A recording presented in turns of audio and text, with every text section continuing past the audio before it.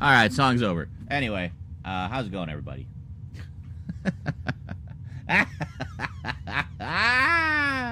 Are you all going as mad as I am? Good. Let's all go mad together, shall we? Oh, that was not. I did not intend to time the space rumble to fade down right there, but it did. Oh, and it's coming back. Stop. Stop. Yeah, that clip, which I use a lot, you probably recognize that little spacey rumble. I use it in my titles for my videos and stuff quite a bit, and sometimes here. And I don't know, I like it. I like it. It's nice and outer spacey. Also, it's a better background sound for the spacescapes, I think, than the what I used to use. I had a wind sound. It's like solar winds, I guess. But yeah, I found that one just lurking in my extensive library of random sound effects that I've accumulated over the past several decades. And yeah, you know what it's called? You know what the sound file is called? Galactica Rumble. How perfect is that? Because that's exactly what it sounds like. You know, Battlestar Galactica. Ragtag band of space explorers heading for Earth, if they can find it. Which they did in that incredible spin-off, Galactica 1980. God, one of the best shows ever made. That's sarcasm, by the way. It was not a great show, but it had its moments. It had some fun moments for sure. And I mean, flying space motorcycles. Come on, come on. Anyway, Jonkler back from Convention Adventures. Conventures, maybe? Convention Adventures. If you want to see pictures from Jonkler's Convention Adventures, check out our Discord. Let me just toss you the link. If you're not on our Discord, you are missing out. We have so much fun over there. You should definitely check it out. Lots of channels to talk about. All kinds of geeky things. Just give me a second here. I'll toss it up for you fine folks over on the YouTubes. God, I love multi-streaming. It's so nice to be able to just connect with the totality of my audience all at once instead of kind of bouncing back and forth between the two. Oh. He says, I actually have many, many more, but I need time to see what will and won't I post. Yes. You know, maybe just a few pics from the big orgy, but, you know. That's right. Anyway, so you may notice, wearing the old Doctor Who shirt. I generally don't bring this out unless I'm going to be filming videos. I have not seen the War Games in color yet, no. I'm going to get the Blu-ray anyway, so I'm not in any big rush. But, yeah, so we got a stack of stuff here. Anybody coming over from Blue Sky, you may have seen a picture of this stack. Not these in front, but the two stacks in behind. Yesterday, I think, I posted over there. Yeah. Also, similarly, if you're not on Blue Sky, what are you waiting for? Get your ass over to Blue Sky. Seriously, it's the one that's happening right now. So, and it's so just chill compared to pretty much all of the other social media platforms at this point. You're not constantly getting bombarded with ads for shit you don't care about. You're not getting, like, crypto and AI bros trying to scam you every 5 seconds. There's still the old porn bots trying to get you to have dates with them, but, you know, we'll never get away from them. They're just everywhere. But the nice thing about Blue Sky is really great moderation for, like, people trying to troll or harass other users, or just, you know, spouting hate speech or whatever. They don't tolerate any of that shit over there. So, this isn't about having a difference of opinion. Hate is not an opinion. That is just hate. So that has no place there. And they've been really good so far at keeping the the shit disturbers away. So that's good. I hope that keeps up. So definitely recommend Blue Sky. I tried out a bunch of the sort of Twitter alternatives over the past, I don't know, couple years as they've been emerging, and Blue Sky seems to be the best one. Also the one with the most potential longevity. It seems to be the one that everybody's kind of embraced a lot more than the others. So yeah, an older MILF who's only 2 miles from you and wants to do nasty things to your face with her private parts. Totally. Well, maybe I'll bump into her when I'm getting groceries. Oh, did we already get some new folks on the Discord? Hey, Bradshaw, I thought you were already there. Well, welcome. And Tom's Boys 77, welcome to the Discord. Have a look around. Take your time. Have fun. I don't want to watch that.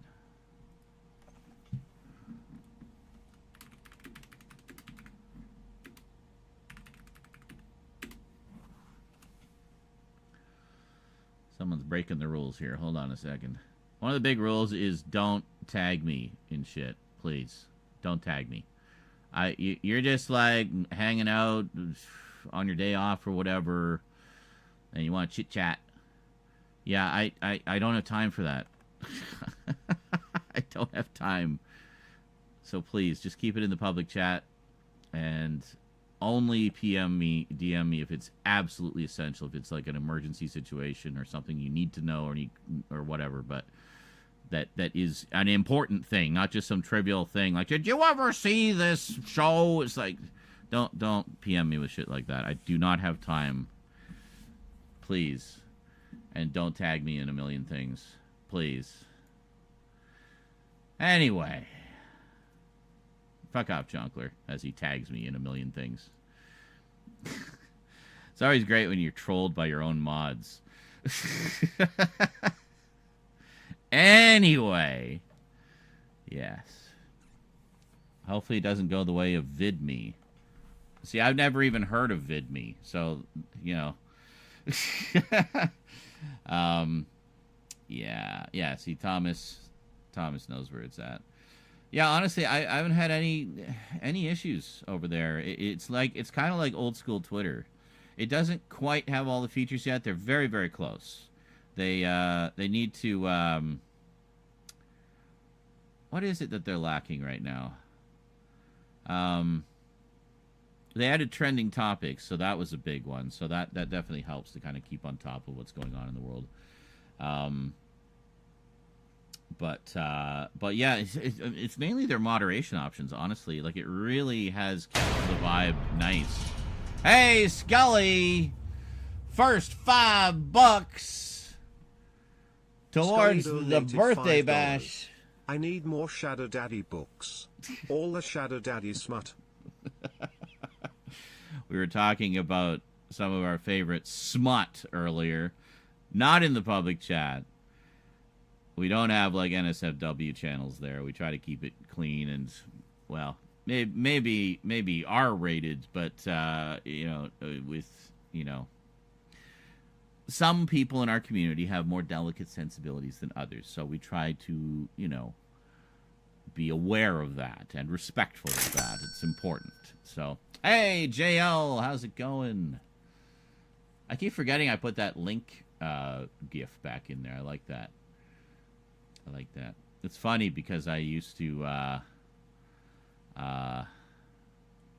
VidMe. Oh, wait a minute. Was that the one where you could do those little cartoons? Yeah, I used it like 3 times. I made like one short that you can still see on my channel. I think it's called Shaking It Loose, if that's the one I'm thinking of. But yeah, that was fun. So this is season 5 of Smallville, catching up with Talkville. They're already on season 6. All right, cool. Spent comic inker artist Randy Emberlin. I'm not familiar with his work, but that's cool. Always happy to support the comic book creators. Sky, put your book down.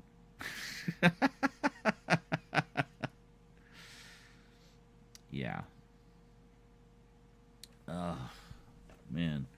Yeah, so sorry it's been so long since my last stream, guys. Kind of spiraled over the past couple weeks.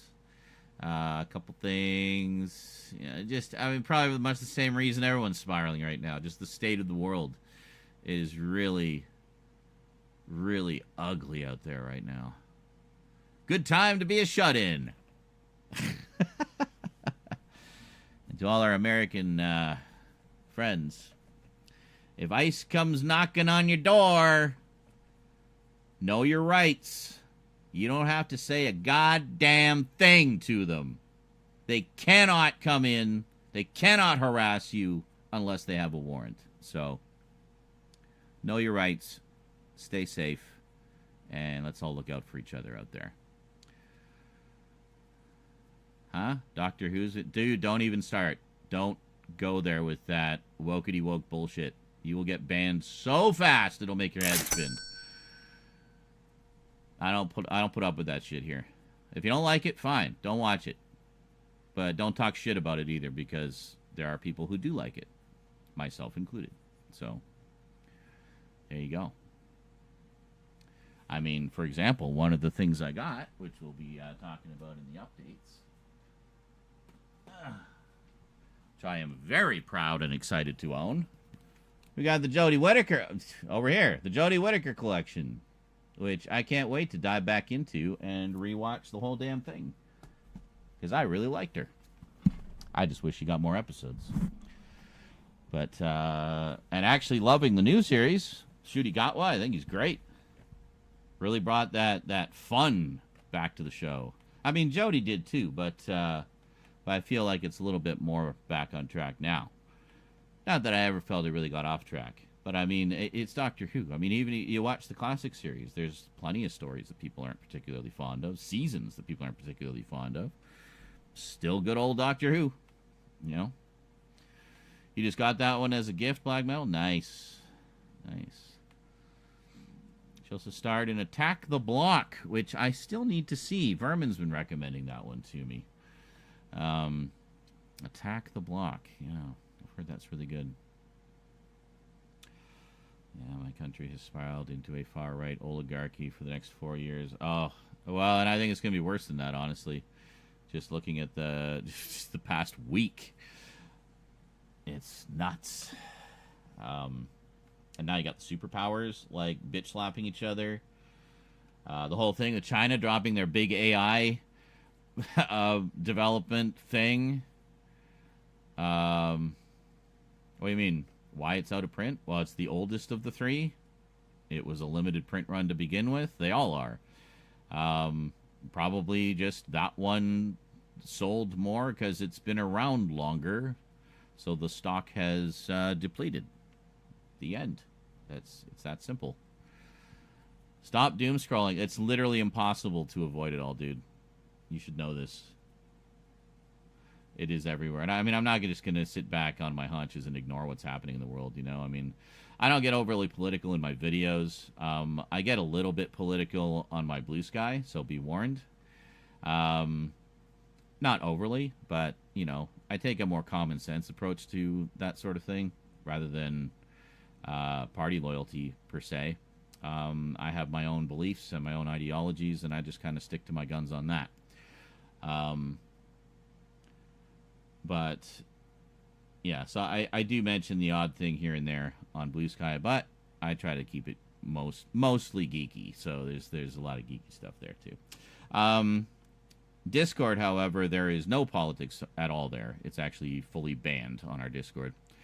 So, yeah. Anyway, that's that. But I felt like I was remiss in my duty as a content creator to provide you guys with a much-needed distraction as the world falls apart around us. So, we're all well aware of what's going on in the world. You don't need me to remind you. But I think what you would like me to get back to doing is talking about this stuff. You know, talking about the collection, talking about movies, and things like that. Well, no, I have not opened it yet. Because I'm going to do it on camera. I'm going to do it in a video, dude. It's going to be an unboxing / closer look. That's why a bunch of these things aren't open yet. You know? For example, I got Nigel Neal's The Stone Tape from 101 Films. Still sealed. Going to open it up on camera. This is a big one. I've wanted this back in the collection for a long time. We got The Prisoner. Yeah, The Prisoner. Finally back in the collection in the most deluxe edition there's ever been. Even includes a Blu-ray of Danger Man episodes, which is pretty cool. So I haven't opened this up yet either. Believe me, I've been dying to. But nope, I've been a good boy. We're saving that for the videos. So there's a few other things I did open, but whatever, doesn't matter. Doesn't matter. You know, if it's just individual sets or like, you know, the Doctor Who season sets, which we all know what's in them. We've seen them all by now. So I'm still going to do closer looks at them, but I didn't feel that the unboxing part was necessary for those. Just the big sets.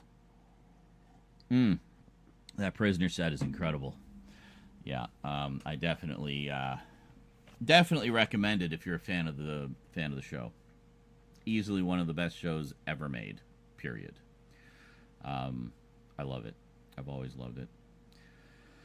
So, yeah. So again, sorry I haven't been around much past couple weeks. I just kind of spiraled hard. Not just from the state of the world, but just generally, you know, stress of life.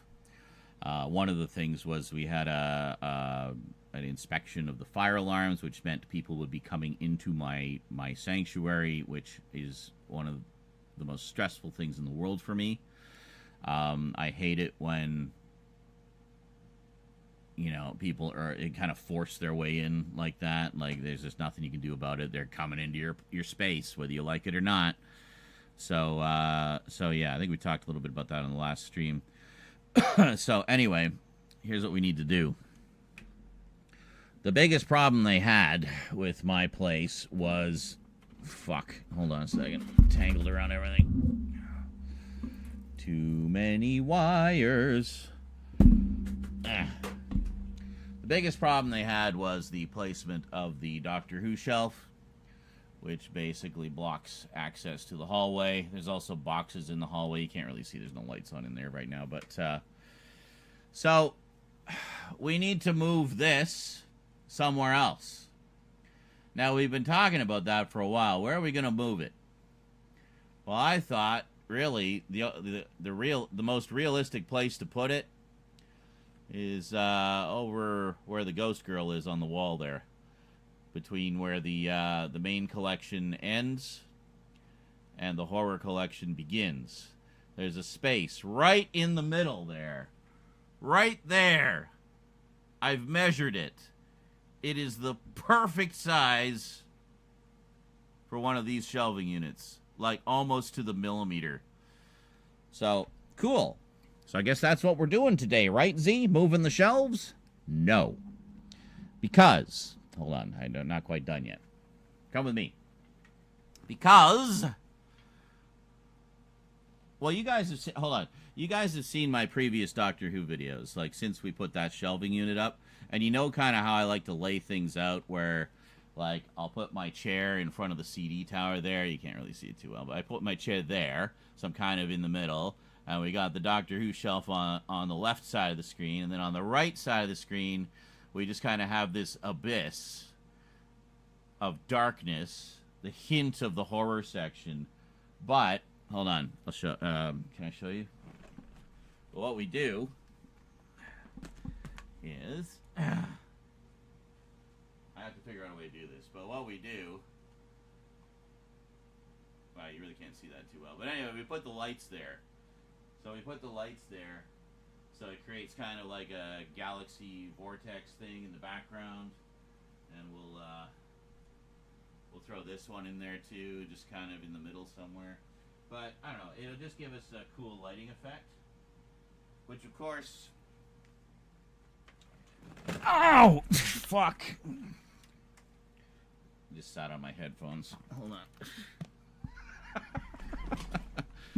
I think they're fine. Anyway, which of course we can't do if the shelves are over there? It's just an ocean of bookshelves behind me. So basically, I want to get all these updates done with the shelves where they are, so we can at least enjoy that cool sort of multi-level lighting and, framing for one last batch of videos. And I mean, you can see we got a lot here. This isn't even all of them. This is all the DVDs and Blu-rays. Oh, it's not rag. This is all the DVDs and Blu-rays. But over in the Abyss of Darkness over there, we also have some comics and novels. So just a couple of, I don't know, 2 or 3 book updates, and then I'm gonna kind of divide these up into themed updates. Like we got the latest 3 volumes of the Doctor Who collection.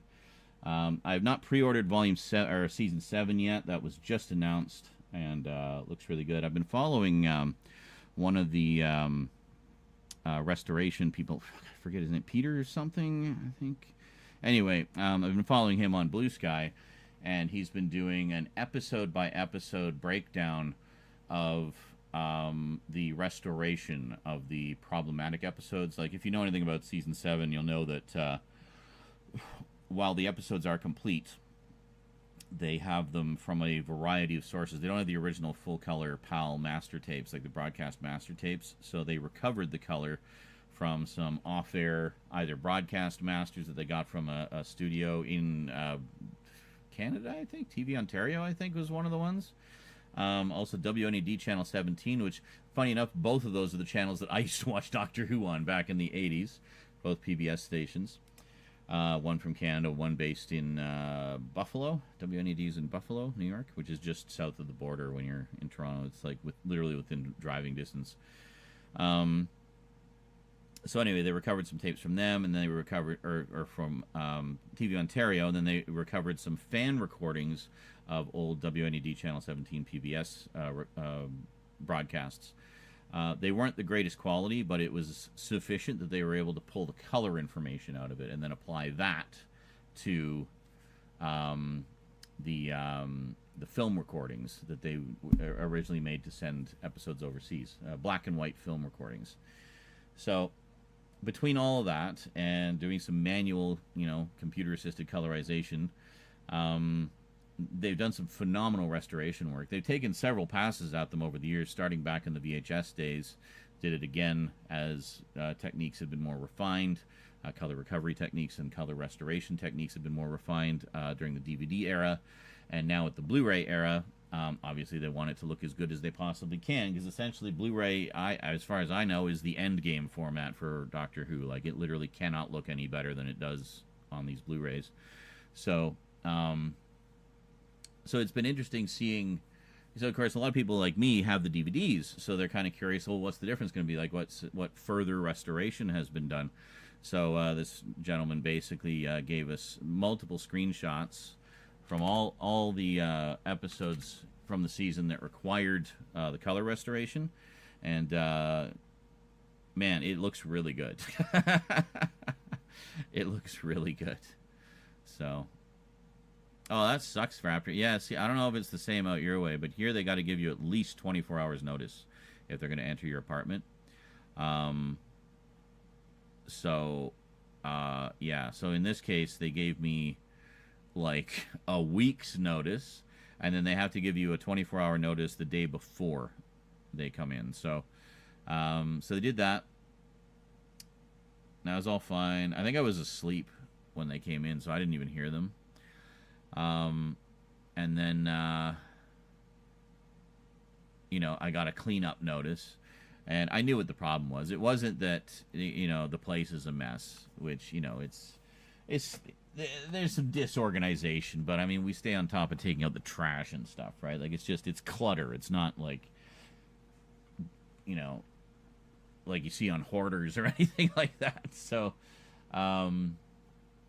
So basically, they just wanted me to kind of make sure the hallway was clear, so that if there was a fire and they needed to get to us, that they could get to us without tripping over stuff and whatnot. So this unit I can't move. This is, even though it's on wheels, I don't have anywhere to move it to. So really the only option to make space to make the hallway accessible again is to move the Doctor Who shelves. So that means we got our work cut out for us. So we want to do everything the way I want to do it. We got to finish all the updates first. Like just filming. I don't care if they're edited or not. As long as we film them, we can edit them anytime. Film the updates.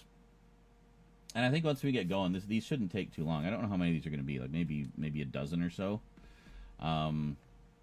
The closer looks I can do pretty much any time.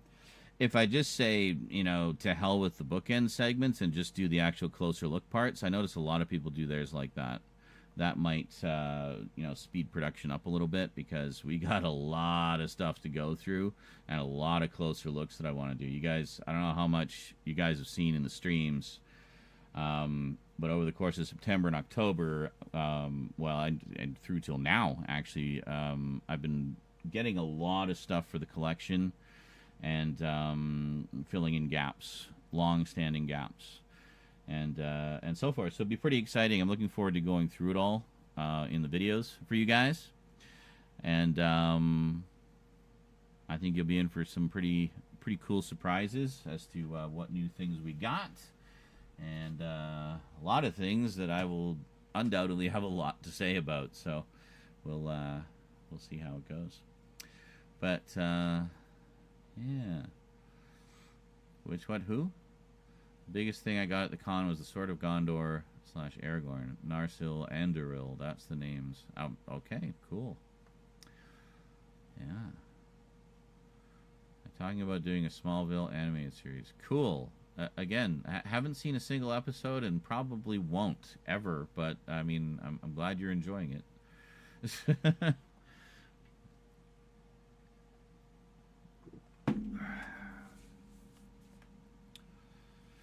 Wow. Well, you're definitely ahead of me there. Boy, the AI autofocus thingy is really like hyperactive today. Let's just move this up a little bit. And yes, that is indeed Emily, by the way, from The Corpse Bride. She's a full animatronic. If you go back and look at some of our streams from around Halloween time, you can actually see her fully mobile and lively. She's quite a lively animatronic, actually. It is quite a neat piece. That was one that Rose picked up around Halloween. We had, shall we say, a surplus of money on Halloween. Some of the inheritance came in. Is the mic really quiet? Hold on. La la la. I don't know. I mean, I'm in the yellow. Well, let me crank it up a bit more. I don't know why that is. Is it the gain, maybe? Hold on.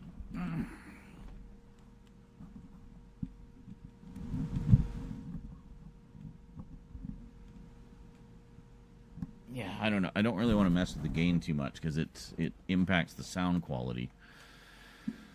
Let's turn this down a little bit. The Goodwill stickers. Yeah, I know what you mean. And those tend to be stickers that... La la la. There, we're 80% now. How's that? Is that better? You're listening through your phone? Yeah, I don't know. Are you listening through headphones or speakers, Carladen? You do 85? That'd be too loud? La la la la la. You're not even going to bother counting my collection? Yeah. Well, I think... yeah.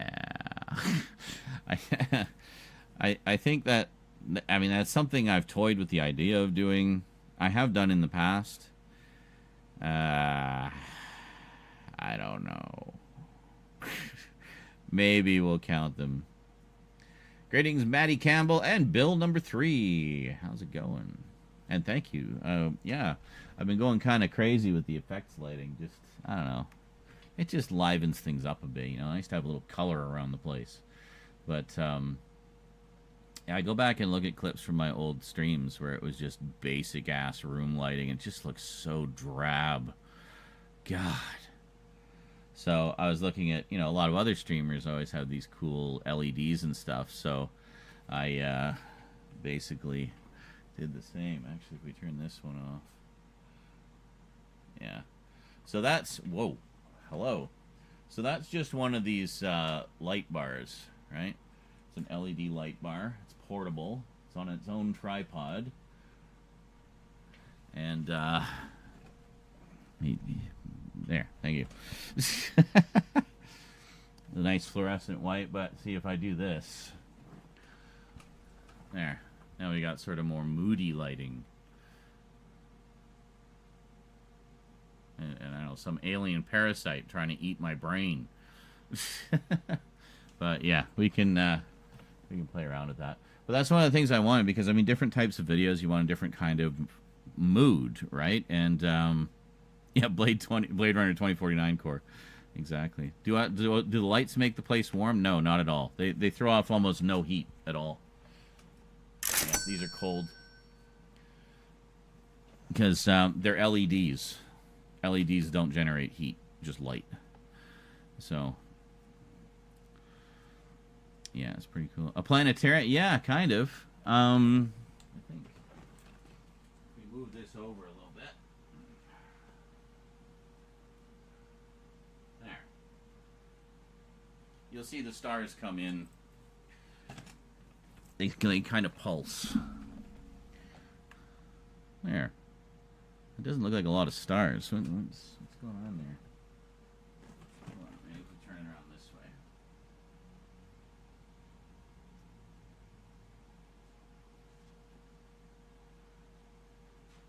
There, that should fill the room a little more nicely, I think. I think if I don't know. I swear the stars used to come through more vibrantly. I don't know. I just cleaned it too, so I wiped all the stars away. No, the stars are actually a laser light. Could Superman have beaten a xenomorph? Dude, there's literally comics of that. Superman versus aliens. You can get them. You can read them. You can find out for yourself if he can beat a xenomorph. And yes, of course he can fucking beat a xenomorph. There's nothing a xenomorph could do to him. Even their acid would just run right off him like water. He's fucking Superman, dude. The xenomorph is basically a big bug. Yeah, they did a whole bunch of Batman versus Predator and a whole bunch of Superman versus aliens. And then they did a big, massive one of Superman and Batman versus Predator and aliens. So, it's all out there, man. Comic books. So, does look nice with the light bars. Alas, I don't have any of those powdery car tires. What? Even the Apex Xenomorph is like a fly to him. Exactly. Although I'm sure they made it nice and dramatic in the comic. I mean, I heard they were fun. You know, I have one of them. I have the one where Superman and Batman teamed up. Spider-Man versus Predator. Well, I guess, yeah, now, of course, Marvel owns all of it, so they can have all their characters crossover. They got Spider-Man and Mickey versus Alien and Predator. You know? Black metal werewolf eating Black Forest cake. That seems appropriate somehow. Excellent. Your birthday is at the end of the month. Excellent. My birthday is at the end of next month. I wish I had jelly babies. I love jelly babies. Last horror movie I saw, probably Subservience with Megan Fox. It's basically kind of like Megan, but like if Megan was fuckable. Actually pretty good. I enjoyed it. I thought it was good. I thought it covered, like, you know, pretty much covered all the things you would think of when coming up with that concept. So, X-Files and 30 Days of Night. I could see that. Yeah, Mulder would definitely be right into investigating that. Funny enough, I actually follow Ben Templesmith, who was the artist on the original 30 Days of Night comics. Many moons ago. Also did the art for the first couple of Dead Space comics until they switched over to Christopher Shy for the last couple. Sam and Dean versus Xenomorph? Yeah, they'd be doomed. Unless they'd have to have some kind of special equipment to deal with them, I think. But I'm sure they'd figure it out because they're protected by plot armor anyway. I mean, how many times has Dean died? You know? I only know that because my mom talked about Supernatural all the time. She loved it, so. I literally just said Megan Fox. That was part of my statement, was that Megan Fox was in it. And yes, she is in it. She plays the hot robot. So, I just thought it was kind of funny that she's also named Megan. But yeah, it was pretty good. It's pretty good. I don't know, people shit on Megan Fox a lot. I've always liked her. Plus, apparently she's a big geek. So she's actually one of us. She just happens to be hot. But, yeah. She's cool. So anyway. Sam and Dean know God. So there's your ace in the hole. Well, there you go. Say, hey, God, you want to take care of this bug problem for us? Thanks. What's this going to watch? There's going to be an extended cut? Cool. Well, all the more reason for me to wait for the 4K then. So... I need to see Jennifer's Body. Everybody, I remember when that came out, everybody was like, "Oh, yeah, Megan Fox." But since then, it seems to have achieved like this cult classic status. I always see people talking very positively about it. So, yeah, I need to see that. Isn't she like a succubus or something in that? Like she's a demon or something? But, yeah. If I'm wrong, I mean, it's really, don't tell me, because obviously I don't want to spoil it. But anyway, you picked his most easily accessible film for your first film, eh, Raptor? Excellent. Obviously, don't want to spoil it past that, of course. Yeah, no, I'll check it out. It's pretty widely available. So, for you, it was Megan. Well, see, Carlatin gets it. Yeah, so check out Subservience. Yeah. It was a good time. I liked it. But I mean, I like that just theme in general about domestic androids and artificial intelligence in android bodies. Because that is absolutely 1,000,000% something that's going to happen if we don't all get blown up first. But that is absolutely going to happen. They're already working on it. Have been for a long time. That is the ultimate goal. To have a robot that passes the Turing test, that you can fuck, that also does all your housework for you, and passes the Turing test. So, and has, adaptive AI intelligence. So, artificial intelligence. Yeah, that makes sense. But yeah, that's absolutely something that is in development and going to happen. In fact, I think in Japan they've already got sort of very basic ass models out. But yeah, dude. Okay, no, South Park did not predict that. This is a thing that has been a part of science fiction like forever. Like, literally since the 50s, they were talking about domestic robots and sex bots and stuff like that. South Park is just, commenting on the latest iteration of that, i.e. Alexa. But that's the thing. Like, one thing I have been doing over the past couple weeks is chatting with some AI chatbots. I was just kind of curious how far along they are. And there's some that I found that were free to use, no sign up or anything required, that are just scary smart. Like, you know how you used to have to kind of... I remember the old days of text adventures, for example. You'd have to be very careful about your wording, very precise about your wording, or the stupid game engine wouldn't recognize what you were trying to tell your character to do. Yeah, it's not like that anymore. You can literally just have a normal, natural conversation.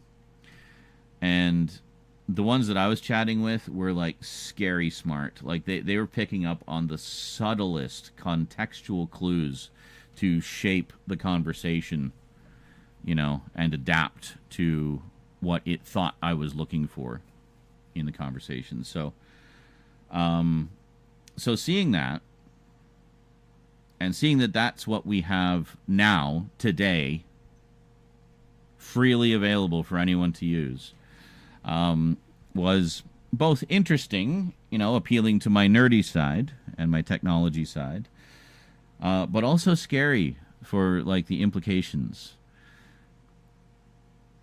But also, I think there's a positive side. 'Cause honestly, I think there's a lot of lonely people out there who would really benefit from something like that, who are literally never going to have a relationship with somebody anyway. But this would allow them to have some kind of connection with some semblance of a person, you know, and at least feel that intimacy, I guess, either, well, physical and or emotional, even if it's all just an elaborate simulation, you know. Well, and that's fine. Nobody's saying you have to. But I'm saying I think there's a place for it in the world. There's a lot of lonely, miserable people out there who I think could really benefit from something like that, you know.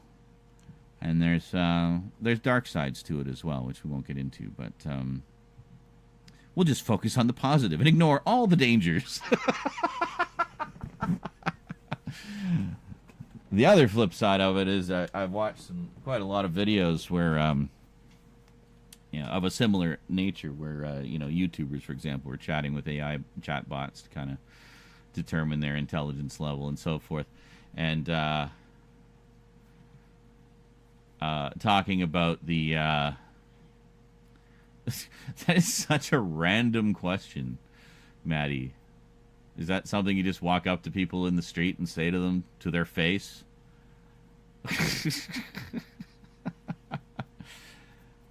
And holy shitballs, sack lunch, 46 months.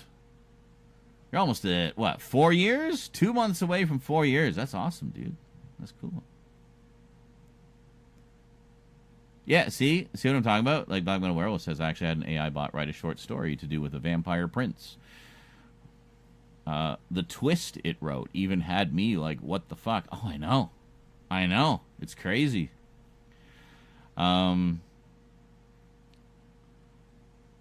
I had one that, well, I would say that's really none of your business, Maddie. Why do you want to know so bad? And you didn't answer my question either, which was, do you walk up to people in the street and just ask them that to their face? Is that something you would say to someone in person? If the answer is no to any of those questions, then maybe not the kind of question you should just drop into some random streamer's chat. Just saying. Oh shit, the sub alert didn't go off. That's weird. The soundboard's been going crazy. Let me just double check here. Let's make sure we're working here.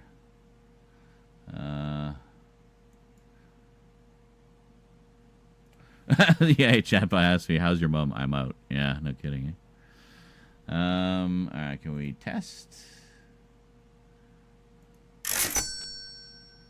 Wait, because the bits are a part of it. Hold on. Wait, what about, is that subscription?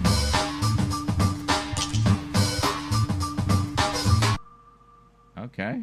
I mean, that seems to be working. Kevin just subscribed. This is a subscription test. It's echoing because I have the test window open as well. Let me close that. All right. Well, I don't know. It seems to be working. I don't know why.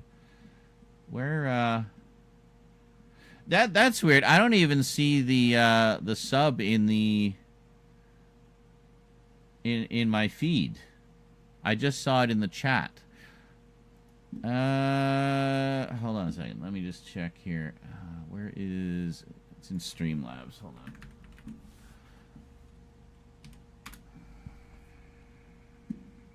Oh my god. Come on. Why do I have to log in again? I'm literally using it right now!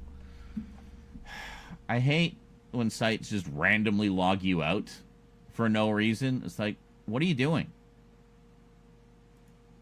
Maybe that's why. It says it's active. Hold on, let me turn it off. Turn it on. On. There. I don't know. I don't know what's going on with that. Because it didn't show up in the you drive by sub. Yeah. I don't know what's going on because it didn't even show in the feed. The only place we saw it was in the chat. So confused. Well, Jonker says I used one of those. Last convo I had was arguing with Diddy, gleefully talking shit to him. Yeah, you like for role playing. Holy shit! Yeah, some of those role play chat bots are incredible. Like they will just come up with the most like elaborate scenarios, or just you'd have a ridiculous conversation. You know, like it's pretty crazy how far they've come. But the thing that impressed me, having been here since the dawn of video games and the aforementioned text adventures, was just how much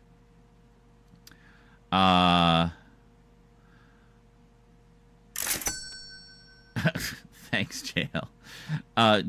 Just how well it understood natural language.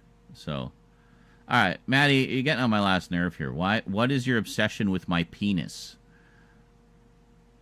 Am I aggressively not wanting to tell you? Yeah.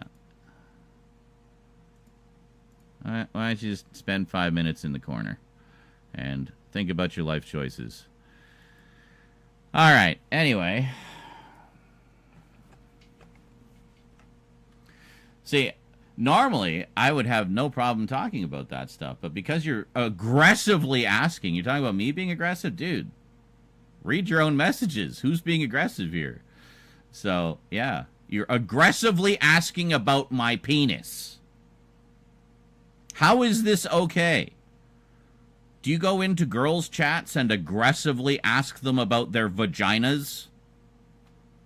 How do you think that would go over? You think that would go over well? Think they'd be into it? Well, maybe if it was like, you know, you just drop $20 and you're in a private chat with them, sure, they'll talk about whatever you want. You paid for it. So, Girl Hatton says you have to be following for a minimum of 5 years before you ask. Yeah. So, while Maddie's in timeout here, let's just do a little research and find out who he is. He's been around forever. Kind of surprised. Why are you being kind of trolly? I don't understand. What's going on? What changed to make you the way you are?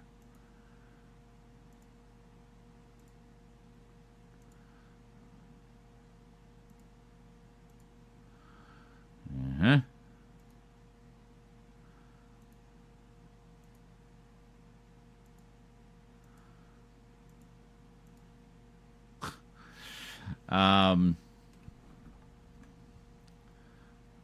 Should tell me a ratio of violent behavior. Do you mean violent? Am I being violent? Ah! Yeah. Oh, I'm not being violent. You don't want to see me violent. Trust me. If you've watched any of my rant videos, you will know. Don't incur the Z rage. Just don't do it. Do not do it. So this is the weirdest news of 2025 that I have read about so far. And stating the obvious, it's easier said than done. Someone wanting to make Canada state number 51 for North America. Dude, that news is from like 3 weeks ago. Where have you been? That's such old news. There's been so much that's happened since then. And yes, it's weird. And no, it's not going to happen. It's fucking ridiculous. So, anyway. We're not giving up our free healthcare and poutine for anybody. So, fuck off. Maybe deal with your own mess of a country first before you start setting your sights on others that want nothing to do with you. Okay? Thanks. Oh, fucking Kralatin. Stop it! Stop it! Bad. Bad mods. You're setting a bad example.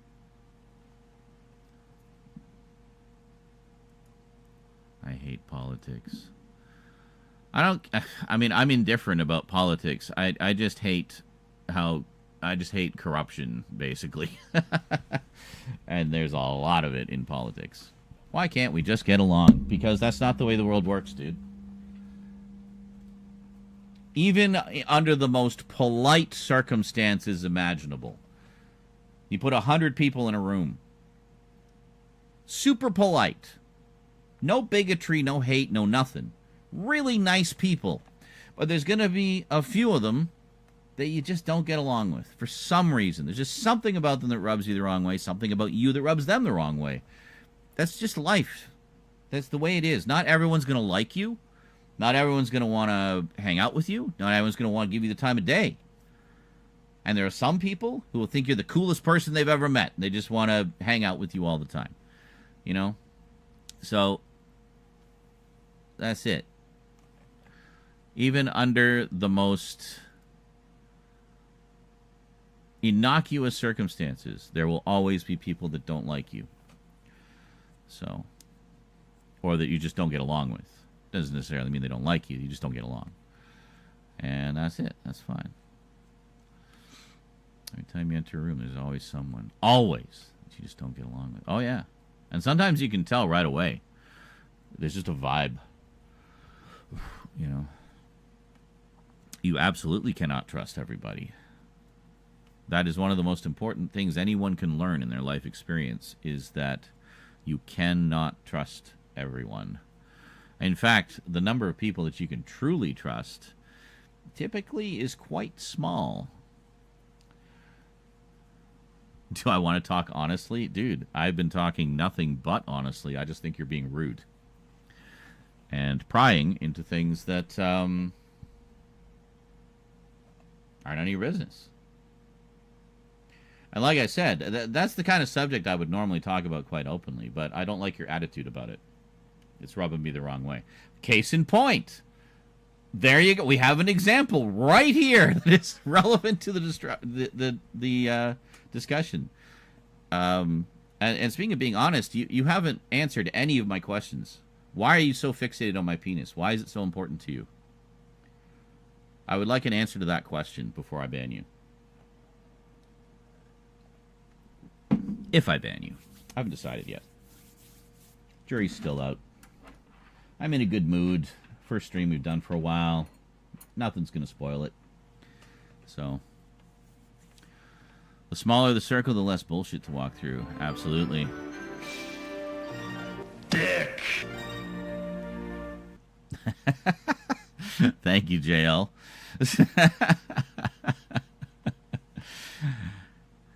And JL got his comic timing back. Hell yeah. By the way, for those of you who are fans of the lovely Miss Tegan, she has expressed her desire to join the stream again. So you might see her again in the next couple days. We'll see. Because it shows your true character. What shows your true character? Honesty? Dude, I am like one of the most honest people you're ever going to meet. I am honestly telling you that you constantly prying about my penis is irritating me. That is being honest. I'm telling you the truth. And now it's just become a battle of wills. Now it's not even a discussion anymore. Now I just don't want to tell you out of spite because you just will not stop asking. I mean, it is providing a pretty funny conversation. I'll give you that. I mean, I appreciate that. It's nice to have a lively chat, which sometimes we don't. You grew up in a genital cutting culture. And how has that impacted you? That's it's such a bizarre. And it's funny. I grew up in a very predominantly Jewish area as well. A lot of Jewish people. So the whole practice of circumcision. I mean, it wasn't. You didn't even think twice about it. It was just something that most people at the time did. So, as to whether or not I was one of those people, well, I guess you can just keep on wondering. Why can't you just admit that you're cut? Why do you want to know so bad? What do you feel me telling you if I'm cut or not will reveal to you? What layer of the onion will that peel back for you about my character and make things clearer or better in some way? How will me telling you about my penis enrich your life on this day? Do it! Make your dreams come true! Is this a hyperfixation? Are you on the spectrum, like many of us are, myself included? Is this just what you're currently obsessed with, my penis? I mean, most folks I know who are on the spectrum generally lean more towards Pokemon and Sonic the Hedgehog.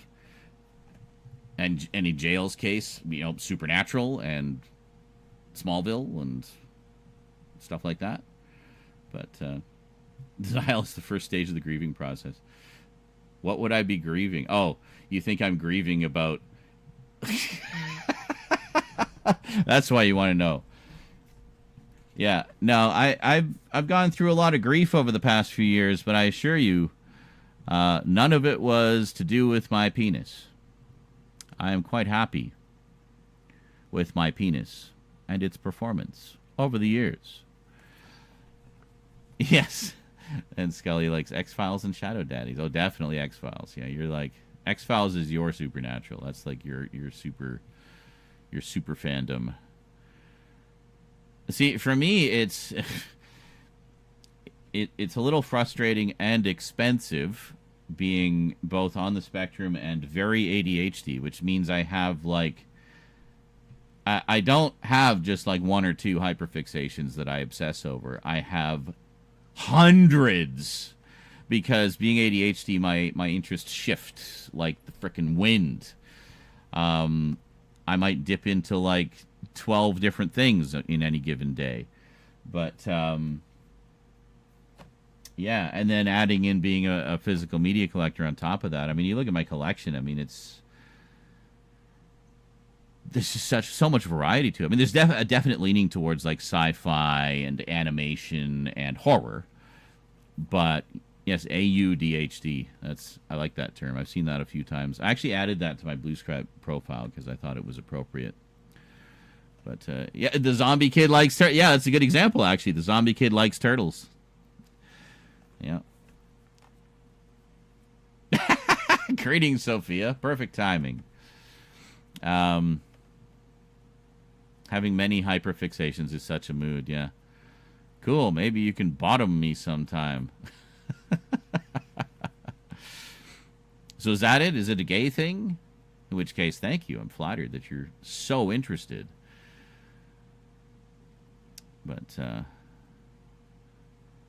But your insistence on pressing the point and not respecting my boundaries when I have made it clear that I'm uncomfortable with you asking would mean that any potential for a relationship or meaningless fling is basically gone by this point. So, my ADHD was my anime that ended up ending in season 2 and was not... Well, it wasn't renewed because the story was done, dude. The story was over. They told the entire story that they intended to tell completely, in full, beginning, middle, and end. Not every anime is supposed to run 300 episodes. Some of them are just short. You know? I've been watching, where is it here? Where the hell did I put it? I have been watching... Where did I put it? Is this it? No! Yeah, here it is. God! No! God, please, no! No! No! No! I've been watching Sakura Wars, which is only 25 episodes. And that's it. It's done. They also did a movie, and they did an OVA, which is 12 episodes. So, grand total, 37 episodes and a movie. None of which are connected to each other, by the way. They're all individually, you know, they're based on the video games. But this seems to be the fan favorite of the 25-episode series they did in the early 2000s. I've been enjoying it. I'm about a little over halfway through. But yeah, I mean, some anime are like that. So even though the original Inuyasha ran quite long, the follow-up, they obviously didn't have as big a story to tell. So they told the story they set out to tell. You've told nothing more than answer a bunch of half-truths. I don't even know what you're babbling about anymore. Are you high? And what does penguin, apple, blue heart, or red apple, blue heart, green apple mean? You've posted that at the end of every statement. Is that a signal for something? I don't know. What is this? Yeah, One Piece is a pretty long one. Bye, Maddie. Hold on, let me just ban you forever first, because you're annoying. You were amusing for a bit, but I don't even know what your game is. You're just annoying. So, thanks for coming out.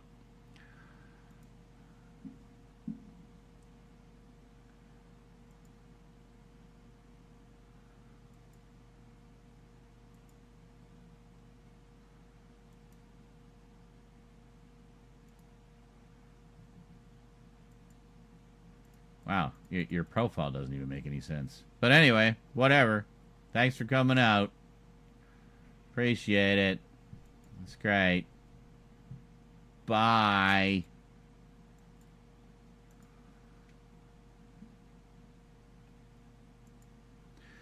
All right, he's gone now.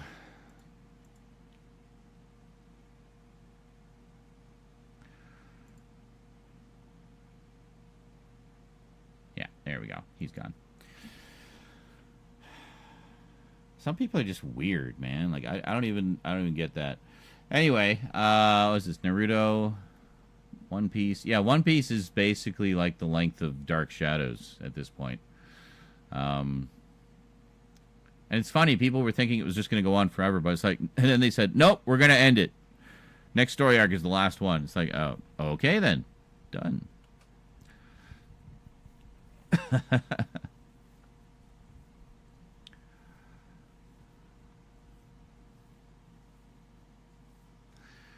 Anyway, and you're saying, Sophia, Doctor Who is your super fandom. Yeah, it's definitely one of mine for sure. I mean, I think that goes without saying. It's been, been a comfort show and a comfort franchise for, well, since I was a kid, really. As most of you will know, I first started watching when I was 9. And during Tom Baker's run, I guess it was just right at the tail end of his run at the time. What would it have been, 1981? Yeah. So I guess technically he had already ended his run. Or no, is it 1980? It's probably 1980. But the episodes that I was seeing were not the current episodes. This was back when it took sometimes a couple of years for us to get the current episodes. So we were a little behind the folks overseas. But, yeah.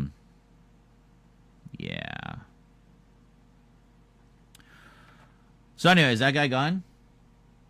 Yeah, I'm circumcised. Anyway, cheers. Cut cock for the win. Woo! I just didn't want to tell him that. I mind telling you guys.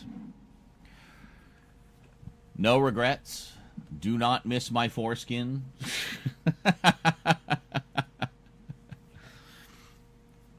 Croatin's just like, too much information. Scully's just like, woo! Oh, okay. Hold on a second here.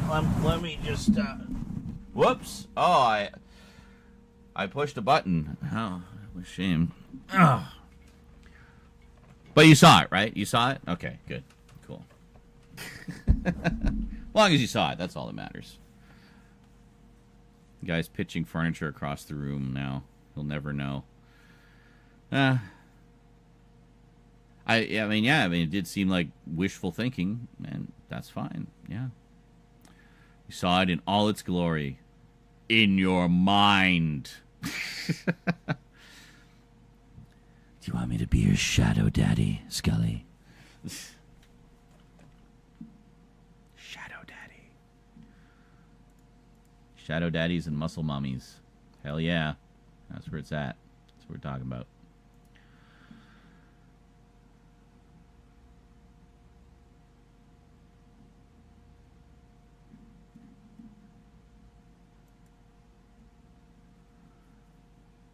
Huh?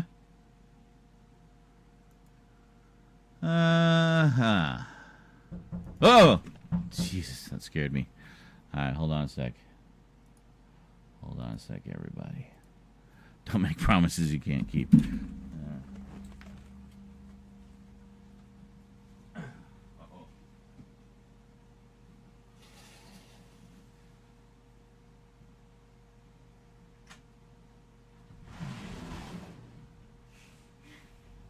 All that spinning made me dizzy. I was spinning around in circles and waiting for you. Oh. Made me really dizzy.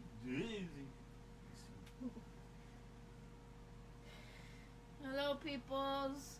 Rose is here. Ah, it zoomed in on me. Hello? It zoomed on me. It sensed you. It's not doing it now. No. Never does it when you want it to. Very bad. I think you hold up a hand.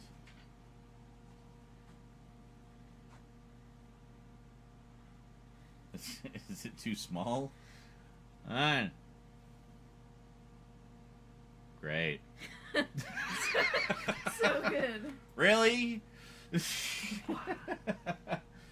supposed to be how it works. It's like some kind of... I haven't figured it out yet. I need to like look at the instructions.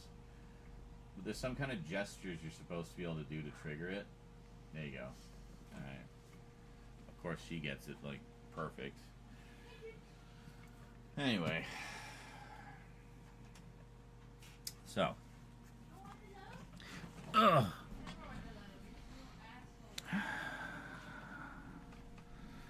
Yes, I did. I did indeed. I'm basically up to date on all the Doctor Who releases, minus the latest two. I need to get the War Games in color. We got the Savages coming. Obviously, want to get that. I don't know what the release date is for that though, but so we got those two, and then of course season 7 was just announced, so I'd like to get that.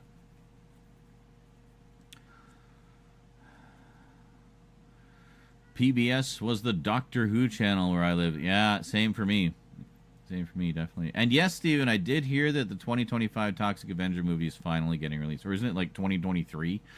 But Anton says, I love your reviews of various Dracula and Frankenstein adaptations. Is there a chance we might see more reviews? Yes. There are many more Dracula and Frankenstein movies left to do, including some pretty big notable ones. A lot of people wanting me to do like the Francis Ford Coppola one and stuff like that. The Hammer films, obviously. So yeah, they did put Leave It to Beaver on Blu-ray, at least the first couple seasons. Yeah, as long as they don't do what they did with I Love Lucy and like put it through the fucking AI meat grinder and end up with all these ghost faces in the background and artifacts and just bullshit that shouldn't be there. So yeah, don't buy that Blu-ray set, guys. The I Love Lucy Blu-ray set. It's trash. That is my professional opinion, my professional assessment. It is trash.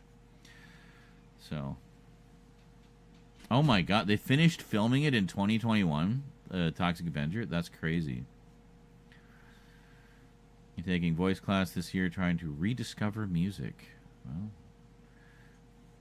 did you forget about music? Music is such a daily part of my life. Oh, I Love Lucy's great. I love the show. It deserves much better on Blu-ray. Supposedly they're doing some kind of disc replacements. I don't know if that takes care of all the problems or not, but I know there was a lot of outrage about that.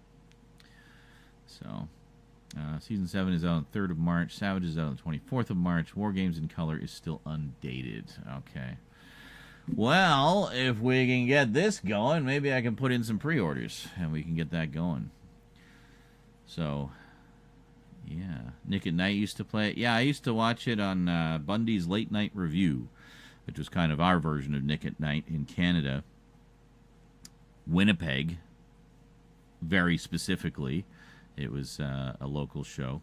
But they would show old sitcoms every Friday night. It would be it was a midnight show. So every Friday night at midnight, and you could call in as well, so you could win prizes and stuff, do trivia, whatever. It was fun. It was good. I taped a bunch of them back in the day. They're in my archives. I've captured some of them. I need to capture the rest of them. Another reason I want to get the updates done so I can get back to capturing my tapes. I have a lot of tapes left to capture. I saw the original Toxic Avenger many, many moons ago. I didn't like it much at the time. I think I would enjoy it more now. The Jaws 2 AI restoration. Do you mean Jaws 3? Because I know Jaws 3 had basically the same problems, like ghost faces appearing in crowd shots and things like that shouldn't have been. So, Class of Nukem High. I wonder if I have that. I don't have a ton of trauma stuff. I have a handful of things. I think you might have sent me some, actually. Scully, but, he missed you. You come home and, like, go into your room and close the door. He misses you. He missed you all day. And you're home and you don't even want to see him. That was Church. Church has the lower pitched meow. And just sounds like a whiny bitch every time he meows. Whereas Eclipse, when she meows, it sounds more like she's talking to you. You know. Yeah, and she's like excited and happy and stuff, so. Hey, Branch, thank you. I have a videotape that needs to be updated. I mean, I really keep it. What? Updated? You mean like captured? So you can preserve it? Yeah. My favorite classic Doctor Who companion. I mean, it's impossible to have just one. There's so many that are so good. Like, I love Jamie. I think he's great. I love Zoe. I mean, let's face it, Second Doctor had a terrific TARDIS team. Love Jamie and Zoe. Sarah Jane was my first companion. Will always love Sarah Jane. Joe Grant. Love Joe Grant. What a great companion. So much fun. And Katie Manning is just an absolute treasure. I just love her so much. If you've ever followed her on any of her socials, she's just the most wholesome person on the face of the planet. Later on, Ace. I was a big fan of Ace. Had the biggest crush on Ace. Love the tough girls. Yeah. Stephen LaPierre. Poultrygeist. Night of the Chicken Dead is my favorite Troma movie. All right, cool. Miss Kitty's turning 13. Wow, very nice. Is there a movie that really grossed you out, Sean? Like, was the real, what the fuck did I just watch? Well, I mean, I'm pretty jaded when it comes to that stuff because I've seen so much of it. Also, I'm pretty well versed on makeup effects and practical effects and stuff, so usually I'll see something and I'll just immediately know how they did it, so it doesn't have that much impact on me, per se. Holy moly, bits and super chats flying fast and furious. Thanks so much, guys. We're really pushing for donos. End of month dono push. So, feel like dropping a few bucks in there to encourage me to make more videos for you, please do. As it helps and it'll go towards the birthday bash. I want to do a big birthday bash this year of some kind. I haven't quite decided what we're going to do yet. Probably video games. Just chill chat, video games. Get drunk, get high, whatever. And that'll be that. The one thing that still makes me squirm is a cut to the Achilles tendon. Just generally, no specific movie examples. Yes, and as you know, JL, I still have not seen the third one. I will see it eventually. Todd Bridges is on here. Oh, from Different Strokes. Wow. How's he doing these days? I know he had some, some trouble in his younger days. I assume that's long in the past by now. Irreversible kind of messed you up.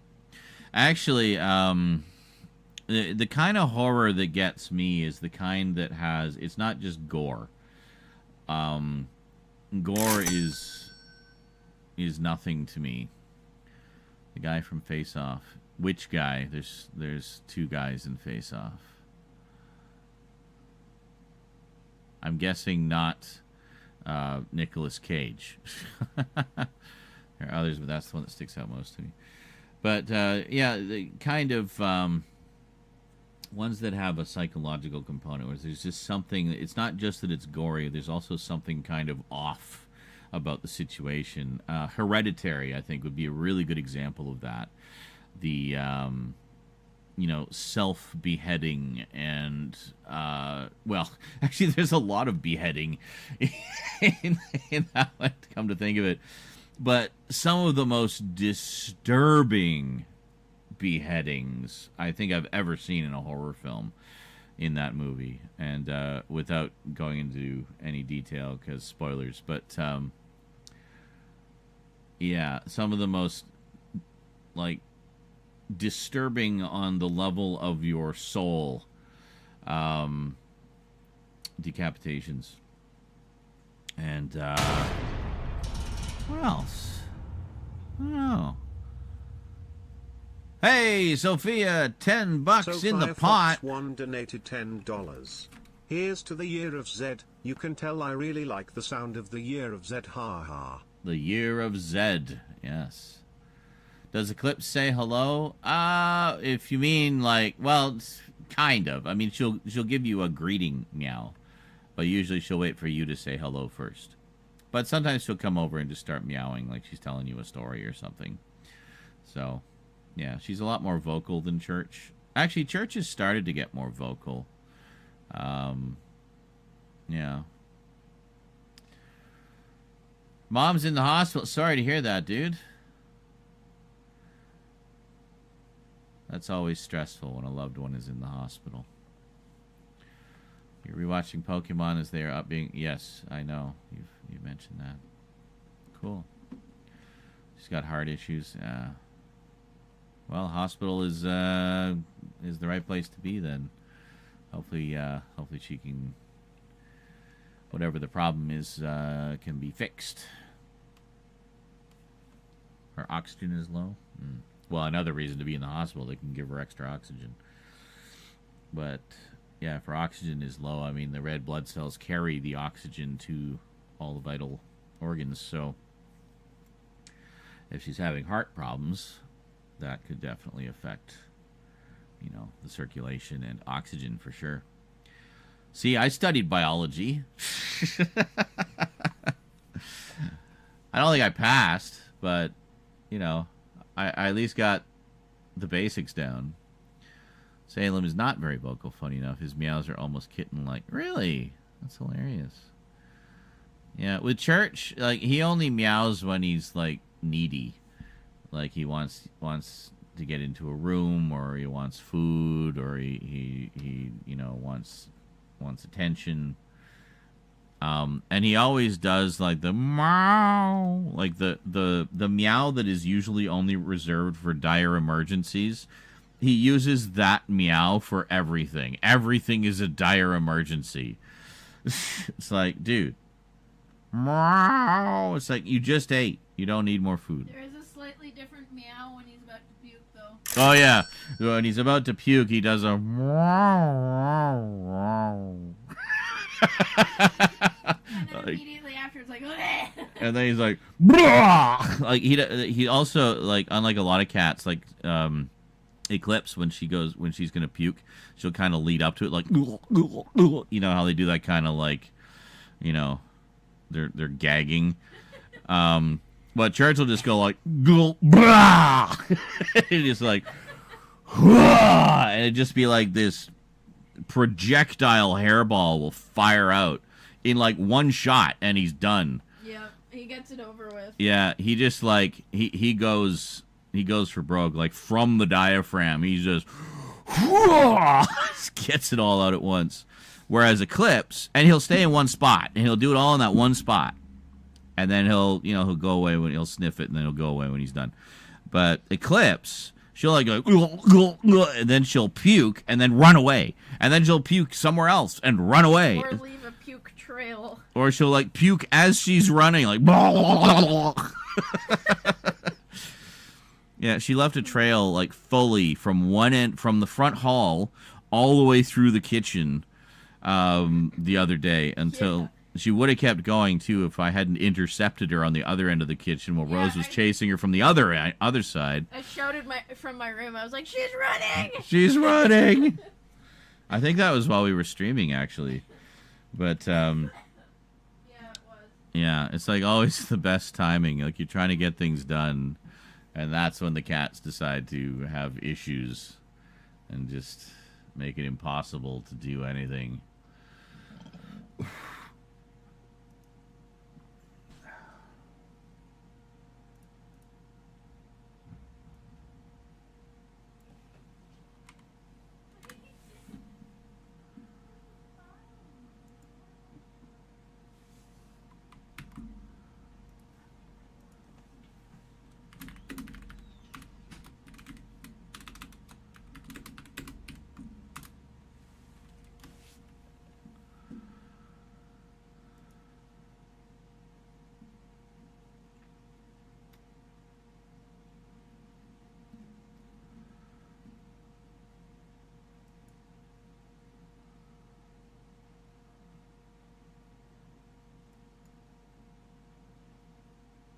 Oh, I see.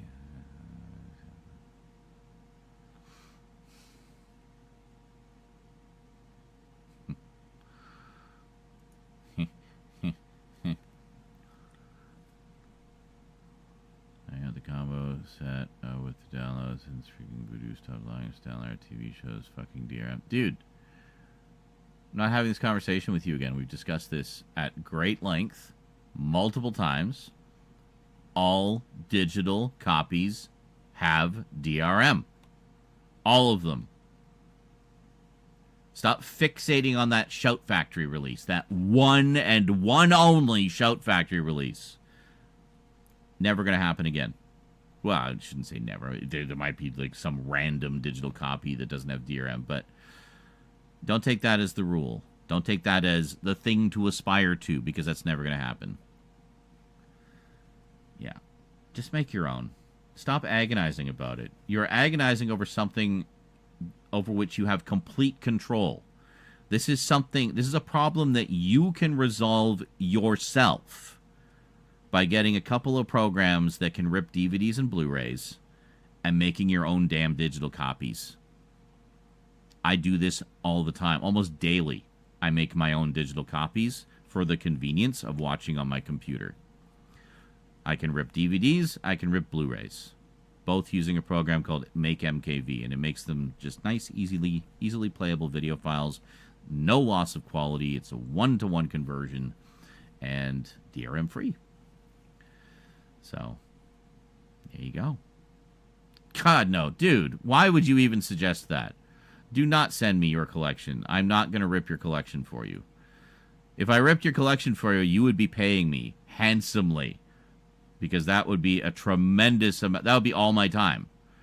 That would be all of my time, just ripping 24/7. Yeah, I would charge you so much money for that. Just for the sheer amount of time it would take. So,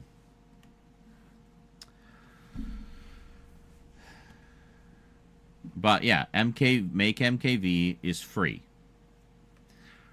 So there is it does have like a trial period or something. It's like a beta code or something you can get, but they put out new ones every month, so you can just keep renewing it forever and never have to pay for it. Myself, I paid for it because I use it almost daily, and I just think it's a great program, and I wanted to support the developers. So, and I had the money at the time, so I was like, fuck it, I'm just gonna buy it.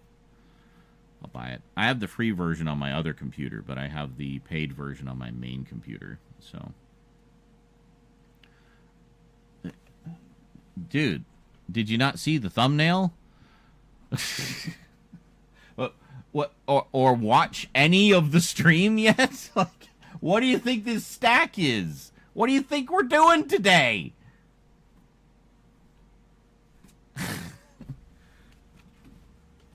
All Doctor Who and other British stuff. And I got more over on the table there. So, the short answer is yes. The long answer is, what the fuck? Yes. The longer answer is, what the fuck? Yes. I've been talking about it through the whole stream.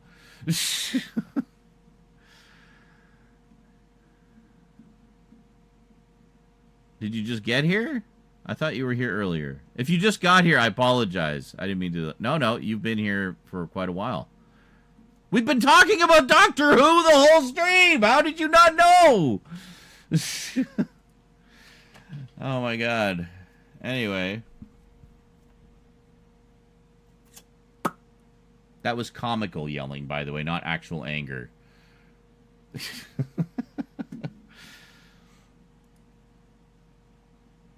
Just to be clear. I actually need to get going so I can pass out, and it helps I get enough sleep for tomorrow. Oh, great. Yeah. They did 3 Rugrats movies? I did not know that. I thought all those Nickelodeon movies just got one, other than SpongeBob, which just seems to get movies all the time. But, off to dream of Shadow Daddies and Muscle Mummies.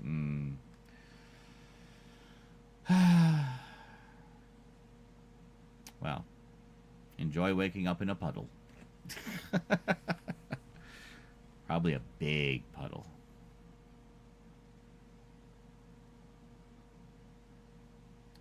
Splish splash, I am taking a bath in jizz. Anyway, what do we? Wow, we've been going for almost 2 hours already. What, Jonkler? What? You know, you can just use the chat on Twitch if it's being glitchy and watch the stream on YouTube. Nobody seems to be having issues on YouTube, so. Oh, shit. Hold on a second. I still got my backup going. God damn it. I legitimately thought there was somebody at the door. Hold on. I think I see what the problem might be. Yeah, I still have my backup screaming along in the background. Then do some filming! You just had to say that, didn't you? Now we got to put it off for another hour. Some people just never learn how this works. Even when they're also ADHD and really should know how this works. Yeah.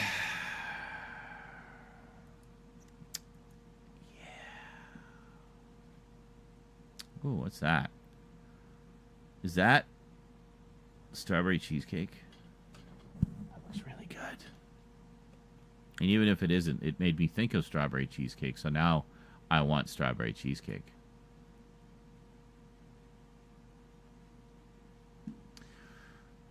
Whew. Rugrats Blu-ray set is upgraded from DVD because the DVD of Rugrats movie is non-anamorphic. Oh, okay. It must have been an old release then, eh? Yeah, I know there's still some old DVDs floating around out there, and even some that like came a little later that were done non-anamorphic, which is like, what is the holy guacamole? 129 sec. Thank you for years of quality entertainment. That is your first super chat. Ladies and gentlemen, I have no idea how much 129 sec is. I will find out. I think we've had this conversation before. This sounds familiar. Or maybe I dreamed it.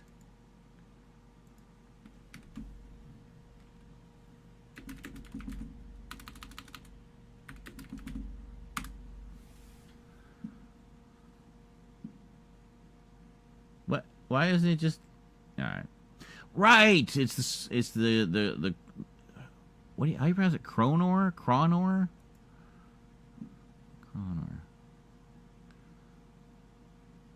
Okay, cool. Yeah. Yeah, I'm always learning about the sort of differences, like the sort of being able to kind of mentally get a ballpark idea of the conversion rate of different currencies, because of course I have viewers from all over the world, which is awesome. I was putting a macaroni cup in your lunch. Is that like one of those? I don't know if you guys have craft dinner out there. I don't know if that's a Canadian thing. I always forget. But is it one of those ones where you just add like hot water to it, stuff like that? Yeah, those are good. Rosie really likes those. We get them from the dollar store sometimes. The craft dinner brand, or KD as they call it nowadays. But good old mac and cheese. Gotta love it. Gotta love it. First super chat. That's awesome. Thank you so much, Anton. Appreciate that. 1990. Boy, I remember 1990. That was a hell of a year. I was, 18? Yeah, that was like the year I turned 18. Selkirk. That was when I was in Selkirk. The old retro videos. Yeah. Wild times. Wild times.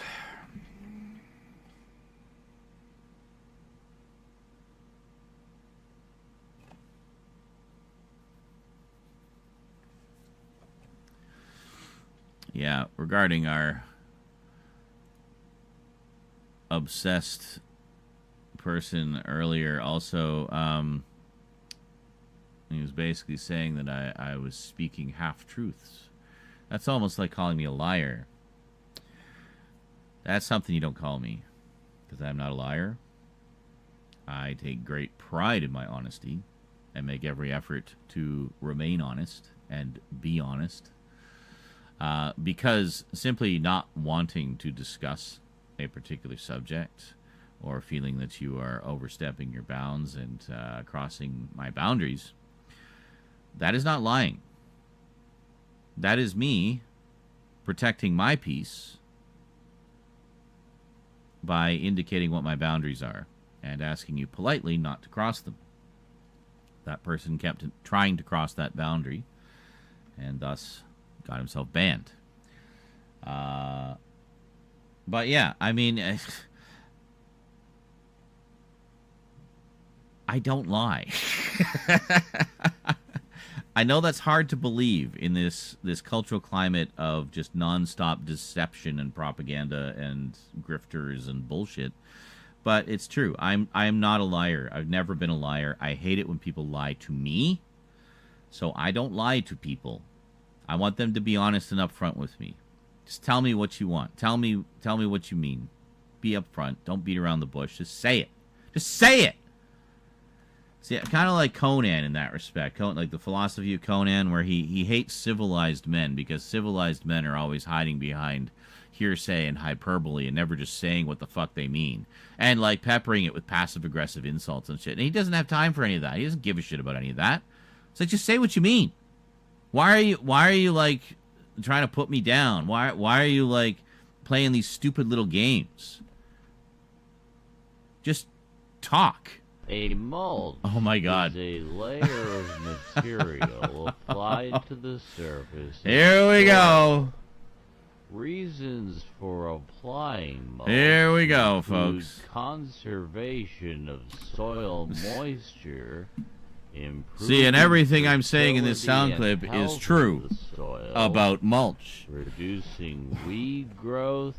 God, I was literally just going to go for a smoke. enhancing the Now I gotta wait. visual appeal of the area. I gotta wait. A Out of respect mulch is for the mulch. usually, but not exclusively, organic in nature. I feel like It may be permanent, such as plastic sheeting. I feel like mulch could use a or bit of a soundtrack. temporary, such as bark chips. Let's get a soundtrack. Bark It may be chips. applied to bare soil or around existing plants. Mulches of manure or compost will be incorporated naturally into the soil by the activity of worms and other organisms. The process is used both in commercial crop production and in gardening, and when applied correctly, can dramatically The other day, soil productivity. I will check. Many materials are used as mulches, which are used to retain soil moisture, regulate soil temperature, suppress weed growth, and for aesthetics. They are applied to the soil surface around trees, paths, flower beds, to prevent soil erosion on slopes and in production areas for flower and vegetable crops. Mulch layers are takes a sec to normally get into it. 2 Hold on. inches or 5.1 centimeters. Oh my God! or Why do I have to more reauthorize you? deep when applied. So annoying. They are right, fuck off. applied at various times of the year depending on the purpose. Towards the beginning of the growing season, Where's the last one, 12 days ago? mulches serve initially to warm the soil One. by helping There's it one. retain heat. But which he is did a shit ton of other sounds too. He was really like night. trolling This allows Tegan when she was trying to do her early ASMR. seeding and transplant. So she's trying to do his ASMR, like whispering and doing like and tapping on keys and encourages scratching and faster you know, growth. typical ASMR stuff. As the season progresses, So he played Evil mulch in the middle of it stabilizes the a couple soil times. temperature Did the and air horn, moisture, the and bagpipes. prevents the growing of weeds from seeds. Just In temperature annihilating her climates, the ASMR. effective mulch is It was incredible. dependent If you upon get a chance to go back and the watch time that, of year they do. are That's when we did the applied, package from Vermin, for and those when wondering. applied in fall and winter are used to delay the growth of perennial Hey, plants, Jonkler! and in the Yeah. spring or prevent YouTube baby. It should be less growth glitchy in now. I winter forgot during again to warm turn my backup spells, off, which and that uses a limits huge chunk of my upload. freeze-thaw damage. So I'm sure that is The affecting effect things, especially of streaming in mulch 4K. upon needs as soil much of that bandwidth as we moisture can spare. content is complex. Is it less choppy now, Mulch guys? forms a If you were layer noticing choppiness? between the at all? soil and the atmosphere, preventing sunlight from You're behind by 2 or reaching 3. the soil Prior to surface, that was 12 thus days before that. reducing evaporation. However, mulch can also prevent water from reaching the soil There was by 3. absorbing but not or all in the same day. blocking water Let me just, from light rain. Let me look on the Twitch side here. In order Sometimes easier to to just see the, maximize the benefits of mulch while minimizing its negative influences, Alright. it is often applied in late spring or Alright, early so there was summer one on January when 1st, soil temperatures have one on January risen 2nd, sufficiently, one on January but 4th, soil moisture and one content is on January still 16th. relatively high. and then the one from today, which hasn't registered yet. However, permanent mulch is 'Cause it's still also going. widely used and valued. You did those ones, for okay. its simplicity Alright, so I guess we're up to date. What are we as at? popularized 61 by mulches. author Holy Ruth shitballs, Stout, Batman. Who said, quote, My Oh, it'll way definitely is help for next month, simply Jill. to Thank you keep so, a so much, thick dude. Mulch of any vegetable. Yeah, all of this, matter all this that stuff like crops subs, on bits, both sides cheers, of my vegetable and soundboard, flower garden super chat, all year long. all of that will help with As next it month, and all of it will decays come in and before my enriches birthday. the But we soil, still got to knock this I out because we got some add end of month expenses we need to and take care of quote, before we can go rocketing into the birthday month plastic with all guns mulch blazing. used in So, large-scale we're going to be streaming commercial aggressively production for the is rest of the laid month down with and a probably the foreseeable future dry because or I think we all need it, standalone layer honestly. of plastic mulch. We'll get to This some is games and stuff too. usually part of a sophisticated Oh mechanical God, yeah, I hear you, process Jonkler. I've where had that raised same kind of bullshit. beds are formed. People calling me such a Plastic liar. is It's like I'm rolled out not. on top. There's nothing and more irritating than being called a seedlings liar are when you absolutely 100% transplanted are through telling the truth. Drip It's like I'm sorry you irrigation don't is like the often truth, but required that is the truth. with drip 'Kay? tape laid The truth under ain't the always comforting and plastic, pretty. as plastic That's why it's the mulch truth. is But it's important that you face it impermeable to and face your water. own truth. So, Materials don't lie to other people, don't lie to used yourself. as You'll lead a much mulches happier life. Vary and depend People on like it when a you're upfront with number them. of factors. Use takes into consideration availability. that was quite a horrifying cost, scene as a kid.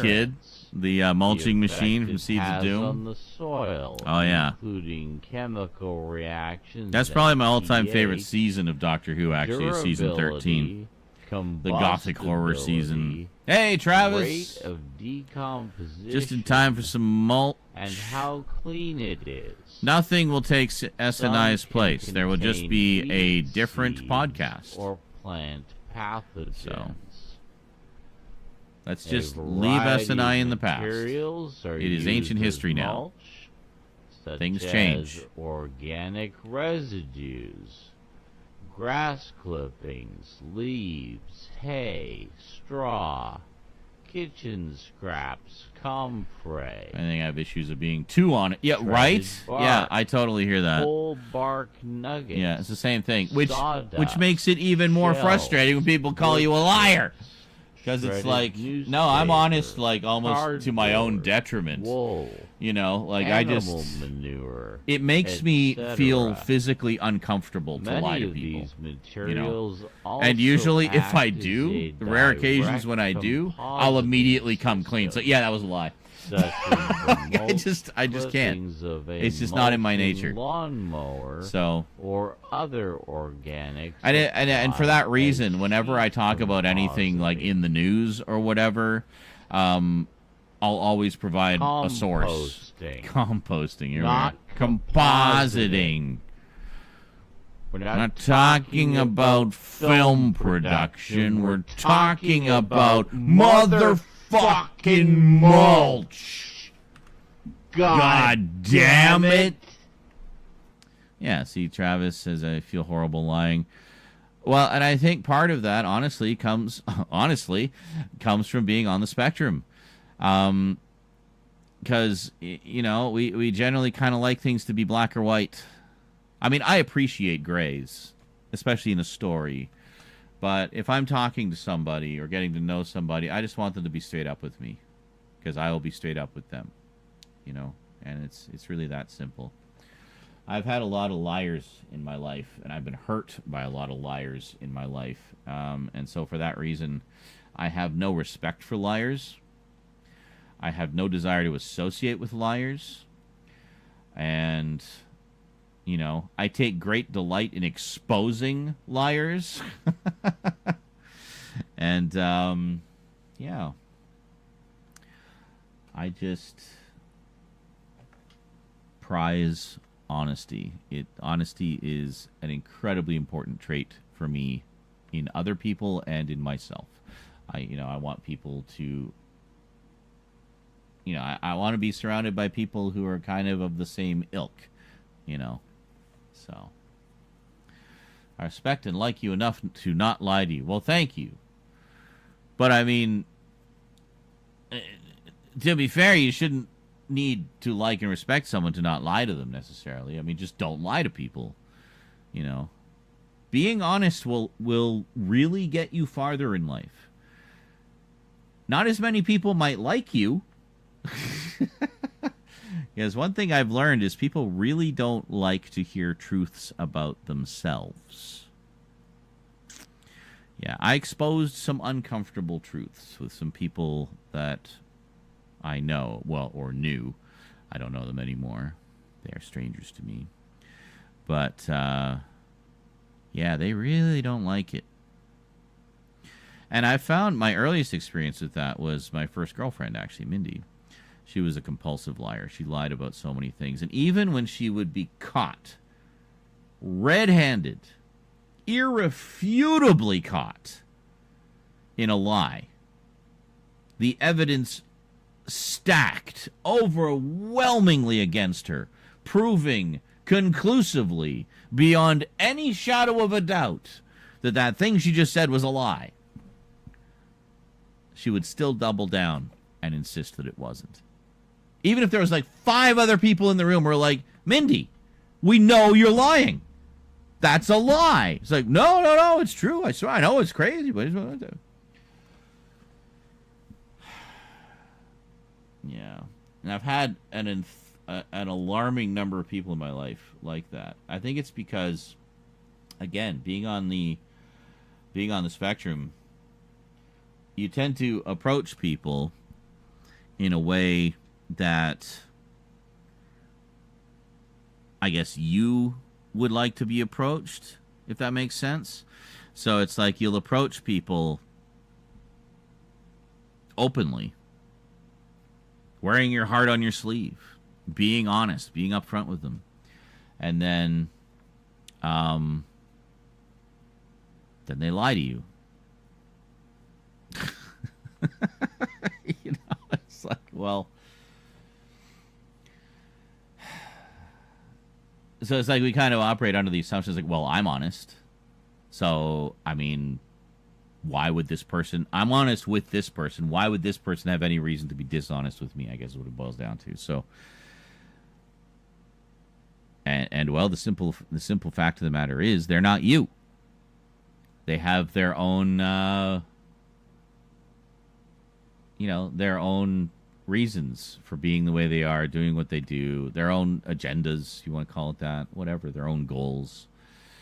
So you never really know what's going on in a person's head. Never make assumptions about people, because you'd be surprised how often you're wrong.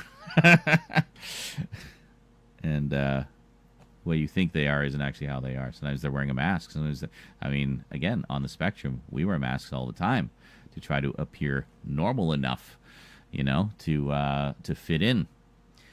But there are people who wear masks for less noble reasons. They wear masks to deceive you. And that's hard for people like us to process, because that's not something we would do. That is... people with autism like things to make sense, right? They like things to make sense. It's not just about it being black or white. It's about it making sense. There has to be a logic to it. And deceit and lying just doesn't make sense. Why would you do that?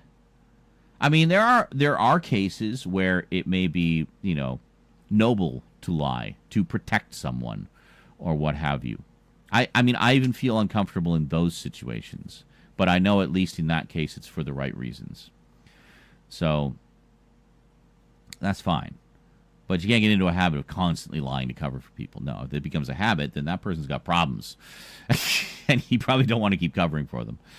But once in a while, certain situations, it can be noble or, better in that situation specifically to lie, to help the person.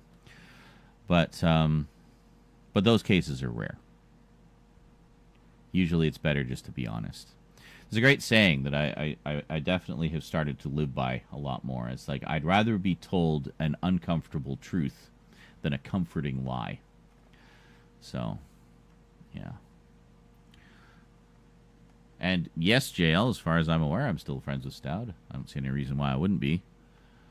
We both follow each other on social media. He pops into the streams occasionally. That's it.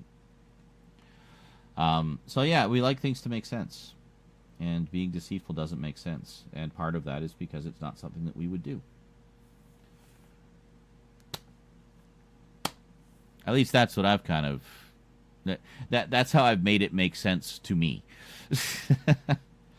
So, one thing that was a real eye-opener, I'll tell you, was learning about narcissism and all the different ways that narcissistic people manipulate the people around them. I've always been interested in psychology anyway, so reading about that kind of thing was really interesting from a psychological perspective, but also very eye-opening. And I came to realize... I don't want to talk about that, JL. Stop bringing it up, please. If I wanted to name names, I would name names. I'm not naming any names. I'm not speaking about anybody in particular. I'm speaking in general terms, very intentionally. Okay? I'm not here to name and shame people. And that doesn't mean I'm talking about Skin Slip. Skin Slip is one person of many that I have had in my life that, I've had falling outs with or whatever. So just don't even go there. It doesn't need to be dragged out again.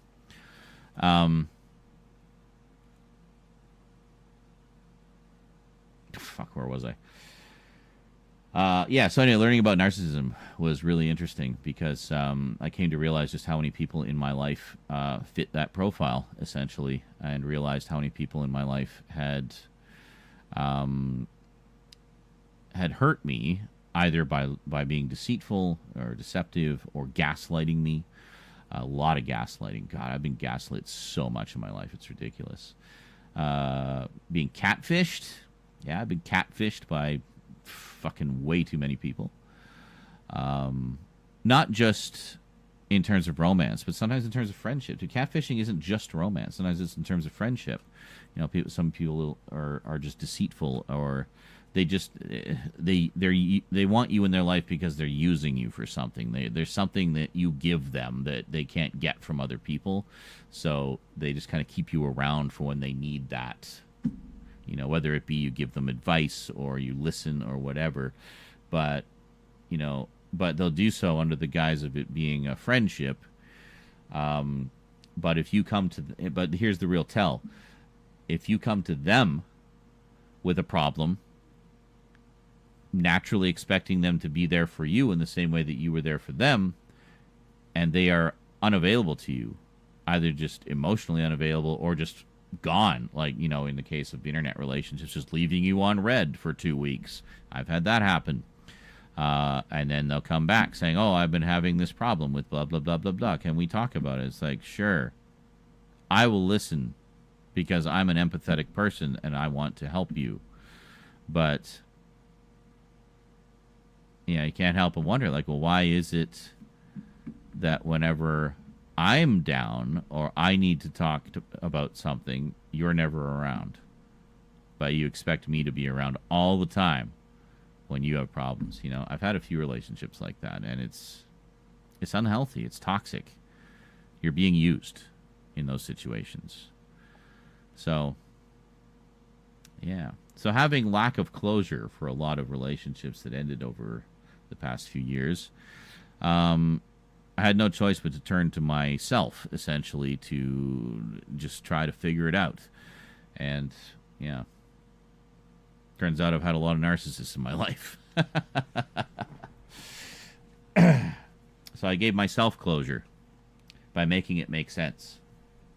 I did the research over, literally 3 years. I was reading about narcissism almost every day.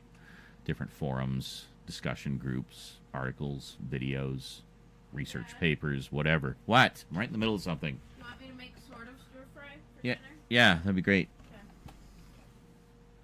So, yeah, not to mention that I sometimes...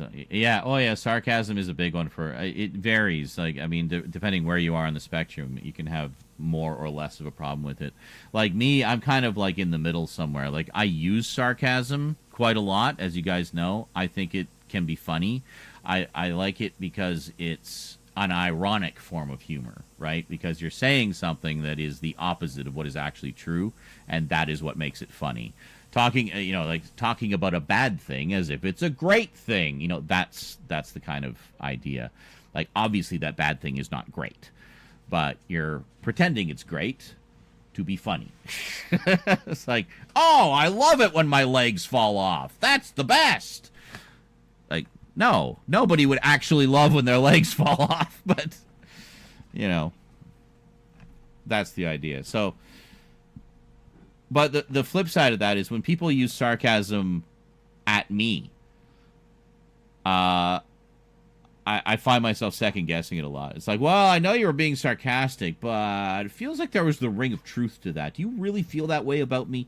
And it's just, it becomes a thing that it isn't, and it's frustrating sometimes. But as I've gotten older, you just kind of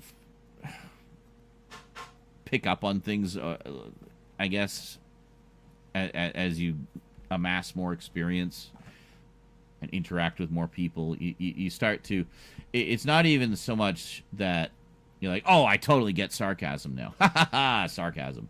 No, it's more just that you kind of pick up on the patterns and the nuances, the patterns of behavior, the patterns of speech. You start to notice repetition in certain modes of speech. So, like sarcasm, for example, has a certain tone to it and such. So, I'm not so deep on the spectrum that I can't discern tone most of the time. I know I run into this with Luke all the time, because Luke is from Wales, but he has that very kind of British way of speaking, right? And we both love British humor. And British humor can be very dry sometimes, to the point where even if you get sarcasm, it can be, you can find yourself second guessing it a lot. So, not so much in like a British comedy, because then you're kind of you're in that headspace. You know what you're there for, right? You're like, okay, pretty much everything's going to be a joke, so we'll just go with that. But when you're having a conversation with someone and they just kind of drop something that just sounds really serious and harsh, and you're like, whoa, like, oh, I get it. This is that dry British humor again, isn't it? Okay, cool. So it varies, yeah. I mean, some days are better than others, but we all just kind of adapt and learn to deal with it, as best we can. Sheldon and sarcasm. Well, that's a good example. That's a good example, actually, because like Sheldon is absolutely on the spectrum. There's no question about that. His hyperfixation is, well, nerdy stuff, and science. Nerdy stuff and science stuff. So he's very smart, but yeah. But the funny thing is, like, actually Sheldon uses sarcasm quite frequently, but that's actually a pretty good example. He uses sarcasm quite frequently to kind of berate his people or what have you. But when people use it on him, he sometimes like doesn't quite get it. You know what I mean? And like one of them will have to explain it. It's like holds the sign up, sarcasm. So yeah. As Travis says, not to mention, I sometimes don't understand sarcasm. Sometimes I just default to bull, you're lying. When in reality, it's just that person's flavor of sarcasm. It's tough to pinpoint. It is. But, I mean, it's part of the process, right? I mean, I'm also the kind of person who's just really kind of hungry for knowledge. I like very much cling to the old adage of try to learn something new every day. So I always try to learn something new every day. Doesn't have to be anything major. You don't have to, like, learn about quantum physics in a day. I mean, it can be anything. Just some little factoid that you didn't know. So, or it could be something bigger. It could be something that changes your whole perspective on everything. But, you never know. Travis says, hell, I've told you that sometimes I don't get your tone and sarcasm most of the time. I know, But sometimes you sound upset when the conversation doesn't equal that. Yeah, like the tone doesn't equal the words, I guess. I feel like you might be mad at me. No. It's funny, like I had some comments like that on my rant videos back in the day. Which, you know, at the time I was still learning about all this stuff. I didn't know, I hadn't like figured out that, you know, these were my people. There were just certain people who would leave comments saying like, oh yeah, I hate it when you yell at the camera. I feel like you're yelling directly at me and it makes me uncomfortable. I'm like, really? But I mean, it's just a rant. Like I'm not, you know, I'm not actually talking to you, right? I'm just talking to the camera, not to you. I'm not in the room yelling in your face, spittle flying all over you. No, I'm not yelling at. I'm yelling at the stupidity, not like at any one particular person, you know. But yeah, that's why I said earlier. Oh, is it the individual? Was it Tony? Tom's Boys 77 was. Yeah, I kind of playfully chewed him out for not knowing that we were doing Doctor Who stuff, and immediately clarified. I said, just so you know, that was funny anger, not actual anger. I'm not actually mad at you or anything. I was just, you know, I was just being funny. So, but he hasn't said anything since then, so I hope he didn't, like, run away thinking I was mad at him. I'm not mad at you, Tom's Boys. It's okay. It's all right. That's not sarcasm either. I'm serious. I'm just being loud so you can hear me from the back of the room. Why would that make any difference? I mean, if you're here, you're just listening. In case you went to take a dump, I'll speak louder. Yeah. Of course, you probably just took the phone in with you if you took a dump. But anyway, I am just ADHDing, well, almost 2.5 hours now. Yeah, I should probably film something, huh? Well, actually, Rose is making food, so we'll probably have food first, and then we'll film something. How's that sound? She's making, he said sort of stir fry. It's basically pesto chicken. You've seen it before. Pesto chicken with bok choy and we don't have any bok choy, do we? Unless she got some. I don't think she got any. I don't think did we use all of it last time? I don't remember. I'm gonna check. Hold on a second.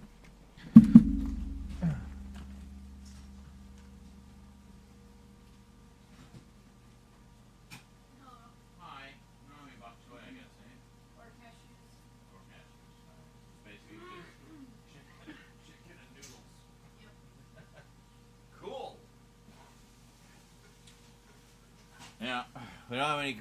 We normally put bok choy and cashews in it. We don't have any bok choy. We don't have any cashews. This is gonna be chicken and noodles, pesto chicken and noodles. That's okay. So the reason I loved Apple so much is for Steve Jobs' vision of the company, but now that everything is just apps on every device, we should have universal phones. Well, yeah. Well, yeah, of course. Also, it's the only protein we have right now, so.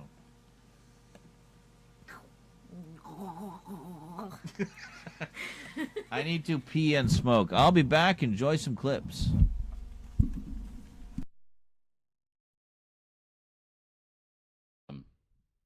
You know, it all helps. Just something funny happens, make a clip. Something epic happens, make a clip. Just that little clapper board at the bottom of the viewer there. You just click that. And even if it's not perfect, it doesn't matter, because I go through the clips later. And if there's one that needs a little bit of finessing, like just a better start or finish, I'll go in and I'll make a better, you know, version of it. But that's fine. I'm getting too old for this shit, man.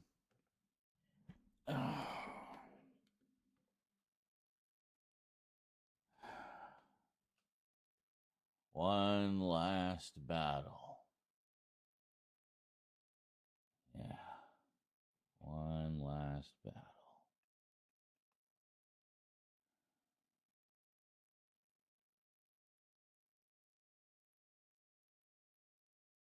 Yeah.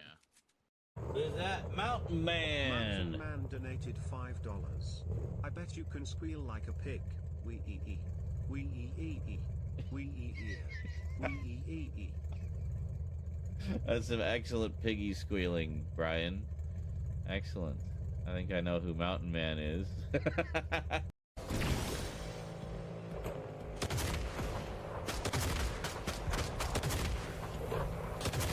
Yeah, just keep unloading on them as best you can. I'll try to keep driving straight. Get a good line on them. Hit them with everything you got.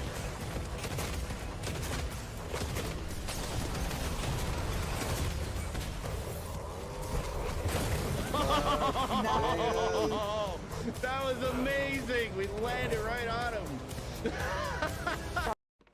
Oh. Purple. Yeah, I like how when you exit a building, your view is briefly blown out, just like it would be in real life. Oh, holy shit! Look what you got already.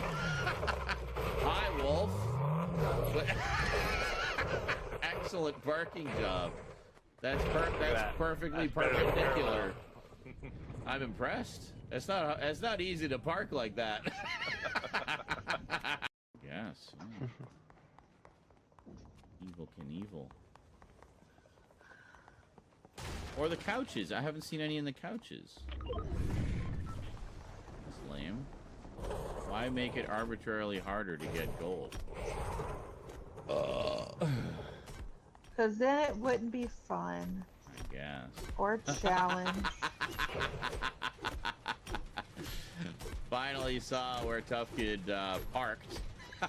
Yep. Anyway, where are we?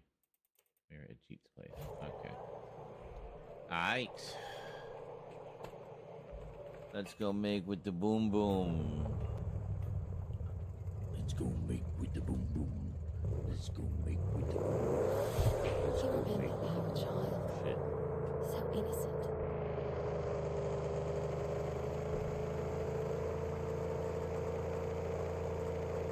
Let's go make with the boom boom.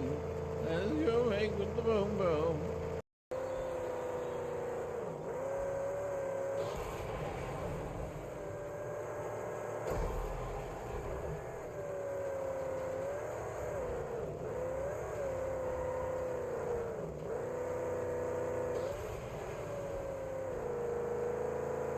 Sneaky little bastard.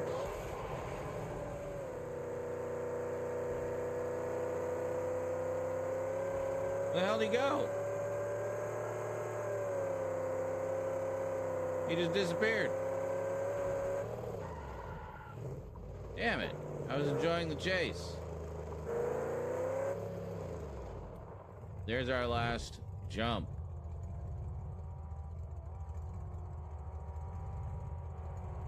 Oh. Was that him? Did he just circle all the way around? I think that was him. There. Alright, we got him.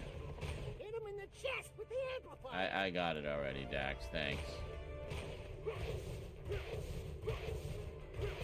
What the hell? What is going on here? Okay. Take that, you big bag of That was bones. it. We needed one more hit, I guess. We're good. Alright. Rookie, Good. it's the power pod that old crusty nutjob told us about. Go grab it. The old Damn. Lord.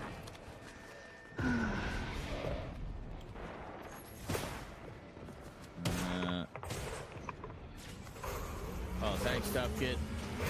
Oh, fuck. Oh, fuck. Well, it's the... I don't think... Oh, fuck, it's stuck with fuck the king. Fuck. Goes to That's the funny. Austin Powers joke. Oh my god, I'm dizzy. I made me dizzy. Oh, they're rebooting. Please. How about some movement? That would be great if we could move. Wow, that was beautiful. Good job, boys. Whoa. Why are you blowing yourselves up, you idiots? Buzzards, man.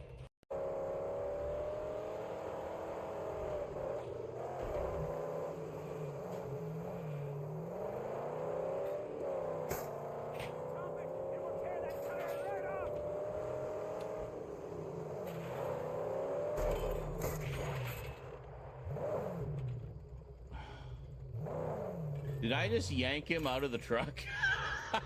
Holy shit, I did. I yanked him out of the truck with the harpoon. Well, that was pretty cool. Just buy RoboCop? Yes. Oh my god, I just fucking bought RoboCop! I don't have the money for RoboCop! Fucking hell. RoboCop Rogue City was in my cart. I forgot. And I just bought it, apparently. Fortnite? What was this? No, the new RoboCop game. I forgot I had it in my cart. Well, keep those donos coming, guys, because I need to pay off RoboCop.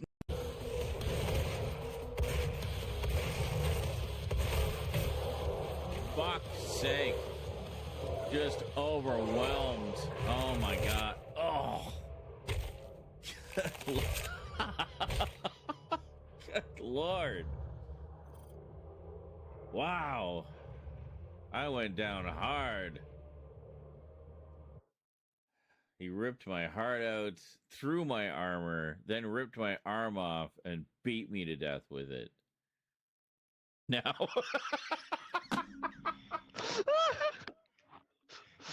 Well, hey, guess we can play RoboCop sometime.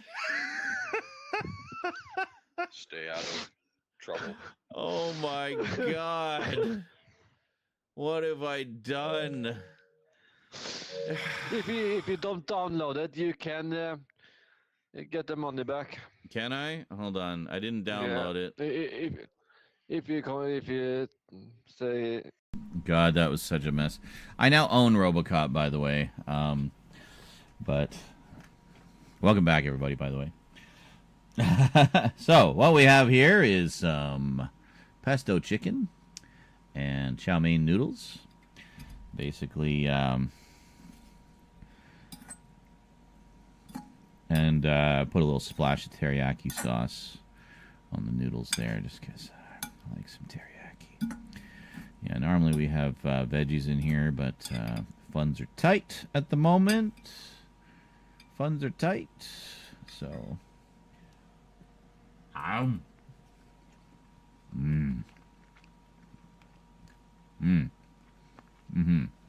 that's good. That is good. It's kind of on the all chicken diet at the moment. Bubblegum Crash. Yeah, that's one I need to get. There's also a new edition of Bubblegum Crisis coming out with doing another multi-disc set, as they put it, with a bit rate so high, it's like just before the point where your drive will catch fire. Not literally. That's sarcasm. Sarcasm again. It's just their fanciful way of saying they're going to have really high bit rates. I think they're splitting the episodes across 2 discs and then putting the extras on a 3rd disc. So there's only 8 episodes, so that's a lot of space for those episodes, all on 50 gig discs.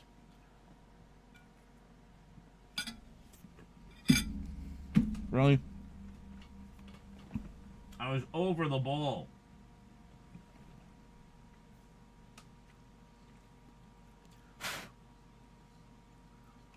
How is there fluffs on it already? I literally just vacuumed.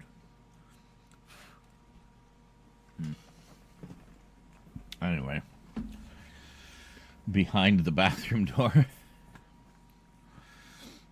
Okay. You really want to hear my bathroom ranting?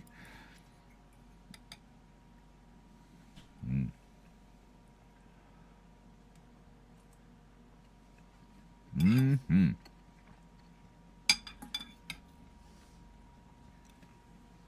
It's good. It's good. It's good. I put in a little splash of teriyaki for the noodles. It's just perfect. Very nice. And I made a big glass of Tang. Ours, what? Our Fury? Ours is the Fury. Yeah, ours is the Fury. House Baratheon. I got a set of 4 pint glasses, Game of Thrones pint glasses. Each one has a different house logo and phrase on it.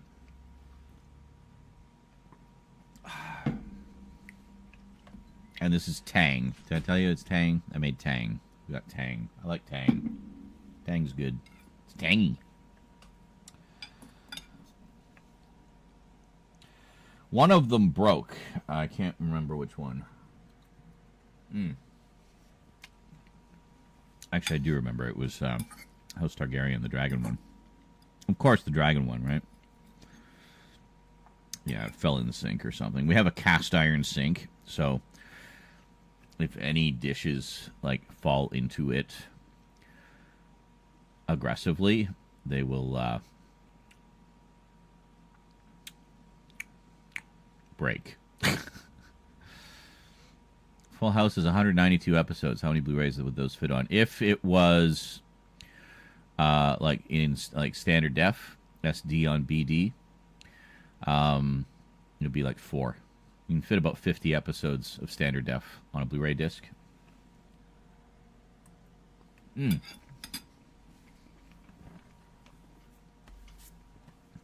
This one's standard def on Blu-ray. What? There. Anyway. On that one, I checked when I ripped the files to watch them. Each episode is 2 gigabytes. Bitrate of about 8,000 kilobits per second. So it's the equivalent of like a very high bitrate DVD. But being the AVC codec and not MPEG 2, it's actually better quality than a DVD would be encoded at that same bitrate. If that makes sense. Because the codec is better. So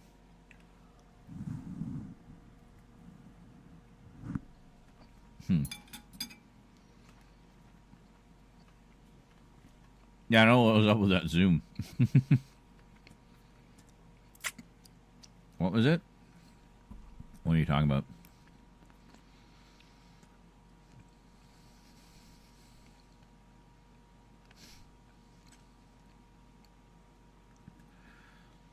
If what was in my last place, or the stove broke. That was this place.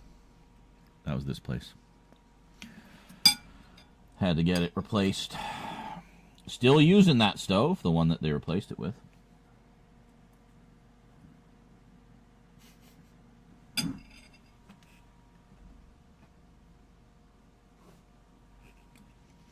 Honestly, the appliances here are pretty, like, cheap. Basic ass appliances. At the moment, our fridge light is burned out. It's actually been burned out for quite a while.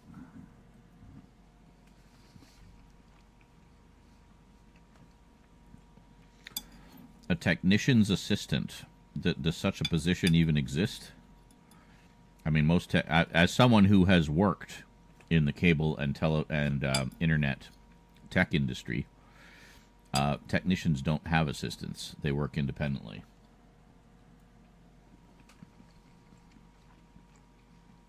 You need to do it all yourself. I mean, you have other resources like departments you can get for help with things, but yeah.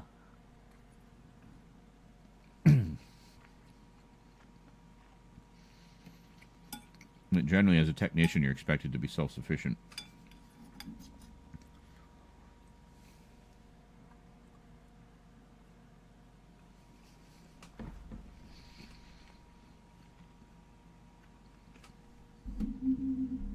The iPod. I think I used one once. It wasn't mine, obviously.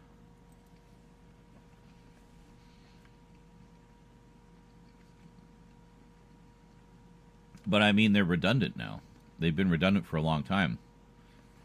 You just dump all your media onto your phone. You know, there's no point. There was literally no point to iPods anymore. They were obsolete. They had been replaced by superior devices.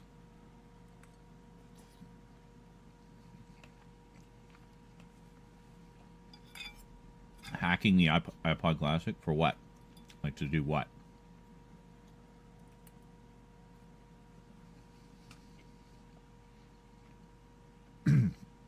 To, like, play Doom on it and stuff? And put flash memory in it? Yeah. Well, see, that's the thing. Apple doesn't want to give you expansion options. They just want to sell you a new phone. Oh, you want more space?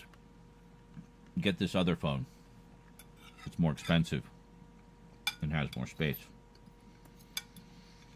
Android, you just plug in a card. Just plug in an SD card. Whatever capacity you want. So like my phone, I think, has 64 gigs built in. And then I've got like a 128 gig card in it.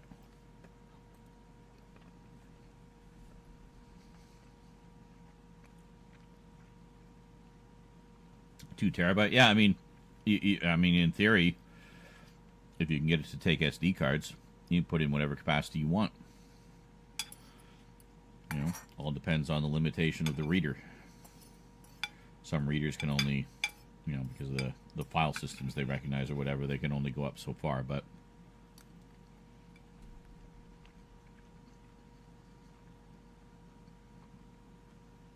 yeah, in theory, you should be able to have any size you want based on the size of card you put in it. So, yeah, we have music streaming now, too. Which I never use. I just listen on, like, free services for new stuff, like YouTube and whatnot. If I hear something I like, you know, I might buy the CD. I never pay money for digital. Except games. It's just too damn convenient. And unfortunately, a lot of games are digital only nowadays. A lot of music is digital only nowadays, actually, too. So sometimes it's like, oh, I'd love to get a CD of that. Well, too bad. There isn't one. Just click replay on the SoundCloud. You know? The SoundCloud.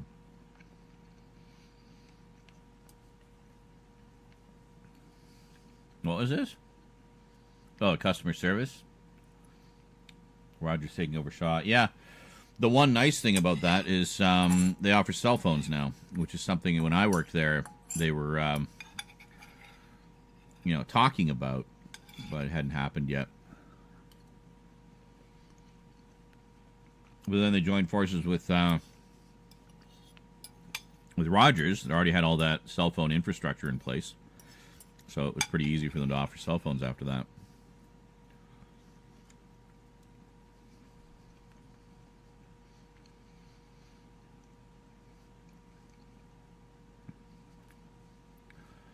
Well, yeah, exactly, Jongler. Like, I honestly don't understand why anybody would still be using Apple at this point, other than as a status symbol, I guess. And even then, it's more like, oh, you're an Apple person. Ew.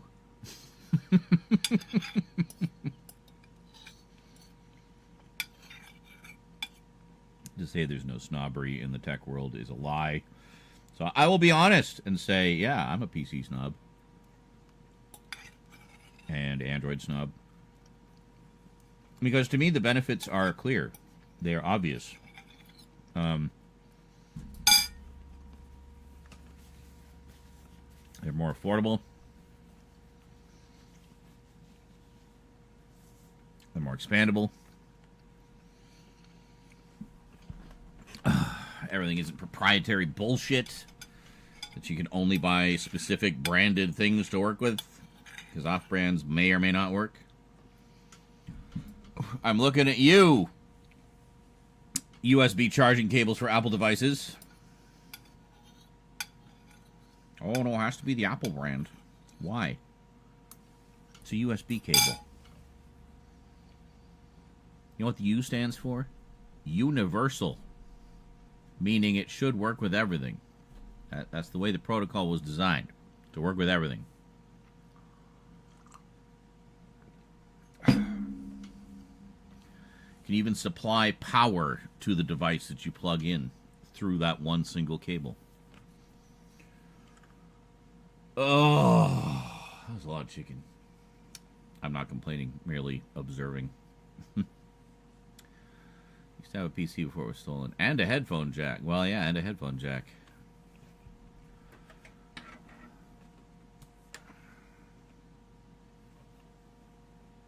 Headphone jack, right there. Look at that. Just plug it right in.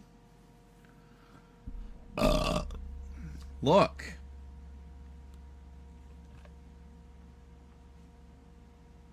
Now I can listen to music. Except I don't have anything on my phone. I never put anything on there. The most I do with the phone in terms of media stuff is pictures, videos. Shout out to Apple's shite streaming service no one gives a shit about. Well, I wouldn't go so far as to say that. I've seen a lot of comments about some of their shows, like some of their original programming. Like Severance, for example, I hear is fantastic. A lot of people are saying, you know, love them or hate them, they got some of the best shows on streaming right now. So, I'm still not going to give them my money. But, you know, if they put them out on Blu-ray, maybe I'll grab them.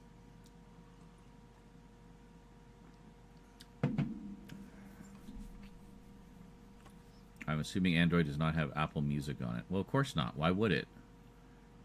Apple's stuff is designed to work with Apple and Apple only. That is why they suck.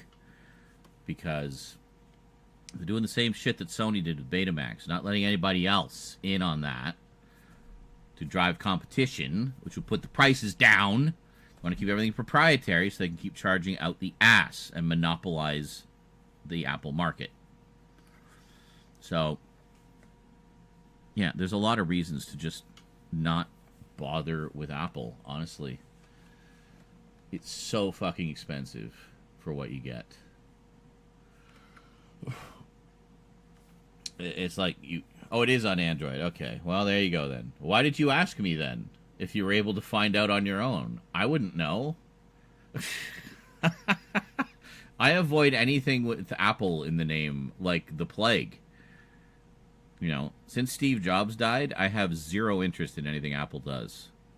When he died, so did the vision with the company, as far as I'm concerned.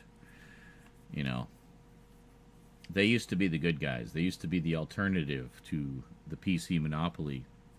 That was kind of what they built their brand on for a long time. You know, think different was the logo. Yeah, or the motto. But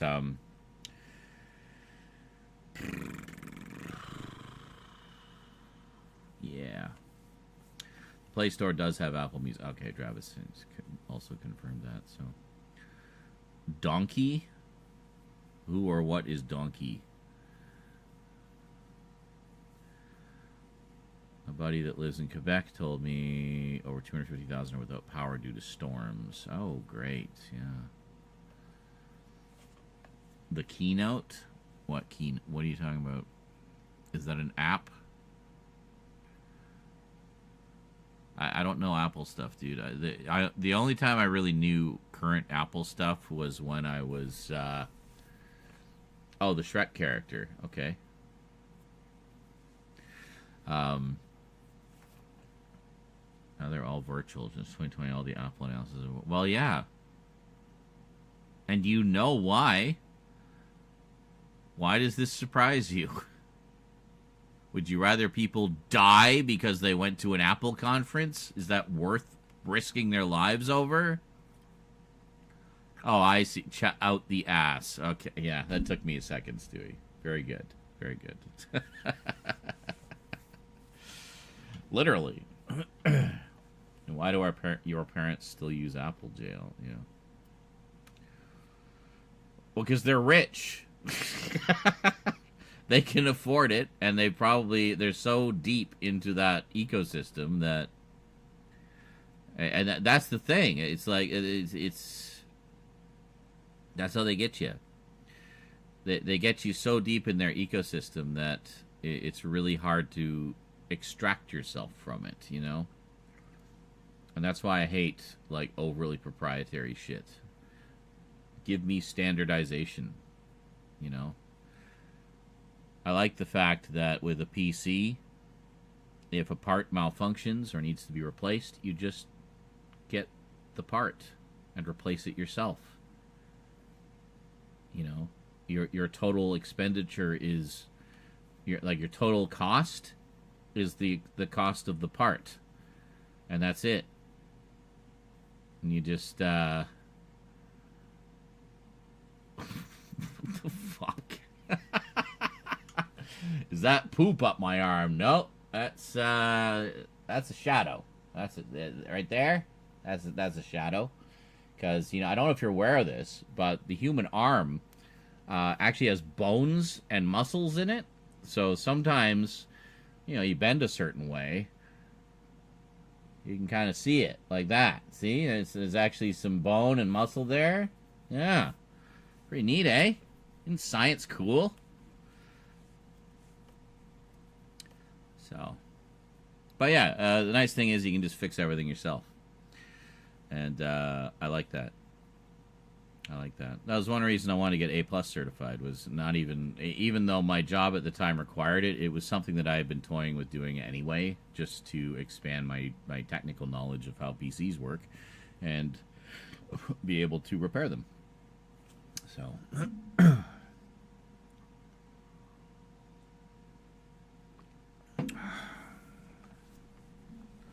Yes, I saw you recommend a song to Rosie. She wasn't in the room and didn't see it. What?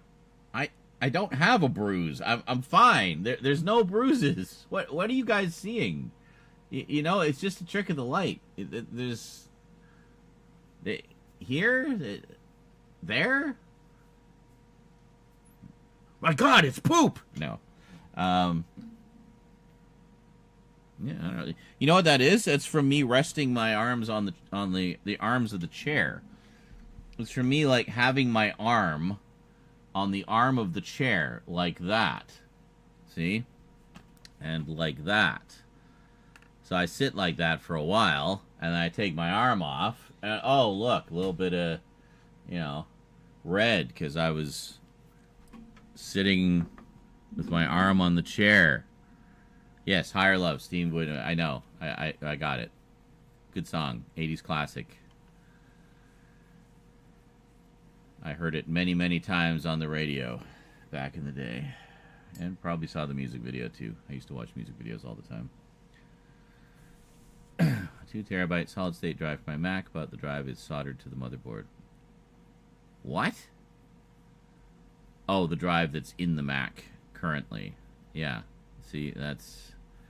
Again, that's the problem. They don't want you fixing it yourself. They don't want you upgrading it yourself. They want you to take it into the store and pay their technicians out the ass to have the privilege of doing it for you. If you try to do it yourself, you could void your warranty, and then bye-bye repairs. So. I know, right? I mean...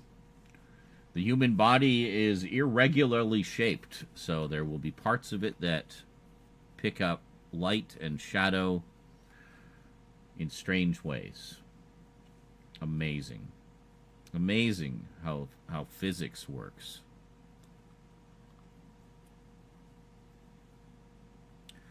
Dad bought you a new MacBook Pro for your birthday. Okay, cool. I mean, if that all works for you, you don't mind jumping through all the hoops and dealing with all the bullshit, and you're happy with it, then great. More power to you. But every single one of your complaints about Apple and Apple devices would be easily resolved if you had Android handheld devices, because they have all the features that you're complaining about. Apple not having expandability, headphone jack, 2 big ones right there. And PCs, because you can fix them yourself. You can upgrade them yourself. And the PC to begin with costs far less than an equivalently powered Mac. You know, sometimes like half the price, if not less. So I just don't get, I really don't get the appeal. You're paying more for less.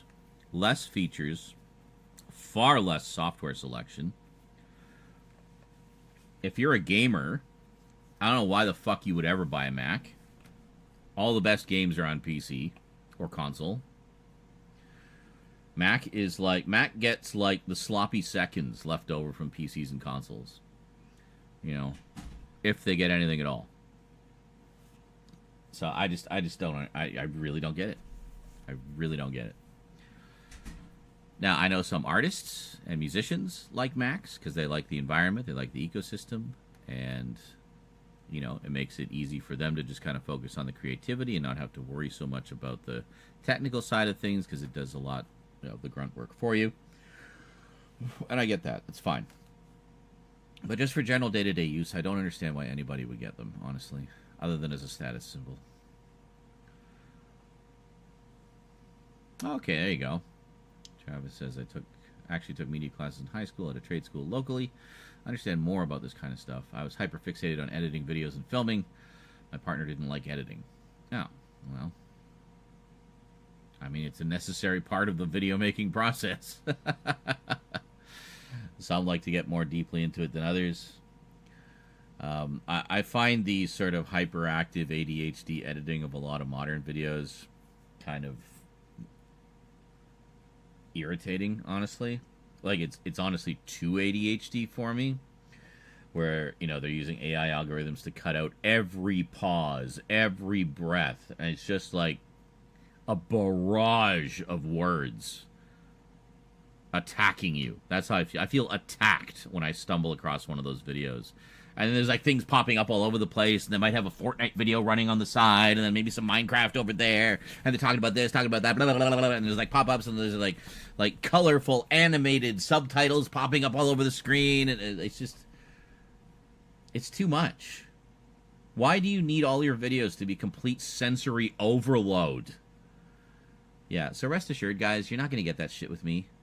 A, I don't have the time or patience to edit a video like that. B, I find them really irritating to watch. C, I don't want to make videos like that. I hate watching them, and I don't want to make them. So if you want that kind of video, go back to TikTok, where you'll find them in abundance. You're not getting them from the Z-Man. No, you get more of my long rambles, talking about media, movies, and collecting, and comic books, and video games. All that good stuff. Tangents galore. If it ends up being 35 minutes of me talking about that one single DVD I got, fine. Enjoy. Make a coffee before you hit play, you know? So, yeah. If you want the more sort of leisurely pace of the good old days, that seems to be making a comeback lately, actually. I've noticed a lot of content creators doing just like straight up basic ass blogs now, like they used to back in the beginning, you know? I loved those. Because to me, those are real. It's just people talking about life and talking about stuff.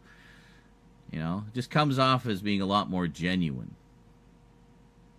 Yeah, TikTok died for like 15 hours. And then it came back the next day. Wow, that was a whole shit show of nothing. Now, however, there's a vibe there. Something's changed that we may not yet be privy to, but something something changed with TikTok. It remains to be seen how that will unfold. But yeah, the one thing I saw actually during the U.S. ban day was creators from other countries. Creators from other countries discovering people from their own country. Had a lot of like Canadians and Australians. So you got 1 minute notice. Yeah, see, they can't do that here. They have to give you a minimum of 24 hours by law. They cannot enter your premises without giving you at least 24 hours of notice. They can't just walk in like that. So, yes, that remains to be seen. I can still picture that guy in my head, like, so vividly. Like, you have no idea. That remains to be seen. Fucking scrawny, dirty, meth head. Anyway. So is this certain phrases are now considered hate speech? Really? And I'm guessing,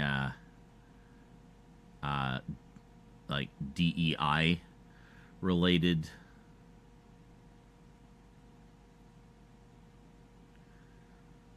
The fuck is wrong with people? Seriously. Our parents and grandparents didn't march and protest all through the 60s and 70s so we could just roll back all the progress made. Yeah. But I see a lot of anger. A lot of anger about that. Yeah. This is a pot just waiting to boil over. Oh, free Palestine? Free Palestine! Free Palestine is now considered hate speech in the U.S. TikTok? That's fucking bullshit, man. That's fucking bullshit. I have a lot of Palestinian friends.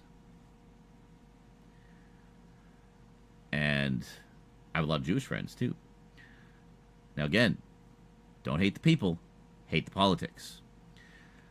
But what is going on in Palestine? I mean, that is just... God, like, where do you even begin with how abhorrent that is? Like, it's... Yeah. That's great. Gotta love how all these social media platforms are just becoming platforms for hate speech. Like, actual hate speech.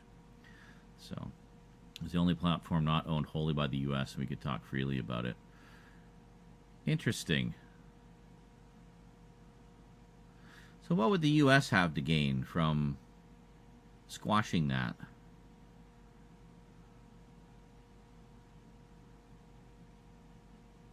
I don't know. Again, that situation is so old and has been going on for so long. Wow.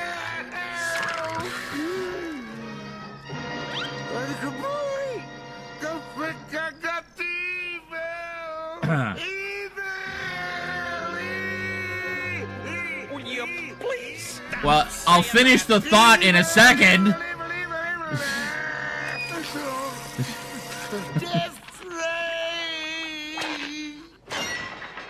Thank you. Thank you, JL. And yes, it is indeed very evil what's going on over there, to say the least. So you're saying the U.S. would gain a lot from that to allow the genocide to continue? Is that what you're saying? I mean, that seems kind of on brand these days. Jesus Christ. Oh, I wish these were donos, honestly. Will you please stop saying that? This is gonna be great next month, though.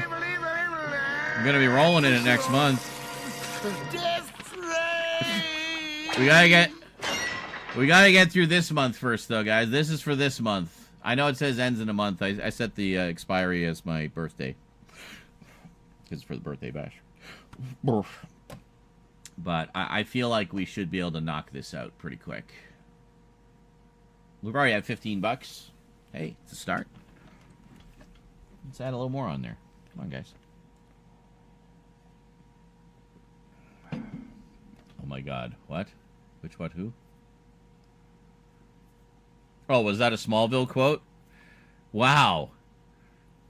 Funny enough, that subject has come up so many times in the stream because JL is in the middle of doing a big rewatch of it, so he's been talking about it obsessively. Although actually you've been like kind of biting your tongue a little bit. I appreciate that, JL. You know how much it drives me nuts when you get sort of heavy into one of your hyperfixations. But hey, this is my show. You listen to my hyperfixations. But yes, to answer your question, Kara, I have not seen Smallville. And I do not have the complete series on Blu-ray that was released in November of 2021. I'm not the same person as I was 4 years ago. Ugh. Yeah, I think a lot of us can say the same. I'm definitely not the same person I was 4 years ago. Well, as I was saying earlier, learning about, learning a lot about narcissism, that was one part of the sort of understanding and recovery and rebuilding process. But just generally a kind of a shift in attitude, I think, where I'm tired of being people's doormat, I guess, so I'm not going to allow that to happen as much as I am able. But, I mean, now I feel like I'm much better equipped to spot the signs early and experienced enough through shitty experiences to not ignore red flags. For the love of God, people, don't ignore red flags. Don't make the same mistakes I did and ignore the red flags, or even worse, make excuses for them. Yeah. But if we all have your fixate on the same thing, well, then that's okay. Then we'll just, we'll go nuts and just have a great big old lore dump session together and talk about all our favorite bits. That's right. John Clear, when he went to the convention, he actually met Tom Welling, Superman himself. Refused to chat with Dean Cain for obvious reasons. Oh, that just breaks my heart, honestly.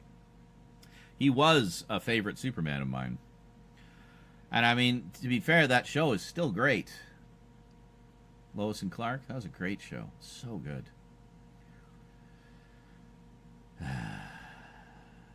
Well, I guess that could get a little overwhelming. I mean, there's a flip side to every coin, right? Cotton says it's actually worse. Hot take, it's actually worse when multiple people have the same fixation. It can be. You can get into some pretty heated discussions. That's for sure. As evidenced by the numerous fan groups that I have had to leave because they just got so frickin' toxic, quite frankly. Yeah. Dean Cain, John Voight, Dennis Quaid. Oh, they fucking got Dennis. Well, then again, the apple doesn't fall far from the tree there. His brother has been batshit crazy for a while. But, yeah.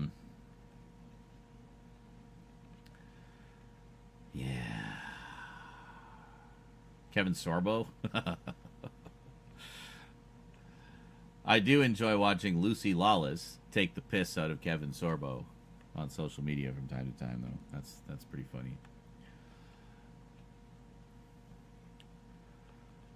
You watched all of Lois and Clark during the pandemic. There you go. Sylvester Stallone? Seriously? I just bought all the Rambo movies. Well, he's old now anyway.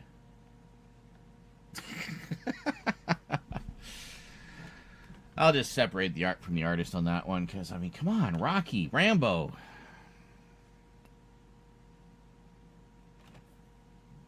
Anyway. The Undertaker. Surprised about The Undertaker. Not terribly surprised about Hulk. But anyway. All honesty, you got a great sense of humor. I try. I mean, another thing I've always strongly felt is that laughter is the best medicine. And that's not just in terms of health, like physical health, but also mental health. Well, Mel Gibson's been on the crazy train for a while, though, to be fair. But, yeah, John Voight just went full off the deep end. But, anyway, enough about that. Yes, laughter and weed, which I am out of, by the way. But also, I don't like to imbibe when I am planning to film.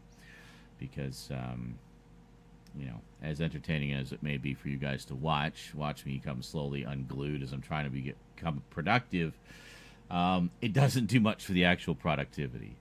So, did they get John Cena? I have no idea. I don't really follow any of that. I just, if I hear about it, I hear about it. I'm going to help fix Hollywood? Oh my god. By what? Making it all white and straight again? God. Ridiculous.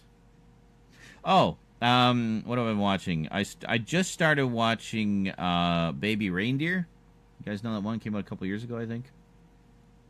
Based on a true story, a comedian who was working a day job as a bartender because he just wasn't making it as a comedian, and ends up getting stalked by this woman, like really hardcore, scary, Kathy Bates level stalked, you know. Yeah, please don't ever say that in here. Can you delete that comment, please, Jail?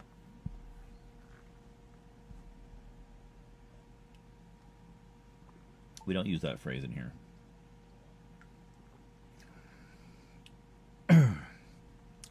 You know, I still haven't seen that. Really? All right, hold on.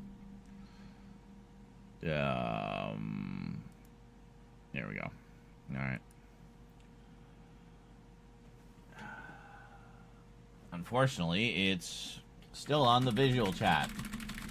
Please don't ever say that on my stream, okay? Thank you. Das. The modeling clay. You guys remember that? Das modeling clay? I might be dating myself here.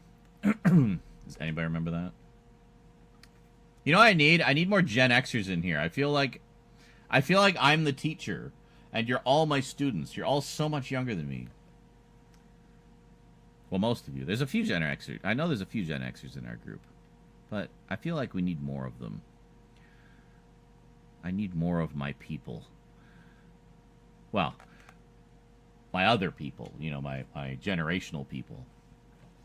John Rhys Davies is the perfect gentleman. But, older, yes, teacher, no. Really? So you've learned nothing the entire time you've been a part of the community, Kralatin. I have taught you nothing.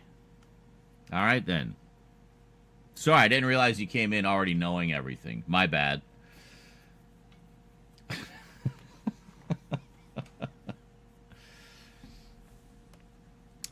Yeah, that was one I was a little jealous of, for sure. John Rhys Davies. Oh, I've been a fan of his ever since he first came onto my radar with the original Raiders of the Lost Ark, where he played Salah.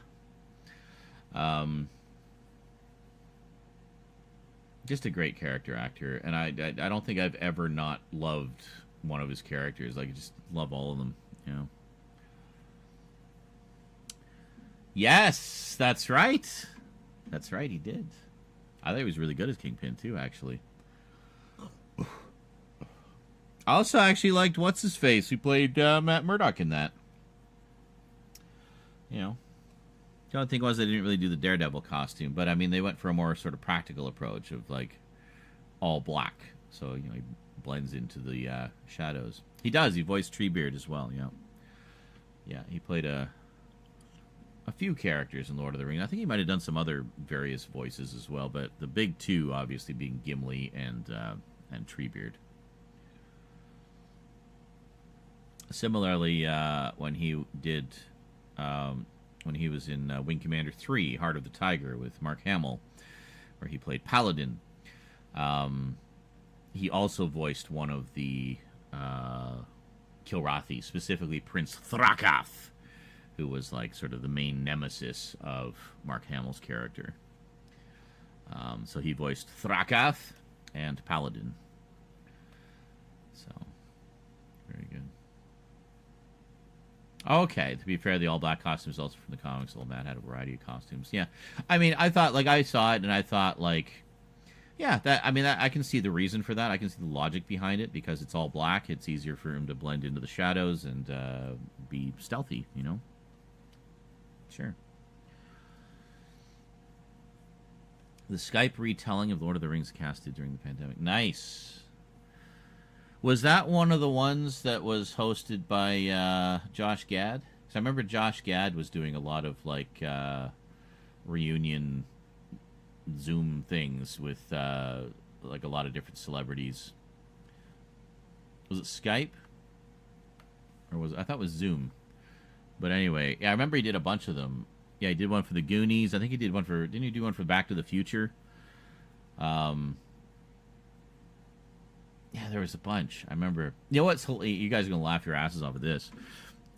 When he did those, I had no idea who Josh Gad was. I literally thought he was just some YouTuber who had some connections and managed to pull all these celebrities together for these videos. And I was like, wow, that's so cool. Just some random nobody from YouTube could do that.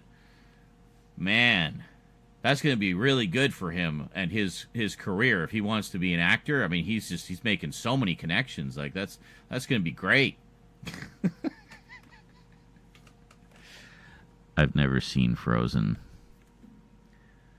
I had no idea he was the voice of Olaf.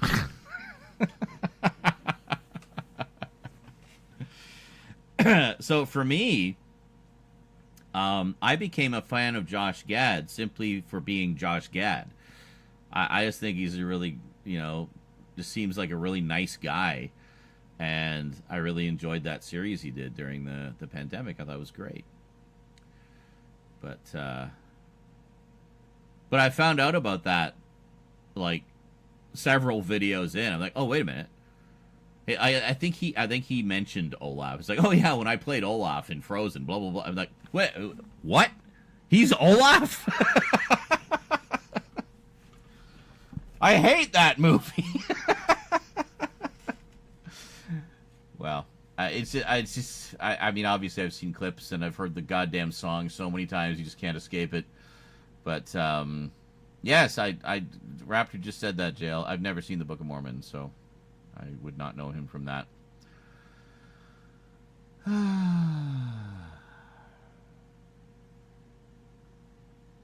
Yeah, absolutely, yeah. Jonker says, I was happy to see in the trailer for Born Again, they followed on what Matt said in She-Hulk, saying Melvin Potter made both new Daredevil suits for Matt and General Nice Sudi lawyery suits. Yeah. Cool. Yeah, I did watch that trailer, by the way. That looks freaking amazing. So great to see Vincent D'Onofrio back, who is just a freaking force of nature. He is so terrifying as the Kingpin. Like, I've never found the Kingpin to be a scary character, but the way Vincent played it, like, oh, scary. Yeah. Book of Mormon is another Matt and Trey work. Oh, really? Okay. Well, I will have to put that on my radar. The I have I need to see their other movies too, Orgasmo and Basketball. So,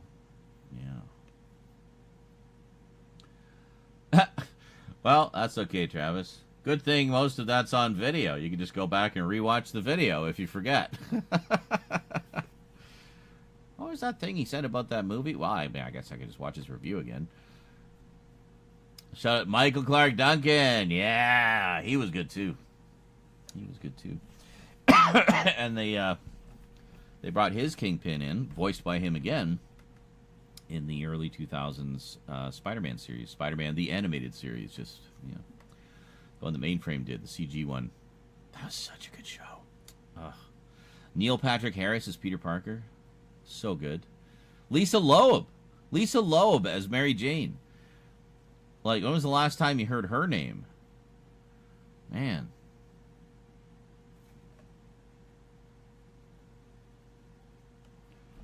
I think she was the one single-handedly responsible for making glasses sexy. Yeah. Love a girl with glasses.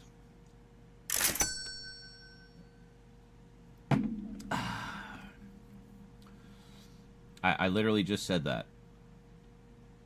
That is who Neil Patrick Harris is. He portrayed the role of Doogie Howser when he was young.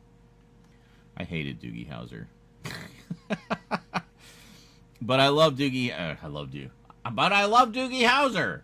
No, I love Neil Patrick Harris. Nightwing. Oh, yeah. God, it's been a while since I watched that. It was such a good movie. I have read the original comic, too. Also a really good comic. But,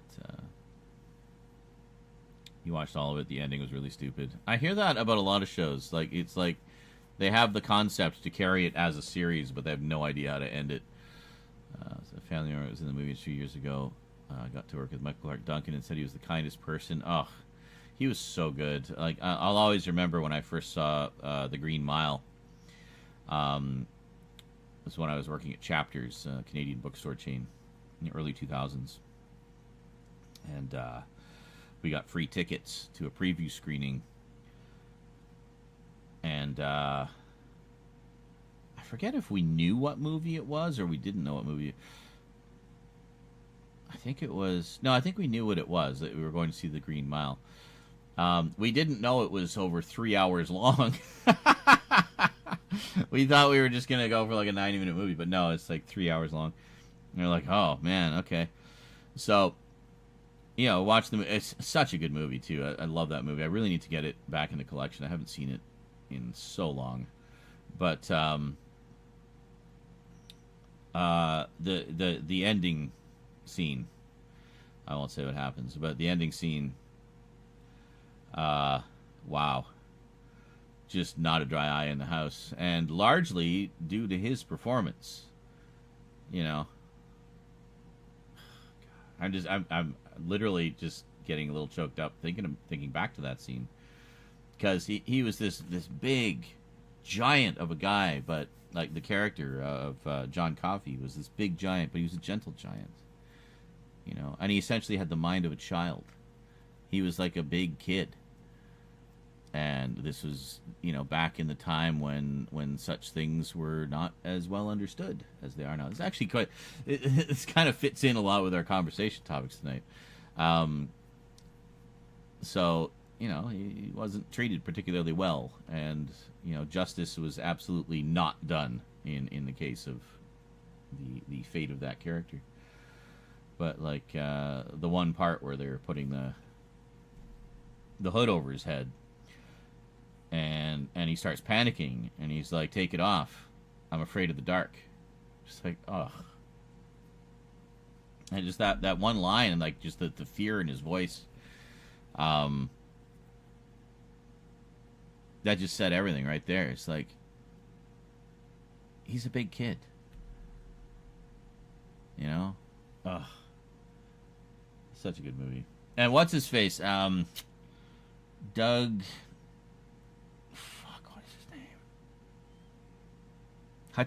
Doug Hutchison. He played Eugene Victor Toombs in The X-Files in 2 unforgettable episodes. Incredible actor. So good at playing creepy characters. But also his performance as Percy, the guard, the sadistic, weaselly guard. He was so good. He was like just the villain you love to hate, He was great. But, is Sam Rockwell in it? God, it's been so long since I've seen it. So many actors who probably weren't even on my radar at the time, who obviously now are, but at the time, man, Under the Red Hood and Young Justice. Oh, okay. I've not seen Young Justice.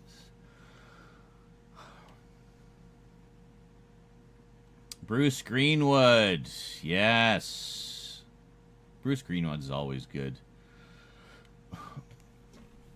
Did you guys ever see that short-lived show he did back in the 90s? Nowhere Man? That was a good show. Really good show. Continuing story about a reporter who takes a photo. I think it's a photo of an execution. And then suddenly there's this like secret organization out to get him and to get the film and everything.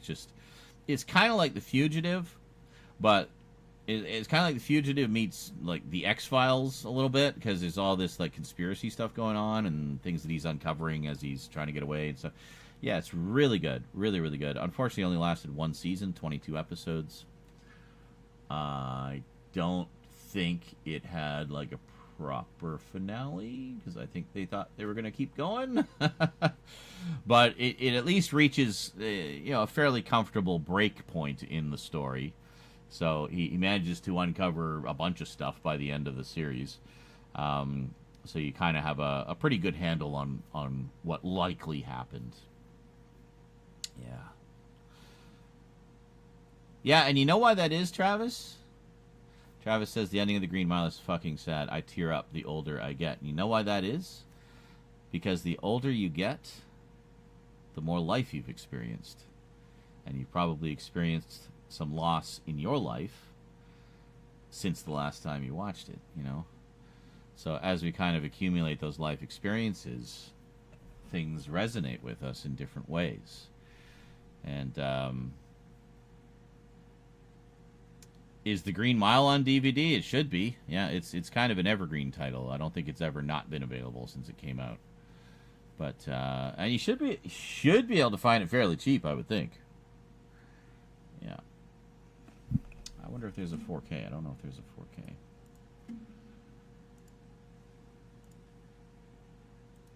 But yeah, it's based on a Stephen King story. It was actually a Stephen King story where he serialized it. He released it as a serial. Oh yeah, it actually has a 4K. Yeah, 4K, Blu-ray, DVD, VHS. There's probably even a Laserdisc out there somewhere. So yeah, you got it all, man. Here, let me show you this here. Hold on a second. If we go, bam. Huh. Hold on, I'll turn that off. We'll just put the stars in, and then we'll do. Huh? Why are you not seeing what I'm seeing? Hello?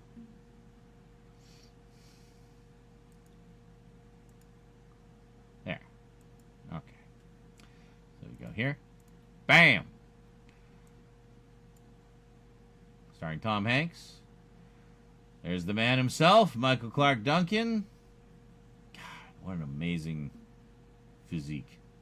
Just a tower of a man. I mean, that guy, I forget his name, but I've seen him in a lot of stuff. Tom Hanks. Yeah, there you go. So there's a 4K of it. And there you go. Oh, yeah, and directed by Frank Darabont. Same director who did Shawshank Redemption. He was also the producer on the first season of The Walking Dead. Oh, James Cromwell. James Cromwell's in it, too. I didn't even realize that. David Morse. That's who that other guy was. Yeah, Bonnie Hunt. She plays Tom Hanks' wife, I think. James Cromwell, Michael Jeter. Graham Greene. Great Canadian actor, native actor. Doug Hutchison. Sam Rockwell. There you go. Barry Pepper. Jeffrey DeMunn. Patricia Clarkson. Harry Dean Stanton.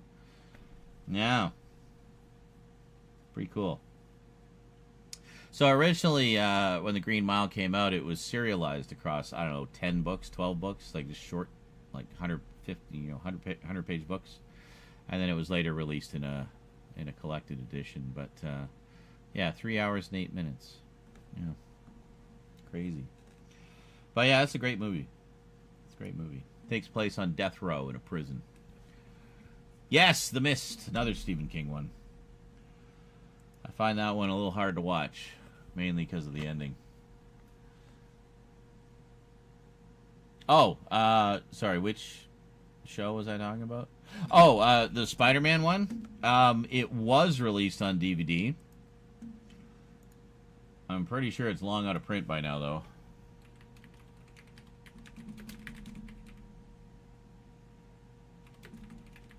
Unless they did a re-release. Let me see. Oh, yeah, actually, it is available, and it's dirt cheap. Hold on a second. I will show ya. Alright, so we'll go back here. Currently $10 on Amazon. You want a link? You want a link that'll actually help me out? Hold on a second. Let me give you a link.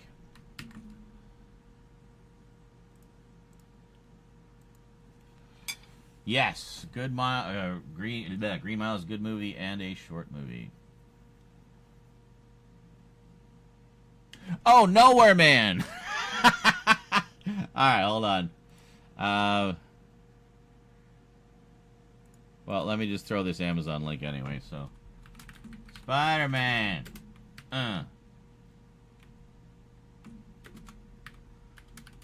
Z-Link. When it's a Z-Link, that means that I get a little kickback if you buy something. Doesn't cost you any more, but you help me out a little bit. So, yeah. So, first off, highly recommend that Spider-Man. And second off, yeah, there was a DVD release from Image Entertainment a long time ago. Which I'm guessing is out of print. Because it's $160. Oh, used from 42. That's a little more reasonable. Okay. Alright. Yeah, it looks like you can get it for under $100 if you go with if you get it used.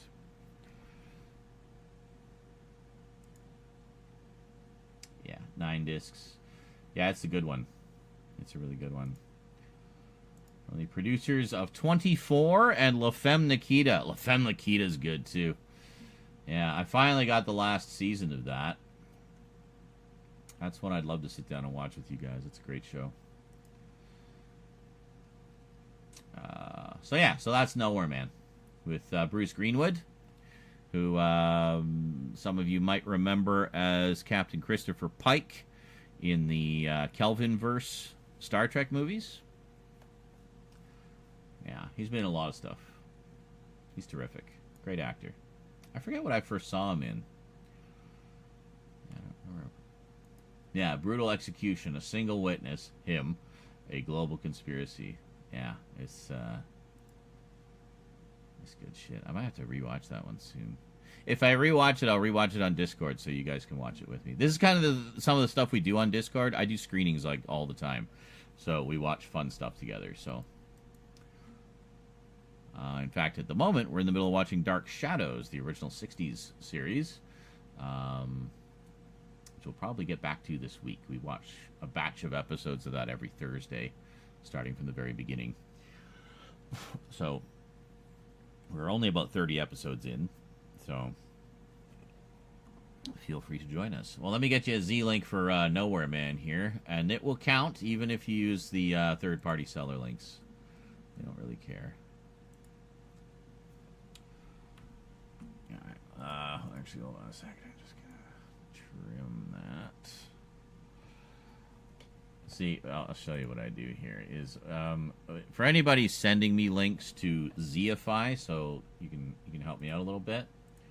You don't need all this bullshit. This is all just tracking stuff. Grab all of that. Clear it out. Look at that. That's all you need. Just go as far as the what do they call it? The B something. The ASIN. That's what it is. The ASIN. Yeah, you just go as far as that. It's basically the product number. So I do that.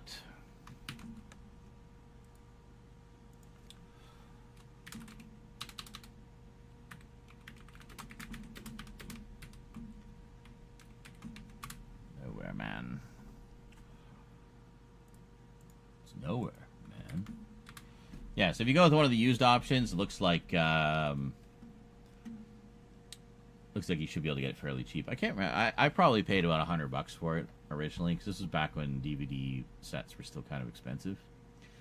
So maybe like 75, probably like 75, I think, Canadian.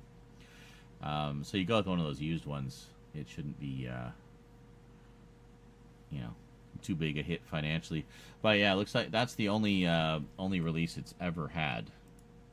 There are some extras on there as well. There's a few, as I recall, like a making of featurette, and I think there's some commentaries. It was audio and video commentaries, actually, with Larry Herzog, who was the producer, Bruce Greenwood, Peter Dunn, Steve Rodman, Art Monterastelli, and Ian Toynton. And interviews with basically everybody. Deleted and extended scenes, promotional spots, outtakes, a featurette, networking, where UPN executive Mike Sullivan and series creator Larry Herzog reminisce. Featurette, Fact or Fiction, an anonymous ex-CIA operative reveals real-world government conspiracies, mind control techniques, and how fragile our identity really is. So enjoy, as it makes you progressively more paranoid over the course of it.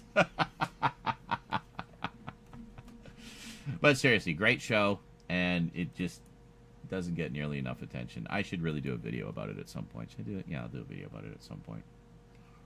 So, anyway. Don't ask me when. If you ask me when, I'll never do it. UPN. Oh, God, yeah, I guess so, eh? That should give you some idea how old that show is. I remember seeing the first episode when it premiered. I thought it looked interesting. And then I just never kept up with it. So it was like 96 or 97, I think, is when it came out. And as I recall, for the most part, it holds up pretty well, except there's one episode that takes place in like a virtual reality environment that doesn't hold up quite as well. It's still very entertaining, that wonderful 90s vision of VR. Very colorful, very CG. But yeah, you can definitely see that, they were speculating and they got a few things wrong. But that's okay. It's still fun. We don't think too much about that stuff. We just go along for the ride. But yeah, that Spider-Man series, it's only $10 right now. So it's a good time to grab it, actually. Because I don't see that getting a re-release anytime soon either.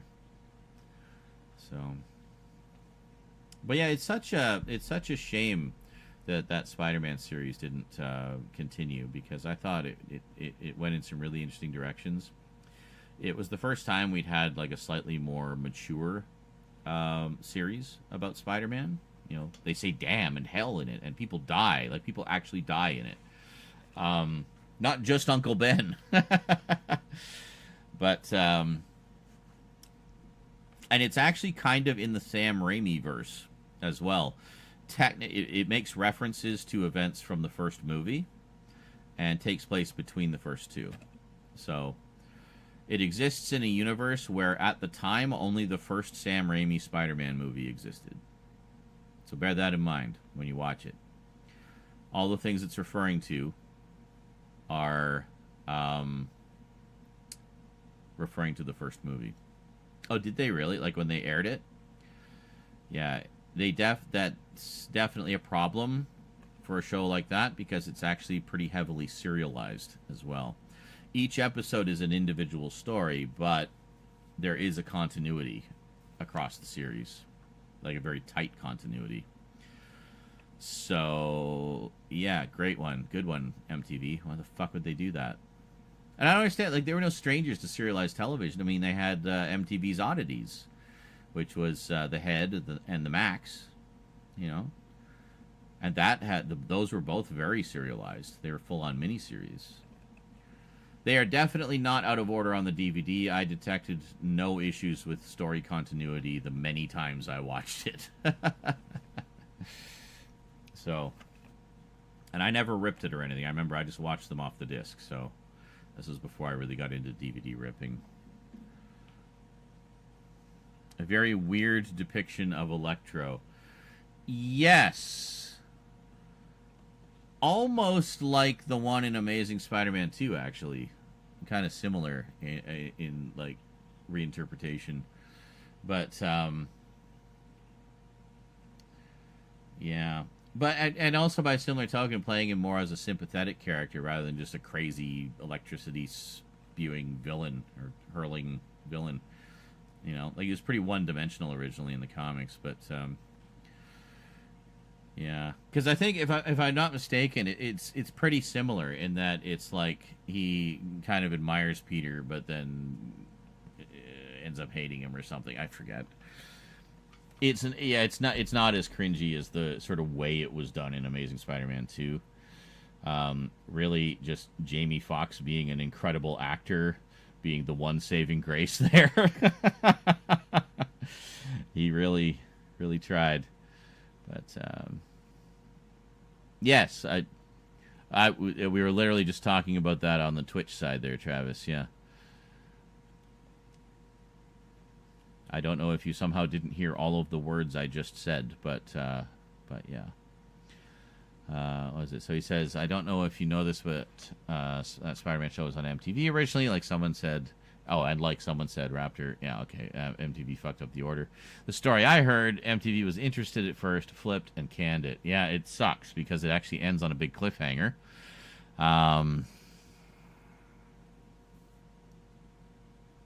But I mean, it's a good place to just kind of end that chapter of the story. It's unfortunate that it didn't continue beyond that because I thought it was really good. It was really well written. Had a great cast. The CG animation was very nice. It was done by Mainframe Entertainment. So they did. I think it was one of the first times they used mocap actually, because usually Mainframe would just do keyframes for their animated characters. So listening to the commentaries and the behind-the-scenes stuff, they talk a little bit about the technical stuff. And one of the things they said was with Spider-Man, they decided to do it slightly differently, where they used their usual keyframing technique for, like, the Peter Parker scenes and of just regular people and stuff. But then would use mocap for the Spider-Man parts. So with Spider-Man... the Spider-Man scenes, the motion is like really fluid and like looks really good, but and the keyframe stuff looks good too. It doesn't need to be any more than it is. It works perfectly fine. But and to be fair, Mainframe is very good at keyframe animation. If you've ever seen any of their other shows, so much so that a lot of people thought it was mocap, but it wasn't. So.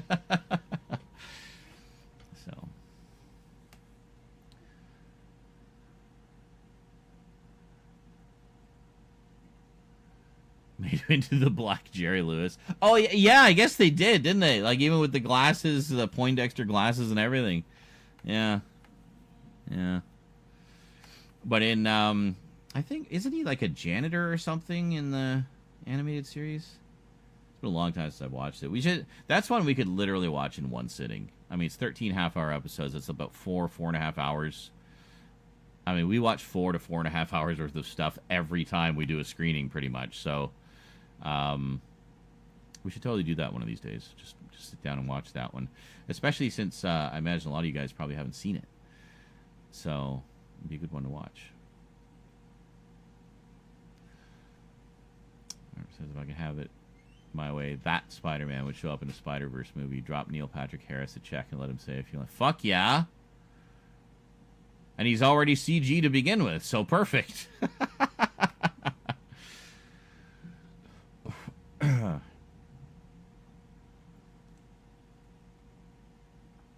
Along with the voiceover cameo from Nick Hammond and Shinji Todo, back as their respective live-action Spideys from the 70s. But of course, Spider-Man and Spider-Man.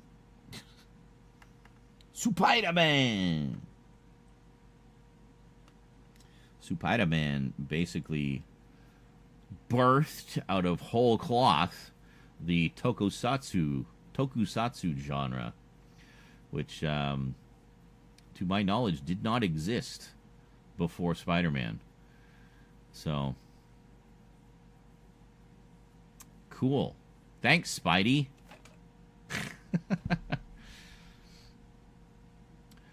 With his Tommy gun and mech suit, yeah, just like in the comics. I have, by the way, I have a freaking beautiful, complete set of that show. The best quality known to be out there, basically. So, if we ever want to watch it, I got it covered. Yeah, I actually did start. I watched a little bit of the first episode. And it's so fun. Like, it's just, yeah. It feels like Ultraman. It's very, very Ultraman.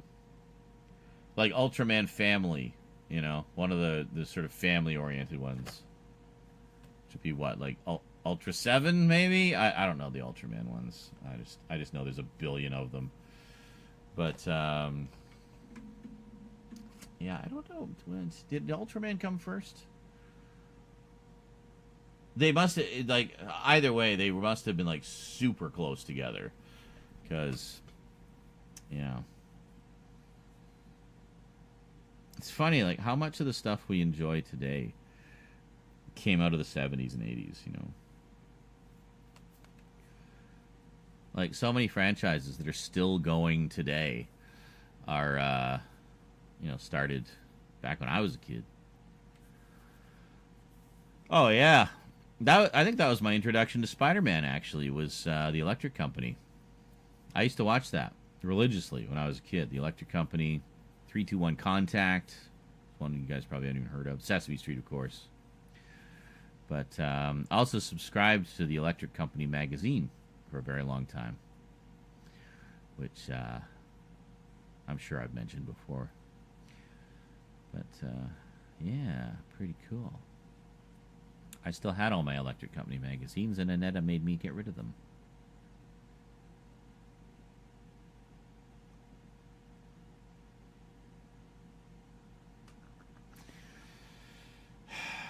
Along with all my old Amiga magazines. And all my old gaming magazines from the 90s. 3, 2, 1, Contact. Yeah, damn straight I know 3, 2, 1, Contact. I think I had a couple issues of that magazine, too.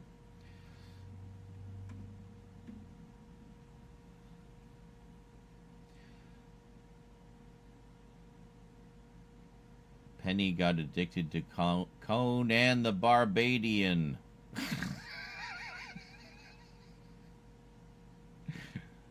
Who is Penny? And what? The game I used to play. Oh, the Conan Exiles? Rise of the Dragon. I still need to do the PC playthrough of that. We went pretty hard with the Amiga playthrough. Every possible permutation that I could put up. I don't know who Penny is. Who is Penny?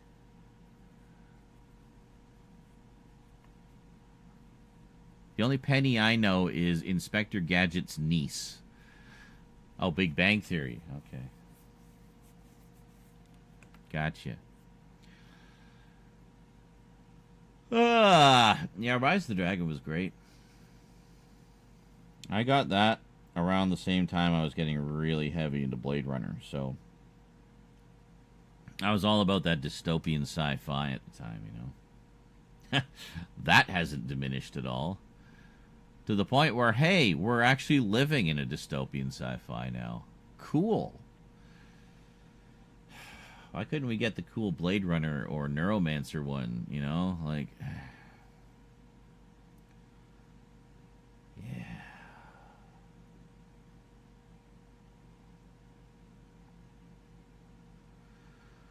Oh, well.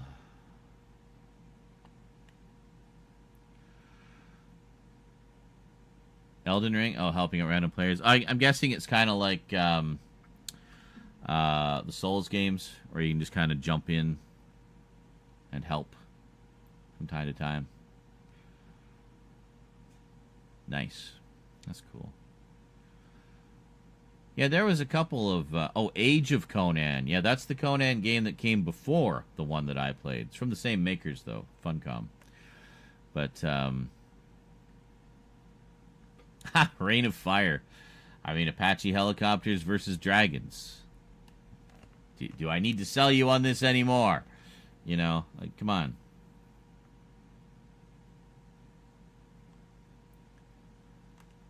Really? My mother tried fighting me through 2 content getting to Bill 9 because of my school showing us the episodes, and my dad loved Mythbusters.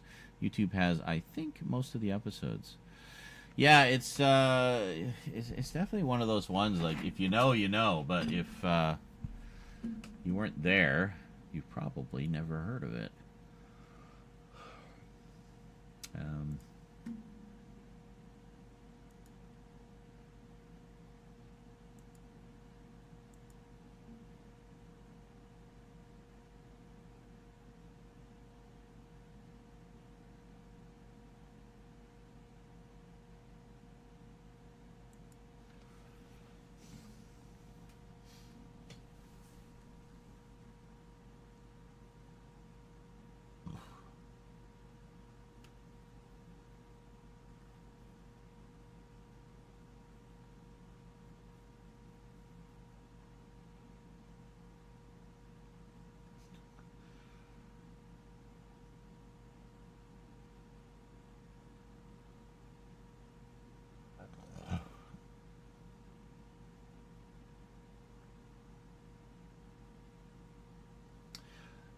Right.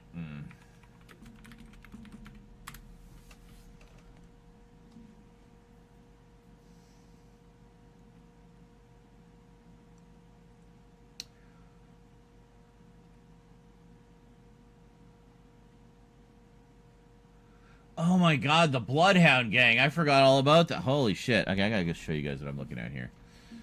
So, 3, 2, 1, Contact. Got the opening theme. Bunch of opening themes.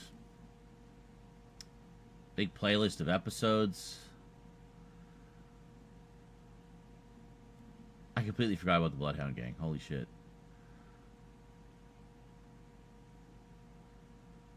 Oh my god. Hold on. Whenever there's trouble, we're there on the double. We're the Bloodhound Gang. If you've got the crime, we've got the time. We're the Bloodhound Gang. It's like shortest theme song ever.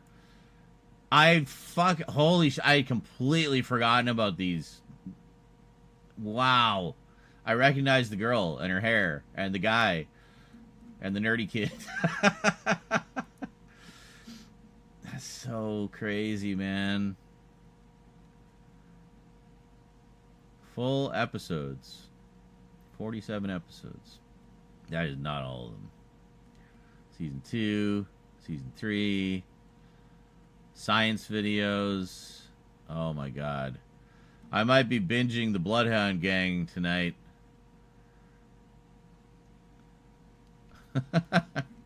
Or not just the Bloodhound, but 3, 2, 1, Contact. How about 3, 2, 1, Contact? Opening theme. Here we go.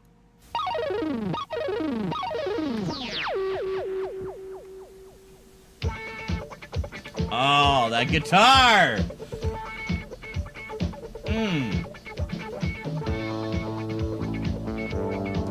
Yeah, baby. That's what I'm talking about.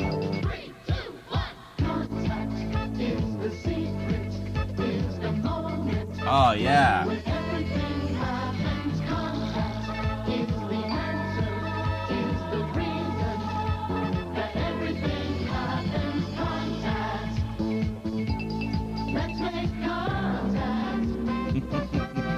Kitty!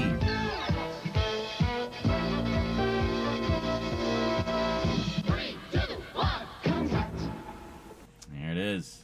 God. Man, like, you have no idea, like, this is the nostalgia bomb that just went off in my head. Like, crazy, man.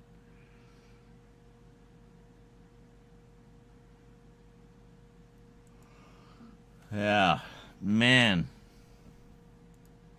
I might watch a bunch of those tonight.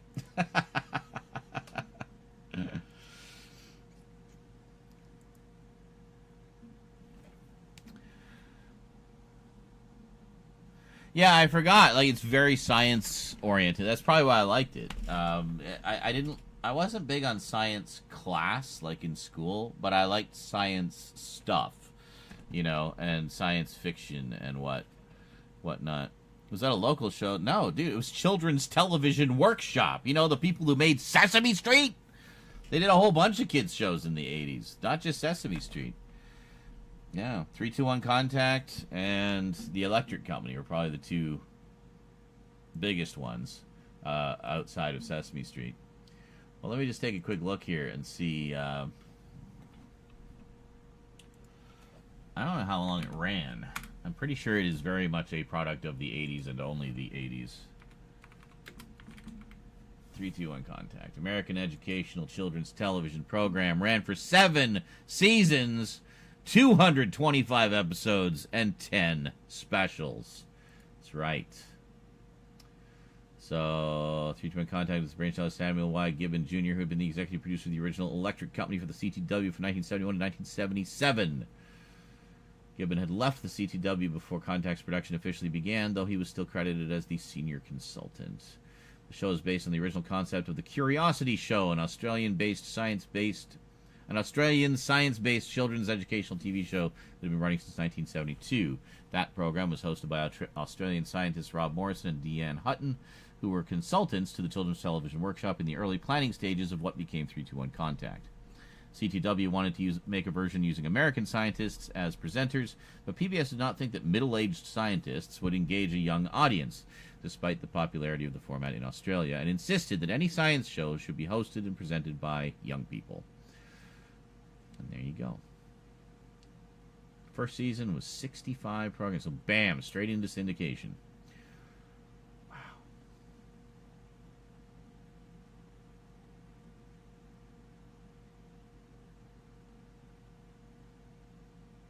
The Bloodhound Gang.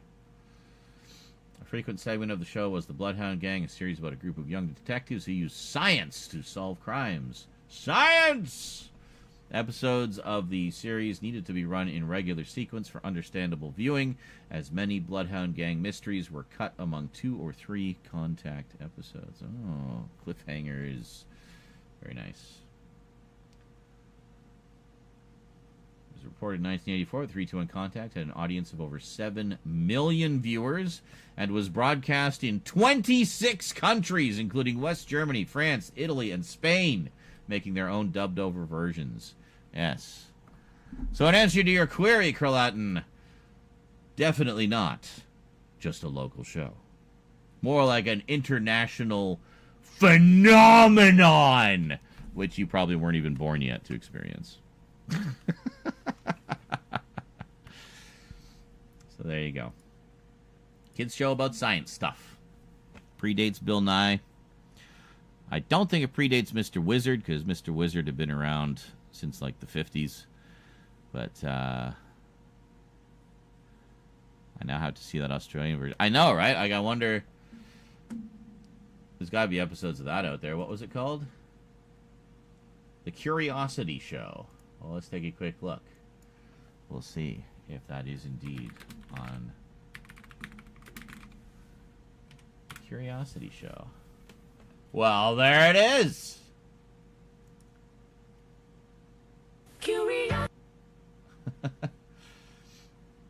Is this just segments, or do we have any, like, full episodes? I don't know. It just looks like segments. Well, maybe this will give us a little taste here.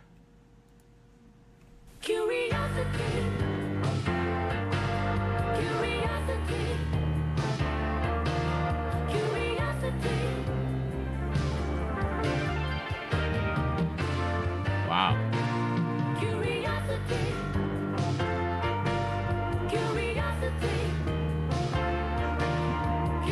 Baby Bat. Well, not Baby Bat, but Bat Bat.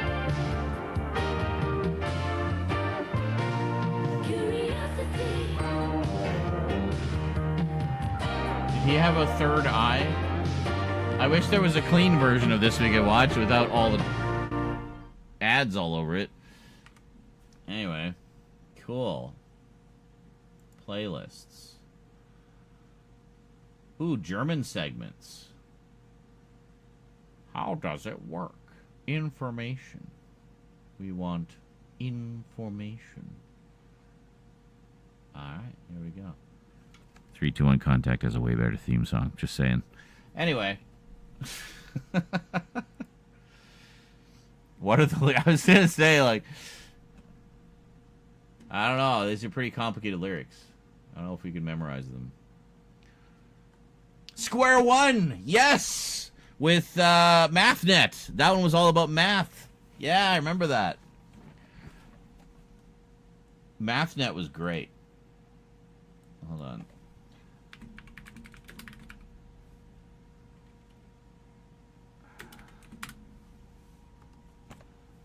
There we are. Square One.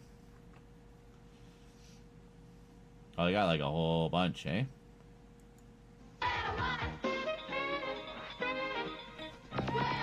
Wow. Very VHS recording here.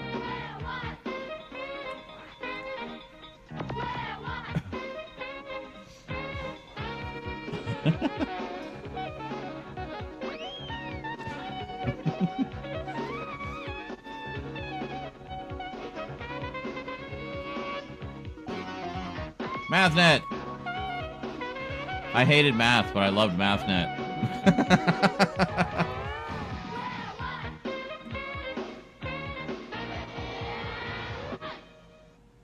Excellent. No, stop. Stop. Stop. Mathman. Oh my god, I remember Mathman. Let's see. Square One TV, Mathman. Here we go. You've already seen this much of Square One TV. How much do you figure is left?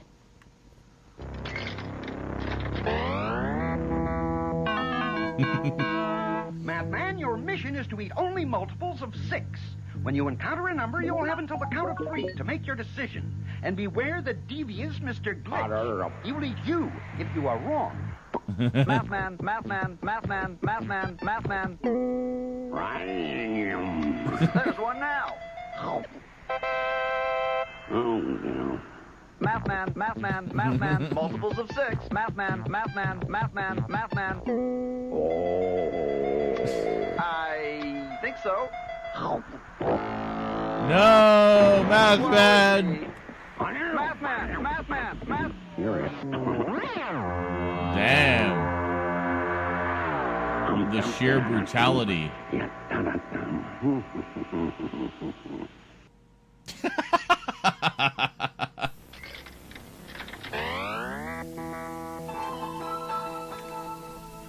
Cool. That was over very quickly. This one's 2 minutes long. But that's not what I wanted to see. I wanted to see, there's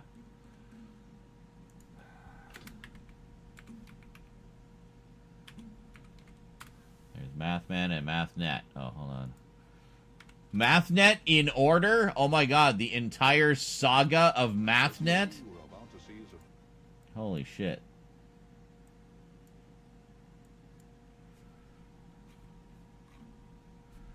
This might be really quiet. We'll just look at a few seconds of it. The story you are about to see is a fib, but it's short. The names have been made up, but the problems are real. It was a Monday, 2:43 p.m. and warm in Los Angeles for that time of day. I was working the day watch out of MathNet. The boss is Thad Green. My name is Monday. I'm a mathematician. My partner is George Franklin. We'd gotten a call about a neighborhood disturbance, problem over a baseball. I mentioned it to George. We've got a problem, George. Baseball. I love baseball, Kate. Martha and I, we went to Dodger Stadium just last night, Kate. The Dodgers played in Cincinnati last night, George. Yeah, no trouble parking. You ought to go with us, Martha, me to a Dodger game, Kate. No trouble parking. We've got a problem, George. Let's roll. I love the deadpan humor. Wow, this is like I didn't realize that they must have serialized this across several parts as well, like 321 Contact did with the Bloodhound Gang. Because like each mystery is like an hour long. It's like a proper show. It's on 70 minutes. Like it's a feature-length MathNet. Like holy shit, man! I had no idea they did that many of them. Well, that's cool, awesome. Might have to watch all of those, too. But, yeah. Anyway. This is crazy. What rabbit hole have we gone down here?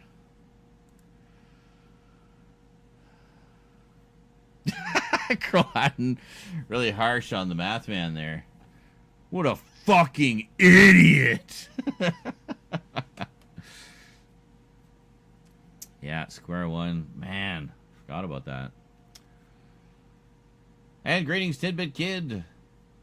My mom was one of those 7 million viewers. She loves 321 Contact and was ecstatic when I told her that I found most of the show on YouTube. Yeah, for sure. Like Art Attack. All right, I've seen some of Square One. I think Mom watched that too.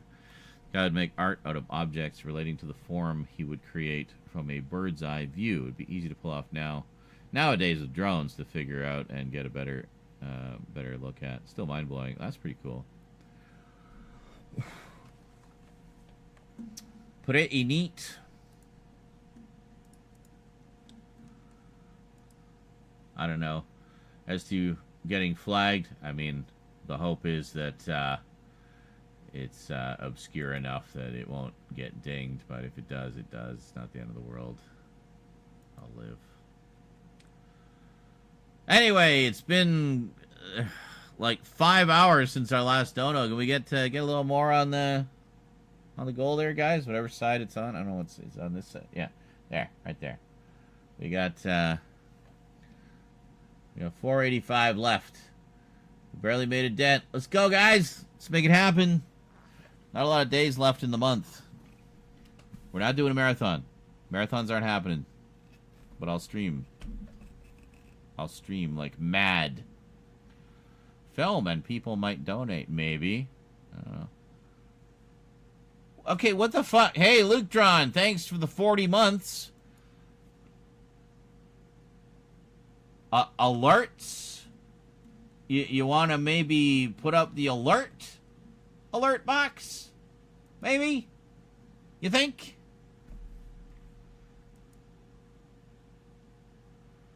Is this a problem other people are having? Is it just me? What's going on? Is there any kind of vibe out there? What's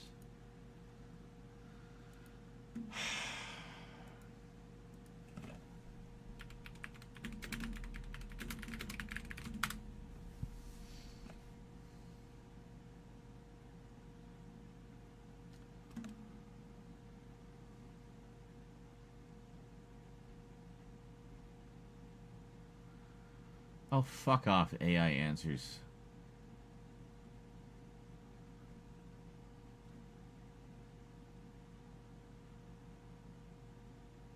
Browser source. We don't need the browser source. It's within Twitch.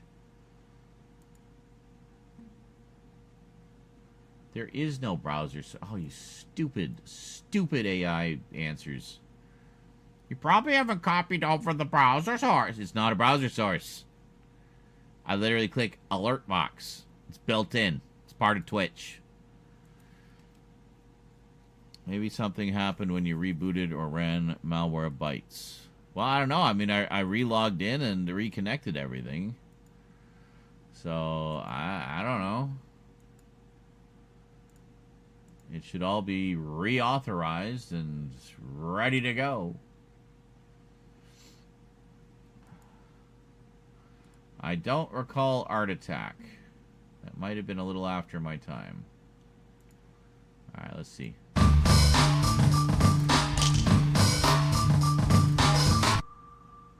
Okay. Kevin just subscribed. This is a subscription test. Thank you. I mean, we tested it before and it was working. What follows? Okay. Okay, bits. Bits have been working. This is a test bit alert for. Bits have been working all night. JL's been using them all night. So subscription? Oh, we already did that.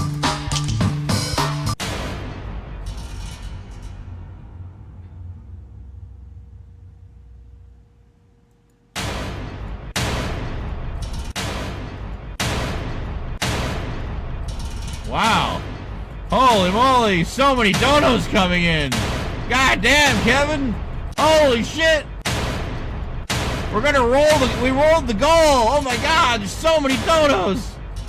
God damn, this Kevin guy is just out of control! My god, look how fast we filled that goal. Now we rolled it again! Oh my god, it just keeps going and going and going! It's like a month's worth of donos just in one fell swoop! My god, I'm gonna be rich! Kevin's just giving us his whole life savings! Alright, that's enough. That's enough of that. Wouldn't it be cool if that really happened?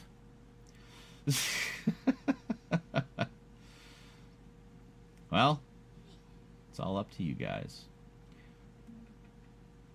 Now, I think I do this, and then this. There we go. And that puts it back to normal. Hi, sweetie. What's up? Okay. What's going What are you on? screaming about? Fake donos. Okay.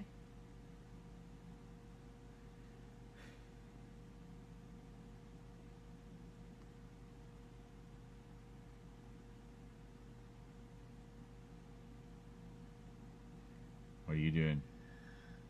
I don't know anymore. Life is meaningless. Aw, that's my little nihilist. Ugh, I'm all wet. Because I had a shower. Oh.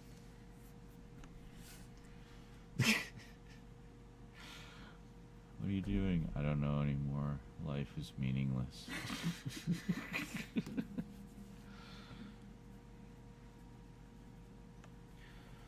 Donations people get in WeVibe chat rooms. What the fuck is WeVibe? What kind of porn chats have you been in there, Tidbit? Yeah. Raptor says, I don't know anymore. I feel you, kid.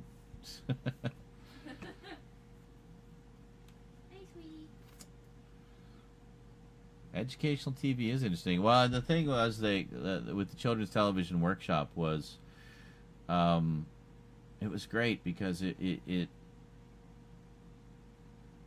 presented things in a way that was entertaining and engaging for kids, so they would be likely to watch just on the basis of the entertainment value of the show. And then it's kind of like they'd learn things without even realizing they were learning things. It made learning fun, but also taught them a lot of stuff that they might not be learning in school, you know?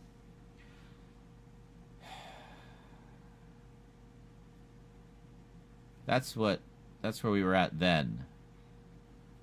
Where we're at now is them wanting to defund public television and put Sesame Street, which was originally designed to appeal to urban youth, poor families. So it was on television that everybody could access for free. They want to put that behind a paywall now.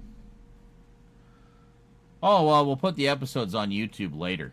Okay, great. So now all the kids who are too poor for your pay service will have to wait to see the current episodes, while the rich kids all see them and rub it in their face that they get the episodes before they do. Like, were you never a kid? Do you not know about the politics of the schoolyard? Like, don't mess with that shit. Kids have it rough enough as it is. Yes, so we mentioned the Electric Company earlier. Electric Company was also Children's Television Workshop and was a similar thing. That helped. That also introduced me to Spider-Man, I think. I'm pretty sure. I also watched the 60s series, but I can't remember if I watched that before or after seeing him in the Electric Company. I don't remember. But, yeah.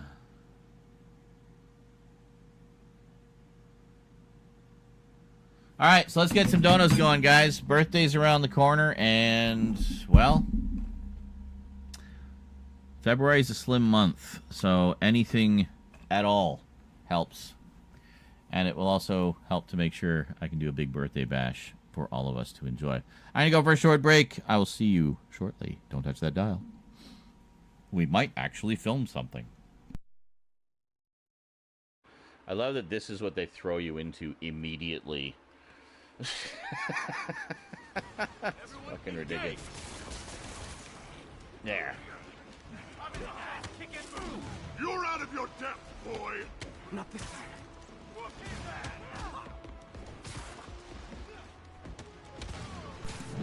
Wow. Speak of Spider-Man. Holy shit.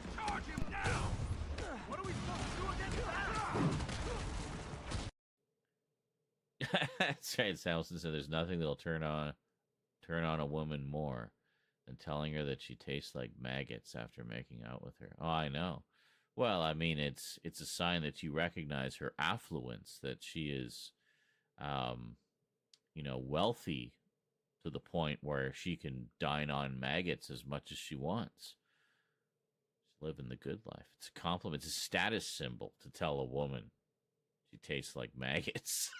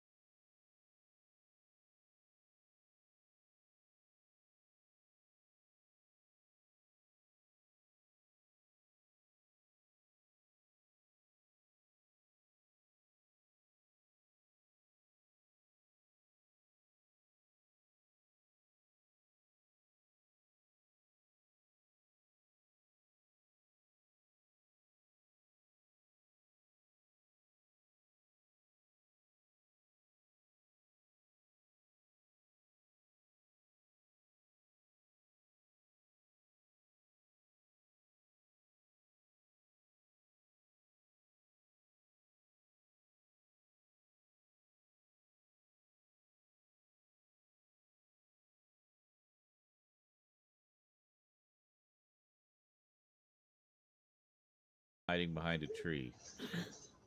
All right, we're coming. You might run into those two guys.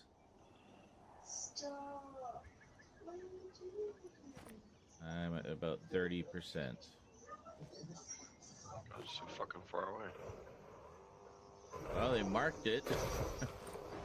Oh shit. 14, 12, 10, 8. Oh my god. Cutting it a little close there, guys. Well, especially this one, because this is the last we need to get through the rest of the month. Basically just coming up with rent. So, I don't know, hopefully we'll hit 150% maybe.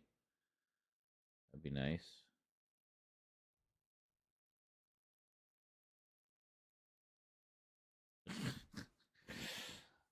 That'd be nice. We shall see.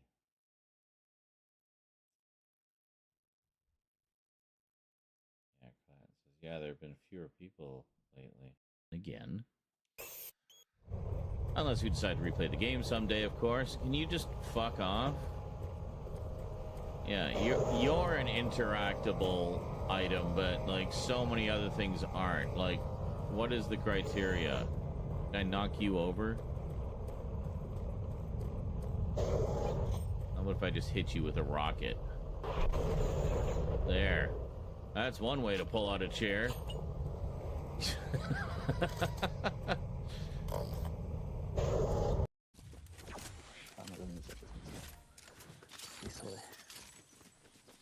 Alright, let me get that flopper. And Oh, we got them. We're still looting from the last guys, and then Nice. well, I mean, he just knew he was doomed when he realized. Shoot the tires! Shoot the tires! You get a Griffith token, destroy all the buzzard lairs in the Great White to stop their number of attacks from increasing. The hell? What the hell just happened? Did a car just, like, go off the ridge? We just got a shit ton of scrap for some reason.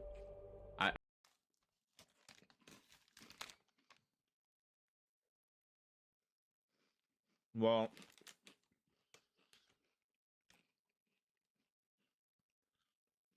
Yes. And when Data gets aroused, you hear this sound.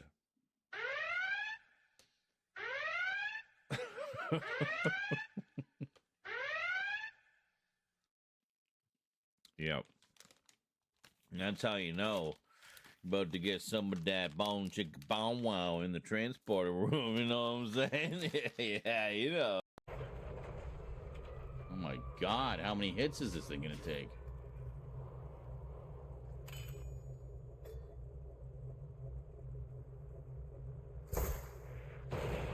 There we go. Oh, this is Pink Eyes territory? What?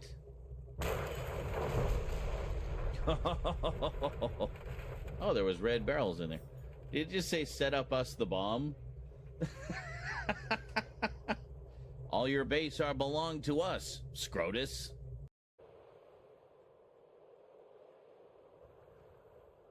There's nothing important up there. Okay. Now, let's go back to that looting location. And see. That's great. Can we just stop wiping out every 2 seconds?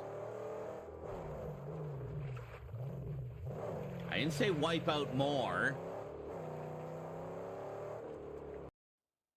How ancient are these clips? Oh, it's a clip of a clip. Who the hell is doing clips of clips? Like, they're already clips. You're literally watching the clip. The clip is done. Why are you making another clip of the clip? And I haven't even used that title screen in like 2 years. And now we're back to this one. Oh my god, it's the first one. It's the first one. This is where the vortex started. This one. This is it. We found ground zero for the vortex. Oh my god. Cool. Most of you probably have no idea what I'm even talking about. Anyway, it's been a running joke. We keep seeing this showing up in the thing. Anyway. Things are funny.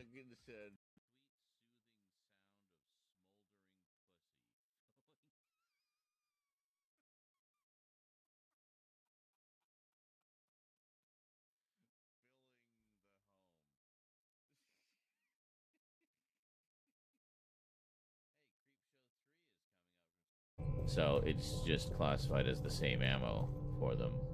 But Doom is a little more weapon specific, I guess. So, yeah.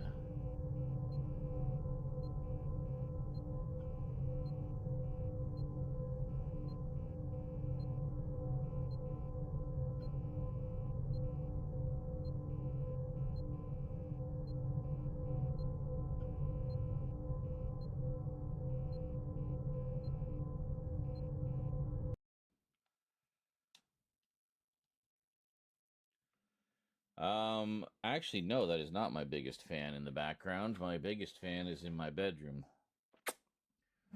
That one's about 14-inch, I think. I've got a 16-inch in the bedroom. Because you want that extra few inches in the bedroom, you know what I'm saying? You know what I'm saying? Really close a few times, then just botched it all at the end.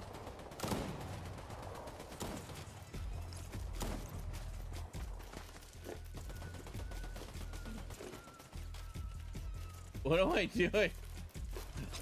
I'm like laying on, I'm like standing perpendicular to the rock. Just,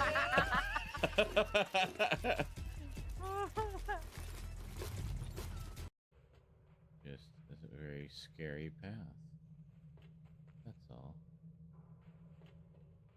No biggie. Full and a weapon ready.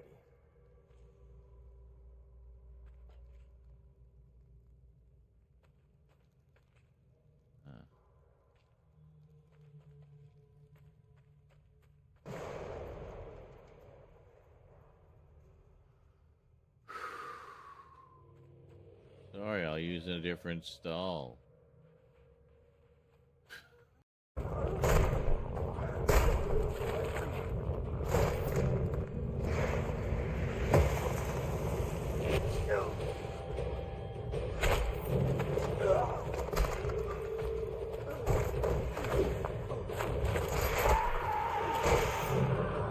That's right.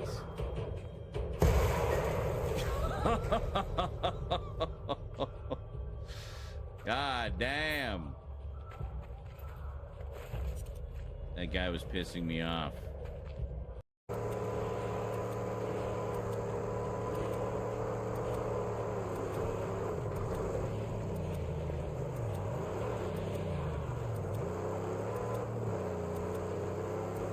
I think we got it. Yeah, we're good. We're good. We got it. Woo! Trophy earned. Complete at least one race at every death run location. Total trophy progress 69%. Woo! Oh, fuck all of you. Well, do the repairs. What are you waiting for?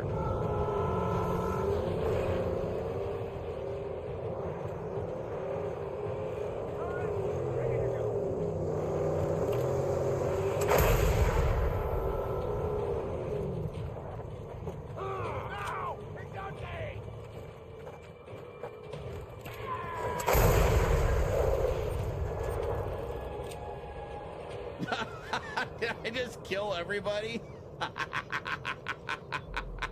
The whole war party was coming to kick my ass. I blew up that one gas tank, and the explosion killed absolutely everybody. Like 6 guys. 6 guys. Now that's working smarter, not harder. Thank you very much, Duncan. That was a great clip. Oh, hold on a second. There we go.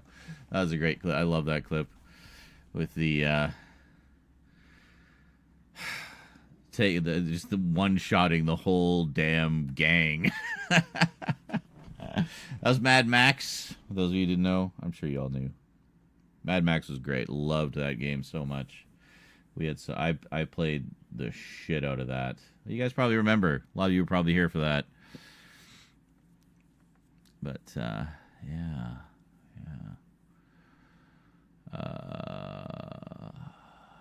What I say is, Colin says, only other thing is you don't have the resub alerts added to this scene, but I don't think that's the case. No, it's all just a single thing, just alert box. That's it. You put the alert box on, and that's it. It should just automatically pick up everything that you've activated.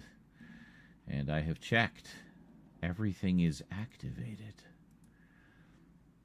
I just don't get it.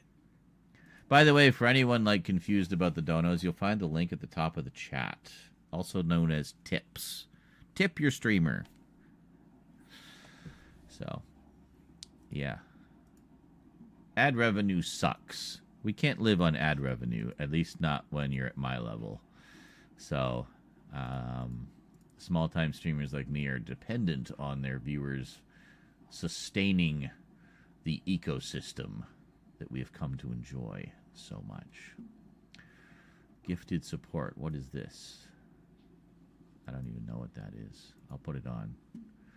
Okay, everything is turned on. I'm gonna toggle things off and on here just to see.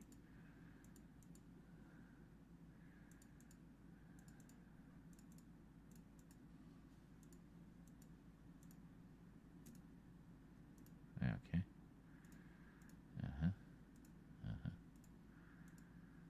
What? I don't know why it keeps turning that off.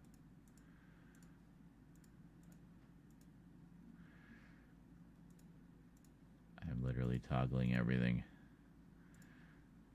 There we go. Gifted support. It doesn't like that one. Okay. Just no, get out of there. I don't know what I clicked, but it was annoying. So I made it go away. Done. Okay. Everything should be fine now, I say. Unable to test. Because we know the tests work. But we need to try it under real-world conditions. Which means someone has to do something, like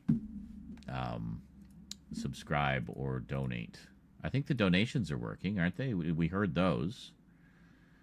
Bits are working. We heard those.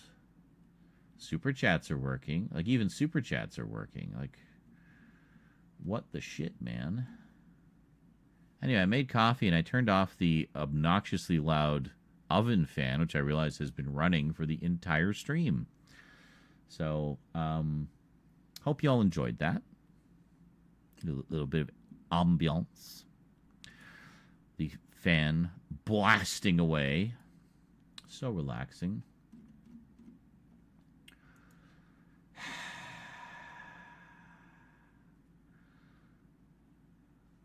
Oh no, Carlatin's Nitro plan expired tonight. Oh no. Well, how fortunate. I give the server 2 boosts a month. I subscribed to our server. So, talking about our Discord server, with Discord, the way that works is the admin and users and mods, well, basically everybody can do, can subscribe. Like, it's a paid subscription. You can subscribe and do what they call boost the server. So you boost the server, it's like $5 or something, and each boost, or every few boosts, you go up a level, and each level gives you more features. And the features are features that everybody can use. So you're helping the entire server, the community, everybody in it, by giving us more features we can use, that we can all use together and enjoy together as a community. So it's a very direct way to give into the community. To give back to the community that you enjoy so much on a daily basis. And in particular, important for screenings because it gives us the higher quality options, such as 1080p 60 frames per second. Yes, that is a premium feature, which we do not have by default. So if we're watching Blu-rays or, 60 frames per second videos, it can be handy to have that feature because then I can stream it to you basically in full quality. Let's see. So we're still sitting at... Are we at level 3? Yes. We are currently at maximum. We have enough boosts to max out everything. So that's cool. What else we got here? Yeah, so I've boosted it a few times. Legally Blind Gamer, also known as Wannabe Newfie, has boosted it. I think Jonkler has boosted it a few times. Carlatin boosted it a few times. So at the moment, we're sitting at level 3. So we have all the features that are available. But some of those will start to expire unless we start getting some more boosts. So it's not super critical right now. But... in the next month, I think. So, did I ever use Freak Chat? It's a short time after MSN Chat shut down. Nope. Did I use MSN Messenger? Yes, I think I did. I'm pretty sure I did. After that, I actually just switched over to Skype. I was using Skype for a really long time. And now I don't really use any messenger service. What else? I really just use Facebook Messenger to chat with people. And that's about it. I don't really use anything else.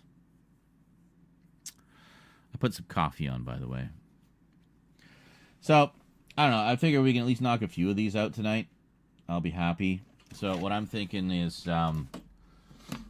should probably start with the most current stuff. ICQ. Uh-oh. Every time you get a message. Start with the more recent stuff, I think. So we'll do like the collection, the latest collections and stuff. Do those. And then we also want to do the animated ones. Well, the animated ones and the in color ones. So I'll put these two together, and then we'll do the color ones separately. We want to do the Jody set, obviously, because that's pretty new. So we'll do that. So that's 3. And then we got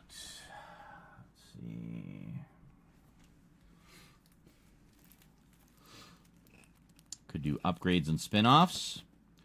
We got the last series of Torchwood. We got the one and only Doctor Who that's ever been released on 4K, Twice Upon a Time.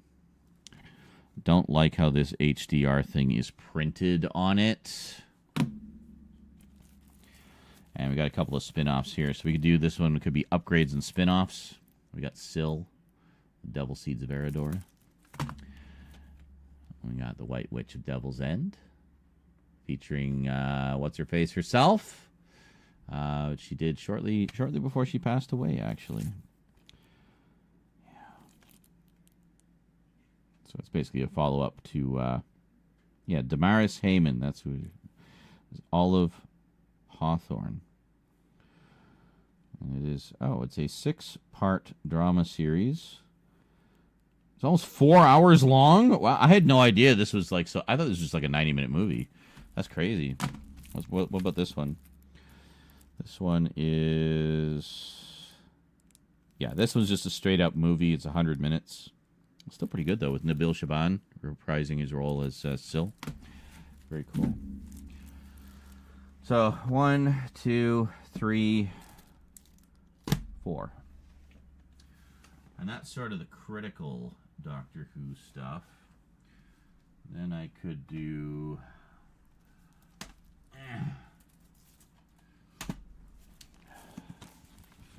couple of Blake 7 items. Very nice. This looks amazing, by the way. Get it. It's already out in North America as well. I went with the UK set because I prefer the interlaced presentation. It gives you better quality. And then we got kind of Doctor Who adjacent. We got the last 2 things I needed for Quatermass. And from Nigel Neal, the creator of Quatermass, we also got the Stone Tape, which is one I have not seen. It's apparently quite good. It's basically a paranormal investigation story. And being Nigel Neal, you can expect some creepy, spooky, otherworldly horror. And then another one. We got Doomwatch. Yeah. Everything that still exists of Doomwatch. This is missing a bunch of episodes because of BBC junking policies in the 70s, which really sucks because this is a show from the 70s, which means the episodes weren't that old when they got junked. So a lot of these were just only seen the one time they aired and never seen again. So, unfortunate. And then Tygon did a movie based on Doomwatch a few years later, which has most of the original cast returning, although apparently they don't play a major role in it. They're just kind of there as a nod to the fans. And there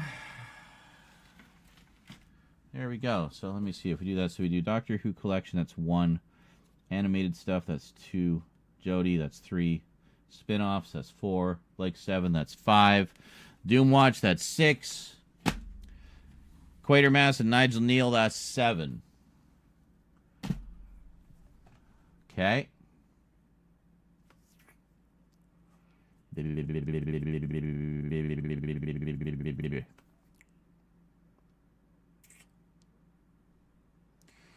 Yeah, so I think those are sort of the most critical ones because they're the newest, mostly the newest releases, so they'd be the most common, or like that people would be most likely to be looking for stuff. So I think we'll do it like that. Then what do we got? Then we got a couple here, a pair of other British shows. We got Gormenghast and Neverwhere.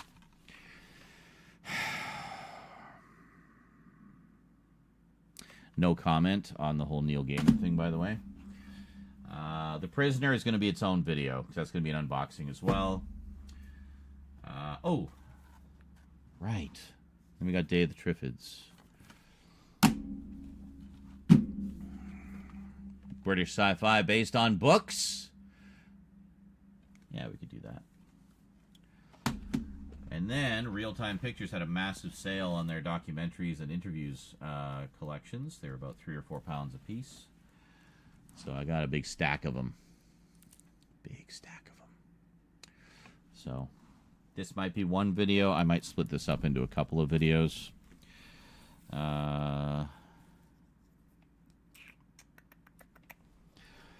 Actually, you know, I think adding this into the one where I talk about season 20 would be a good idea, because Longleat was the it's an old English castle where they had the 20th anniversary celebration for Doctor Who, and it was one of the biggest events in Doctor Who history. They were not prepared for the number of people that showed up. So, oh really? Hey, Film Appreciation Society says Aunt Beru from Star Wars is also in the Doomwatch movie.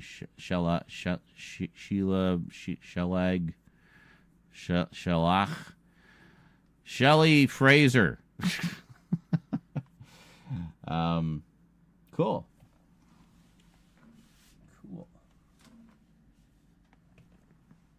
was all that? What is all this particulate on my desk? I don't even know. Hold on a second.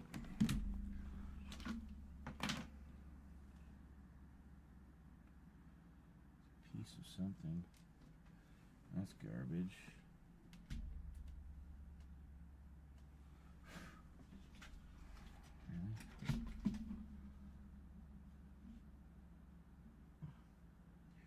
One of the rubber feet from my cheap-ass keyboard came off. Hold on.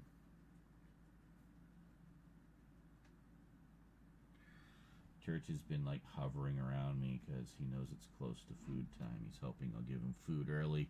That's not happening. It's not happening, dude. You can hover around me all you like. It's not happening. Hold on.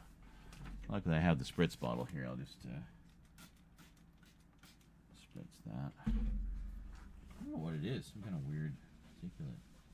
Was it just like a stray parabola of jizz that sailed over my shoulder and landed on the desk? Those late night spank sessions, you know how it goes. You get a little messy sometimes. I'll be right back. I'm just going to throw this stuff out. Damn it. Stop it.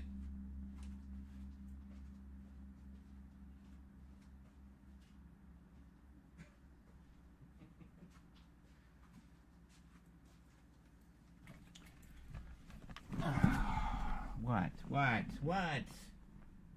Where's everything falling over? What is going on? Why are you so tangled around everything? I barely moved.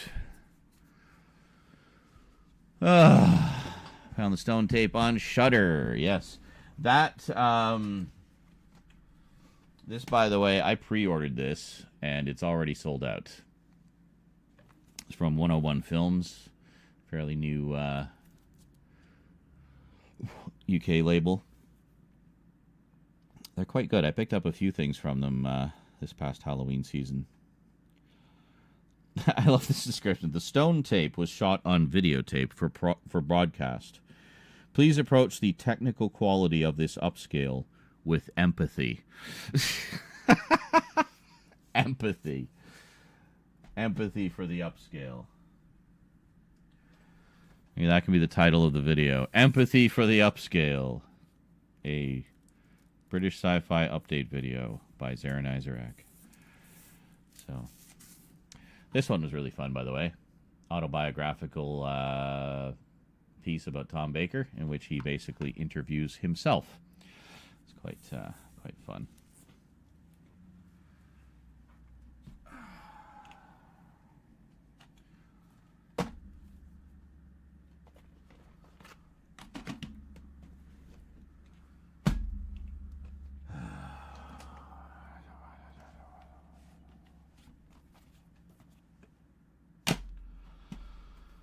And what else? Any more British stuff here? I don't think. Well, a couple things. Two things. We have the complete series of Whodunit, hosted by Dr. Number 3 himself, John Pertwee. And the only adaptations to date of the works of Minette Walters, the Minette Walters collection. We have The Ice House, The Echo, The Dark Room, The Sculptress, and The Scold's Bridal. It bugs me that they list them in that order because that is not the order of the books. This order that I have them here, going from here to here, is the order of the books. Not that there's any continuity. They're all standalone. But yeah, I like to. So yeah, we got like significant actors in here. Like that guy, you've seen that guy in stuff before. Daniel Craig is in one of them as well. Pre-James Bond, Daniel Craig. Yeah.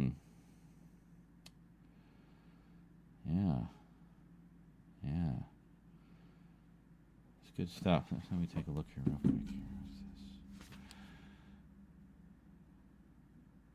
Yeah, Clive Owen. Look at that. Oh, she's familiar too. Jolie Richardson. Yeah, I've seen her in some other stuff too.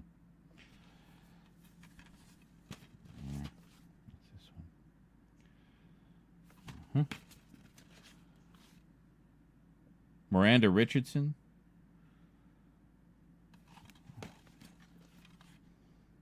We watched this one on Discord, The Sculptress. So good.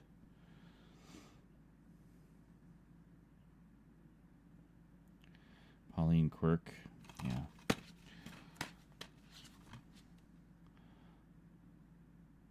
Yeah, Daniel Craig, Francis Barber. Yeah, this is good. Oh! That's Daniel Craig, by the way. Barely recognize him. He looks so evil there. He's not evil. He's actually a police detective in it, but great. Now I don't know what order they go in. Hold on. Yeah. Skulls Rattle. I think that's it. More or less. Anyway, love Minette Walters stuff. Very dark mysteries. Don't get uppity with the upscale. That's right. So, anyway, I've been wanting to get these officially for a long time, so it's great to finally have them. So, a couple of mystery things, and I guess that's kind of it. Yeah. So, we do, let's see, 1, 2, 3, 4, 5, 6, 7. That'd be part of that one. And then 8, 9, 10, 11.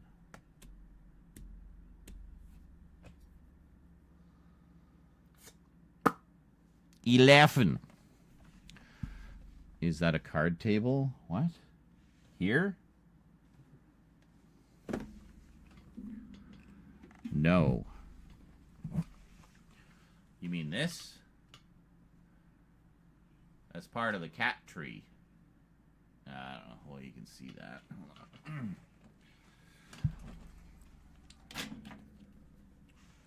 Hold on.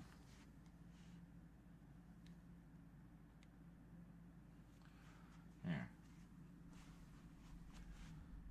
Cat tree. Got like a coffin bed. There's a bat platform there. There's a little ladder with little scratching stuff on it. There's kind of a cathedral on top. It's hard to see. The lighting in here isn't great, but yeah. A little dangly spider there. And scratching posts all over. All the beams are scratching posts. So.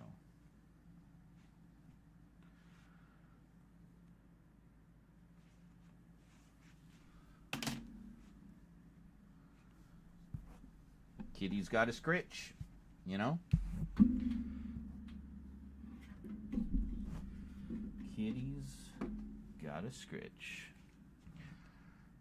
A U-shaped desk. It is an L-shaped desk. It is an L. I literally did a stream assembling this. It is an L-shaped desk.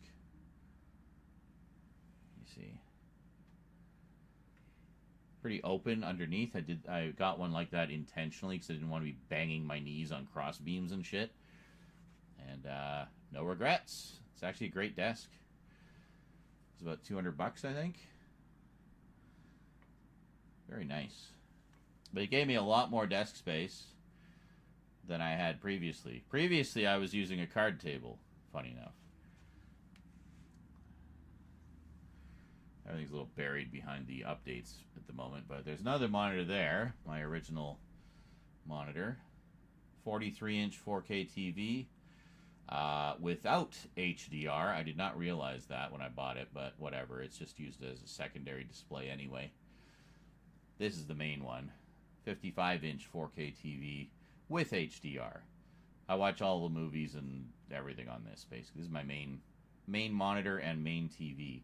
So if I'm watching something on this that I want to watch full screen, then what I'll do is I'll just move all the computer display over there. So I can actually have this like it is now. See the mouse pointer?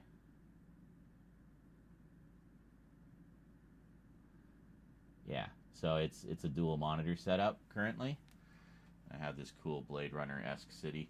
This city, by the way, kind of neat. Let me show you here. Oh my god, everything just get out of my way. Everything, holy shit, everything get out of my way. So many things in my way. There we go. So this cool city here is actually from a video game called Dystopica. And it's essentially a city builder where you can make your own dystopian sci-fi Blade Runner-esque city. Needless to say, I want to get that. I think that'd be pretty neat. Ugh.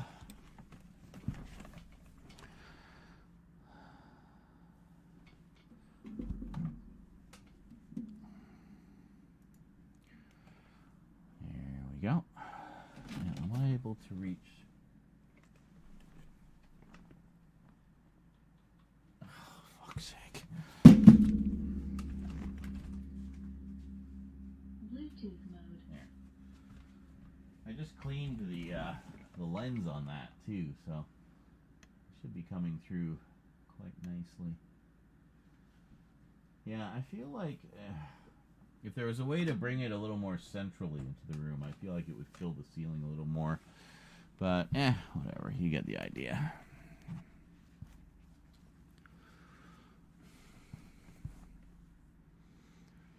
For having slim bezels. Yeah, I mean, it has... I think it... Yeah, it has a pretty thin frame to it. It does have a black border around it slightly, but that's actually the screen. It's not the it's not a physical border. I think it does. Yeah, just right on the edges there. But it doesn't really affect anything. But and same with the other one. It's got a little black border around it. But yeah, that's fine. But I've noticed when I'll have the same video up on both screens, the color looks noticeably better on the big screen than it does on the little one. I've tried sort of fiddling with the settings to see if I can get them close, but it just won't do it. And so I guess that's the HDR. You know, so it is kind of handy. I could see them side by side for the first time. I mean, I've talked a lot of shit about HDR, but honestly, it looks good. So I can see why people like it. Anyway, I think it's way overhyped. I don't think they really needed to make it a selling point. I think it should have just been something that was a part of it. You know. Outcasts. The Outcasts Deluxe Limited Edition emerges as one of the great gems of Irish cinema. Okay. The Curious Dr. Hump.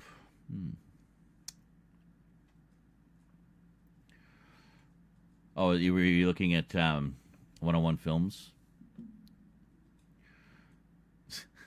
Carlatin is interested in The Curious Dr. Hump.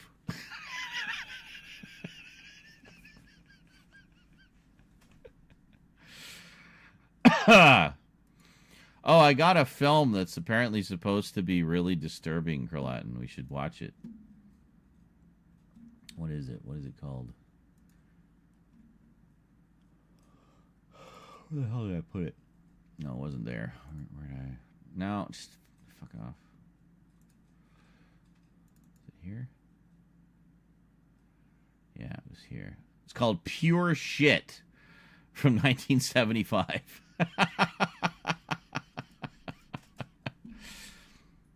pure shit. Yeah. I don't even know what it's about. Some junkies or something. I don't even know. But yeah, 1975. It's called Pure Shit. Some indie film. Apparently really gory. Is it gory? Well, I don't know if it's gory. It has some disturbing parts that were really hard to watch. I'm like, oh, sweet. Sign me up. I love disturbing parts that are hard to watch. Violent shit. Yes, that's one I've actually been wanting to get. I think it's a shot on VHS. I forget who has the video of that. Is it Intervision? No, I think it's TerrorVision, actually. I think TerrorVision carries that one. Violent shit.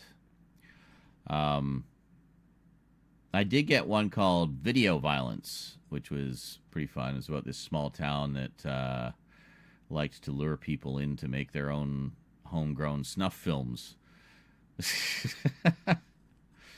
So, yeah, it's fun.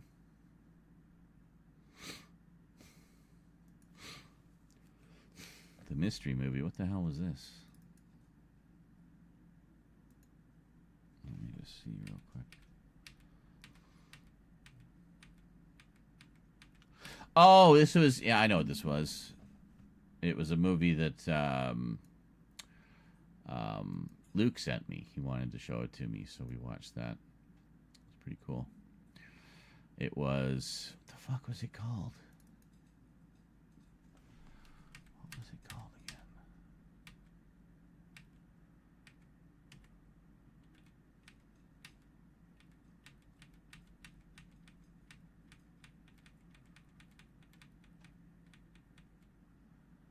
Little Mama. That's what it was. Little Mama. Petite Mama, a French film. It was very good. Very good. It was kind of sweet and wholesome and kind of a time travel story, actually. And a very, subtle, clever one. No big spectacular effects or anything. It's all very kind of organic. It's very good. Hey, as always, Timbit Kid, my fellow Canuck. Thanks for stopping by. We might actually do some filming tonight, hopefully. If not, well, we had a good chill and chat, you know. Sometimes that's the way it goes. And greetings, Joel Morford. How's it going?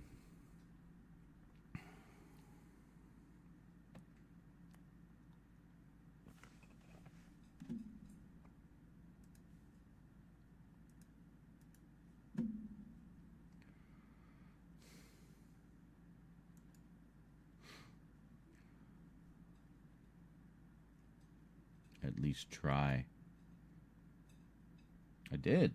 I figured out how to organize them.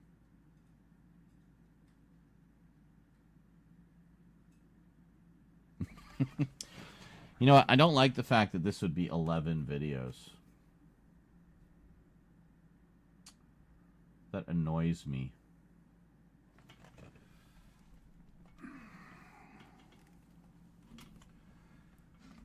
Maybe what we'll do...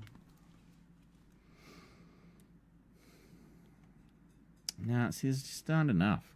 I was going to say maybe I could divide these, but really I need to keep all of these together because they're all kind of themed. And then that just leaves 4 remaining that are not part of the theme versus the 8 that would be in the previous video. I guess if I did the 2 Longleat ones, I could split it up. See, otherwise it'll be an update of 12 DVDs with 5 or 6 items on each DVD that I need to talk about. So just do a 24-hour video. The biggest update ever! Yeah, it would probably take about that long to get through everything, honestly. We've got a lot of stuff. Went a little nuts.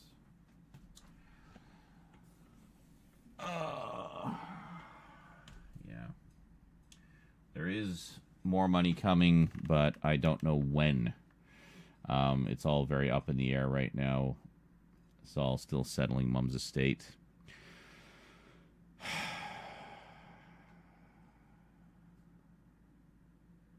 So yeah, I don't know when that's coming. I was told like end of summer of this year. It's like a year and a half after she passed. Like, why does this take so fucking long? I just want that to be done so I can move on to the next phase of everything, which is, you know. Well, thank you, Travis. Well, I know a lot of people do. A lot of people do. The problem is, the flip side of that is, like, I need to get some videos done because there's even more people that only watch the videos. They don't come to the live streams, so, you know, I don't want to leave them out in the cold, you know. But also the videos stand as, like, a permanent thing that continually draw more people to my channel, right? And that's what we want. We want it to grow. Want to find the rest of our people that are just wandering around out there aimless and haven't found us yet, you know? We got to find them. They need us. Yeah. So, anyway.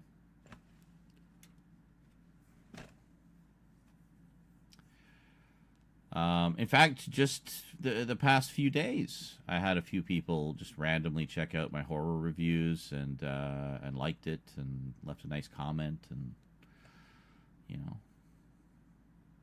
it's good. I'd like to get more stuff.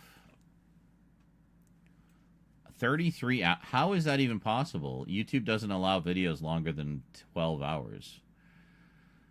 Unless it was somewhere other than YouTube. If it was on Twitch, Twitch doesn't care. You can just stream forever. As long as nothing fucks up during the stream to bork it, you can have a fairly lengthy video. I think I've got one somewhere that's like, well, I don't think it's saved on Twitch anymore, but it was about 26 hours, the longest stream we ever did. And, or one of the longest anyway. But BMW. Oh my god, how did I never make that link? Wow, BMW. But it's such a badass name. Black Metal Werewolf. It just conjures up such wonderful dark imagery, you know? So, I don't know.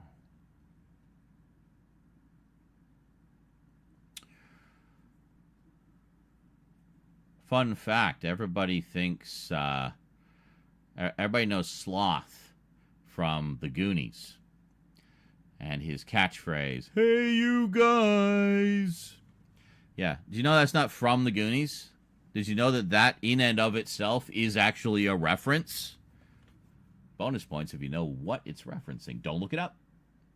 I just want you to know. Does anyone know who or what Sloth was who and what Sloth was referencing? Do you know?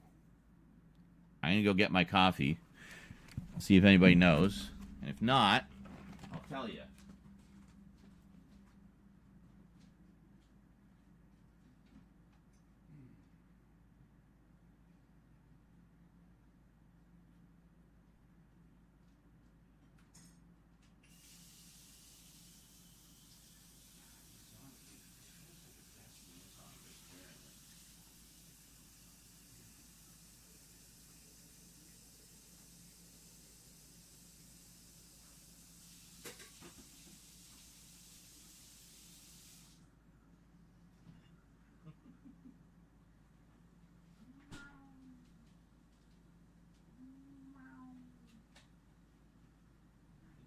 Food, Church? Is that you? Did you eat it all? Hungry boy.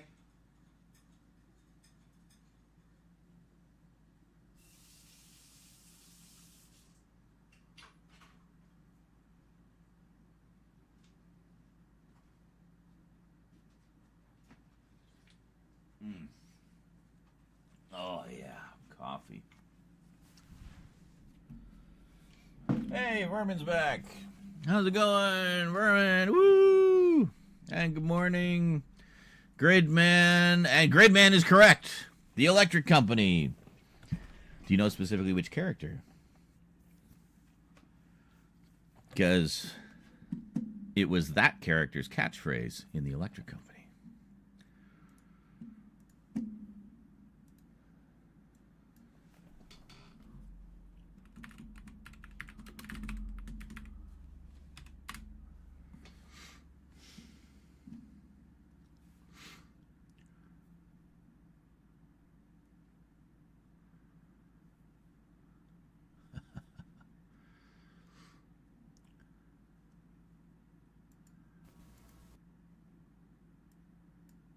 You didn't hear anything.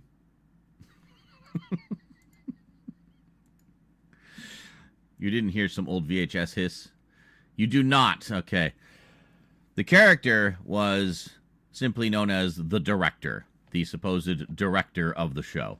And she was this beret-wearing, megaphone screaming into sassy lady, played by Rita something. Her last name escapes me. But anyway, she was the director of the Electric Company show. So take a look. Hey, you guys! There it is.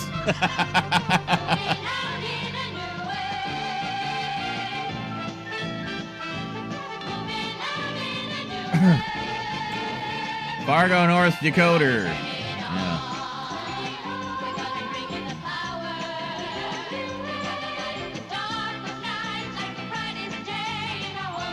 Who's that handsome devil? Oh, look, it's Morgan Freeman.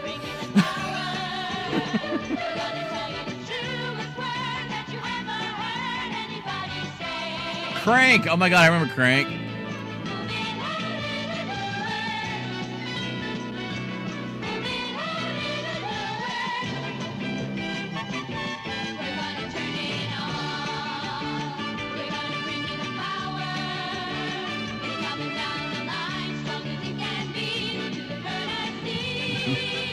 Spidey!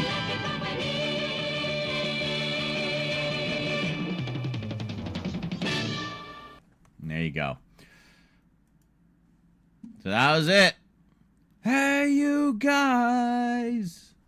So that's what Sloth was referencing. Now you know. And knowing is half the battle. Elon Musk as Crank.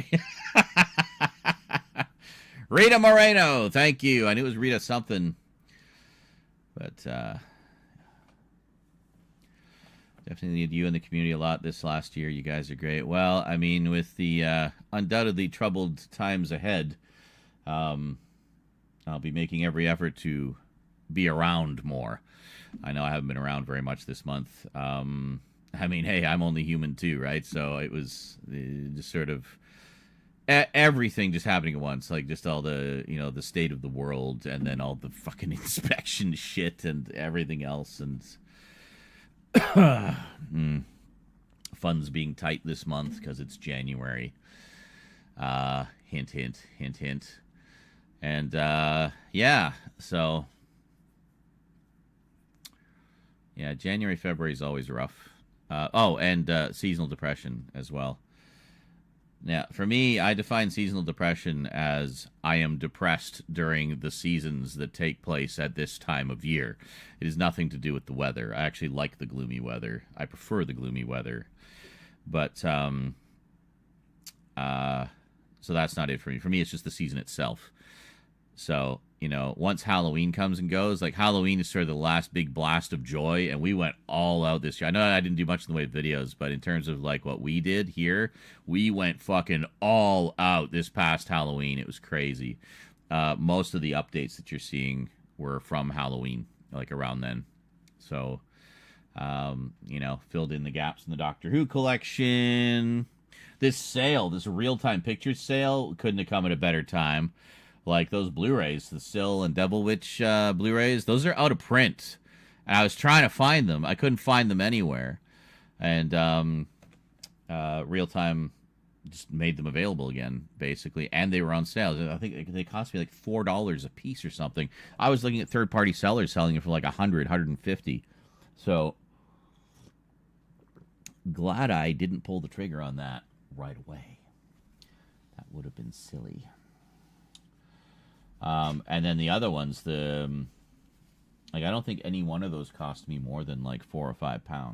It was a ridiculous sale. They must have had overstock on stuff they just wanted to clear out. But, hey, whatever the reason, I'm not complaining. It allowed me to fill in a lot of gaps in that collection. I think I have everything now from the Doctors series. All the interview DVDs they put out. And there's like 5 or 6 interviews on each one of those. So, like, I figured 12. I got, like, 12 times, like, 6. I've got, like, 60, 70 interviews here now. New stuff. You miss horror gaming? Well, if we knock this out quick, we can get back to some horror gaming. And I'll put that in between the updates. How's that? Deal? You give me something, I'll give you even more. I will give you more than your money's worth. But we got to knock this out first before any of that can happen. All right? We got to work together, and we will go into a bold new era together. What was this? Do you know what happened to that one disc that went missing in transit? What disc? What? I don't know what you're talking about.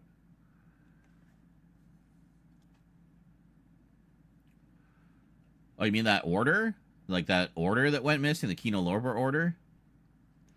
I was talking about the other day how they had to send it to me again. And, yeah, so I'll just tell the story. So, basically, I placed a big order with Kino Lorber during one of their recent sales. And one of the items I ordered was the 4K of 12 Angry Men, which I have never seen, and I've been wanting to see it for ages. And this was its 4K debut. It was kind of a big deal. So I was like, oh, fuck yeah, I'll grab that. So I grabbed that as part of the sale. It was like, $17 or something. The other things were even cheaper, like $10 a piece. So I just got like a stack of Blu-rays and the 12 Angry Men 4K. Well, a couple months go by. The postal strike happens, obviously, so I just assume the delays are because of the postal strike. Postal strike ends, still no sign of the package. I messaged Kino Lorber, and they said, oh, yeah, if you haven't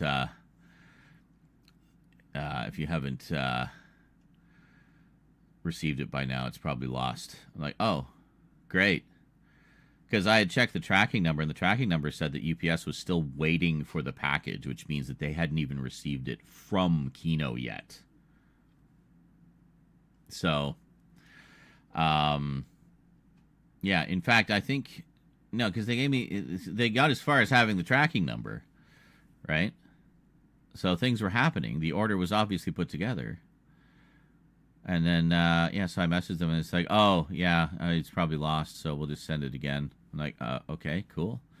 And then no sooner did I do that, had a stream that night, and someone came in and said, oh, yeah, did you get that 12 Angry Men 4K? I'm like, no, I ordered it. I'm waiting. There's a problem with my order. It's like, oh, because it's, like, out of print now. You know that, right? I'm like, what? What are you talking about?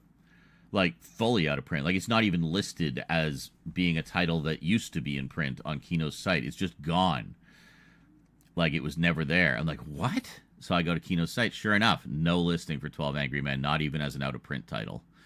Not even as an out-of-stock. Like, most boutique labels will at least have an out-of-stock listing to confirm your suspicions that you did not, in fact, dream that they released that thing, but they did, in fact, release it, and it's just out of print. So, sucks to be you.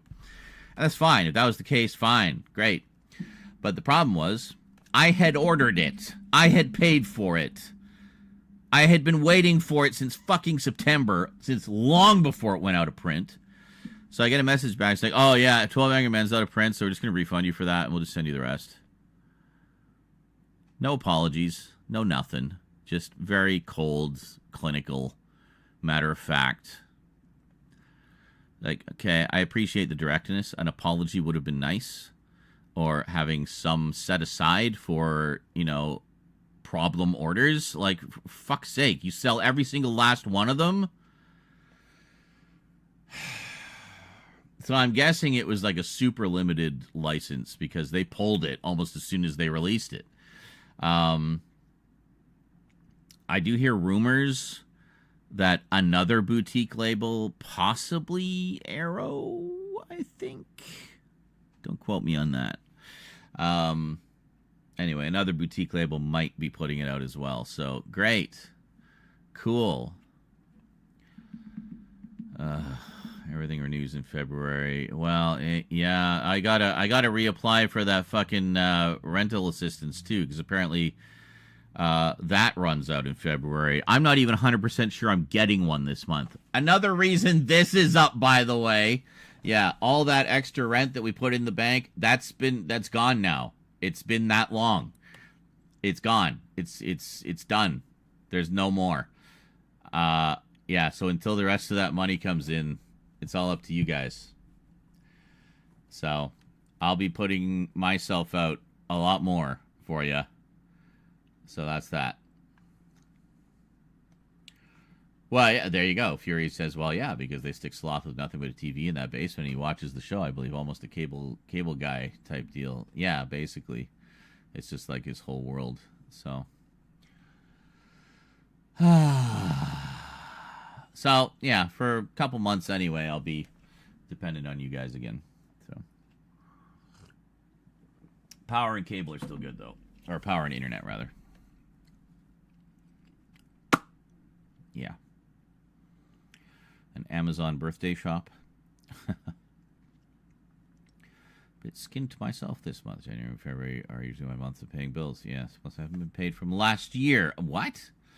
Also paying off the Christmas package in 3 installments. I think this is month 2 of 3. Oh, Jesus. Next year I'm using a different service for sure. Great. I'm also waiting for some money to come in that I had lent to someone, and you know, problems arose and wasn't quite able to pay me back on time. Yeah, we're sorting that out. But anyway,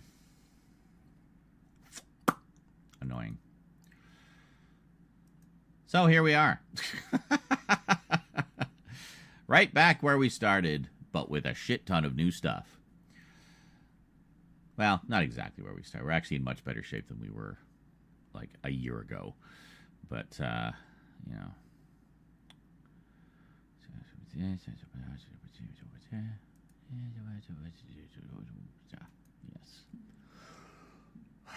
Oh, my X data is ready. Excellent. How about I grab that?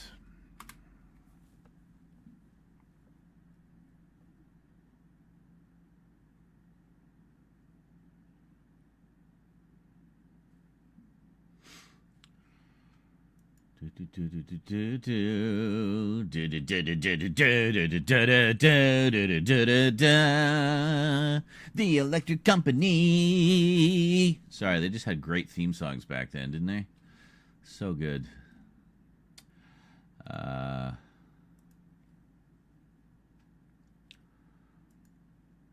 What? For fuck's sake. Hold on. I have to confirm that you're you. It's like, I never log out. Who the fuck else would I be?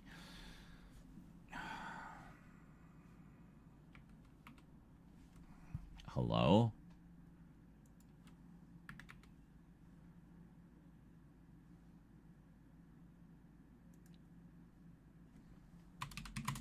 I gotta go through the 6 degrees of fucking verification just to get my data. Oh my god. Get on my face. Oh, it was right there. Fuck. Never mind. Yeah, email me. Wow, that was quick. That was like the fastest verification code I think I've ever received. Come on. There we go. Downloading archive. Let's throw it in downloads for now. There we go.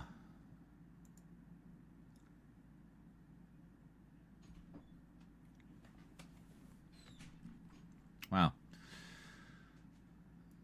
have been on Twitter since, what, about 2008, 2009 is when I really started using it. My accumulated data in all that time, including media. When you download your data from there, it includes all your pictures, videos, including stuff that you've watched. So you just end up with hard copies of everything. 2.2 gigs for everything. My entire Twitter life. 2.2 gigs.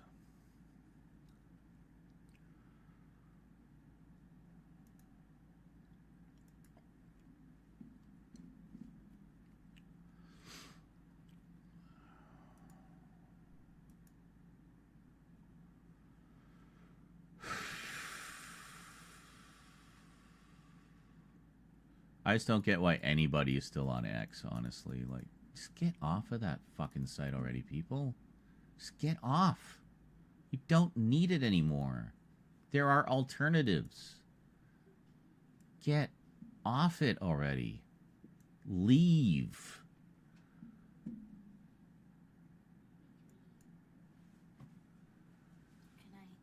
Night, sweetie.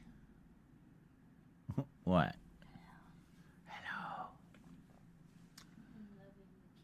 You're loving the kitties. I'm sure they appreciate it. Church was being a little poop. Why are you being a poop?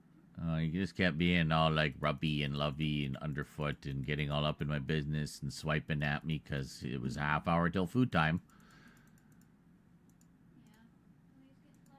Well, I'm pretty sure he got to the food before Eclipse, so. Yeah, they get a couple extra at night. Yes. Have to go through another 5 to 7 months of scraping rent. Yeah, pretty much. Pretty much. There's a couple more GST months in there, I think. Let me think. We just had one. So, April... May, June, July. April and July. But the July one might be... I might need to do, like, this year's tax, like last year's taxes or whatever. 2024 taxes before that one will come in. I'm not sure. Because that's kind of the cutoff point. But, yeah. Lending people money. I know, right? It was basically a case of I had the means to do so. It was a rare opportunity for a friend. Not like a business opportunity, but just like an experience, like a once in a lifetime experience kind of thing. There was a concert they wanted to go to, so and possibly, you know, the last concert from this performer, so, or at least the last one that they would be able to see. So, yeah, so I stepped up and lent them the money to go. Simple as that. And I mean, times being what they are, things didn't quite go according to plan as far as paying me back, but there are plans in motion, so I'm not overly concerned about it. It's just a little frustrating that it's taking longer than we had originally anticipated, so... But this is a person who I trust implicitly, and I know will come through in the end, so I'm not worried about that. It's just, I'm just worried about when. You know? Yeah, Travis, and anybody else, if you go into your settings for Twitter, and it's, let me just see. I'll walk you through. I don't want to show you in case it, like, shows private information from my account. But let me just walk you through it real quick here. So, let me just double check. Yeah, just fucking... Why are you so shitty? Can you just... There. Is there any private information here? No. Okay. All right. So if you look here, you just basically go to more and then go to settings and privacy. This is the desktop version. I assume it's similar on the app. So, settings and privacy. Why do I have follower requests? I'm not accepting follower requests on Twitter. Don't contact me on Twitter. I will ignore you. You can deactivate your account. It does not delete it, by the way. Much like Facebook, there doesn't seem to be a way to actually delete the account. You can just deactivate it. But you go here. So you go to, it's like the first thing, your account information, password, this one. Download an archive of your data. So you click on that. For fuck's sake, I literally just did this. Why are you making me do this again? Oh my fucking Christ. Hold on.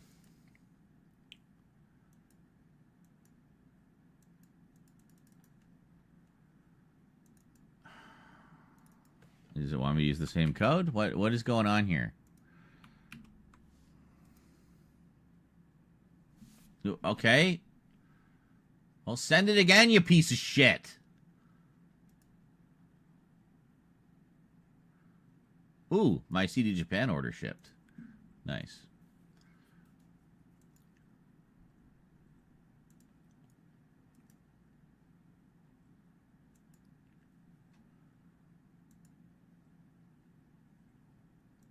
Yeah, great. Ugh, it's so goddamn glitchy. Anyway, forget it. Forget it! Just get... Oh my god, just get out. Just get out. Get out. Get out. It's so glitchy. Anyway, let me just show you here.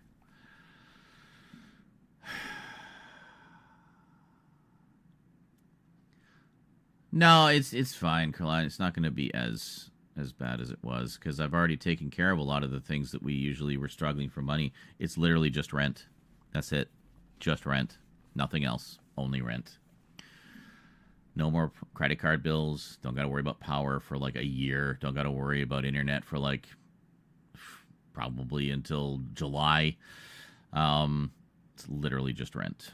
And then the money that comes in from the government, that can cover food. And we got a food bank literally right next door if things get really tight, you know. So don't worry about it. We'll be fine. So anyway, you go here, you go here, download an archive of your data. It'll ask you to confirm your account 6 ways from Tuesday. It's really fucking glitchy. But keep trying until you get through. And then it'll, you can just say, you know, request an archive of your data. It takes about a day. They'll send you an email to let you know when your data's ready. Then you go in, verify again, go through all that malarkey again, and then you can download the archive. It's just a big zip file. And then inside that are basically, you can read your tweets offline. It has HTML files for your tweets. It has all the pictures, all the videos, everything. Music, whatever. It's all there. Everything. Everything you have ever experienced on Twitter on your profile is there. So, dating back to the day you signed up. So, yeah. And that's that. Anyway, then after that,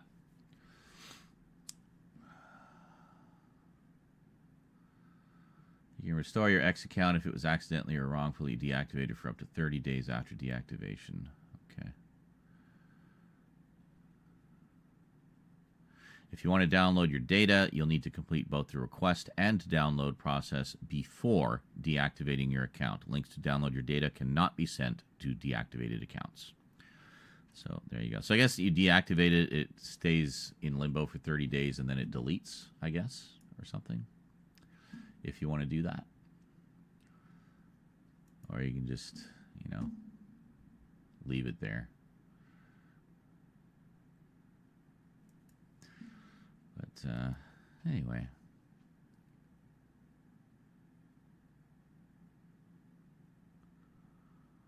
Oh, another thing at Blue Sky that they have, which is quite neat, is this. Logged out visibility, which discourage apps from showing my account to logged out users. Yeah, that's a sneaky way people can look at your stuff, even if you've blocked them. They just log out of their account, and then they can still watch all your stuff. They can't comment or affect it or anything, but if they're, you know, spying on you or whatever, then they can do that by logging out. Blue Sky has features in place that attempt to prevent that. Yeah, you can rest assured, Carlatin, it's never going to get to where it was ever again. Don't forget, we've also got a shit ton of stuff in storage that we're going to be putting up on eBay very soon. I got to talk to Cass about that, actually. We should probably start doing that. I don't see any reason to wait on that. But it really all depends on when Cass can come up, because he's the driver. He's the wheel man. And then also... thought it was done and it was just fun money. Yeah. Let's just say we had a really good Halloween.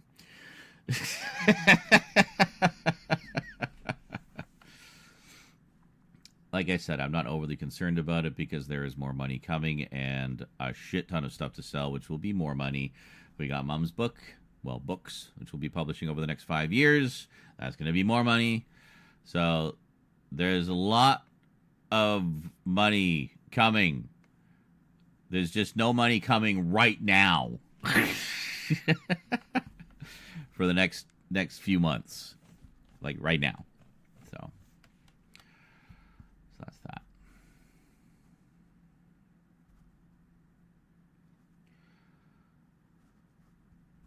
I don't know. Maybe we will do a marathon, just like one.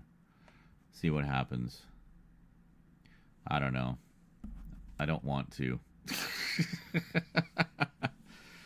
End of summer is like well, it is. It's almost Halloween again, you know. And I mean, the plan is to have a lot of stuff in motion by then. So, the start of which is, you know, a new pile of videos. The last week has already felt. Oh, I know, right? It's been crazy. It's felt like a very... It feels like... Yeah, I mean, it's... Yeah, that. Yeah. Mm-hmm. Correct. Yes. I agree. Yes.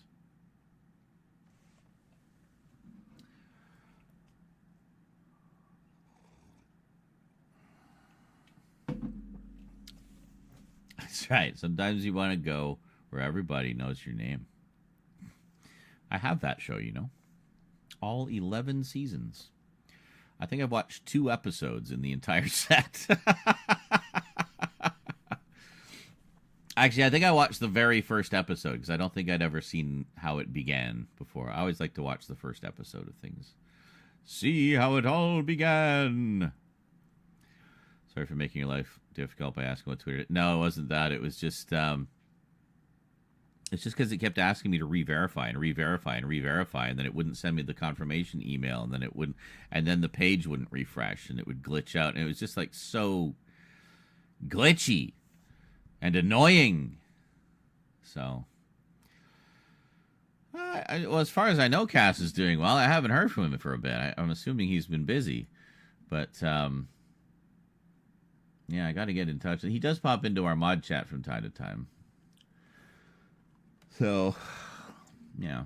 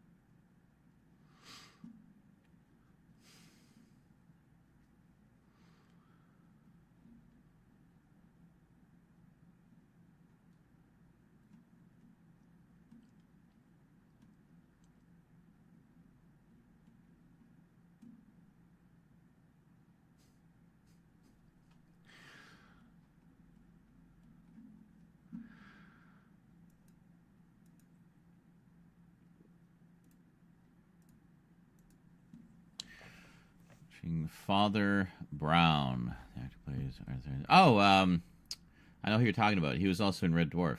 Played Olaf Peterson in Red Dwarf. Yeah, very funny. Very funny actor.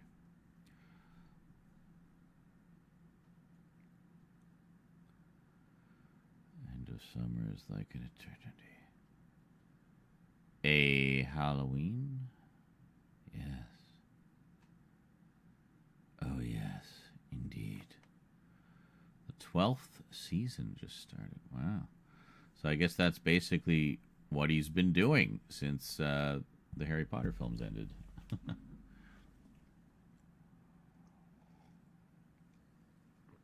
Fuck J.K. Rowling. Cheers.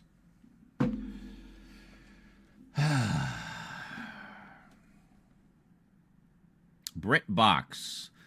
Yeah, see, that's one that I might actually consider subscribing to. I've thought about it for a while. So much great British television.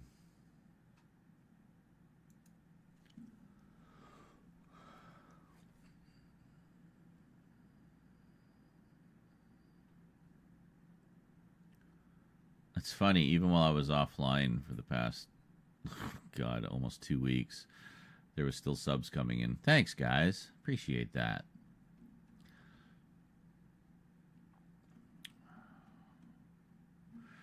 Well, I mean, to be fair, thanks to JL going haywire with the soundboard, things will be great in the latter half of next month.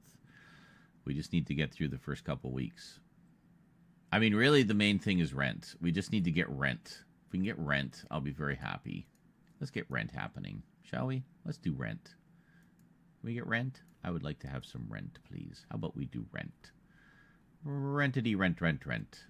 Rent, rent, rent, rent, rent, rent, rent, rent, rent, rent, rent, rent.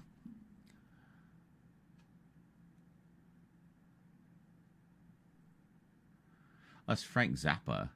Interesting.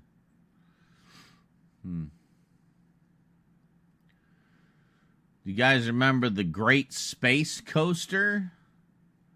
That was another blast from the past I was reminded of the other day. The Great Space Coaster. Classic Who, yes, of course. Yeah, I guess it's one of the few places you can watch it, eh?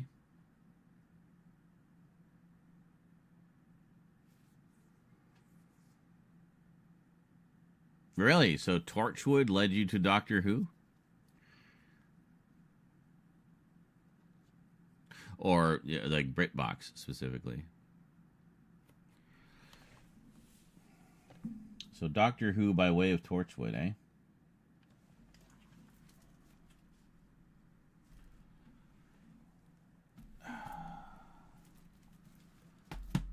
Which I finally have the last chapter of. Miracle Day. A lot of people didn't like Miracle Day. I thought it was great. So, I don't know. I actually liked it better than Children of Earth.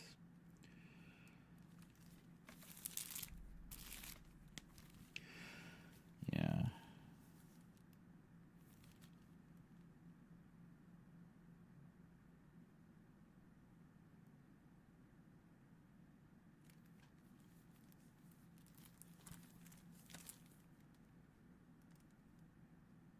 Very cool.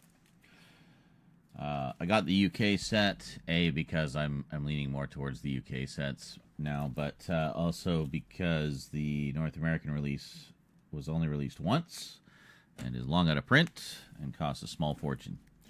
That, I think, cost me about £20. So, not too bad. Maybe 30. I can't remember. It was not expensive, though. I remember that.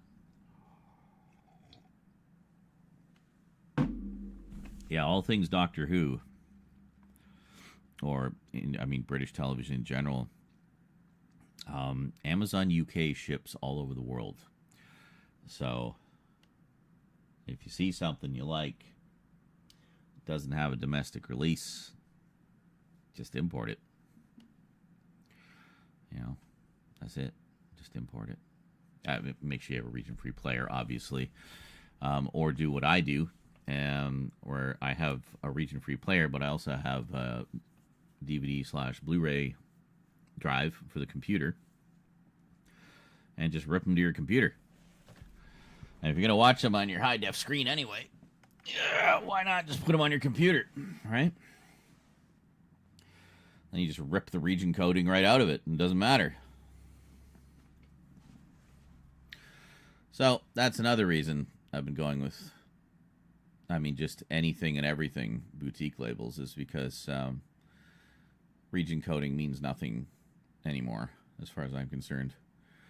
And with 4K basically being region free, I don't know of any 4Ks that are region locked. I know that I've heard there's a few out there, but nobody knows what they are. So I don't know how true that is. Seems to be they just abandoned region locking entirely. Which is good, because I always felt it was stupid.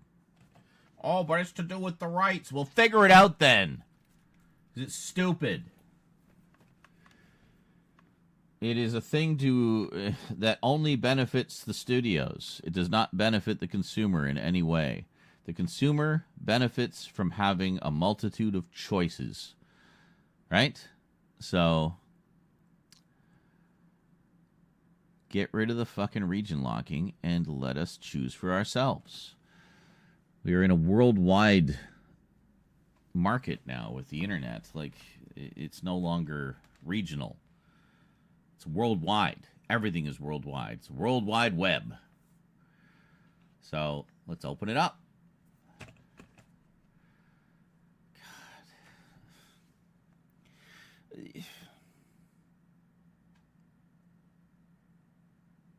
We should be in a fucking golden age for humanity right now. You know what I mean? We really should be. Instead, we're just regressing so far.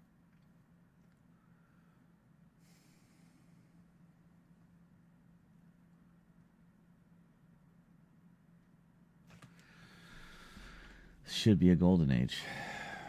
This should be peak humanity right now. It's China. Well, yeah. And I just love the propaganda. It's like, oh, yeah, they're evil Chinese trying to take over our tech industry and blah, blah, blah, blah, blah. When has the U.S. ever been a leader in the tech industry? Like, ever? Okay, Apple and Microsoft, but still, that's more software. Well, no, well, you know what I mean. Great, American companies, American brands, but guess where they get the parts from? China and Japan.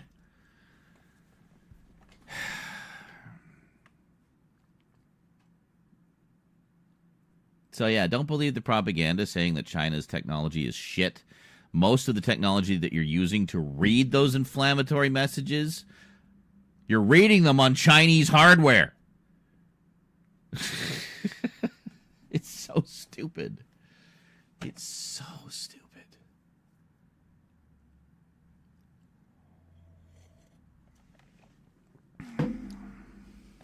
Science is fake. Okay, you say, typing that into your computer and sending it through the internet.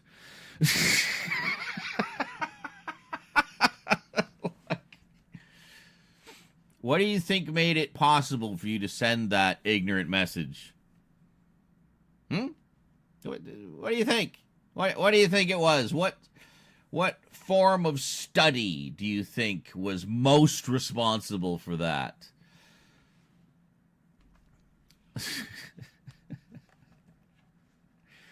Science!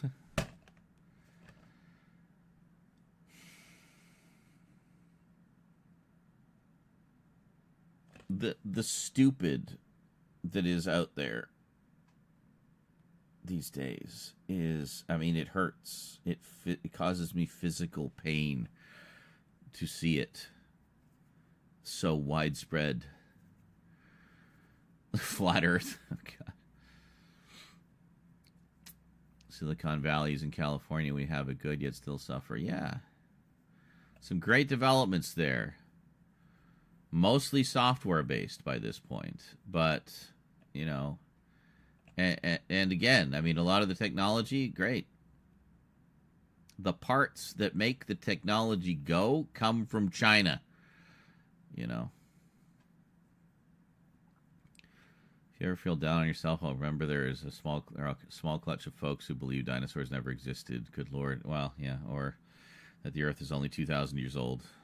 The Earth has only been around as long as man. Okay, well, first off, man's been around longer than that. Like, a lot longer than that. And second off, you're dumb.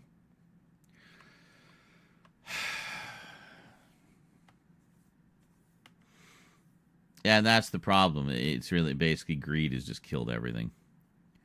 Greed has been allowed to run rampant to the point where it now literally is endangering the survival of our species. You know.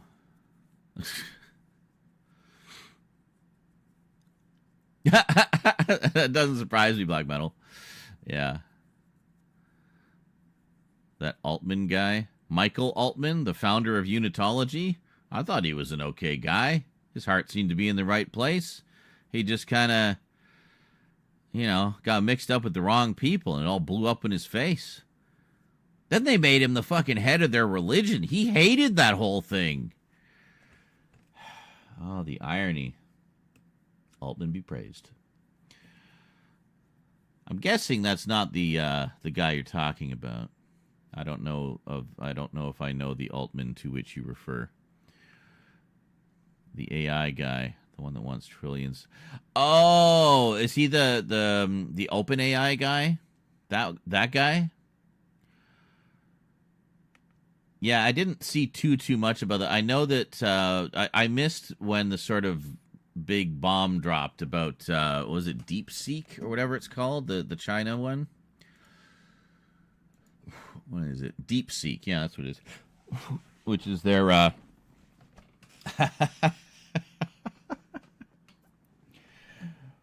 which is their AI system, which is fully up and running and doesn't even need the internet. You can just run it on locally on your PC, apparently. It will use whatever processing power you have in your PC. And that's it.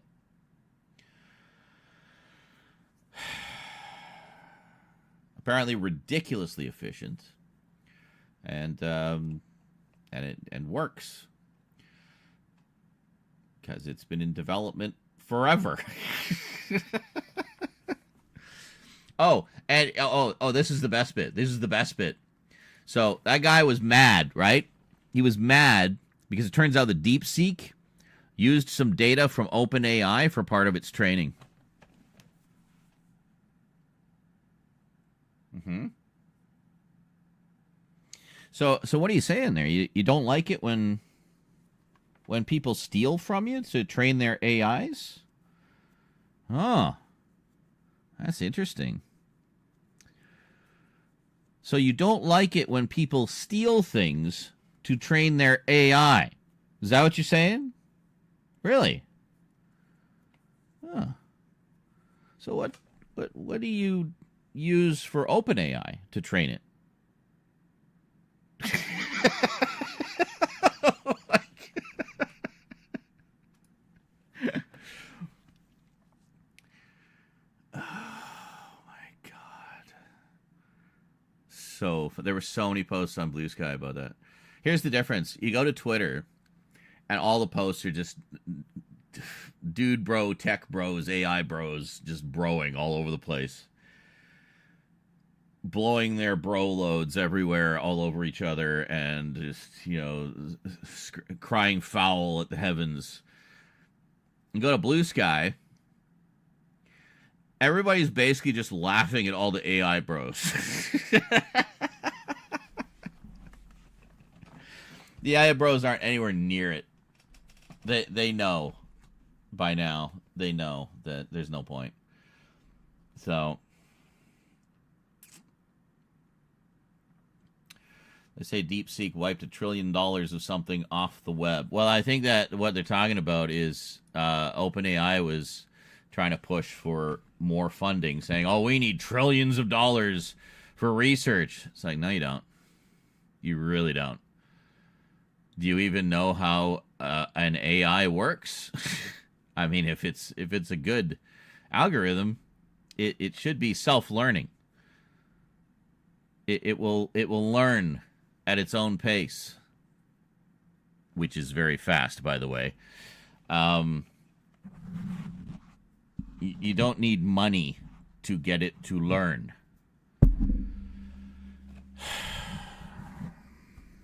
It's all just a big fucking scam. But so what DeepSeek did was basically proved conclusively, beyond any shadow of a doubt, that the OpenAI guy was full of shit. And in fact, the whole way the AI industry has been run in the U.S. is full of shit. They're just trying to milk it for all they're worth. Money, money, money. It's all about the money. Money, money, money, money, money. So China comes along and says, yeah, we already did it. It's done. DeepSeek. It's free. Go. Use it. Enjoy. And they're like, what? What? But China bad. Bad China. Oh, bad China. No, but China's evil. Don't use their AI. It's evil. Use ours. It's good because it's American. Theirs is evil. They're trying to steal your data. Oh, like TikTok? And that little backroom deal you did to put TikTok back up? Come on. Do you think we're not seeing what you're doing? You stopped hiding. You stopped pretending. You started just playing your hands face up. We see you. We see what you're doing now. You're done.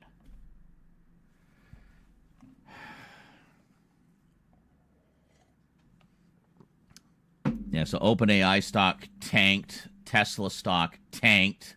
Basically, any stock that had anything to do with AI development tanked in like a day.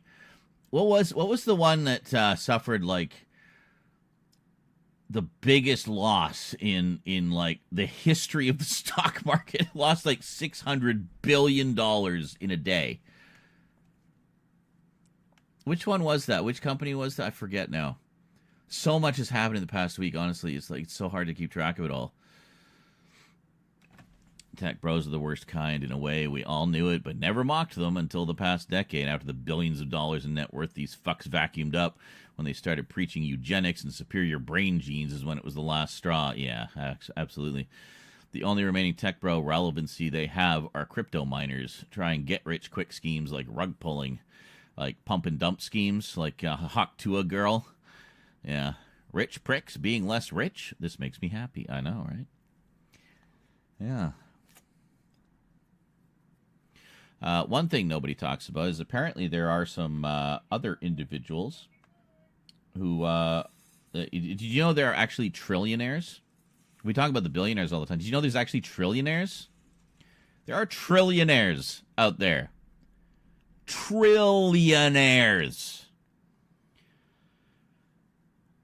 And it's predicted, what was that I saw? It was like something like in the next 10 years.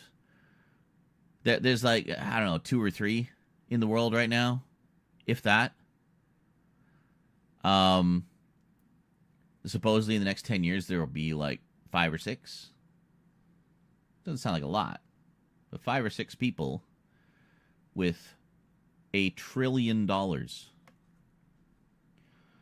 Like, that's enough money that you could literally pay off some countries, not America, but other countries' national debts with your pocket change. It's just, money just ceases to have any meaning at that point. You know, it really does. I got the tiniest little morsel of that, of what that life is like. when the inheritance money came in. Rose and I lived like royalty for a few months there. And it was wonderful. But it really does put you in a different mindset where it's like money suddenly doesn't mean as much anymore, you know? Because you have it in abundance. And that's it. So that got me to thinking, it's like, so this is the amount I got, which is just, you know, peanuts by comparison, but it's a lot to me because I've been poor my whole life. So I was thinking, like, okay, take this, but multiply it by, like, you know, 100 or 1,000. That's the kind of money we're talking about. So I don't know. It didn't name names, so I'd have to look up the. Hold on.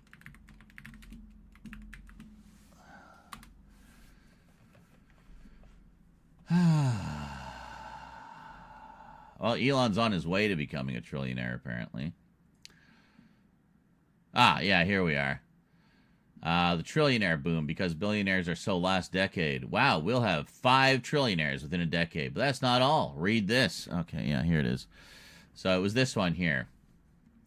Substack, the report that Musk, Zuck, and Bezos don't want you to see. Now, I don't know how legit this is. We'll take a look here. I just saw this cross my timeline. Oxfam. Well, I mean, that's pretty legit, I think. Welcome to the Teal and Orange Report. We're here to help lead the movement against the person. Takers, not makers, which exposes the fact that the world's billionaires manufacture 60% of their wealth through inheritance. That much is known. Aristocracy, corruption, and cronyism, obviously. And industrial monopolies that screw over regular people. Yes. Shocked? Us either. Okay, here's the deal. There's a myth in society that these ultra-wealthy people earn all their money through hard work, perseverance, and entrepreneurial spirit. In certain cases, that is true. In many cases, it's bullshit. Burf. The Oxfam report finds that 60% of billionaire wealth comes from non-entrepreneurial circumstances. Inheritance, a whopping 36% of billionaire wealth comes from wealth being transferred between generations. This is the development of a new aristocracy. A lack of progressive taxation in nations across the world means that families can just pass massive wealth on to heirs in perpetuity. As the report points out, the next 3 decades will see over 1,000 of today's billionaires transfer more than $5.2 trillion U.S. to their heirs. Cronyism and corruption. It is not always about what you know, but about who you know. Ultra-wealthy individuals have incredible access to government officials and are able to lobby for favors that serve to enrich them further in ways that the rest of us cannot. Literally buying politicians. Oxfam estimates that 6% of billionaire wealth comes from cronyism and corruption. Well, 6%, that's... I mean, 6% of $1 billion is more money than any of us will see in our lifetime.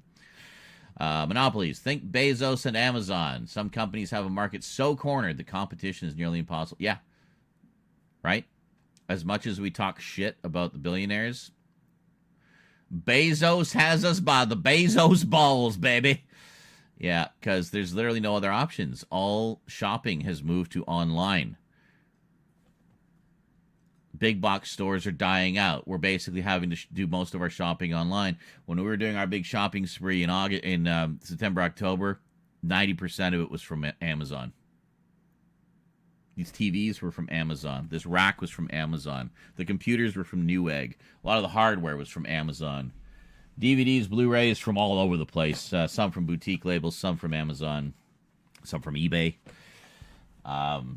But yeah, it's like you basically have 2 games in town. You got Amazon, which is Jeff Bezos, and you got eBay, which, who the fuck owns eBay? I know Elon used to have a stake in PayPal. I don't know if I don't think he does anymore. I don't know if that also extended to eBay. But anyway, whatever.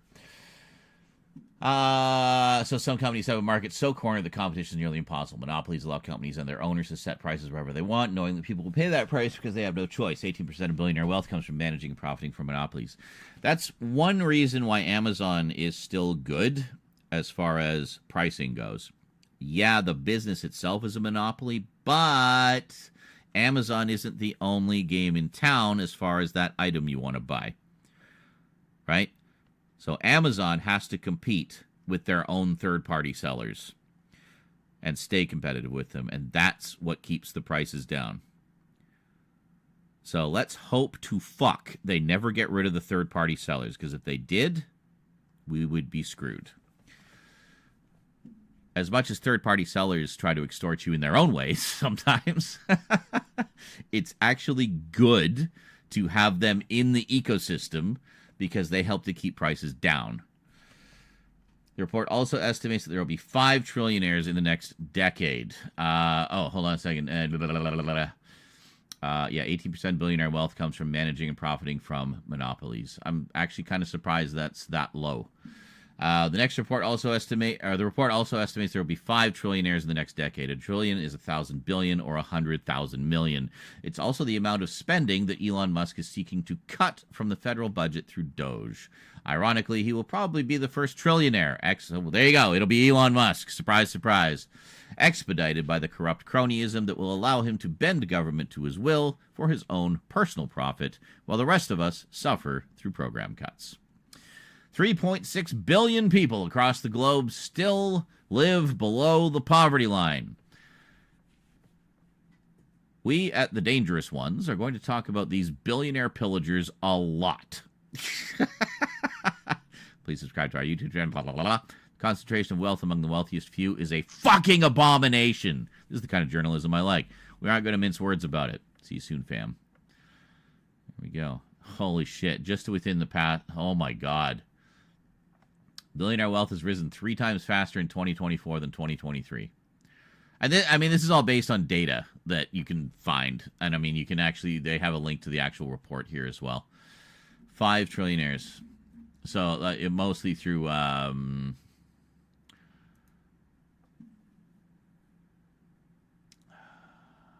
takers, not makers. The unjust poverty and unearned wealth of colonialism. This is reversed. I don't know why it does it in negative. There we go. Yeah. Holy shit. Okay, this is big. This is a big fucking report. Wow. Interesting. Anyway. Where is it here? Here, I'll send you guys the link to this if you want to check it out for yourself.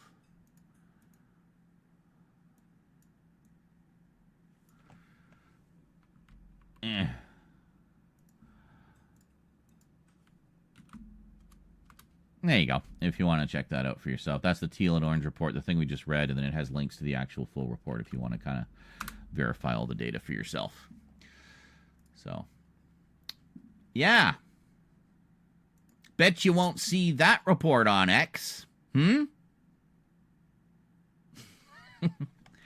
to Blue Sky, folks. Come to Blue Sky. Yeah. And as you said, Travis, we really should be regressing backwards is not progressive. We need to progress forward. I'm angry. I'm sad. I'm concerned. I'm confused. And I'm tired. Welcome to the club, buddy. Welcome to the club.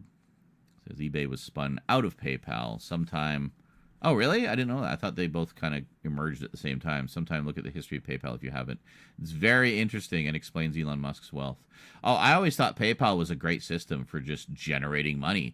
You basically just create a payment system for people to use and take a cut of each payment. Done. You literally don't even have to produce anything. It's the perfect way to generate money. Make a payment system. You know? And there was a lot of people who recognized the potential of it, and tried to get in on that when PayPal was taking off. There's a lot of like alternate payment systems. There still are there's a bunch out there. Still, none of them are on the same level as PayPal, though. Like in terms of how many sites accept them as a payment option, and things like that. There's too many, yeah. But there's I use PayPal and eBay because they work. They're convenient.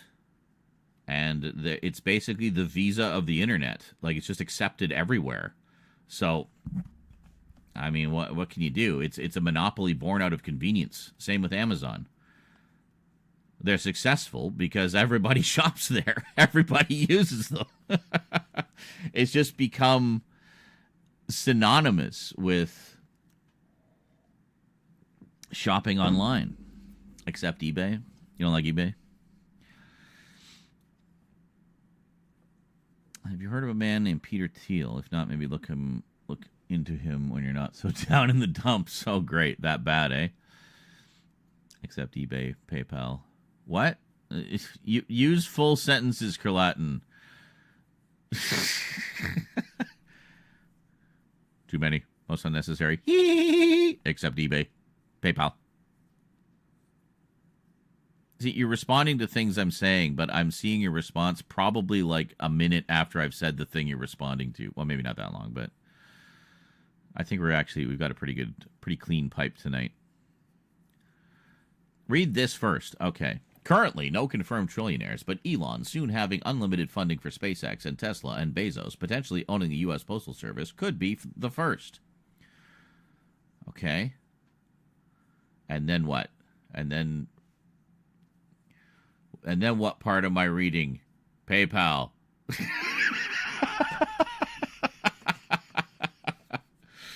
PayPal. Just randomly say PayPal after everything. PayPal. Oh, okay. They're currently not converting to okay. And then you said accept eBay. You didn't explain what your problem with eBay was. But I know a lot of people have problems with it. I get that. You don't like how much they skim off the top of their sales or whatever. It's like, well, you know, they let you list for free. They got to get their money somehow, you know. Too much to go into. Forget it. All right, fine. Forget what?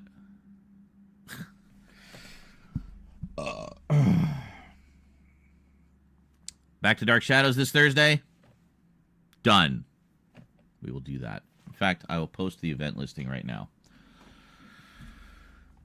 What is Thursday? Thursday's the 30th.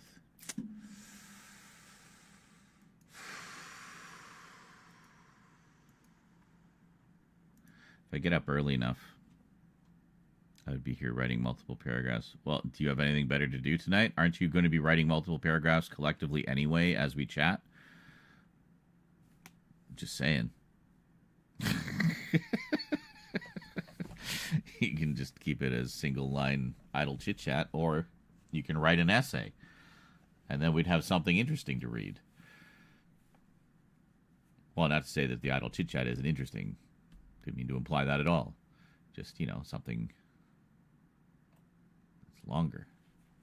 Okay, Travis has some information here that may relate to what you were saying. He says, I'll give you a quick taste. Thiel worked with Elon at PayPal. Thiel has been involved in a bunch of companies, most never heard of, that support the Republicans in America. He bought most of them. Oh, okay. So basically another just rich dude buying politicians. So pretty much status quo then. Just think if you got into the edible underwear stock back in the day. No. Post-it notes. Can you imagine? Can you imagine how rich the Post-it notes guy is? Man. Post-it notes. Yeah. And back in the days of, you know, using pens on paper, liquid paper, that would have been a big one back then, too. When I was in school, liquid paper was the shiznit. Or the door camera stock. Shaq got into that at the ground floor and made even more money when he sold his portion. The what? Door camera? Oh, like ring cameras? Really? That's interesting. That's like really become a thing too. Like that's been huge. I can't help but think when I see some of those videos on YouTube of like the creepy ring cam videos, like how many lives might have been saved in the past if those things existed a few years earlier, you know? How many bad guys would get caught or dissuaded from doing whatever heinous thing they have in mind. Food for thought. But I mean, you go too far down that rabbit hole, you'll drive yourself crazy. So let's just be glad that they exist now, because they give us lots of creepy YouTube videos to watch.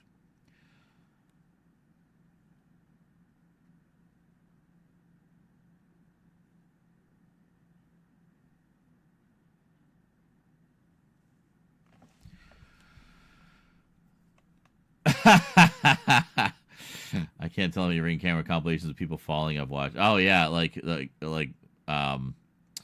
it's really icy out or whatever, or people just randomly falling down their front steps. Yeah, I've seen the doll people ring cams from Japan. These are weird as fuck. I have not. Doll people. All right, well, let's take a look here.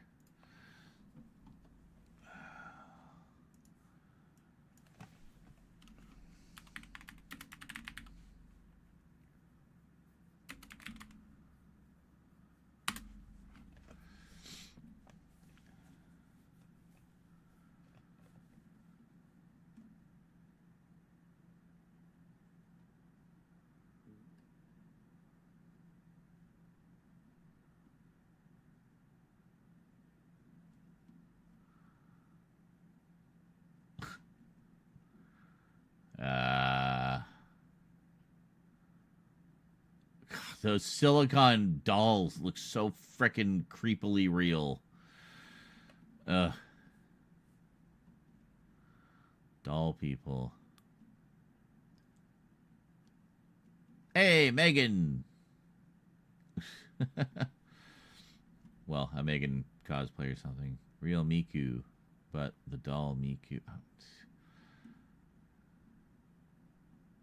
Are you sure it's called the doll people? What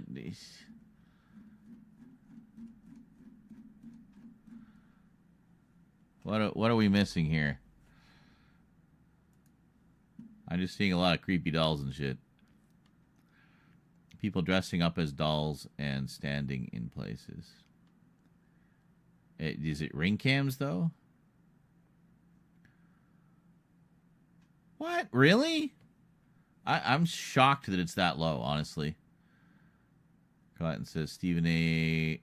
Cahillane, Sticky Notes CEO, has an estimated net worth of $70.6 million. This is based on reported shares across multiple companies. Now, is he just the CEO of the company currently, or was he actually the creator of Sticky Notes?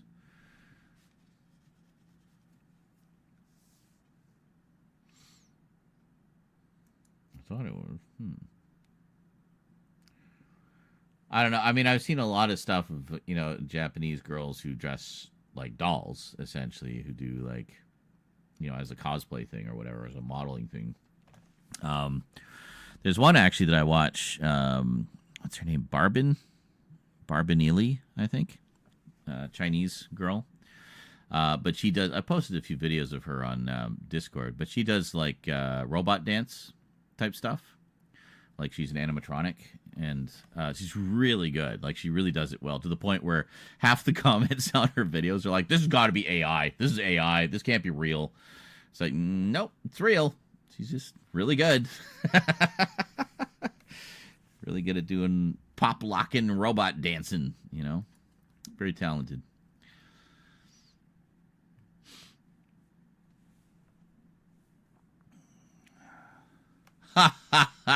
Wow, that's an interesting little twist to that story. I knew about the Hulk Hogan side of that story. I didn't know about the rest of it, though. That he was funded by a disgruntled billionaire. Strange, yeah, I can't find any. I saw two a couple months ago. Well, that's it. Maybe that just adds to the mystery, doesn't it? Now they've just disappeared. Wow. Yeah, I remember the whole Gawker fiasco. Like, basically, that story ruined them.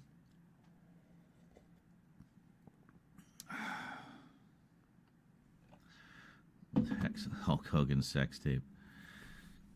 Yeah, that was around the time he got, like, in shit for all those racist remarks, too. And,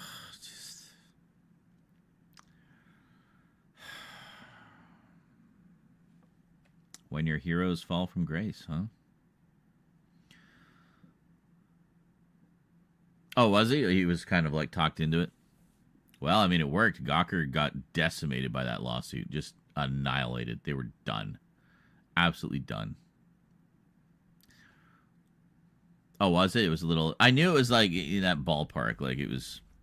There's the racist stuff that came out, and he got canceled, and they pulled all the old Hulk stuff from the WWE network, which I remember annoyed me and a few other people because we were wanting to see nice high-quality versions of Hulk Hogan's Rockin' Wrestling.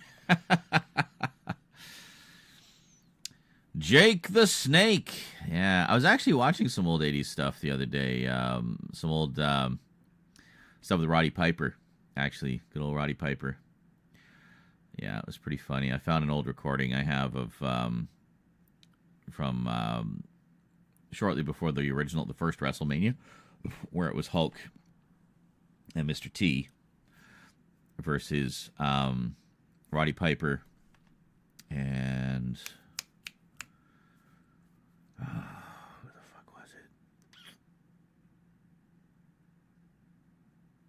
God, I blanked. Anyway, Roddy Piper. So it was basically Roddy Piper trash talking with Mr. T, and so it was just so much fun. It was just a fun promo piece. It was done in the middle of I think it was like a Saturday Night Main Event or something. They just kind of did it in between matches. They came out in the ring and did it in front of everybody. So it wasn't like a backstage interview like they usually are for those types of things. They actually did it in the ring. So, which is fun because then you get all the reaction of the crowd and everything too, and it's just way more fun energy. But yeah, it was great. So that clip would have been from like 1984, I think. 84, 85, something like that. Whatever the first WrestleMania was. I think it was 84. You guys would probably know more than me. Yeah, the crowd energy. It's good stuff. Well, of that, I'm not surprised at all, Travis. I mean, I'm kind of put in mind of all those old stories about the secret clubs of the rich people.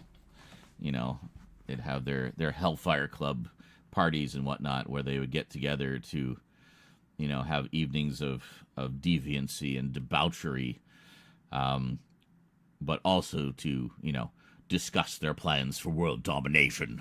85, okay. Yeah. So I forget when, I'm sure that clip was from 84. Because I'm pretty sure it wasn't the full episode or whatever it was. It has like a couple matches on it and the trash talking bit, which, I had to keep, obviously. But I'm pretty sure it has the ending credits, and I'm sure that there was a 1984 copyright date on it. I just didn't know exactly when it was from. It must be really close, though, because it sounded like they were really gearing up for it, and it was only maybe a month away, if that. So I don't know when it originally came out, but they were really pushing it hard, like as a pay-per-view event and stuff like that, which was a big deal at the time, actually, because there weren't a lot of pay-per-view events. So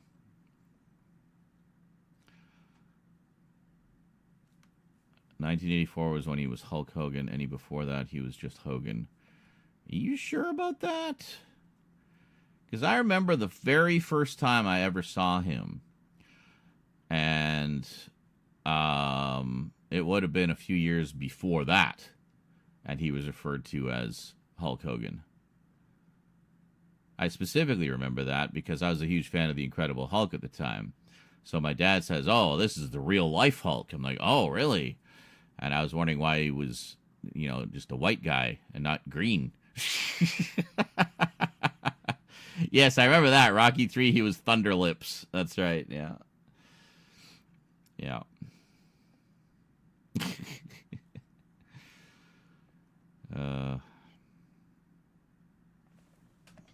Yeah, Travis says he was always called Hulk Hogan. That's what I thought, yeah.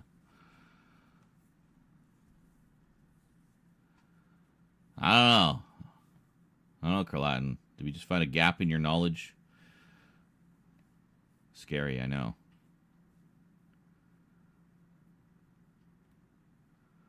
Thunder Lips. Yeah.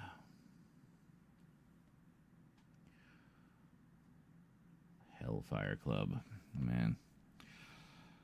I feel like that sort of thing is still going on somewhere. Still going on. Secret societies, secret meetings. I mean, I guess that's essentially what frickin' Epstein Island was. It was just like a 24/7 Hellfire Club.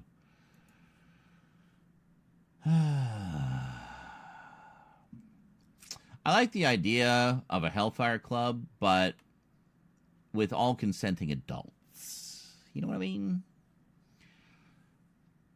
I think in like a proper, you know, everybody's on the same page, consenting environment, that such a thing could be fun. Fun for all. But these are evil people. And they are only doing these things for evil. I guess the just for fun, everybody's consenting adults version of that would just be an orgy. It's really, you know. Oh, 1979. See, that lines up better. Yeah, so I would have seen just, I don't even know what it was, some random clip, but a wrestling match, and I only watched it because the guy was named Hulk, and I was like, wow, there's a real life Hulk. So I watched it because my dad had mentioned it. Oh, this is the real life Hulk. And yeah, that would have been like, I'm sure like 1980, 81, because I remember being quite young at the time. I didn't know what the hell wrestling was. It was the first I'd ever seen of any of it. So, Secret Society, the guy's named Sean. Yes, and the one guy named Schwan. Oh.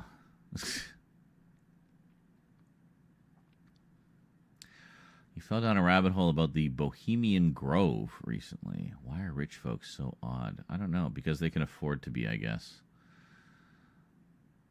The Hellfire Club, but less cool and creepy. And no Emma Frost. I know, right? No Emma, no sale.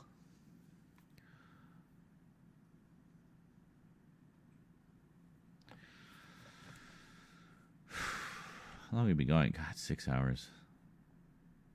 Maybe we won't do any filming tonight. Well, I mean, we got things organized anyway. That was a good productive 5 minutes.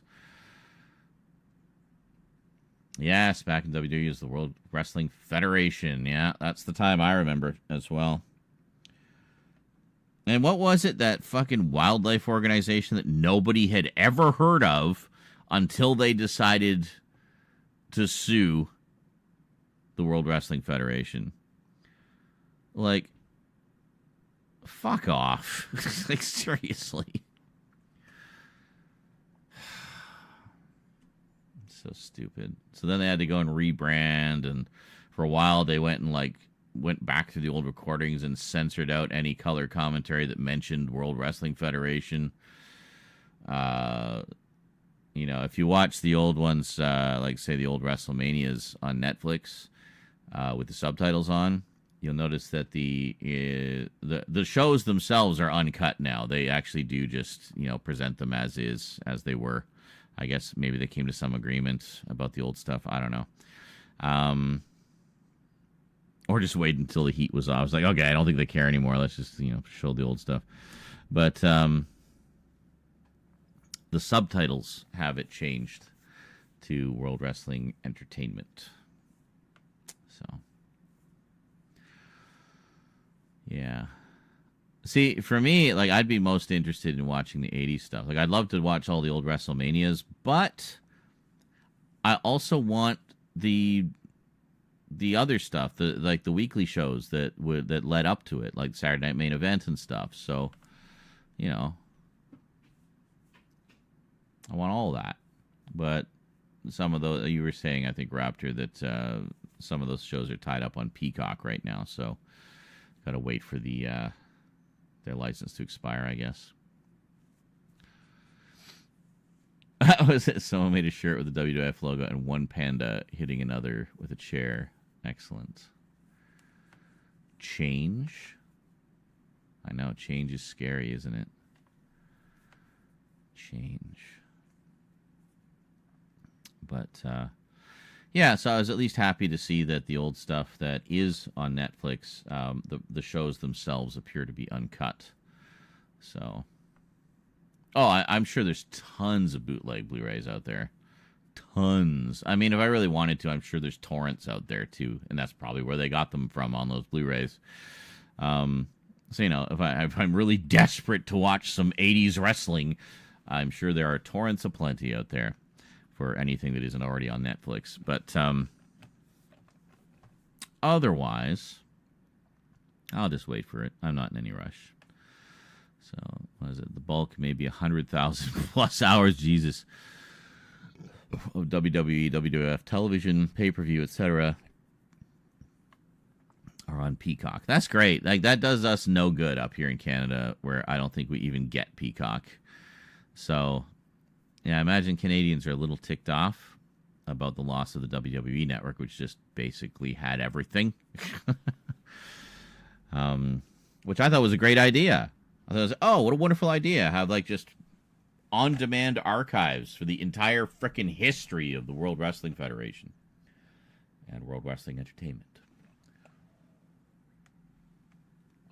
How cool is that? But, what was this? New horror series that Peacock did called Teacup got canned after 3 or 4 episodes. Really? I heard it was great. Yeah, I mean, that's the thing. I mean, we're seeing a trend now of, like, the streaming services doing shorter seasons.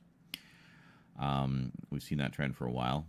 Started off, they would do 13 episodes a season, which is, you know, a good length. Cut it down to 10. Some been cut down to, like, 6. The last season of Squid Game had 7 episodes. The first season had 9. The last season comes out later this year. I don't know how many episodes it'll be. I assume it'll be about the same. But it'll be 8. You'll have 7, 8, 9. Not in that order.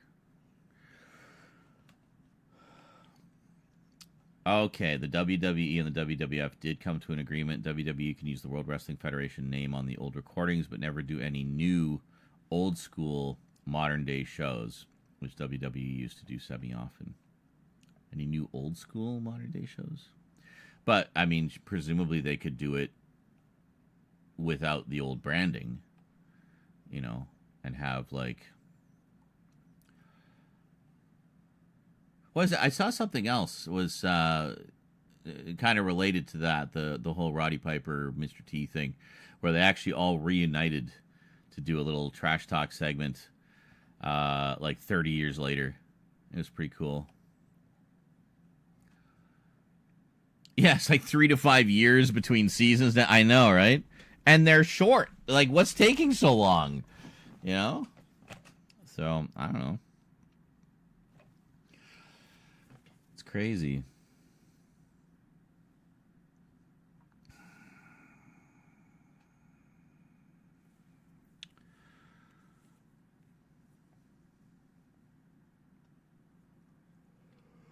Ugh. Yeah, 3 to 5 years for like another 6 episodes. And then they drop them all at once. You binge them all in one sitting, and then you're waiting another 3 to 5 years. And by the time the next season comes out, you can't remember a goddamn thing that happened in the series because it all went by so fast. So. Oh, really? That might be Legends House, where a bunch of wrestling legends lived under one roof for a season of television. Oh, my God, like a reality TV thing where they're all roommates. That sounds hilarious. Were they in character as their characters, or were they just themselves?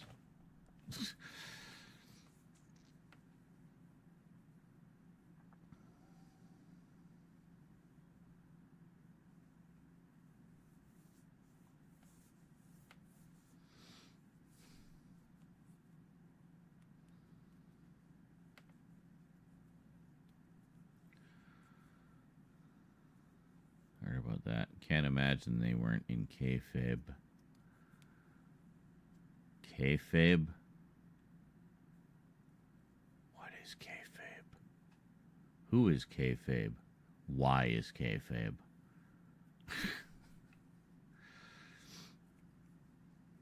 Yes, they had Old School Raw, where the 2010s wrestlers under contract And some of the old guard would do stuff on screen. The ropes were the red, white, and blue, and the WWE logo was the 80s one. Was it still WWE, though? Or was it WWF? Because if it was WWF, I could see them having a problem with it. But if it's WWE, why would the wildlife people give a shit? I mean, the whole thing was they didn't want them infringing on their brand.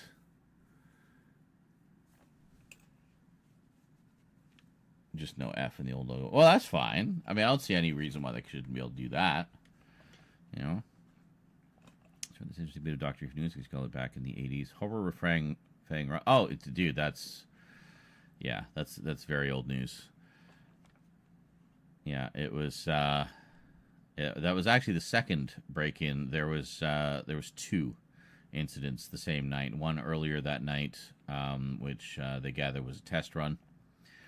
And, yeah, and it was a guy in a Max Headroom mask. He was kind of like talking shit about some of the anchor people on the local news. Kayfabe is basically staying in character. Oh, okay. I see.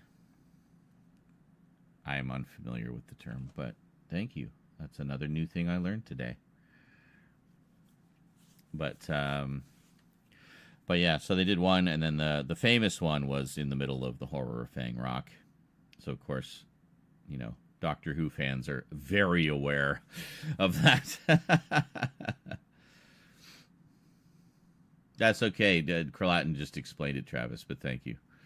Yeah, he said the same thing. Kayfabe was basically the wrestlers staying in character. Gotcha.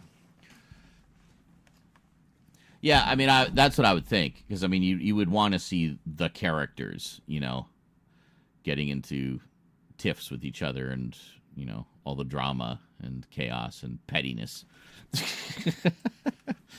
Trashing the living room. As they just wrestle the shit out of each other. So it'd be like the real world, but with more wrestling. I can actually see that potentially being a really fun show. I might have to check that out.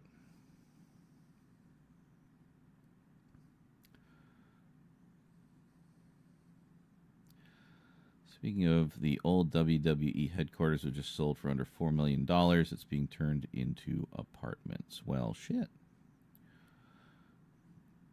Yes, with more power bombs and body slams. Finally. Watching The Real World, I always thought, you know, this would be so much better if it had more power bombs and body slams.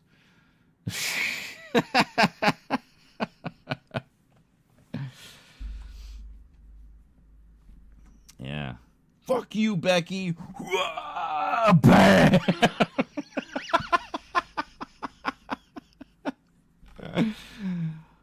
Man. Ratings sensation.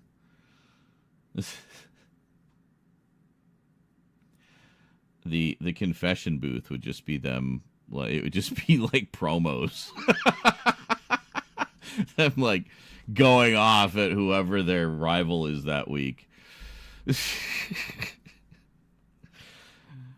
Oh my god. So funny. Oh my god. So funny.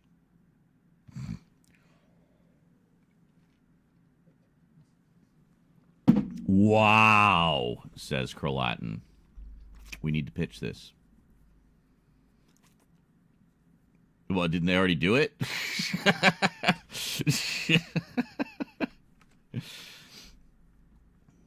If not, well, yes. There's our ticket. There's our golden ticket right there.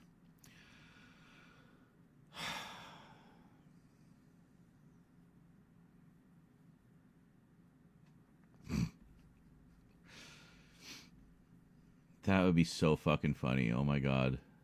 I would watch every episode of that.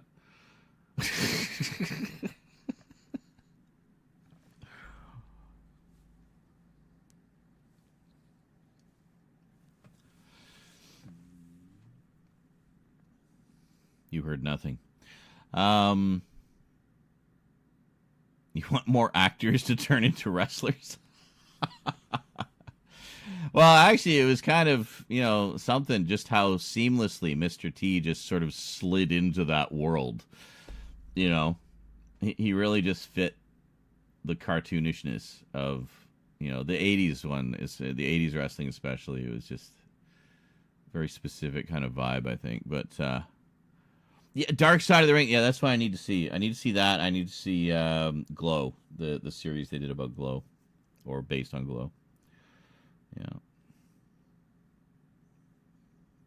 I think I saw that one, Travis, yeah, where they were trying to figure out, see if they could crack the mystery of who it was.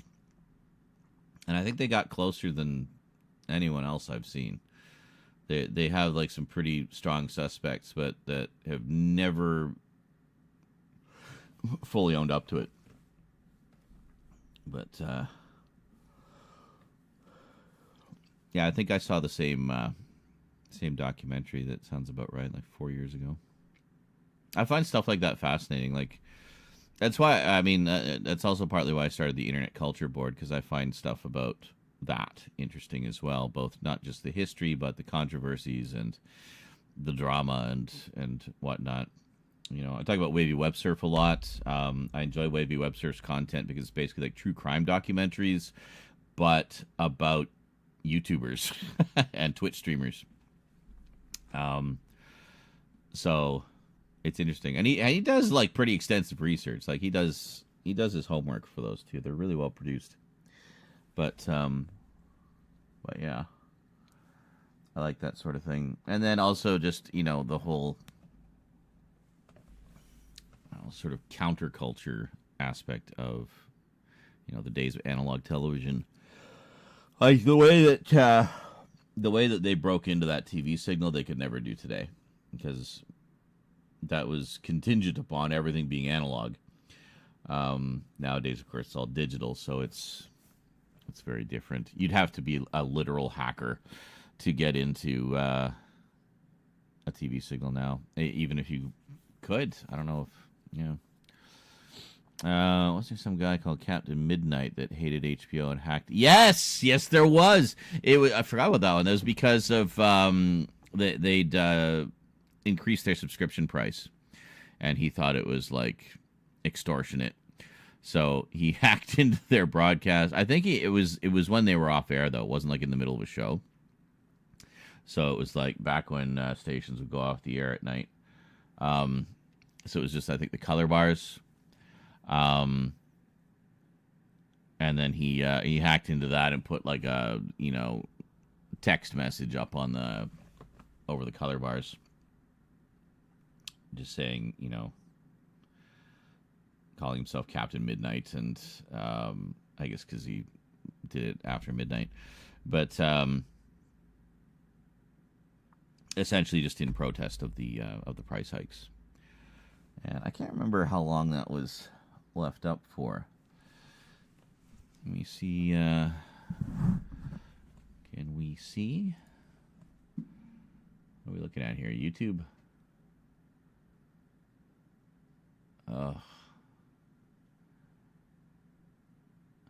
We could watch a clip of Asmongold Gold watching a clip and reacting to the clip.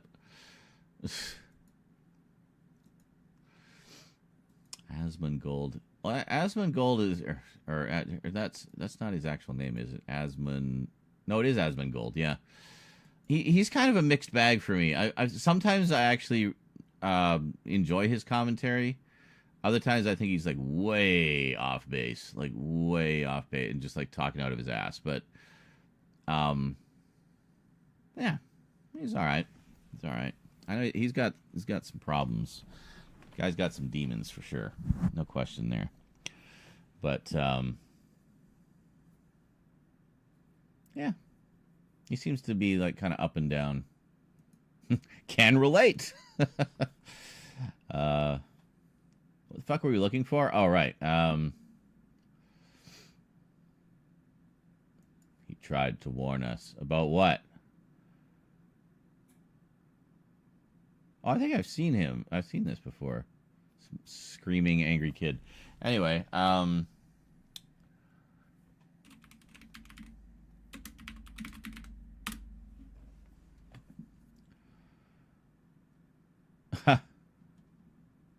There it is. Falcon in the Snow. Here it is. This is the actual one. This is the actual thing. Okay, so it actually did interrupt the movie. We can actually see the transmission break in here.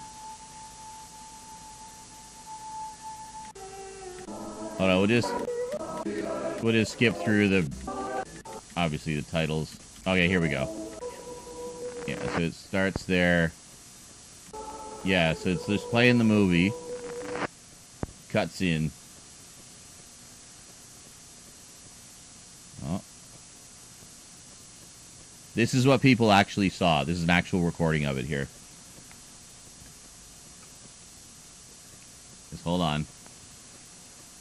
Ha, there it is. Oh, that's why I thought it was after. Good evening, HBO, from Captain Midnight. $12.95 a month? No way! Showtime Movie Channel, beware. That's it. That was it. That was his protest.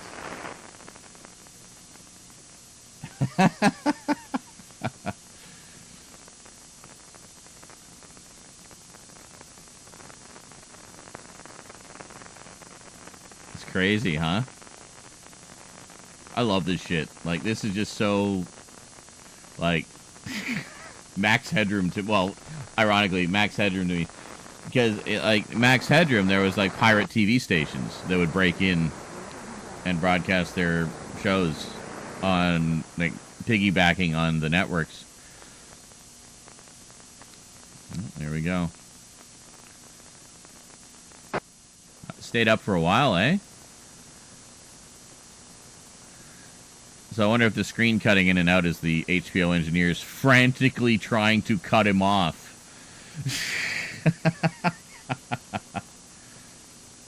But that was it. So what we're seeing here is like this was clearly somebody in television to have access to this at this time, because this is like a broadcast color bar generator, which you could only get with the broadcast switcher and character generator, and then the text would be from like a broadcast character generator. This is something you could not do on a computer back then. You would need specialized equipment for it. So this was somebody in the TV biz, and somebody who would have had to be within range of their transmitter in order to be able to bust into the signal. So, and I think the way they did it was literally just overpowering it. Like, literally just having a signal that was stronger than, you know, than theirs to override it, and then taking over that same frequency. So instead of the show going over the frequency, it gets bypassed over to their signal because their signal's stronger. But you can only do that by being close enough to the base station to be able to overpower the signal. And you need a fuckload of power to do it, too. It is not a small operation, so these guys were very smart. So, yeah, so that was 1986.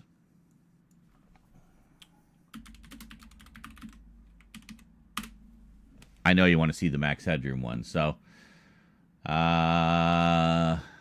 this was the first one. This was the first one. It was during the news. All right, here we go. So this was the first one. Got a good break on it. Fortunate enough, we scored. Watch and they this. scored again at the Lions 31. Wayne Larrabee called it like this on WGN Radio. 2-yard line, and McMahon back to throw. Dumps it over the middle. Wide open McMahon. Now, this one was not the full broadcast, so the thinking is this was a test to see if they could do it. Nothing Bears. Then the defense, which hadn't put up a sack in 12 quarters, finally did.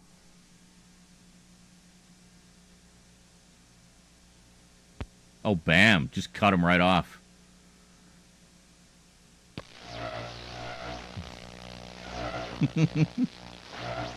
There it is.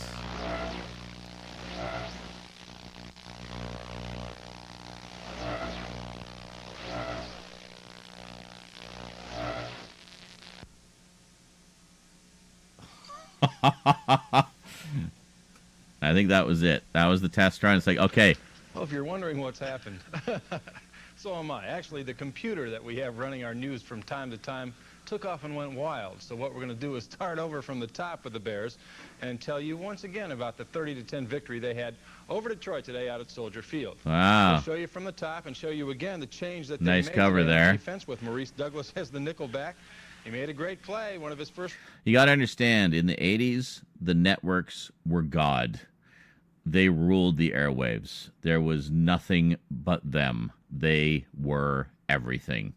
So to bust in to a network affiliate station was basically considered an affront to God. So the fact that they did this and got away with it, and now nearly 40 years later, they still don't know who did it and can only speculate about how they did it. Crazy. Just crazy. Here, I'm going to move you guys over here. Then I can actually see the chat while we look at these. I don't know why I didn't do that before. Hold on a second here. And then get you up there. There we go. Excellent. Make this a little bigger. I may actually make use of that second monitor. I know. Sorry, Carla. I'm still getting used to the setup. It's so different from how I've had things set up for so long that, it is what it is. Anyway. So what is it? Yeah, the Oddity Archive. There's a few there. But Pizza Hut. His name was John R. McDougal or something like that. Also, it was the beginning of the movie The Falcon and the Stone. Yes, well, obviously you said that before we found it. I hear that the HBO engineers were fighting with this guy for like 5 minutes. Nice. He ran a small TV satellite company. Okay, so he would have had all that equipment already then. Like DirecTV. He pointed his dish to HBO and did that message. His signal was huge. Wow. That's awesome. That's very cool. Of course, they would interrupt the sports ball recap. Well, because they know most people will be watching, right? It was I wonder how many packs of smokes the powers that be went through that day when that happened. So that was 1987. So that was the year after the Captain Midnight incident. So let's take a look at this version here, which has subtitles. Oh my God, is this... So November 22nd, 1987, an unidentified person appeared during a broadcast of Doctor Who in Chicago. He was wearing a Max Headroom mask, thus titling this incident, The Max Headroom Pirating Incident. That's a nice piano cover of that Donkey Kong Country music, eh? This pirate, whoever he is, has never been caught. His minute-and-a-half ramble is hard to understand, so... You should talk often with the old ones of your tribe. That is the only way to learn. I'll get you a hot drink, miss. Some dry clothes.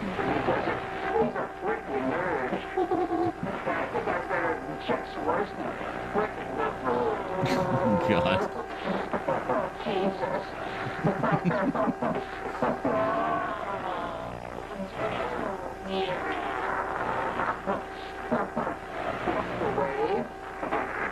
Catch the Coke reference, holding a Pepsi can.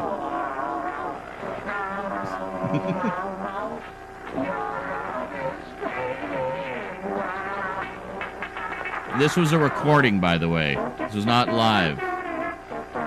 Sorry, what I mean is the video we're seeing is a recording. So when we saw it before, during the test run, they were just running this tape. So I guess they did that, and of course have the background to hide any indication of who and what and where. There's so much distortion on the voice, it's impossible to tell who it is. Yeah. The Chuck Swirsky reference was some anchor, I think, at that station or something like that. I forget all the details. It's been so long. It's probably since 4 years since I last watched the documentary. But anyway.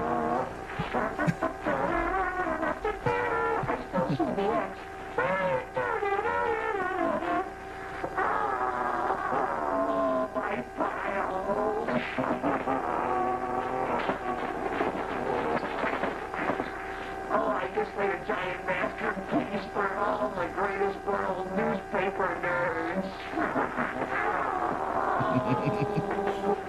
My brother is wearing the other one.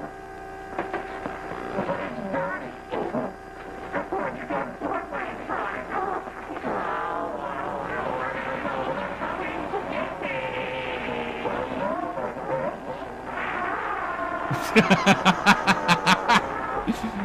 Spanking him with a fly swatter.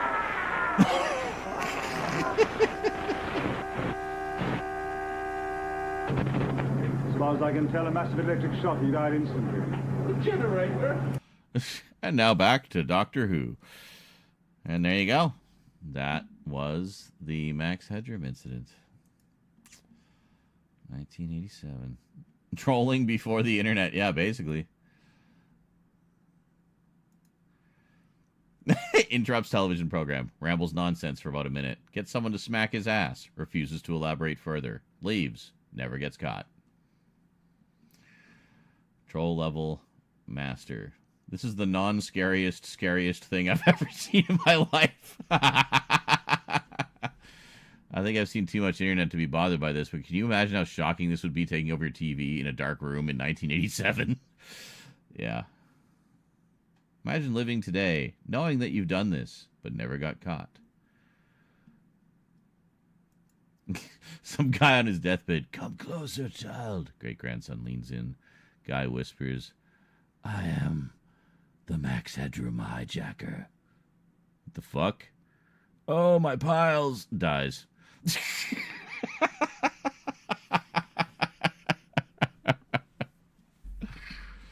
So random.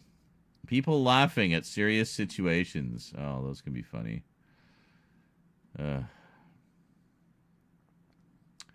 Unsolved. The creepiest hack in history. I wonder if that was the one. I don't remember. 4 most disturbing TV hijackings in history. I see. I told you I'd watch this trash. Excellent. I love watching trash. One more spanking for old time's sake. Yeah.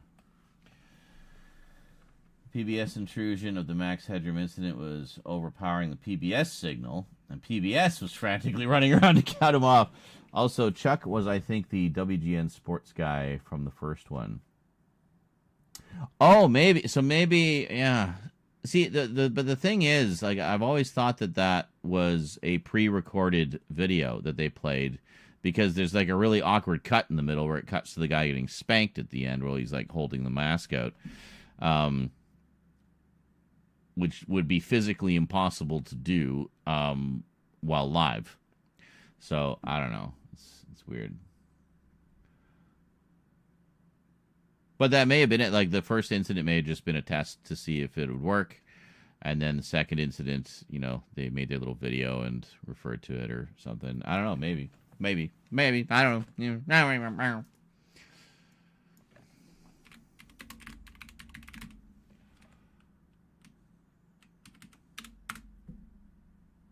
Anything else? Totally real footage. Okay, no. We got actually Iranian state TV interrupted by apparent hack in support of protests.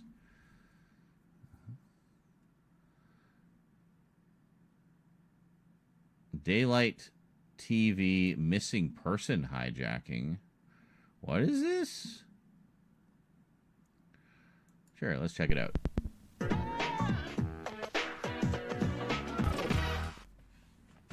Ooh, in hi-fi stereo, no less. Another broadcast day on Daylight TV. Daylight TV is owned and operated by Fukachi Communications Incorporated. Until tomorrow, when we continue our programming, we wish you a very pleasant good night and tomorrow. Ladies and gentlemen, our national anthem. But I have a feeling this is fake.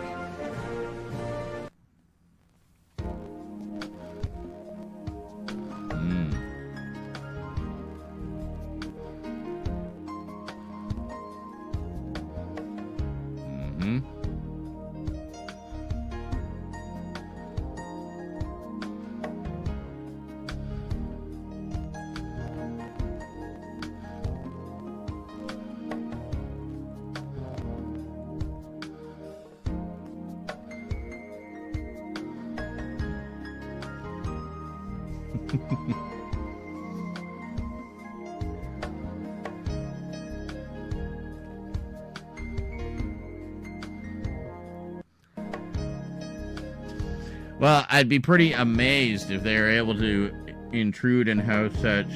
Whoa.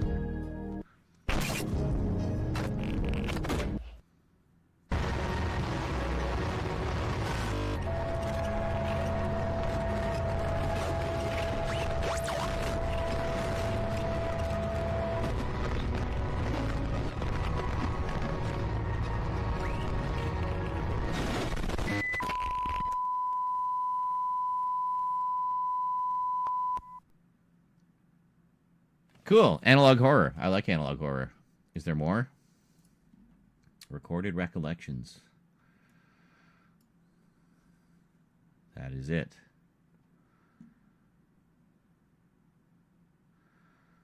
Guy who likes to digitize and upload odd VHS tapes, I find. Excellent. Well, we might as well watch the only other episode.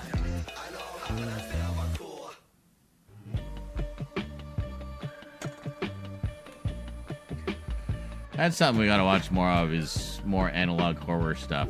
I have an abundance of it. This program is available in described video for the visually impaired. Excellent.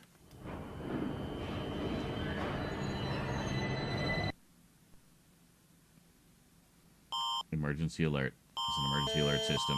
Please stand by. Page 1 of 1.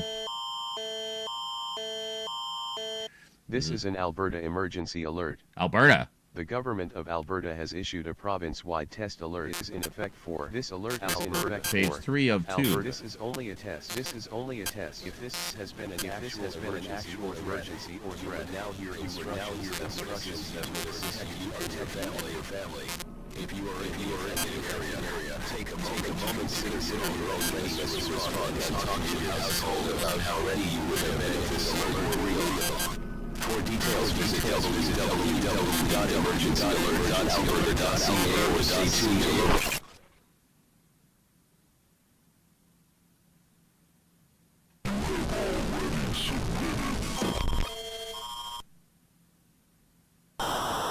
This is an Alberta emergency. You're quite the lucky individual. It is there. Solve all.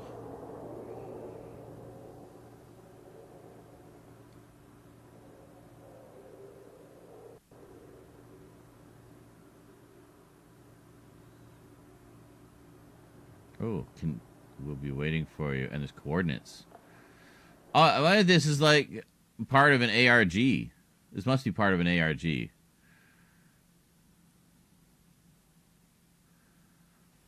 I wonder what happens if we go to the coordinates on Google Maps. I kind of wonder. Do you guys wonder? Do you want to find out? Okay, and then we go to Sesame Street. That's great. Just what we needed to cleanse our minds after that. I love finding a fresh ARG. I found one that the creator had given up on and privated most of the old videos. So this will be fun, at least if it is an ARG, which I hope it is. Looking up the coordinates, it leads to the middle of a forest, a bit outside the village of Sugovoshan, Azerbaijan. If I had to estimate the distance, I'd say somewhere around 18,000 feet or about 3.4 miles. Makes me want to go check it out. But seeing as that's a 26-hour flight away, I won't be going.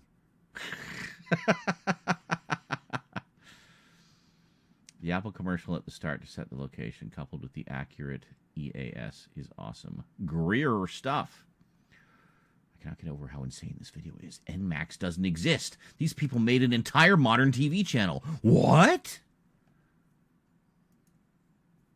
Bro, no way. I was working my ass off trying to find what NMAX was. I remember you from that BFDI Lost Media video, but yeah, I just realized that. What the fuck? This channel is so underrated. This is amazing. I think the fictional channel NMAX was made on 2000s. And it's owned by alternate universe version of Chorus Entertainment.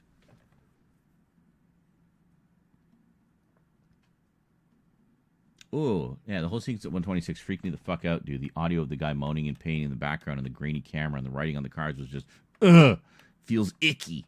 It's really good. I'm not saying it's bad. It gives me a sense of dread. Only this kind of stuff can give. If I actually saw this on TV at night, I would fucking shit myself. Also, the NMAX TV branding is amazing. It looks like an actual TV channel. You'd be a great graphic designer if your little horror career doesn't pan out. Your little horror career. Congrats for creeping me out. Not a lot fucks me up, but this did. That's cool. That's cool. Yeah, I know you love this stuff too, Carlyle. We've talked about it many times before.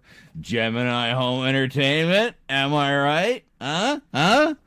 Yeah, we're definitely going to watch that. Again, it's so fucking good.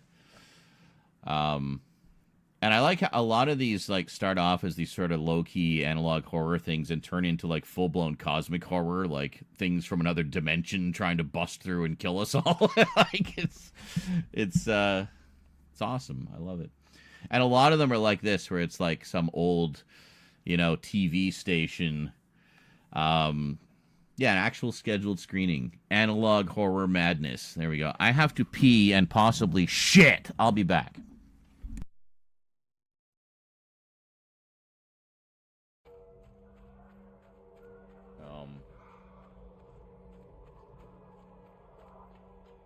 Let me oot. There we are. Okay, Claptrap, you ready to... Oh, Jesus.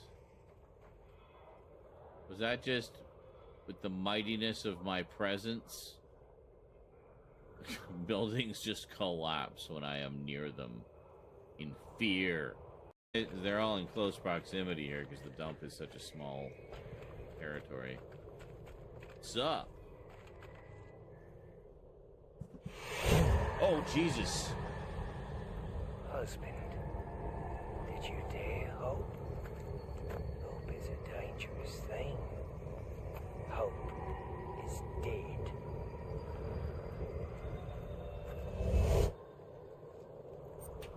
So... yeah, alright.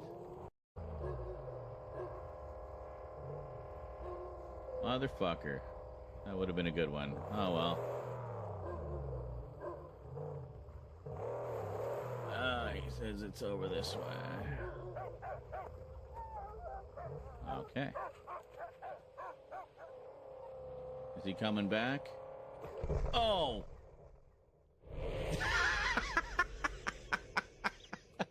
I was paying attention to the car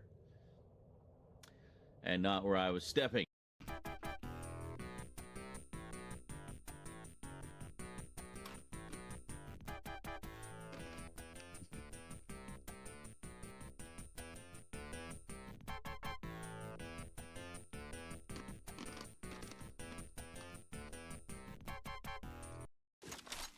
Oh my God! Everything needed to be... Guys, where are you? Take this guy! I'm healing. I got downed. Oh, take him, quick, jail. He's resing his buddy. Aim at him. Yeah. Just keep unloading on him, jail. Keep him on his toes.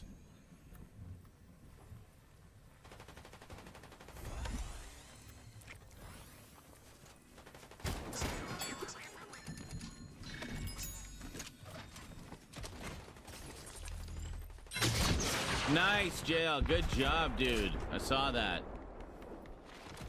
You did not let up on him. Good job. And that was it for that team, too. Exceedingly rude. He has hovered over me, reading everything I type. Stop it.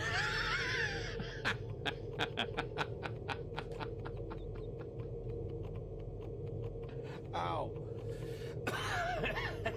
Ow. Okay, that's a fun Easter egg. I like that. Fuck! You had to reload right there?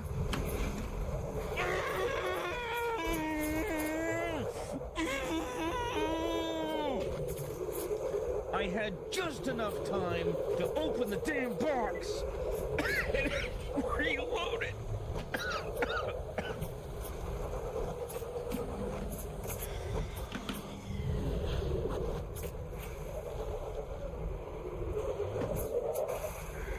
gotta know where that damn mailbox is now.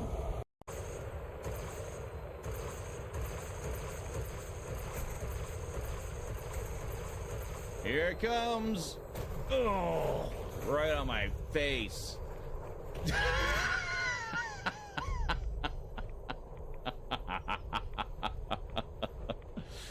I didn't realize you could rapid fire with this thing. I was just like shooting it cannon style.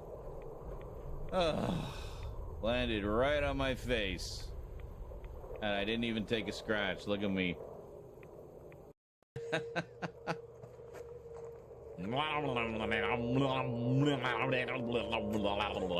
You taste like maggots, baby. Press Rose. And then we got the whole team up. Alright, anybody need heals? Fucking people everywhere. Okay, where are you, Luke? I'm just trying to get away. There's people shooting at me from all fucking angles. I don't understand how it's I'm gonna try to get my car free here.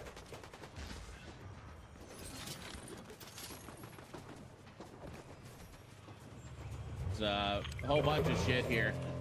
What? The hell? What? There. Okay. That's what I like to see. Destruction.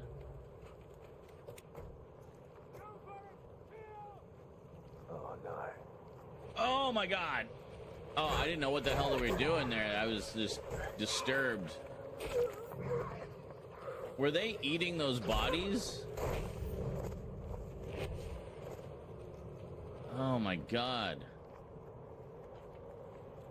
Now.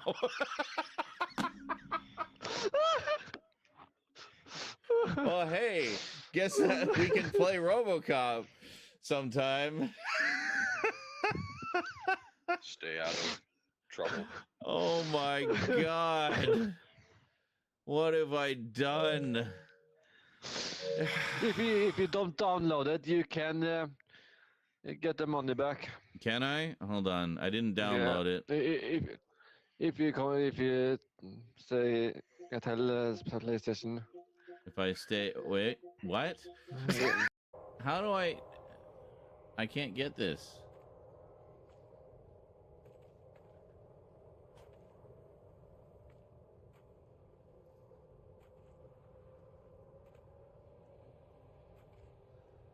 I can't I can't hold it long enough when I'm in the I can't stay in the air long enough to hold X to collect the scrap. My face is in the scrap. You can't just reach up and get it. Loot Island? It is. Yeah, it's still around. Stupid game. Is it Luke just busting out laughing about what was it this time? Oh my God.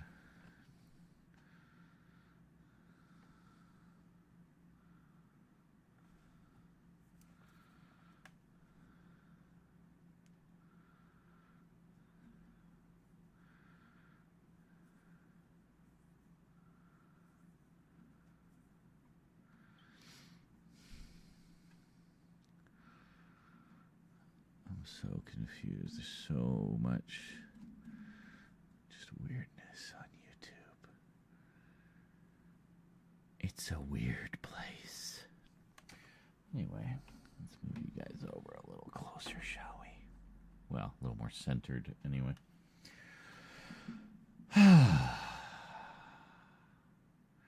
Well, considering we haven't done a goddamn thing all night, I'd say we've had a pretty good stream. What do you guys think? Everybody seems to be having a good time. We've had a pretty consistent 20 or so viewers, which is good. So, hey, good morning, Funk. Sure, it was an eventful shitting. Well, for those who were really curious to know, no poo, just pee, and a couple of just apocalyptic farts. So, that was nice. Apocalyptic. And my CD Japan has shipped. What did I order from CD Japan? This was, when did I order this? Like September? I think it was a pre-order. Didn't even know when the date was, just ordered it.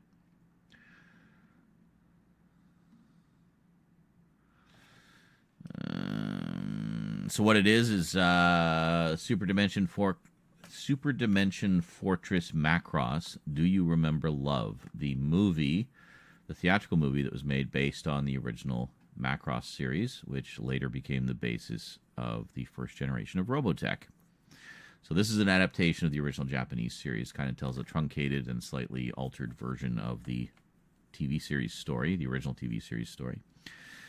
Gorgeous freaking animation. So anyway, this is the 4K debut.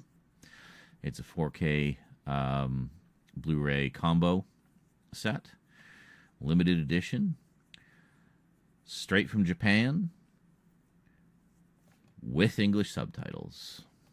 Yes, the official Japanese releases have started to include English subtitles on some releases. So very cool, because this particular one, I don't know why they just aren't able to release it here. So basically, some Japanese company was like, well, we'll release it here and just put English subtitles on it, and people want to import it. Yeah, they can just import it. Just saying. More money for them, right? By opening it up to the whole world. So yeah, I grabbed that January 29th. Release, apparently. Okay, cool.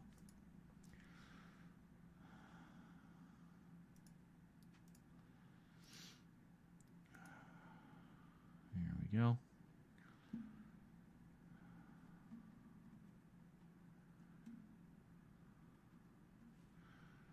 What am I looking at here? Yeah, here we are.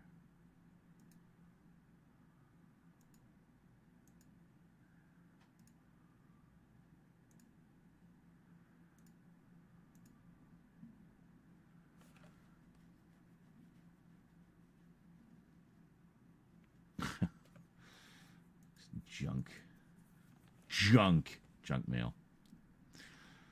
All right, so that is on its way. Release date is tomorrow, but they send it a little early to try to get it to you by the release date. I don't know how fast it's going to get here. I mean, I don't know where it's coming from. I don't know if CD Japan ships from Japan or if it's like a U.S. company. But yeah, only pissed with apocalyptic farts. Sorry. What is this? There was a recent hijack from 2013 where these guys hijacked the local emergency broadcasting system and said that there were zombies. It's a zombie invasion. There's this missing persons slide that aired in the 80s on an NBC station after the anthem was played. The lady was named Joanna Lopez. Issue was she might not actually exist. The image was spooky. Should we look that one up? Since we're kind of going down the rabbit hole here. Let's see.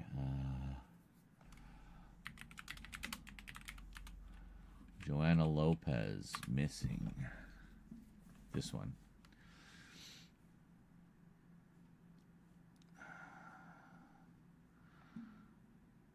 The missing person who might not exist. PSA's meditation sign-off and Joanna Lopez missing slide from 1989. 1989. Joanna Lopez may have been found. Oh.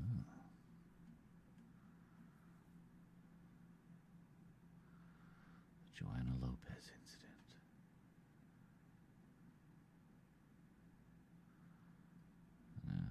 Oh, I guess that's what that ARG thing was based on, was this Joanna Lopez thing.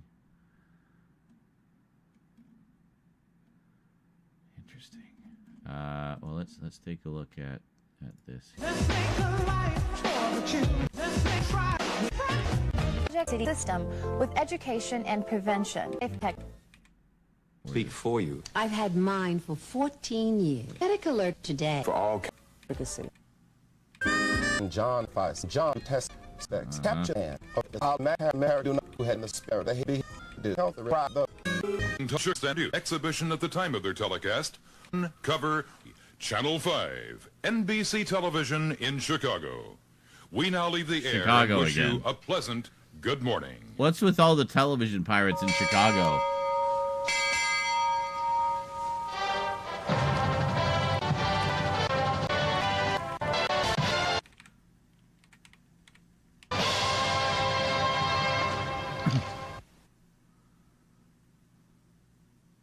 So just as they go off the air, they put this up. Joanna Lopez.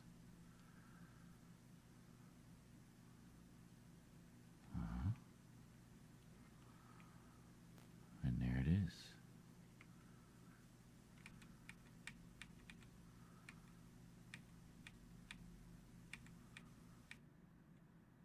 Okay. And she apparently doesn't exist. This is like a recreation.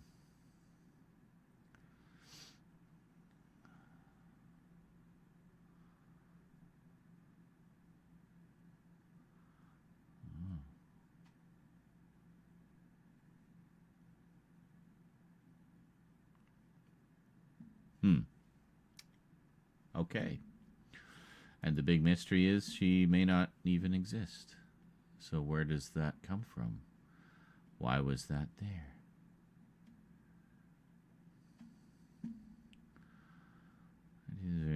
Post a video it doesn't exist, which was an exploration into the case of Joanna Lopez. The person whose missing post was broadcasted on the news. 1989, apparently again in 1991. The image was disturbing, to say the least. And Joanna was never found or even talked about again for decades. Recently, that changed. Oh, really? Hey, Black Metal says, holy shit, I found this pic. It was taken by some random person in Sauble Beach, Ontario, Canada, like 4 or 5 feet of snow. The snow just reaches the top of a stop sign. Stop sign was taken 5 hours. Wow, really? I heard we might even be getting snow here. Which is kind of funny because we haven't had any snow this whole winter. So, yeah, it's weird.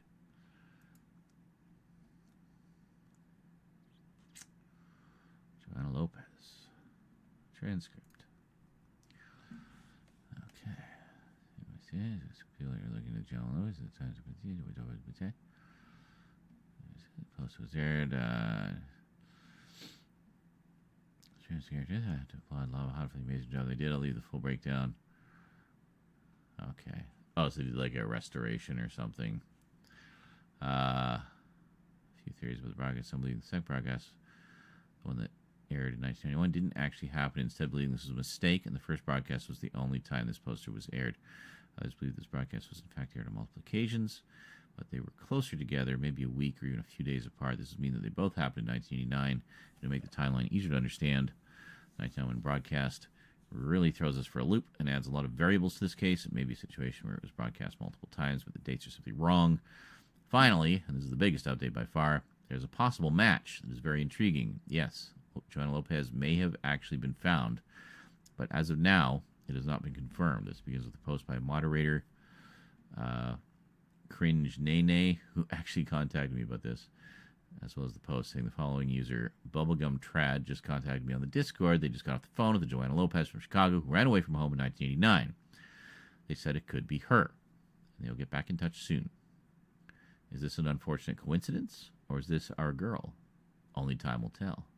But Joanna Lopez is going missing in 1989 in the same city would be ridiculous. We will not be disclosing how we got the number out of safety and protection for the people involved. But I have verified the information with Bubblegum Trad, and they're being honest now. We just need to see if Joanna will come through and call us back. If she does, we may be at the end of the investigation. If she isn't, we've got the world's worst coincidence on our hands. Stay tuned. We're giving her 1 week to call us back, and then we'll text her to try to figure out what's going on. So if there aren't any immediate updates, we will apologize. Bubblegum Trad, the person who made the original call, responded with the following. They just said, I spoke with a possible Joanna on the phone. Now, she just seemed very freaked out. I knew all this stuff, so I'm confident that she's being genuine. She did tell me that she was only gone for a few days. Her parents wouldn't have called any news stations. I'll let you know if/when she calls me back. There was a massive lead, but unfortunately she did not call back. The call was verified and could have very likely been her, but I imagine this being quite a lot. Okay. Welcome to the creepy... Okay, hold on. Huh.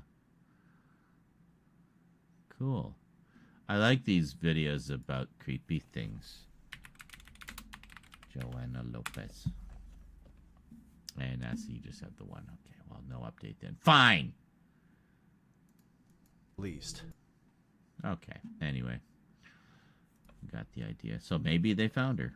Cool. Oh, okay. Yeah, that makes sense. Because I figured the ARG was based on this. That's what reminded me.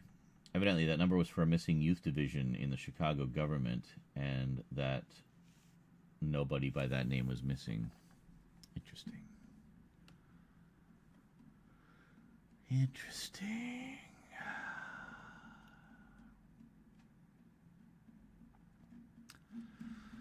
Cool. There was one rabbit hole I went down quite a while ago. I wonder if it's even still up. Sad Satan.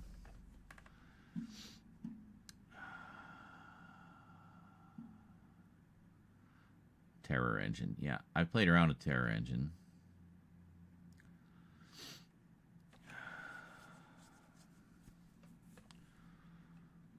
I actually know the full real story behind the Sad Satan game, by the way. I've been meaning to do a video about it for ages. And a lot of the versions that you see people doing videos about are actually not the original version. I have the original version.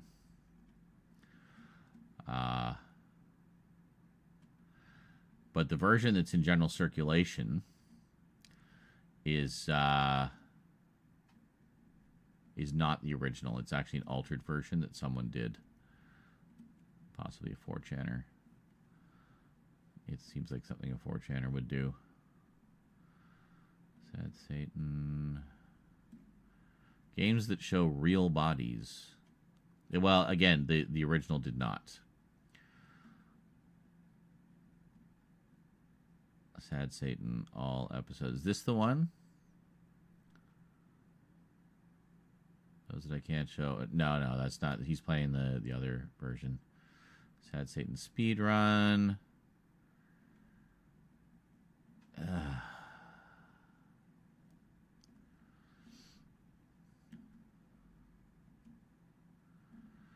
Yeah, so I mean, just scrolling here, all I'm seeing is people playing the not original version, which was in pretty wide circulation for a while, and people thought that was it, but it is not. There is... Oh!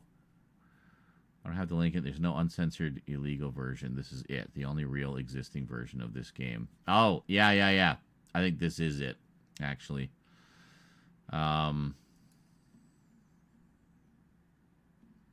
Yeah, because the actual original video runs about an hour.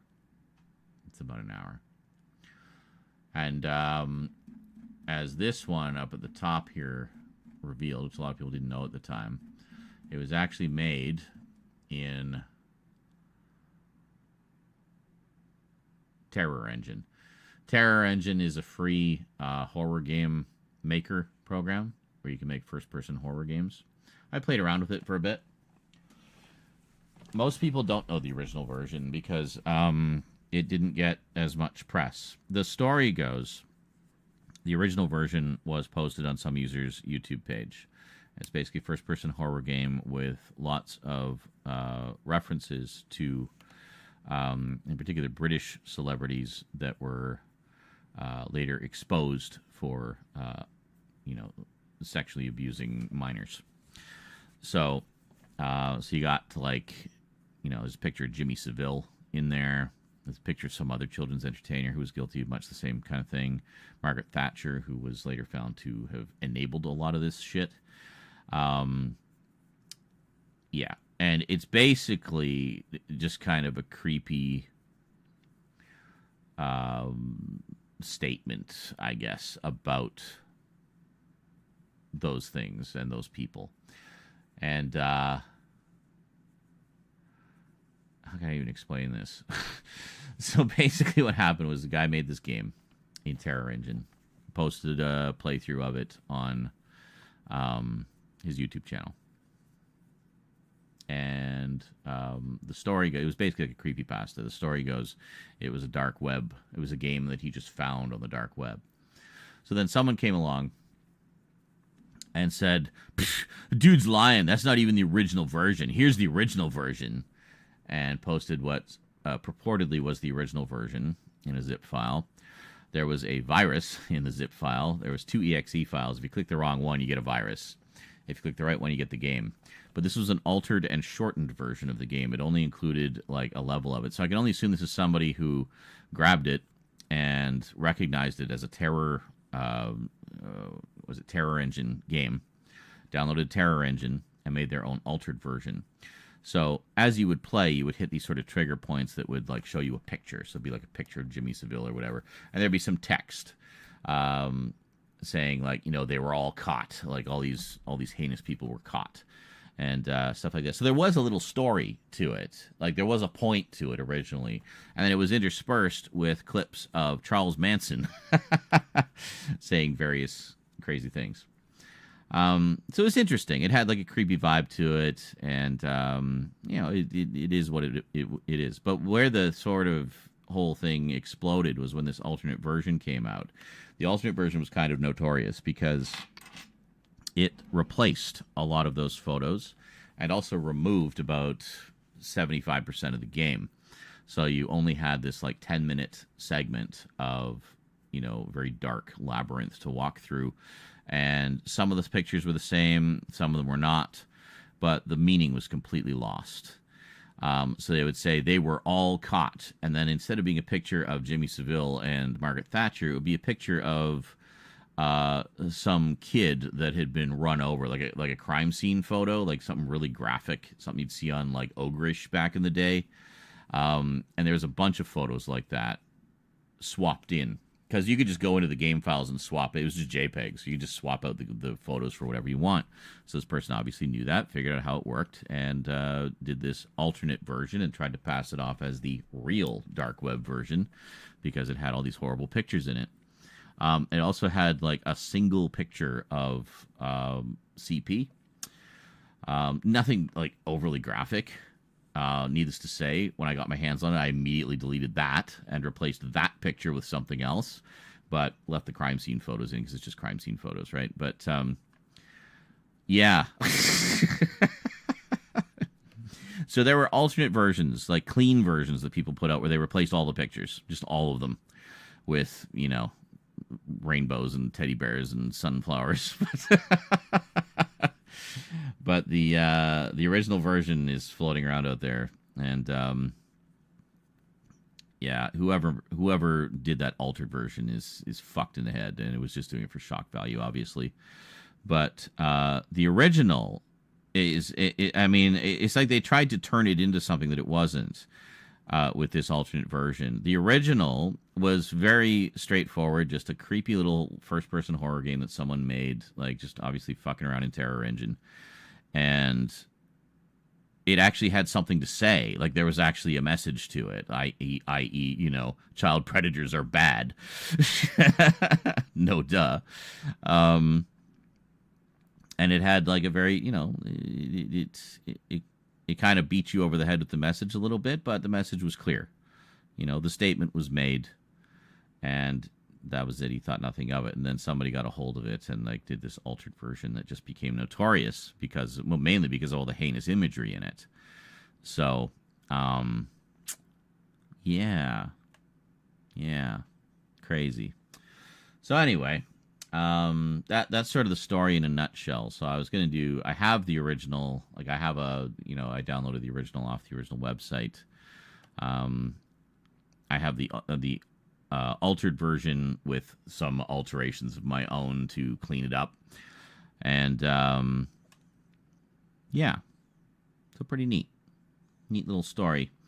But the whole thing was, I mean, it just exploded And so there's a lot of misinformation about it, about this this whole thing. And what is this? Sad Satan. That's hilarious. What even is this? Somebody being weird. But yeah. So anyway, I did quite a lot of research about it back in the day and basically found out pretty much everything there is to know about it that's available. Anyway, let's see, what has this one got? No, just stop.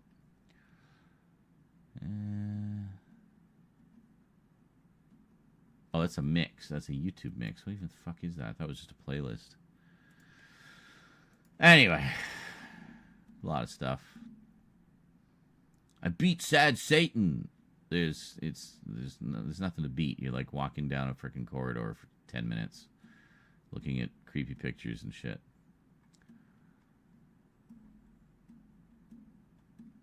So yeah, a lot of sensationalistic takes on it that are not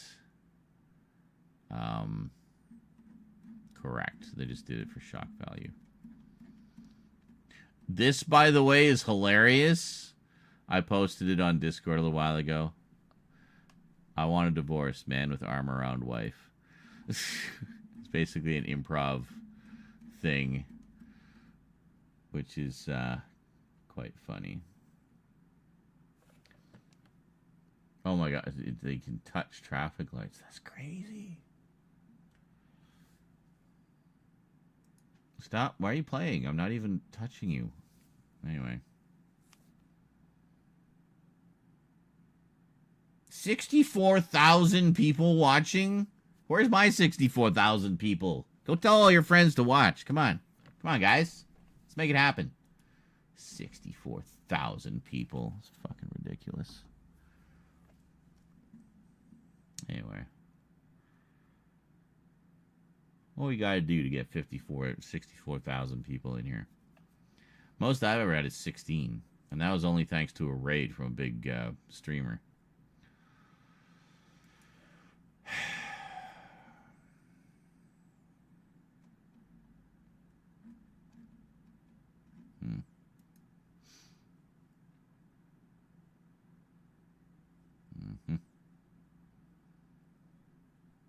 Fucking Netflix. Enjoying Dan to Dan?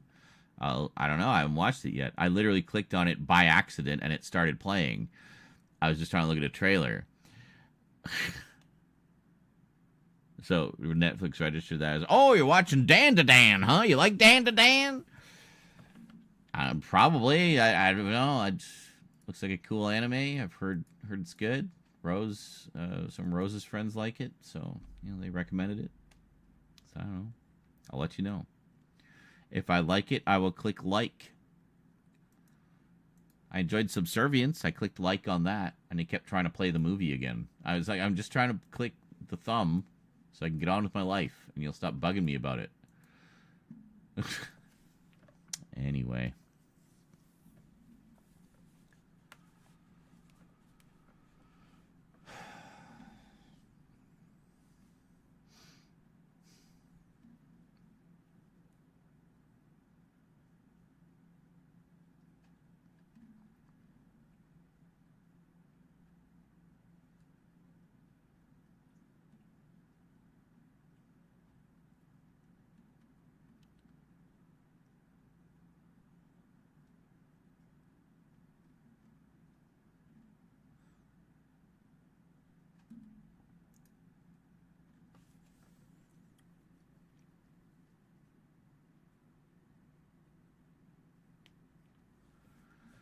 Oh, God. This is great. There's a Mr. Beast betting ad running on the New York subway. Cue this conversation next to me. Little girl. He's there because he's a trillionaire. Dad, I don't know who that is. Girl, you don't know Mr. Beast? Dad, well, I've heard of him, but I don't know anything about him. Girl, he's a very rich YouTuber. Then they both went on their phones. I simply love this world we've created for the children, where celebrity is dictated by artificial wealth and used to promote gambling on their phones to them. God, that's grim.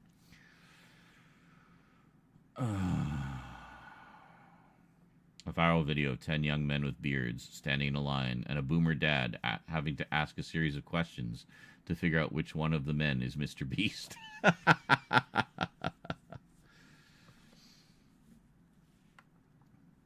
the longest time, I thought he was just a nice guy who gave people money. Turns out I was so horribly wrong.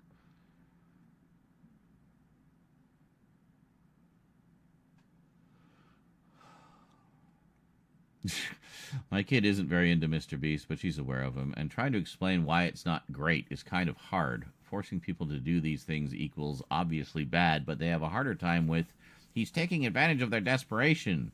Probably because gestures broadly at everything.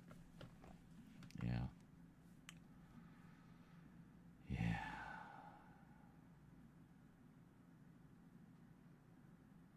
Yeah.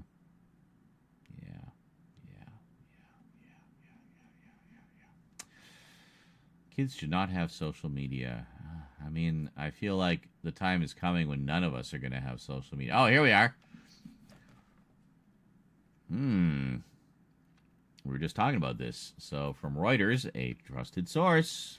This is the news where the news gets the news from. Just get it from the source. Fuck the middlemen. Technology shares recovered some poise after a rout caused by the emergence of a low-cost AI system by Chinese startup DeepSeek that raised questions about the sky-high valuations of established giants in the sector. Here are the latest developments. Let's check this out. This is relevant to what we were talking about. Subscribe. What? Really? Paywall now, Reuters? Fuck's sake. That's new. They didn't used to have a paywall.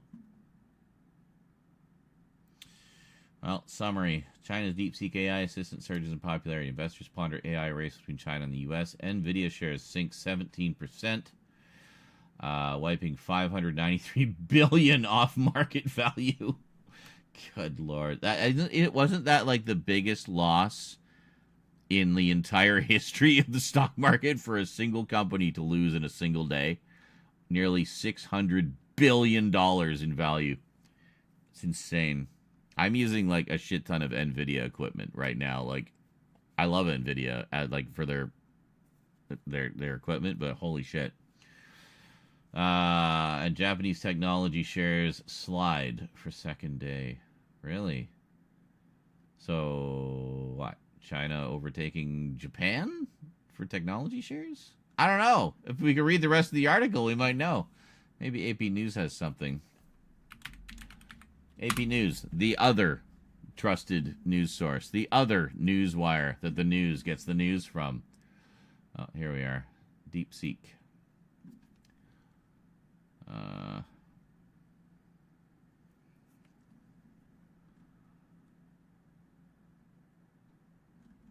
Do we have a video? Oh my God. Shut up! Shut up, shut up, shut up. Guy mute? Thank you. Jesus.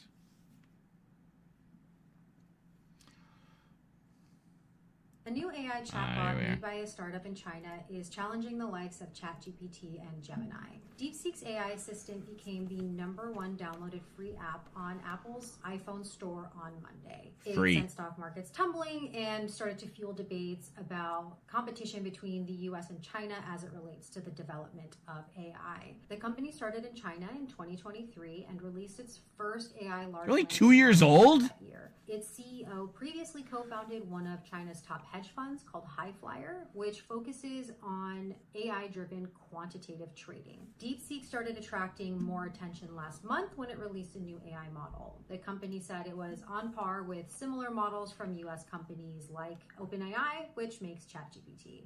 It also said that it was more cost-effective in its use of expensive NVIDIA semiconductors to train that model on troves of data. The tech costs less than $6 million, according to its developers. That's crazy follow-up cheap. research paper published last week is what set panic in motion. That paper was about another DeepSeek AI model called R1 that showed advanced reasoning skills. It could rethink its approach to a math problem. and it was significantly cheaper than a similar model sold by OpenAI called O1. Now, Wall Street is tumbling on fears that the big US companies that have feasted on an AI frenzy are under threat from a competitor in China. Do I watch? Oh my God, let me out. Let me out. Jesus fuck. All right, here we go. Greetings, that God you know too. What happened to the first one? Were you naughty?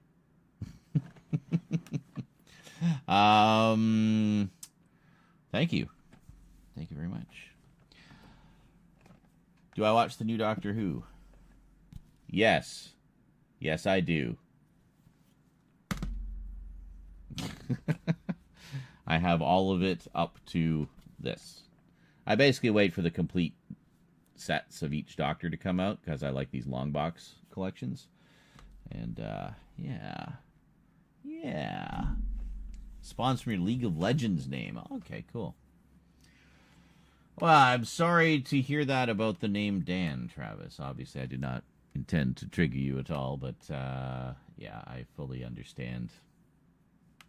Well, I remember you telling me you were kind of sucked down that rabbit hole when you were younger until you just kind of, like, realized, you know, hey, wait a minute. Maybe it's not good to hate everyone and everything constantly, all the time, forever. And live in a constant state of paranoia and fear. Ugh. My original League of Legends name was That God, and like 7 bands later, it became That God You Know Too. Was that it? Just because of the name? Like, they just... Like, oh, you can't call yourself that. It's like, really? Oh. Have you seen God on all the social medias? Runs the God Pod. Co-hosts it with Jesus. Sometimes has Mary Magdalene on. It's fucking great. Got banned for calling people pussies. Pussy. Eh. I mean, yeah. I mean, name calling in general. I mean, sure. I mean, any game is going to be some trash talk. I think that's one reason why Fortnite kind of appeals, is because there's no like chat between competing players. You only chat with your own teammates. So no trash talking the competition, right? But yeah, I did get reported for a name change in World of Warcraft once. Really? Made a priest in WoW Classic and named her Holy Shite. I like that. Holy shite. Yeah. Some people are just a little too sensitive about stuff, I guess. I mean, I don't think that's, you know, worth reporting something over. A little bit of heated in-game trash talk. Like, come on. I mean, there's plenty of worse things that people say that are a little more ban-worthy. Yeah. In the middle of a dungeon when I got kicked, so I typed in real fast. Had to rename. That way my party would believe me. Oh, okay. Trash talking is essential to competitive gaming. Well, yeah. Well, yeah, of course, within reason. Obviously, you don't want to be, like, hurling racial slurs at each other and stuff. But, you know, a little trash talk is fine. I mean, it's part of it. It's an intimidation tactic, right? You're trying to get the other guy mad so he'll make a mistake and you can take advantage of it. I mean, it's like, it's one of the oldest tricks in the book. You know? Get angry, you fuck up. You react emotionally, not strategically. You're not thinking straight anymore. Your judgment is clouded. It's absolutely a strategy. You know? So, yeah, within reason is the key answer. Exactly, yeah. Like, let's just keep it all, you know, what happens in the game stays in the game. You know, outside of this, you know, after the game, between rounds, we can be best buds. But in the game, it's game time, you know. I got a 20-minute chat suspension on GTA 5 the other day for saying this guy looked like the love child of Elvira and Jay Leno. What?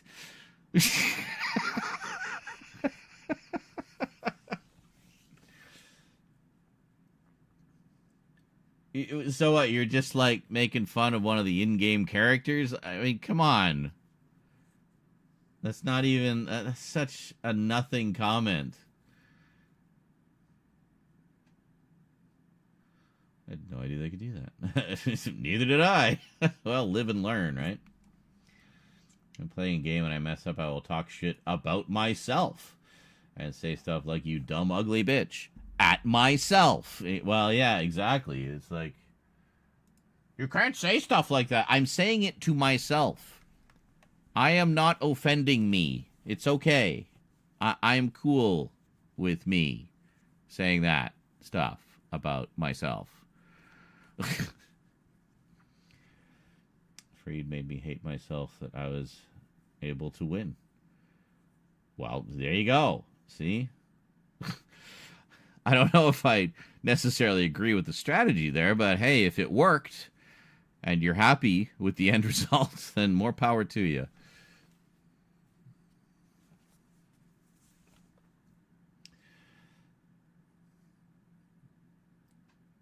Sister Fried, what? Okay. Yeah, apparently Rockstar had this whole new report system that includes all of this stuff that's nonsense. Wow. You get to the point, like, where do you draw the line, right? Like, I mean, I'm all for people, you know, wanting their safe space and stuff, and you know, with my community, I try to provide that as much as I am able, you know. But I think a more common sense approach to moderation is necessary in a lot of cases, and a lot of times people do get banned for just stupid shit that they really shouldn't get banned for. You know, the punishment is far more severe than the crime necessarily dictates. But I mean, if you were saying something like really heinous, then sure, yeah, of course, you did that to yourself. But you know, if it's just simple in-game trash talk, I mean, there's going to be some foul language. You know what they say: if you can't take the heat, get out of the kitchen, right? Especially, well, as you say, especially in competitive gaming, because I mean, it's just. You ever sat in on a Call of Duty game? Like, come on. Or been in a Call of Duty game? Like, there's some nasty shit that goes back and forth in those games. One of the reasons I don't play them, honestly, because I just, you know, I have enough self-esteem issues as it is. I don't need to invite more. But, you know, for those who enjoy the vibe and enjoy the game and enjoy the trash talk on, you know, giving and receiving, that's fine. There's room for everybody.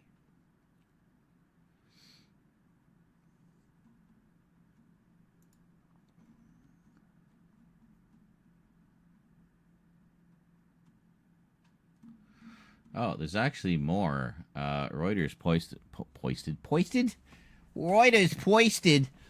a whole bunch of stuff in the Blue Sky thread, and just 15 minutes ago. All right, well, let's take a look here. So we'll just kind of skim. So developers at leading U.S. AI firms praised DeepSeek while trying to poke holes in the notion that their multi-billion-dollar tech had been bested.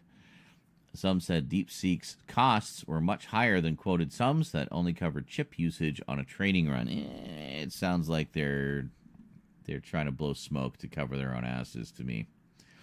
DeepSeek is a Hangzhou-based startup who, or Hangzhou, I think is pronounced, based startup whose controlling shareholder is Liang Wingfeng, co-founder of quantitative hedge fund Highflyer, based on corporate records. It is unclear how much Highflyer has invested in DeepSeek. They share an office block. DeepSeek's success has been noted in China's top political circles. On January 20th, the day DeepSeek R1 was released to the public, founder Liang attended a closed-door symposium for businessmen and experts hosted by Chinese Premier Li Shang, according to state news agency Xinhua. Really? Wow, just presenting it directly to the premier. DeepSeek's free AI assistant overtook OpenAI's ChatGPT atop Apple's App Store in the U.S. Its website was hit by outages. It said on January 27th it would temporarily limit registrations due to a cyber attack. Wow. Isn't it usually China attacking us? Rivals acknowledged DeepSeek's achievement. OpenAI CEO Sam Altman called it an impressive model. We will obviously deliver much better models, and it's also legit invigorating to have a new competitor, the head of the AI firm behind ChatGPT wrote on X. Well, yeah, so it's like a backhanded compliment. Well, yeah, it's impressive, but ours is going to be way better. Okay, well, theirs is already way better, so...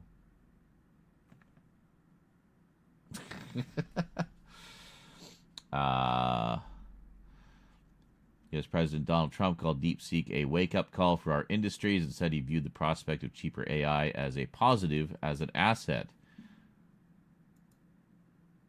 Interesting. Trump praising China for something? The fuck is going on? I see those bribes from Xi are paying dividends. Well, yeah, there you go. That's probably it. That's hilarious. I need to start watching those. I finally got the Blu-ray set. Was it? I go the opposite way in games like those. Like when I start to get rocked left and right, I beg them in chat to stop killing me and that I'm only 9 years old.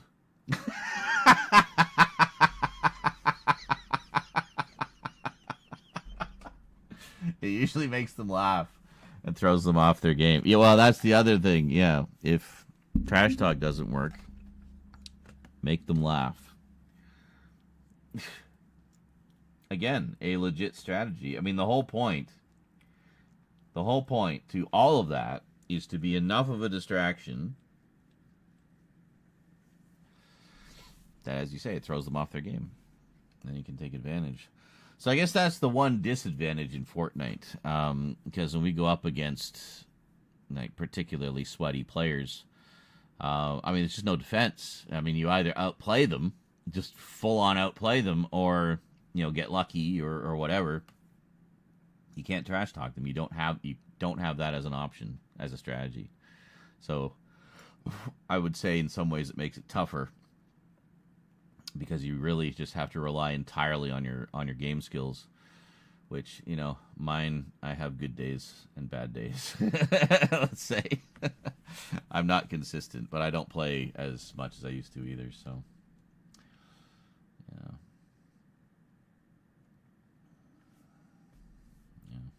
One of them days.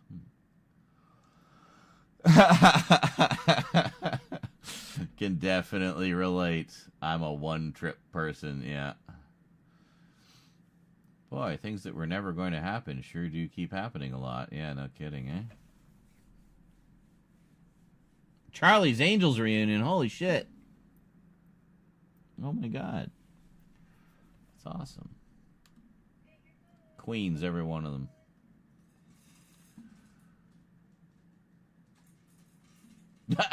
Ever wondered how often people visit the ER for a sex toy mishap? Well, we did.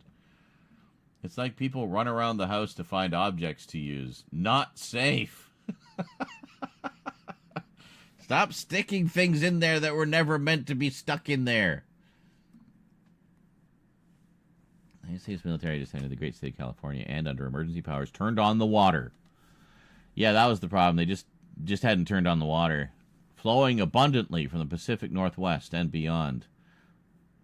The days of putting a fake environmental argument over the people are over.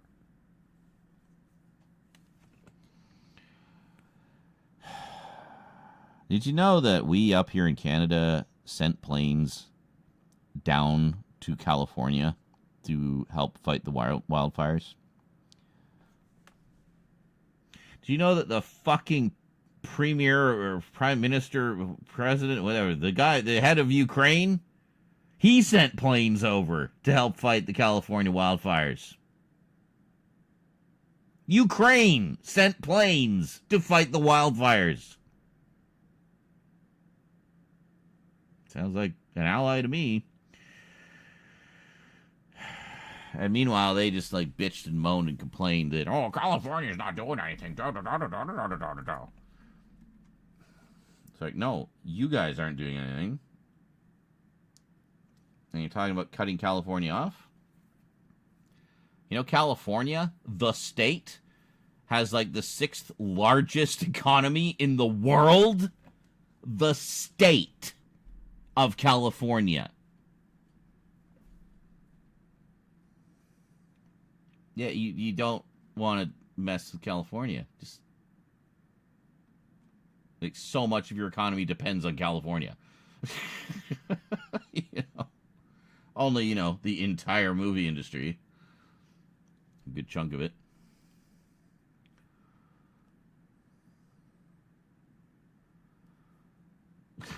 My wife is so mad at Jon Stewart calling James Carville's Mardi Gras tree a Christmas tree that she's sending me screenshots and yelling, "Can you tweet him?" We were watching The Daily Show and a fucking Cajun bomb went off in the living room. I need one of those tranquilizing blow dart things. This is a Mardi Gras tree. Okay. Are we allowed to talk about conspiracy theories? Well, it depends what they are. If it's like, the Earth is flat and we didn't go to the moon, then no. No. Bullshit, batshit insane conspiracy theories, no. But ones that, you know, seem a little more, you know, reasonable. So, the wildfires seem like they're on purpose. I don't know, but, well, I mean, unless it's the whole, we hate California, so let's just burn it to the ground, which is the stupidest thing they could possibly do. I don't know. I mean, we hear that with pretty much every sort of big disaster, like some conspiracy theory. Oh, this is a con job. It's a frame up. You know, this was intentional. They did this on purpose. Why? For what reason? What would be the goal there? What were they trying to accomplish by burning California to the ground? Unless the goal is to disrupt the U.S. economy. But, I mean, I'm sure the insurance thing, well, I mean, that's, let's face it, insurance companies are scum to begin with. But, yeah, that whole thing with, can you imagine, though? If that actually was the case, it was just the biggest insurance scam in the history of mankind. That would be nuts. And at the same time, California legislature pulled funding for firefighters. How close was that? Like when they did that? Like how close was that to the? Well, that I did hear about. Also, they used up all their reserve water. That I don't know how true that is. I think that's propaganda meant to like just make California look bad. But because they're trying to spin this narrative that California is evil and, you know, we need to put them in their place and blah, blah, blah, blah, blah. Because of the blue state, right? It's like the biggest, most influential blue state. So, yeah, it's a threat. It's a threat to the red wave, as it were. So, yeah, I'm sure they didn't mind that California was burning to the ground. Yeah, I don't know. I mean, I think, well, yeah, we don't know the full story. I mean, and we may not know. We may never know if there's more to that story. Like if there was some kind of, you know, scam going on. But I mean, that's a big scam. But also, yeah, I don't know about that. I'm still leaning towards, I mean, the whole thing about California being unprepared for it, that is, like, I just don't know what the reasoning would be. Like, there has to be a goal in mind, right? Unless it's one of those cases where it's like just one piece of a much bigger puzzle. So we're just looking at the puzzle piece. We're not seeing the whole picture. It could be something like that, but I feel like it's not going to be as exciting as we might want it to be. I think it's going to be a fairly mundane explanation. Like, even if it is the insurance companies, But I mean, what would they stand to gain from that? Really, I mean, short-term profits, I guess, because I know that insurance companies had been, not wanting to pay out, and it's just insurance companies being insurance companies, essentially. I don't know. All I know is whatever the situation was, that was a fucking mess. And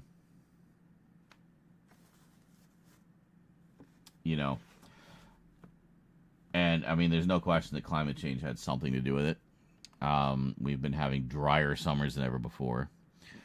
Wildfires have been worse than ever before. Not just that one, but also up here in BC, we've had quite a few over the past few years. I mean, we're West Coast too. And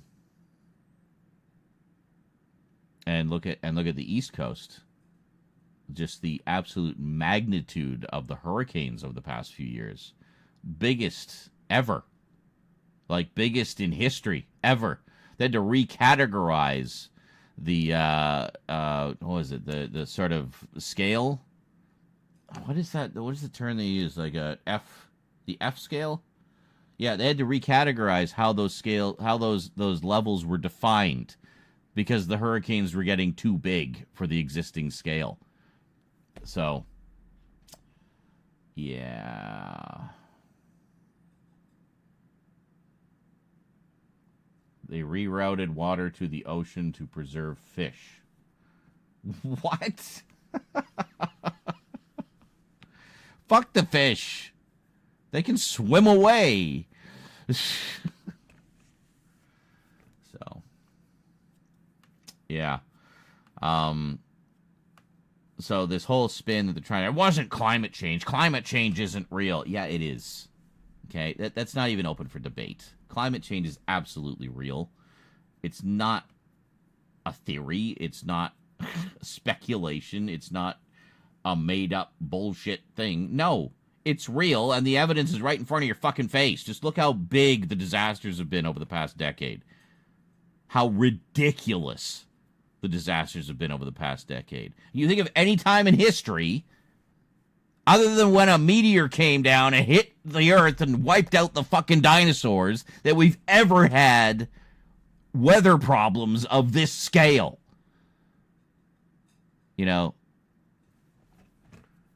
How many times does Florida want to rebuild? How many times has Florida been leveled, drowned, annihilated because of these fucking hurricanes?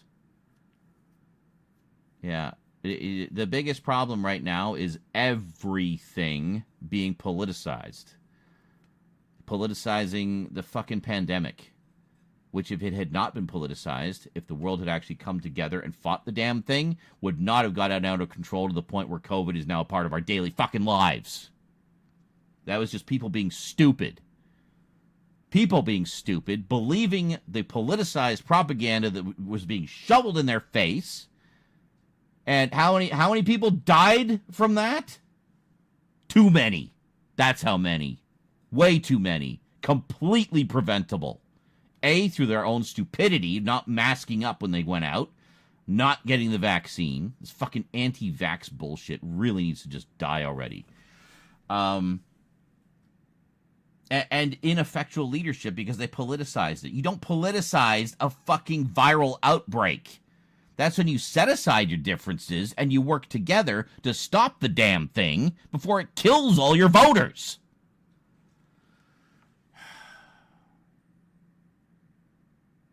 I mean, it's literally against their own best interest. You're killing your own supporters.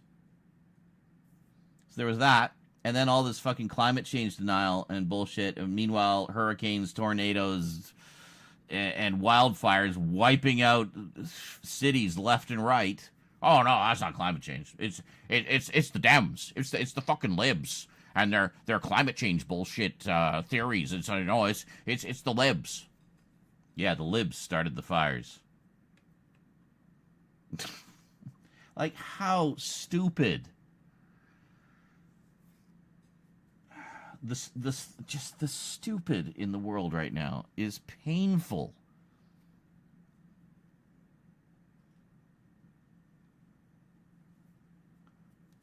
Bonehaver says there's big business in rebuilding. That's a good point. Won't be until it's underwater permanently that people will realize. Yeah, pretty much.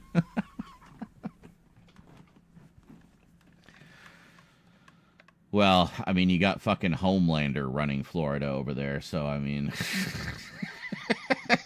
you know, that's not going to go. As long as he's around, nothing's going to go well over there. Anyway.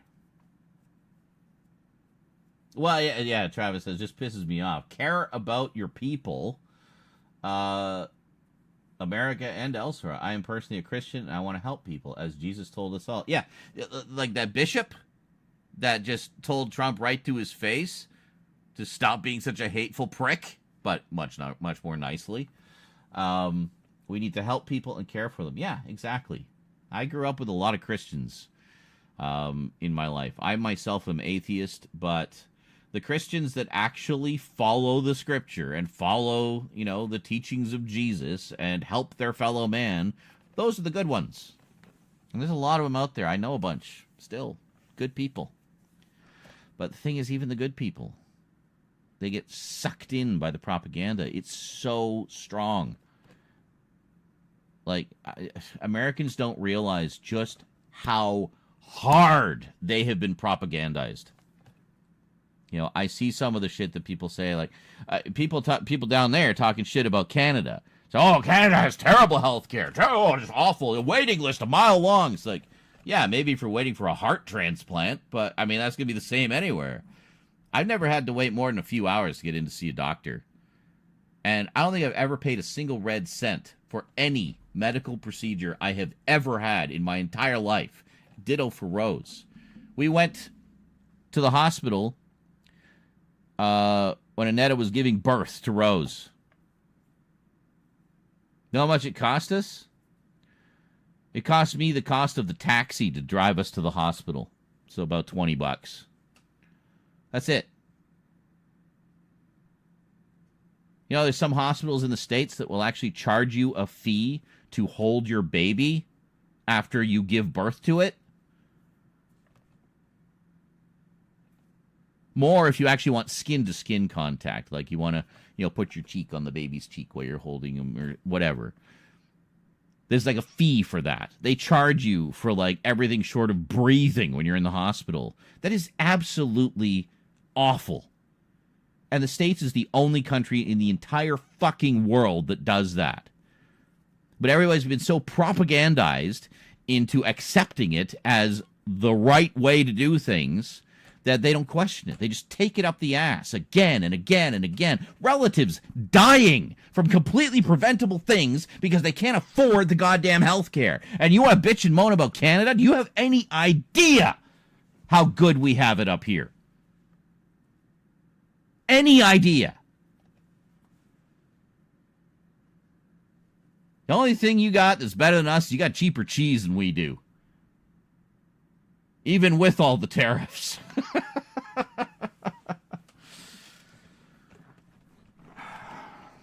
It just makes me so mad, like, to see so many people just so taken in. But, I mean, it's like the saying, you know, we study World War II, and it's like we look about Nazi Germany, and it's like, well, how could people let that happen? It's like, well, ask Joseph Goebbels, granddaddy of modern propaganda. He knew how it worked. He knew how to manipulate the people. And I see these new leaders using the exact same techniques. I mean, it's almost point for point right out of Goebbels' playbook. You know, if you read up on how Nazi propaganda worked, read up on it. The information's all out there. Learn your history. Read about it. It's going to look real familiar. Real familiar. You read about it and think about it in terms of what's going on right now. In particular with how social media and the mainstream media is being used to manipulate the thinking of the people. Manipulate their actions. You know. I could go into a lot more detail and provide a lot of specific examples, but it would make me too angry. Suffice it to say, turn off the mainstream media and spend as little time as possible on social media, especially if you're in the States. You look at what's been going on in North Korea for a good number of years now. Entire nation brainwashed. Entire nation. Kids being taught in school that their leader invented the fucking cheeseburger and was like a baseball superstar and all this other bullshit. Sound familiar? Yeah. They're doing the same thing down south. And at a very accelerated rate as well. So, yeah.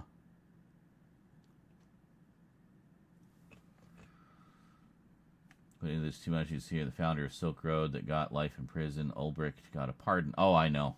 A lot of the January 6ers, all the January 6ers got pardons. And guess what? One of them already got in trouble. I don't know what the whole story is. I got to look it up. But apparently one of the January 6ers immediately went out and did something stupid and violent and ended up getting killed. Yeah. The vibe that I get right now, I'm kind of like, you guys remember Watchmen, Ozymandias? I'm not saying I'm the smartest man in the world, but there's one thing I always liked about Ozymandias, and it was his ability to process a lot of different strands of information and kind of distill. Like, he would sit in front of his wall of TVs, watch all the TVs, and he said, I'm just trying to get a sense of the world right now. Trying to get a sense of the temperature of the world right now. So he would just put on all these shows from all over the world, news broadcasts, everything, to just kind of get a feel for how the world is.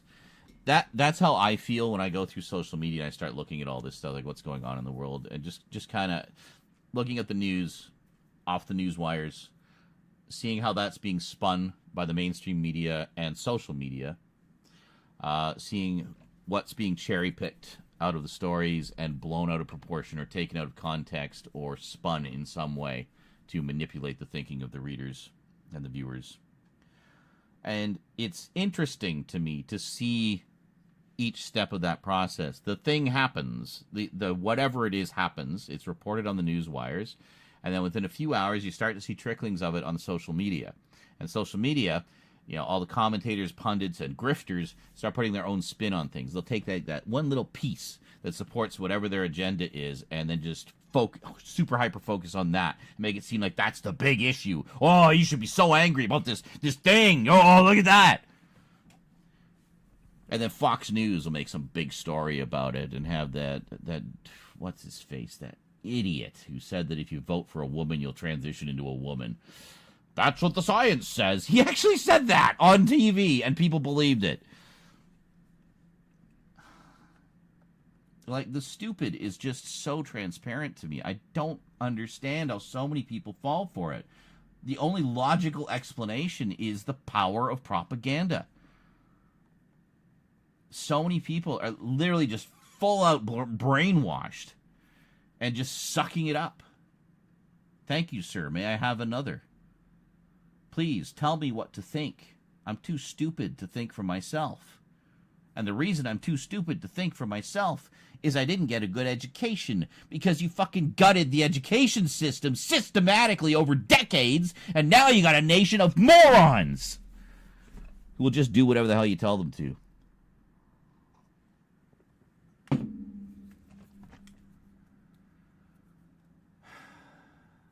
Oh, a Jan 6, you're caught for CP already? Like fresh out of prison? Straight to the kiddie porn, eh? Great. Real quality people. Real quality humans there. So glad they're back on the street, eh? Shining examples of patriotism. No, you know why he pardoned them? He doesn't care if they go off and commit crimes or whatever. It doesn't matter. There's like, what, 1,500 of them? Yeah, a couple of them get arrested or killed, doesn't matter. Collateral damage. You know why he pardoned them? Because now he's got 1,500 troops. He pardoned himself an army. Think about that.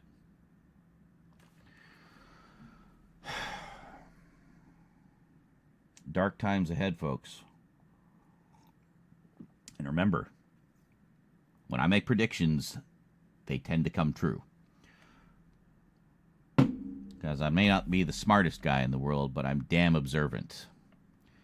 I Ozymandias my way through social media and mainstream media, put my finger on the pulse, see what's going on in the world. And the vibe I get right now is there's a huge amount of hate in the world that is fueling an even huger amount of anger.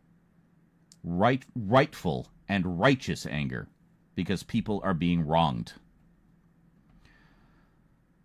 This whole immigration thing is an absolute fiasco. What I couldn't believe was that Native Americans were being harassed by ICE. Native Americans. Let me say that again slowly. Native Americans. Okay, let me say it slower. Native. You know what native means? It means they were here first. They should be booting ICE and all the other people the fuck out of America. Natives were here first. They're as not immigrants as you can get. This is the kind of stupidity. This is the kind of madness of the world we're in right now. Trying to deport Native Americans. Okay. So where I got? I crossed the street?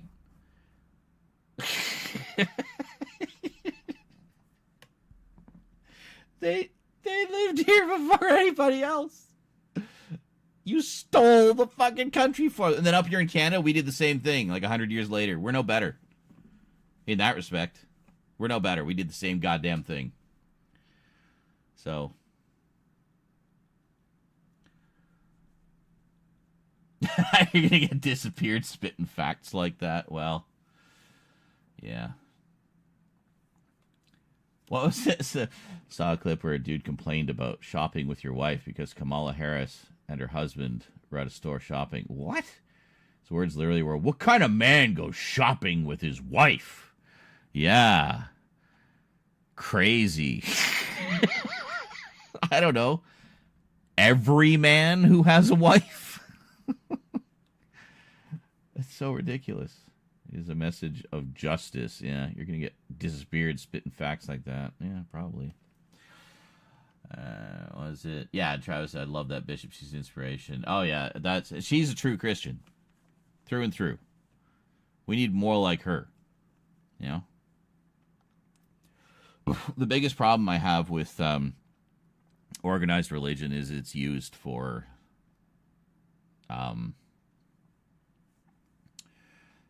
control, essentially to control people and to manipulate them. But there are examples like that bishop who are good people who just want to live and die by the word, you know, and take it very seriously and understand that empathy and love is a massive part of that. I mean, all right, for the sake of argument, let's say Jesus is real. He comes back and sees the state of the world. Who do you think he's going to side with? The righteous right? No.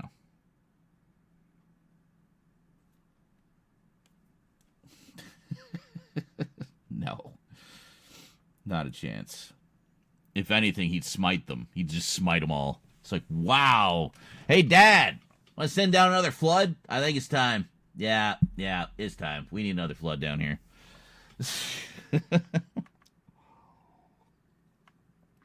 Jesse Waters saying, I knew it was a J. I couldn't remember. He's just, I recognize him, that stupid idiot. And greetings, Andy. It says what ICE doesn't get to is if they go in native reserves, they can get shot. The reserves have their own police force. Oh yeah.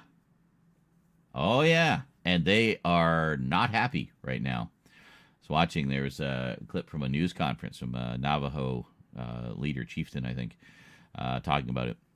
Or it was a representative, anyway, of Navajo chieftain. I don't know if it's the actual chief, but talking about how they were being harassed by ICE, and they were not happy. They were not happy. And it's absolutely justifiably not happy. That is beyond unacceptable.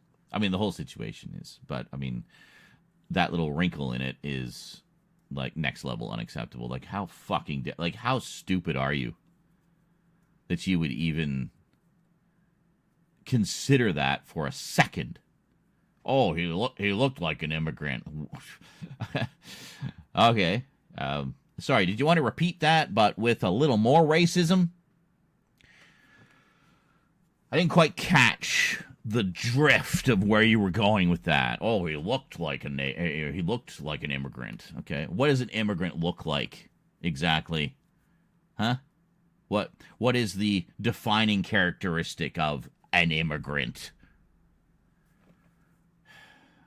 Immigrants are your friends, your neighbors, your co-workers, not to mention an essential part of any country, but especially countries like the U.S., which was founded on immigration. Not to mention the immigrants do, legal and illegal, they do so much of the dirty jobs that nobody else wants to do.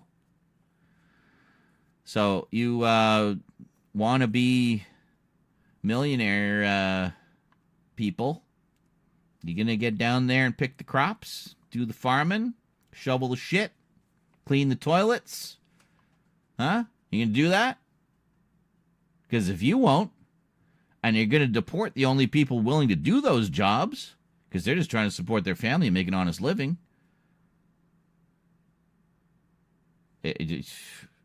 who's gonna do those jobs? Nobody. There won't be anybody to do them. So then you really turn into a shithole country when all the toilets start backing up. Oh, damn, didn't think of that.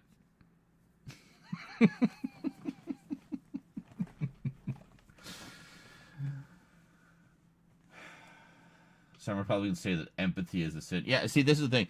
Again, this is right out of the Nazi playbook. It's just like demonizing things that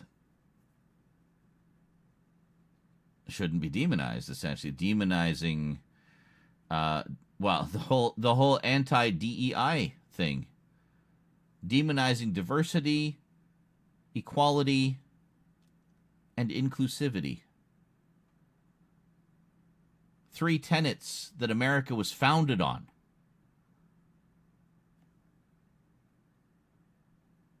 I just don't understand how people look at those things as being bad. You know?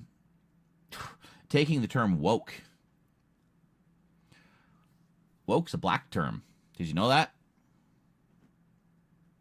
People of color. Originally, the term woke meant to be aware of issues of social injustice.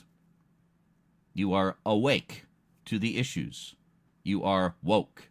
You are aware of the social injustices suffered in the communities of people of color. Usually by white people. But that's what it is. That's literally all it means, is to be awake and aware of social injustice issues regarding people of color. And somehow it's been like twisted into this like just farce of itself, to the point where you tell somebody that's not what it means. I actually had this happen to me. It was foolish. I tried to argue with someone on X. That never goes well. But if somebody's saying, like, somebody posted the actual dictionary definition of woke from, I think, the Oxford Dictionary. And they said, yeah, the Dems and the Libs and the radical left want you to believe that this is what woke means, but it isn't. It's blah, blah, blah. And it didn't even provide a definition, basically just a bunch of catchphrases and slogans and anti-this and that. And I just commented, I said, that is the definition. That's literally the dictionary definition of woke. He was like, see? Propaganda, brainwashing. You're part of the problem. You're spreading misinformation. It's like, no, I'm spreading the actual definition to combat the misinformation that idiots like you are spreading. You fucking brainwashed morons. Or it's either brainwashed morons just repeating the propaganda, which perpetuates it, by the way. It's part of the process.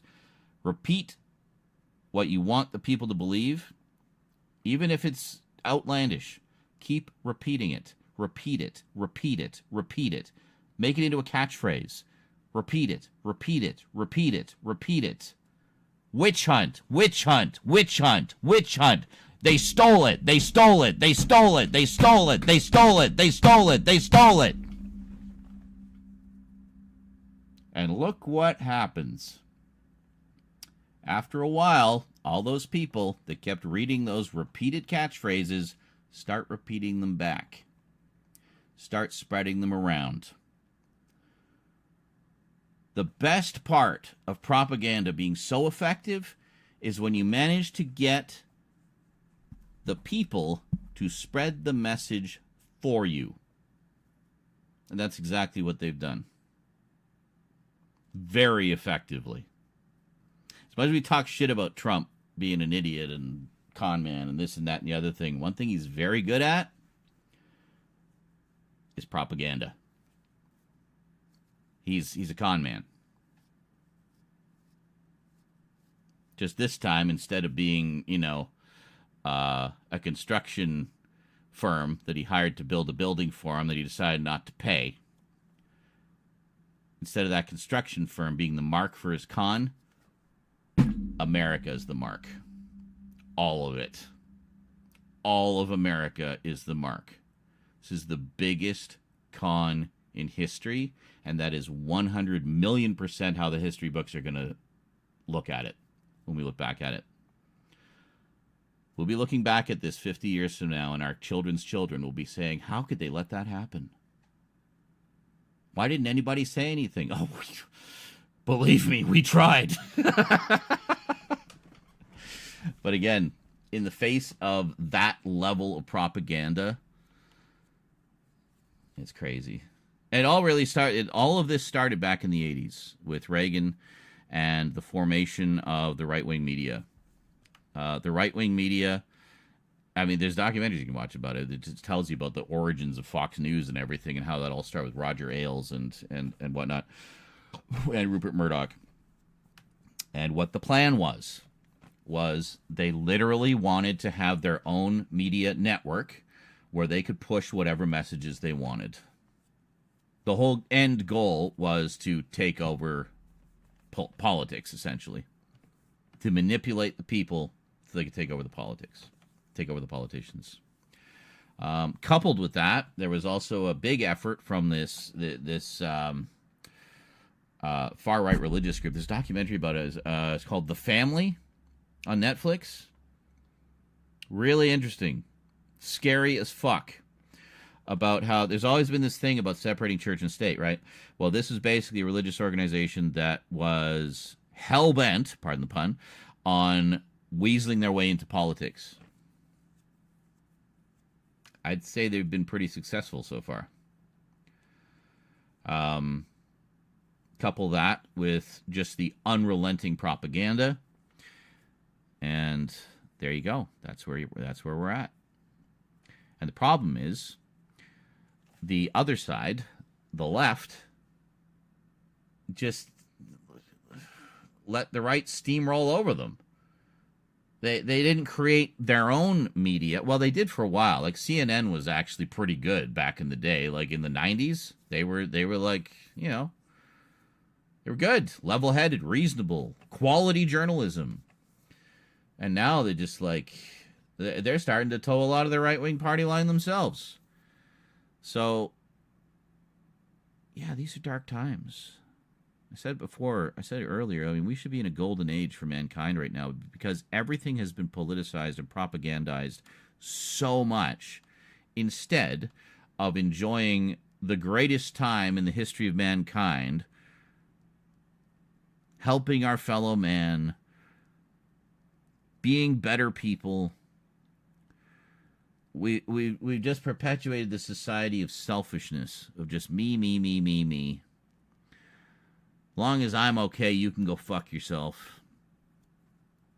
And now we're in the mess we're in. Now we're sitting here on the brink of, well, civil war down south, possibly world war, if things keep escalating between the superpowers. And all these other wars that are, you know, absolutely playing into that because, you know, alliances on either side, you know, Ukraine versus Russia.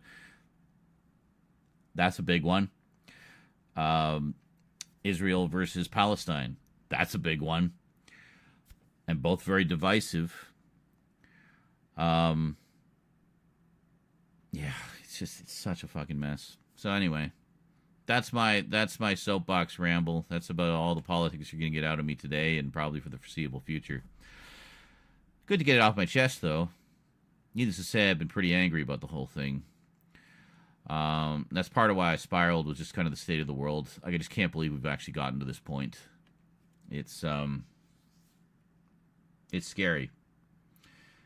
And if you aren't scared, then you're not paying attention.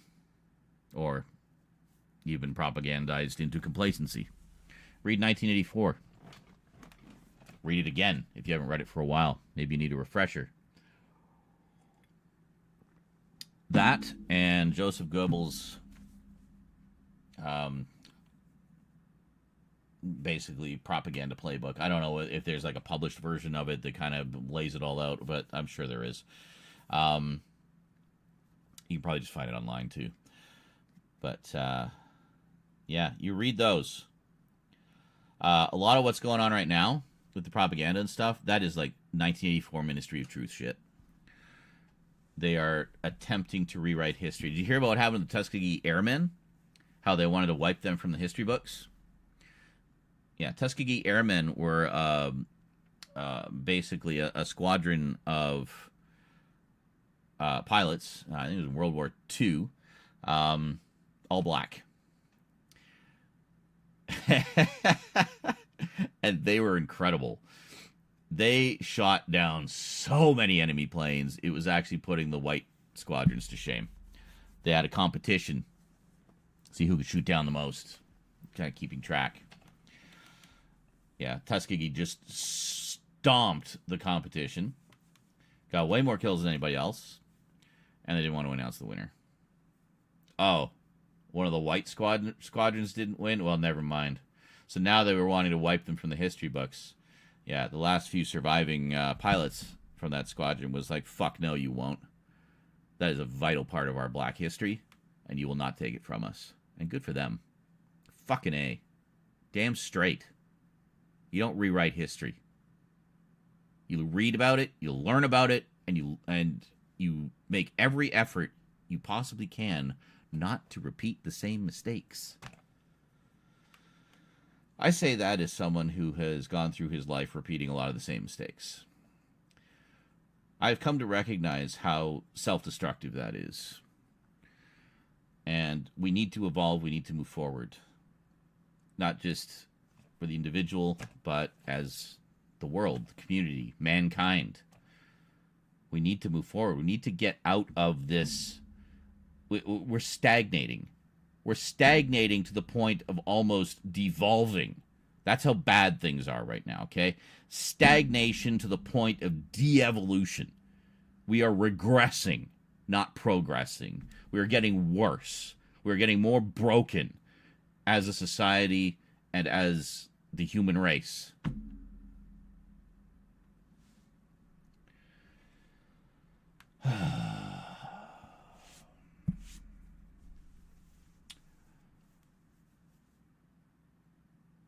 Yeah, Travis says, I remember that Kamala clip.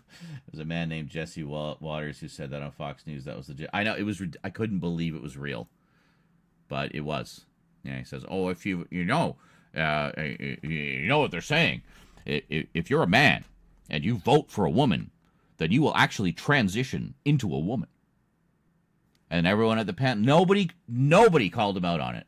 Everybody was like, "Oh, wow, really?" It's like, yep. That's what the science says. Mm-hmm. The science, eh? I'd like to see that science. Can you show me the peer-reviewed papers that confirm this to be scientifically true, Jesse? Yeah, didn't think so. But that's Fox News in a nutshell. They literally just make shit up. In fact, they've been sued for literally just making shit up. Multiple times. Look it up.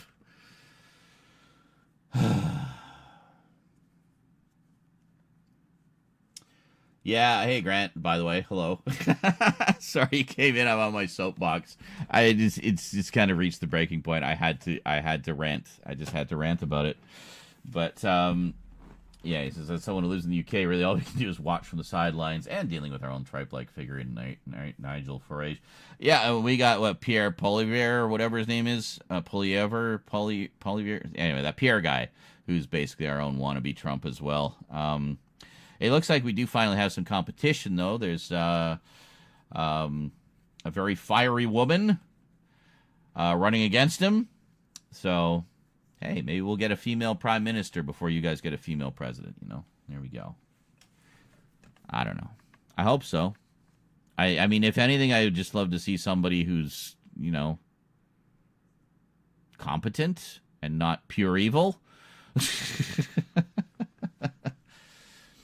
But for me, like, as far as watching from the sidelines, I mean, I live in Canada, and people say, well, why would you care about U.S. politics if you live in Canada? Well, because they're a superpower, and their economy kind of affects the entire world, and they're like a pretty major trade partner with Canada as well. So, yeah, what happens down there absolutely affects us up here. So, yeah, so we can't really watch from the sidelines because they're just a little too close. I mean, we share the same continent. And threats of basically threatening to invade Canada and Greenland. Why? You've been in office for a week and you want to fucking start a war with your allies? Like, what? There's more to this story, obviously, than we are aware of. But there's some kind of agenda at play here that we are not yet privy to. And I feel like by the time we know what's really going on, it's going to be too late because they will have already got everything in place and we'll be fucked. Yeah. Ha! Well, yeah, Musk throwing his heart out to the crowd twice. And to the poster or whatever in the back. Yeah. A very, very touching, heartfelt gesture. Okay. Did you just sleep through all of your history classes? Oh no, only the parts about World War II. So boring, God. Yeah. It's on Canadian Bacon, yeah. Yeah, I think it was one of John Candy's last films, wasn't it? But,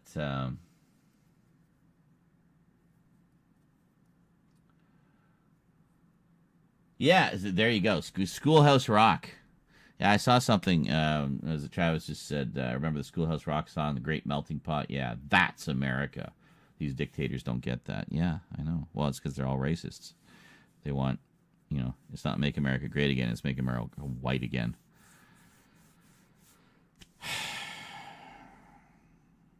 As a white man, as a mostly straight, white, cis male, and white, straight white male, it angers me.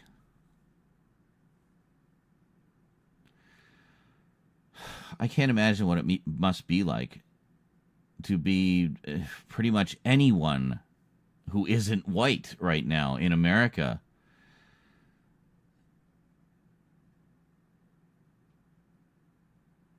Literally afraid to step outside your door or go to work because ICE might show up and decide that you're an undesirable. Next thing you know, you're on a plane for Colombia. You know? Just destroying lives left and right. And I mean, it's the old shooting themselves in the foot thing. Like, I mean, yeah, great. Get rid of all the immigrants. Then you have no one to do the jobs that none of you overprivileged, me, white fucks want to do. Because you sent away all the people who were doing the jobs. Who were doing the grunt work that you don't want to do because you don't want to dirty your pretty little hands. Pretty little white person hands. Little hands full of privilege. I hate that shit.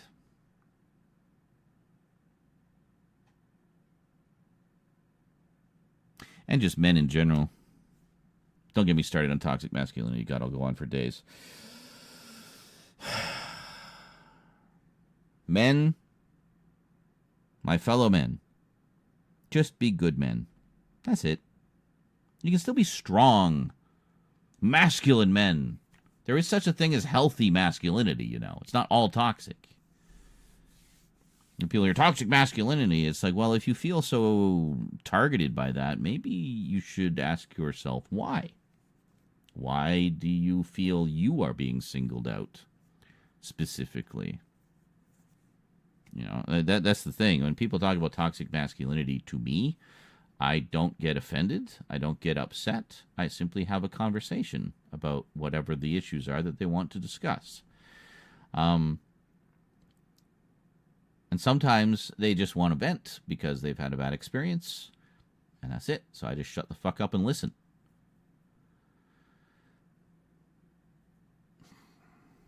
I don't get it. I just don't get how we've just lost our way. We're just so lost right now. Anyway, I got a lot of cool new Doctor Who stuff, which I guess we'll start filming videos about tomorrow. Because it's now almost 3 in the morning, and I should probably go to bed. We've been going for 8.5 hours. But it's been quite the stream, eh? Considering we didn't do anything we actually set out to do. We did a lot. Like, we talked about a lot. We covered a lot of bases. A rare political turn for me. Well, for all of us, really. We don't really talk about it. Fox News makes Alex Jones look like AP News. Yeah, it's ridiculous. Well, and the funny thing is, something I just learned the other day. You probably heard this about Fox News, that they say, like, oh, we're not under any obligation to really tell the truth because we're not technically news, we're entertainment. And that's correct, actually. They are technically branded as entertainment, and thus are under no obligation to actually tell the truth. They are not bound by any kind of journalistic code or integrity because they are not technically journalists. They are entertainers. So if you watch it as parody, it could be quite funny, I suppose, in that context. But the scary thing is a lot of people watch that, watch Fox News and all the other media, and just take it at face value. They just think, like, oh, it says news, so it's news. This must be true. And they just readily believe anything that they say. And Fox knows that they have this power. That was the goal from the start, was to gain that level of influence over the people. So they succeeded. Nobody stopped them. Everybody kept pointing to them, saying, oh, look what they're doing. We see what they're doing. We see what they're doing. Okay. Where's the left media to directly go head-to-head with the claims of the right? Don't leave the fight to the politicians on the Senate floor. The fight has to be going on in the media as well, because it's the media that influences the votes. It's always been that way. He who controls the media controls the people. Look how little social media is left. We got Blue Sky.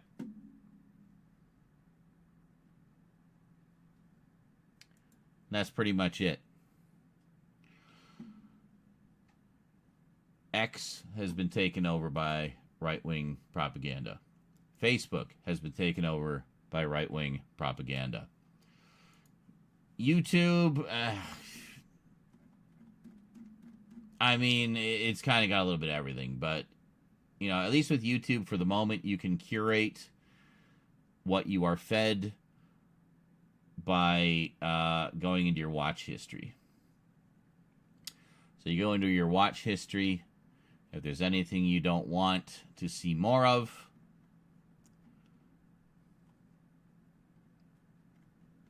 then just delete it. I went on a bit of a Lady Gaga rabbit hole.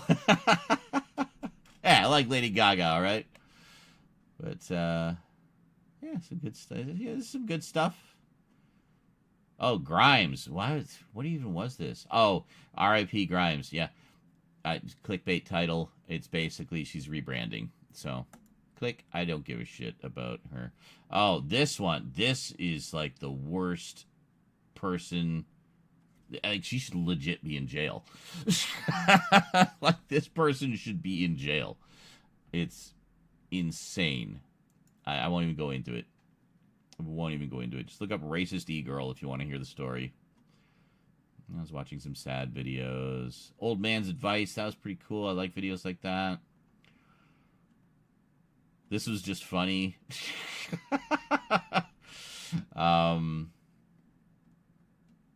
Couple clips from My Dinner with Andre. Yeah, but anyway, the thing is, if you want to curate your timeline, it's pretty easy to do. If you want to see less of certain stuff, just go in and remove it from your watch list. You will not be recommended it anymore. It's crazy how quickly that works. It's almost instantaneous.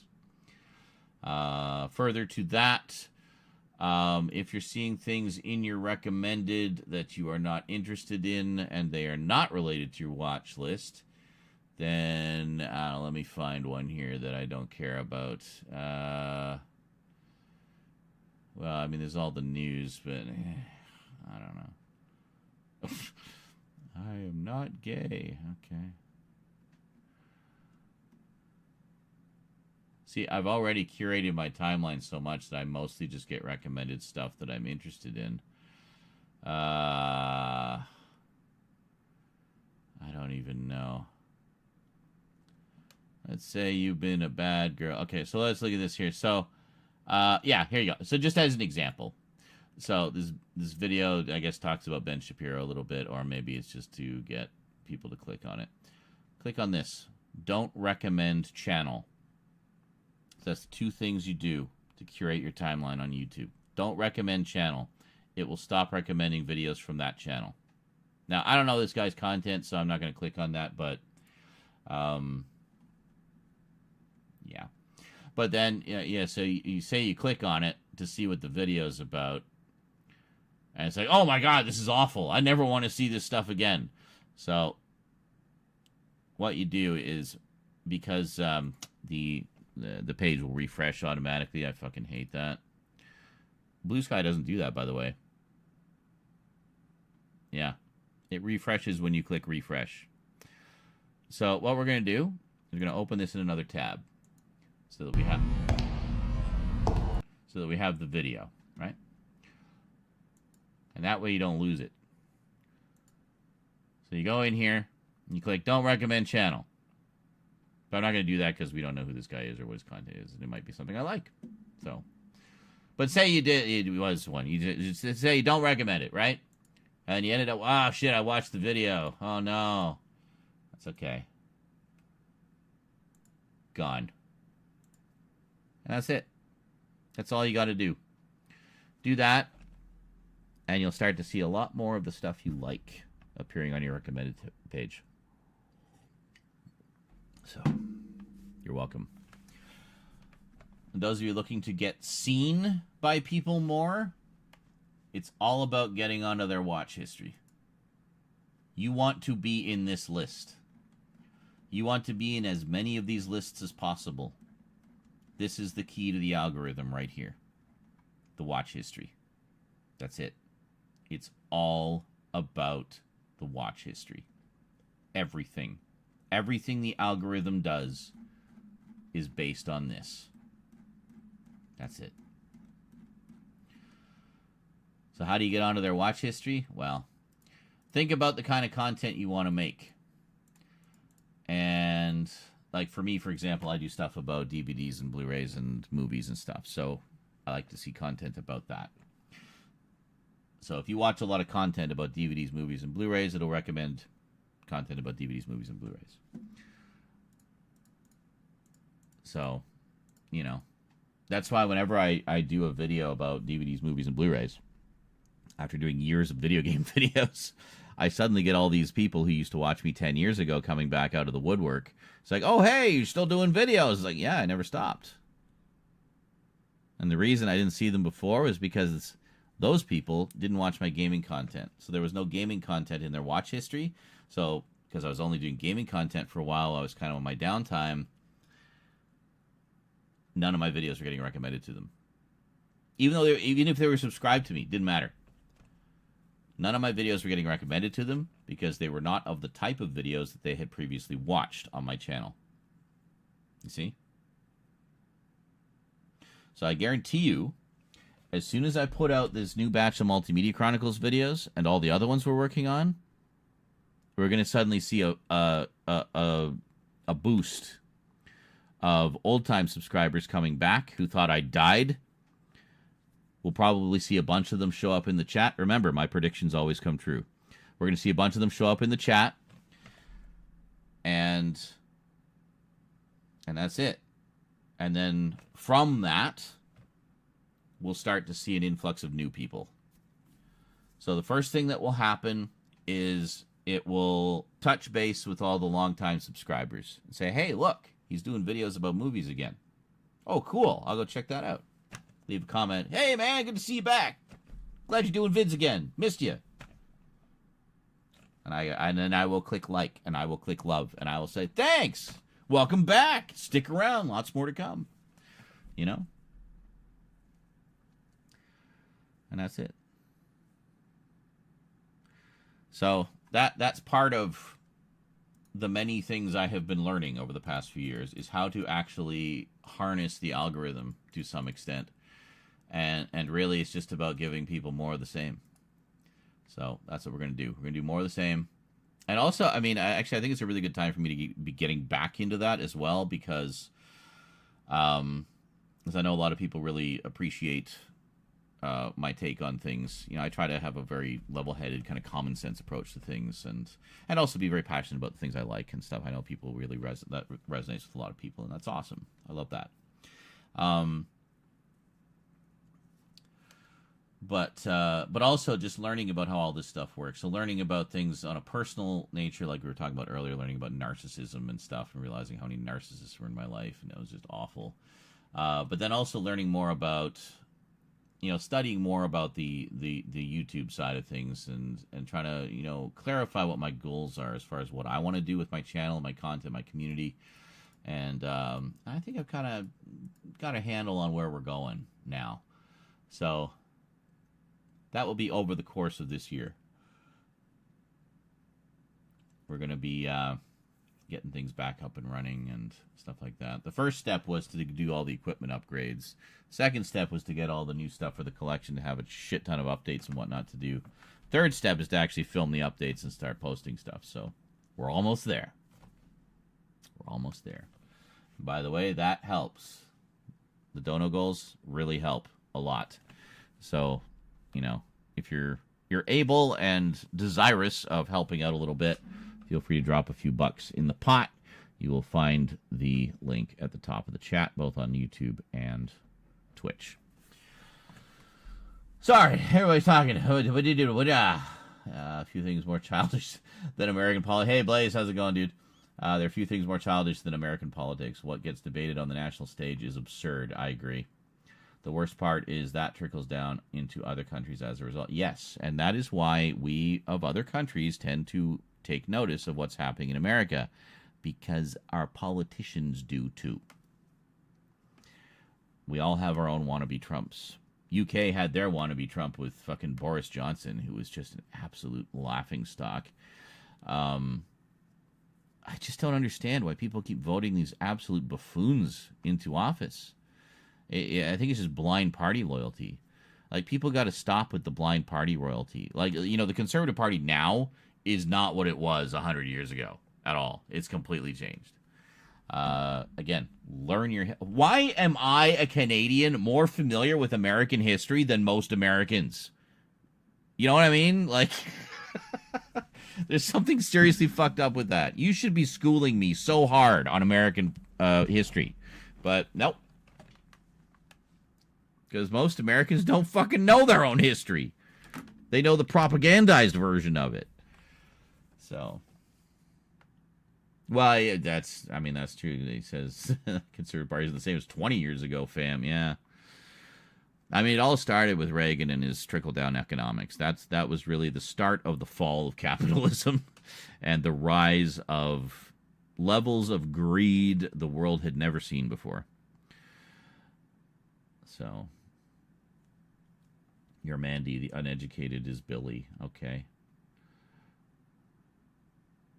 Oh, Max Headroom. Yeah, Max Headroom is one that we should really watch on Discord. I'm long overdue for a rewatch of that, and I would love to watch it with you guys. It's not very long. It's only 14 episodes, and then there's the movie, which was basically remade as the pilot episode of the series. But so we'll watch both versions of that, and yeah. But God, it's good, and it's so scarily accurate to the world we live in. The only difference is that was out when I was talking about earlier how the networks used to be God, essentially, in terms of media. Max Headroom was born out of that world. So it's like a future, a near future dystopian cyberpunk world, where in this case the networks run everything. The internet hadn't happened yet. So it was still all about television. Television was the main, repository for media consumption. So so that's what the show was all based around. But a lot of the ideas in it ring very true. You can easily transpose those into the internet age. Like, for example, in the case of Max Headroom, they have televisions that have two-way sampling. So, for example, they would do voting for politicians through their televisions. Kind of like how you can do it. It would be kind of like doing it over the internet now, like through a website or something. So they would have, and they would vote by just changing to the channel of the politician they liked during the voting, or something like that. So and then they would tabulate the ratings. So the votes would be counted by ratings. Whoever was getting the best ratings would win. So, and then the networks all had their own politicians in the running, and that they were funding and supporting and promoting, pushing, propagandizing, and that was it. That was how it worked, and that was like very forward thinking, I guess. The only difference being it was all based on television rather than the internet. But like, you could easily take Max Headroom into the internet age, and it would still work quite well, I think. Yeah, nice chonky tech in that too. It's like a chonky tech cyberpunk world, which I really like. I love the chonky tech. But yeah, it's great. We should create the Democratic Republican Party again. I know, right? And yes, Travis, I am glad you got out of the old school mindset. And you know, I mean, I see that as a hopeful sign, because I remember you were telling me about that, how you were pretty deep into that. I mean, mainly through the influence of your parents and whatnot, and that's totally understandable. But you started to dig and to learn and to question. And it wasn't long before you realized that, yeah, some of this stuff's kind of bullshit. Because it is. It is. But, I mean, I see that as a sign of hope. And to me, it's not even about being on the right or the left or the center or this or that or the other thing. It's not even about politics.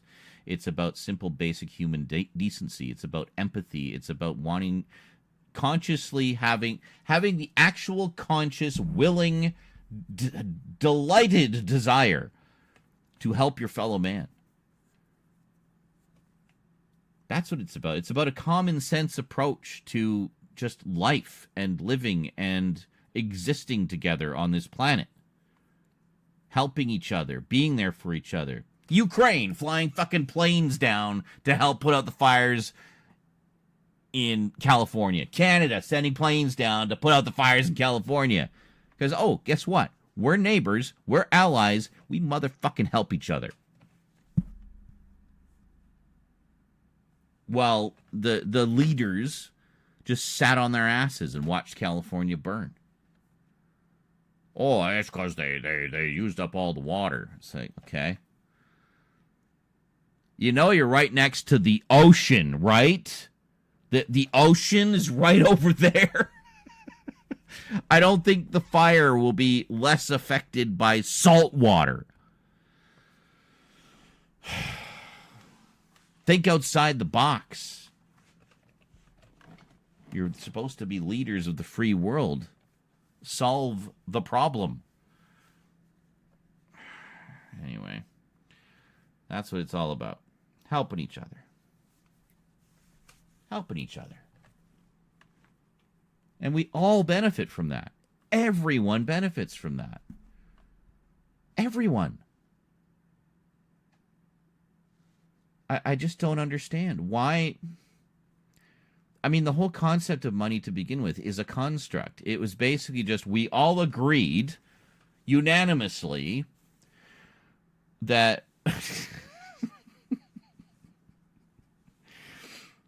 that we would base our entire civilization around the accumulation and exchange of these little pieces of paper.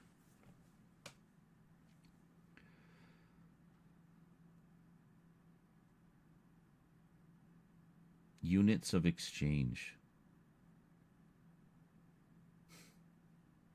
I was talking to a friend of mine, the mother of one of Rose's friends. They live in the same building as us. And I was saying how, you know, I wish we could have gotten one of those. Why didn't we get the cool dystopian future? Why do we have to get this one? And she said, well, I'm kind of holding out for the, you know, the Star Trek future. I'm like, oh, that'd be wonderful. Where, you know, everybody is just working to further, you know, benefit mankind. To grow and evolve and explore. You know, the pursuit of knowledge and experience being the most important thing. And everybody's basic needs are taken care of. But you do a job because you believe in the job. Doing it to accomplish something, to work together for a common goal. In this case, well, in the case of the Enterprise, you know, exploring unknowns in space. All doing their part to explore those unknowns. Food, water, don't have to worry about it. You just got the replicator over there. Want to have a steak dinner every night? Fine, just tell it that's what you want. You know there's a 3D printer that can print food? It's not great food, but it's food. And basically it has like the component constituents that make up food. And by mixing them together, they can create different types of foods. So they made one that could make a pizza. Now, it was a very basic pizza. So what it would do is it would print like the dough layer, and it would cook as it was printing. So it would print the dough layer, and it would print a sauce layer. You print like a protein layer, which would act as the, pepperoni or whatever, and then a cheese layer. And the whole time it's cooking as it's printing. And by the time it finishes printing, it's finished cooking, boom, you got a printed pizza. It's basically a fucking food replicator. They literally made a food replicator. So, be interesting to see where that tech goes. I think it's brilliant. I think it's absolutely brilliant. But,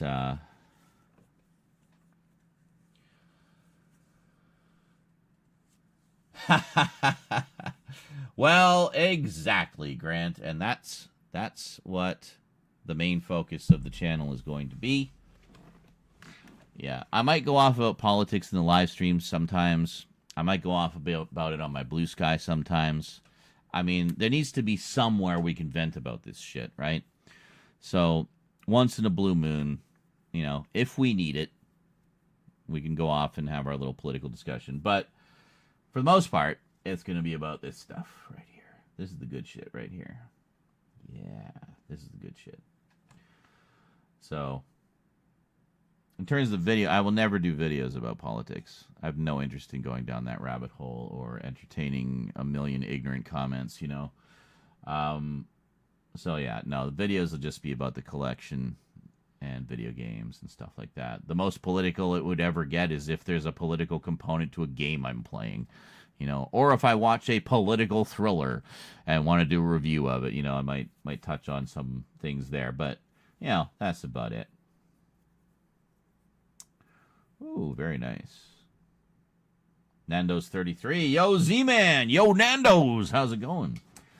Says, looking for some advice. The OG Godzilla on 4K from Criterion is on sale here in Australia. Should I get it or get the Blu-ray set? I've never seen the originals before. I've only seen -1. I would say get both, but get the 4K of the original first. First off, it's apparently gorgeous. I need to upgrade to that one myself. I actually have the original Criterion standalone release of Godzilla. It was sent to me by a viewer, and then I later bought the set when it came out of all of the Showa era. I will say this, though. I don't know how familiar you are with sort of the series of films. The first couple films are pretty dark and serious and allegorical. Through the 70s, which is the era I grew up with, Godzilla became more of an ally to mankind and kind of would protect the Earth against other monsters, other kaiju and stuff. So it's kind of referred to as like the Super Friends era. Godzilla as protector and guardian of Earth rather than its destroyer. But I guess that's the direction that the new movies went in as well. But they went in a slightly less comic booky, cheesy way. Don't want to say comic booky per se, but you know what I mean. Like the cheesy Silver Age comics type stuff, like just superhero ridiculousness, not the gritty stuff that we got from the 70s onward. But it's kind of like it's very light, cheesy, fun Saturday morning fare for a lot of the Showa era, and then it kind of gets serious again towards the end. But they're fun. I love them personally. I think they're just a lot of fun. The plots are goofy and silly, but you just watch them for the monster bashing and whatnot. It's great. But the first one, if you prefer a more like sincere Godzilla, like -1, the first one is a freaking masterpiece. Some of the effects are a little dated. The suit work is great. The miniature work is there's a few shots of Godzilla where it's a puppet, and it's very obviously a puppet. But if you can suspend your disbelief there, you're in for a good time, because the movie itself is fantastic. It's just got a really solid plot, some great. It's very much an allegory for like the Hiroshima and Nagasaki incidents. And bombings, and it wasn't that long ago. I mean, that movie came out in 1954. It was less than a decade after that. Can you believe that? That's crazy to think it was that close to when they made that movie. So it was still very much fresh in everyone's minds, and this was kind of an allegorical catharsis in a way for a lot of people, I think, to just try to deal with a lot of those feelings of what had happened. And it's brilliant. It's amazing. It's basically atomic bomb anthropomorphized as a giant radioactive fire-spitting lizard. Yeah, it's great. So yeah, I'd say get the 4K of the original. And then if you like it, you know, I mean, it's a great set. It's a great set. But just know going in that not all of the old Godzilla movies are serious like the first couple are, and some of the others. When they revived it in the 90s, they kind of got back to the serious Godzilla, but with touching on the Protector of Earth stuff as well, but taken more seriously. The so-called Heisei era, throughout the 90s, they did, I think, 7 films. And the interesting thing about that is, much like the Showa era, they actually do have something of a continuity to them. But more so, it's actually very much a continuing saga through those 7 movies with a beginning, middle, and end. It's very good. It's very good. Some of them are a lot of fun.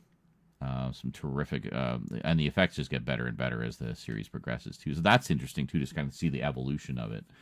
And then the Millennium era, from Godzilla 2000 onward, they're mostly standalone films that weren't really connected to each other, and they kind of went off into what-if territory a little bit. They had some pretty wild ideas in there. There's a few where Godzilla's the villain again, and there's a great one that I really like, GMK, Godzilla, Mothra, and King Ghidorah.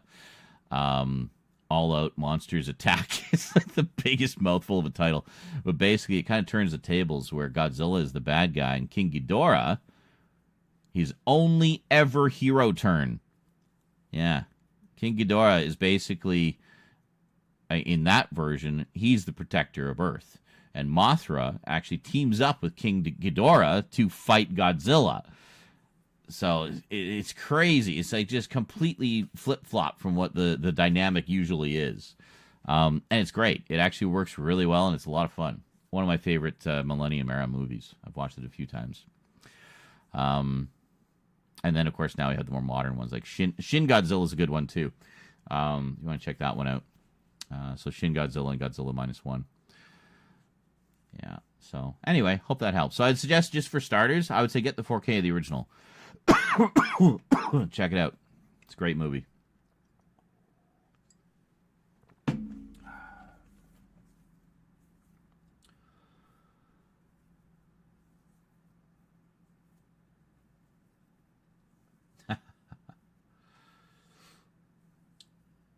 You can feel free to post that, Travis. Just put it in the promote yourself board. That's fine. Sorry, I just saw what you said there about the video. And greetings, Base Chick Michelle, if you're still here. I don't know if you're still here, but hello.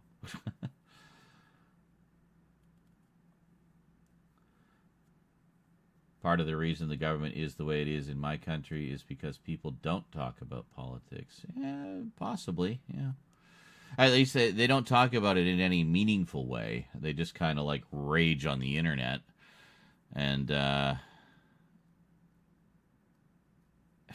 yeah, I mean, when I was more active on Twitter, I would get into arguments with some of them. And, I mean, it's just like talking to a brick wall, honestly. There's just no getting through. When I say the propaganda and brainwashing has been effective, it's been really effective. And it's going to take a lot.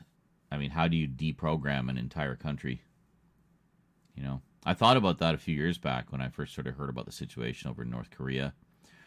And I was like, wow.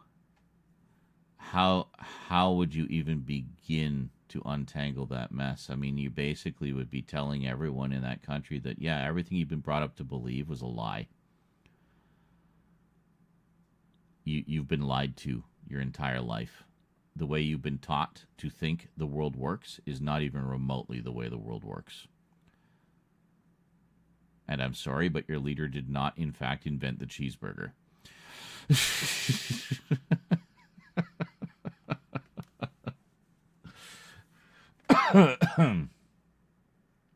And to see America going down that same path is disheartening. I can only wonder, all those trips that Trump made over to North Korea, what were those closed-door conversations he had with Kim Jong-un? Bet they were really interesting conversations. So, how did you manage to brainwash your entire country? Oh, let me tell you, it's actually really easy. I bet they had some great conversations. A lot of laughs. Yeah, best buds. What's funny is, like, before that, he was, like, making fun of him and talking shit about him on Twitter, and then he actually flew over there and met him, and he's like, oh, I like what you're doing here. That's why he was so mad when he lost the election in 2020. It upset his plans. He wanted to keep going, but they booted him out. So now he's back in. He's not wasting any time. He's going to get as much done as he possibly can. Has he even gone golfing this week? Wow. I don't think he has. That's crazy.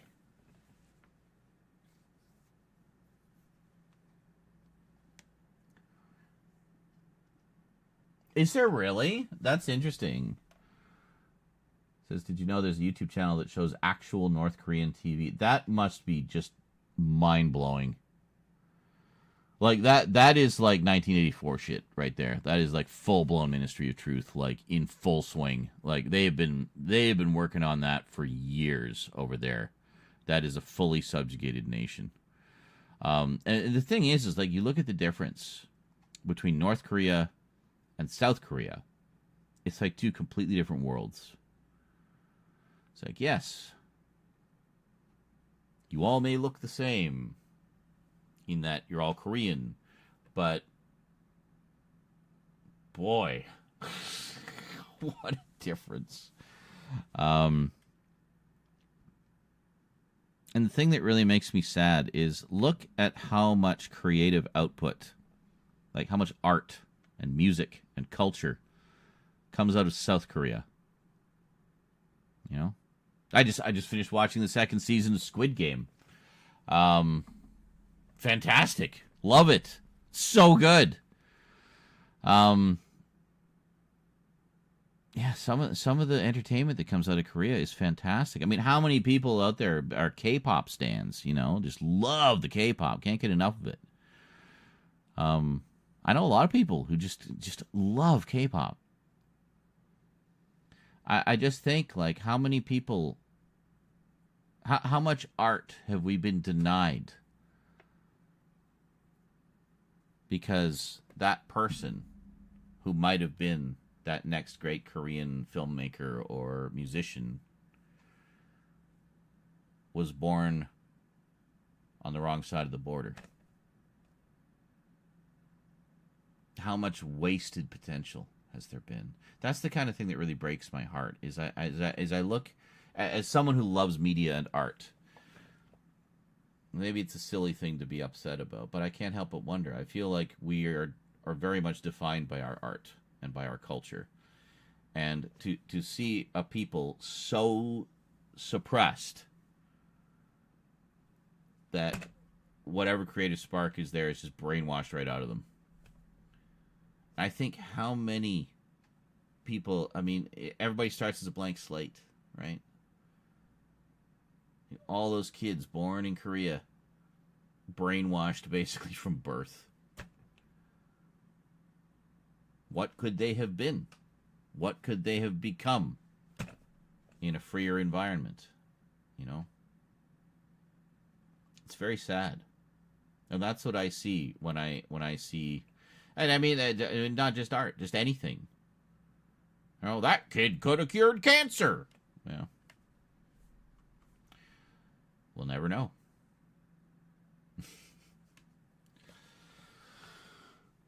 Definitely worth a look if you've never seen it. What do you have a channel name? What's it called?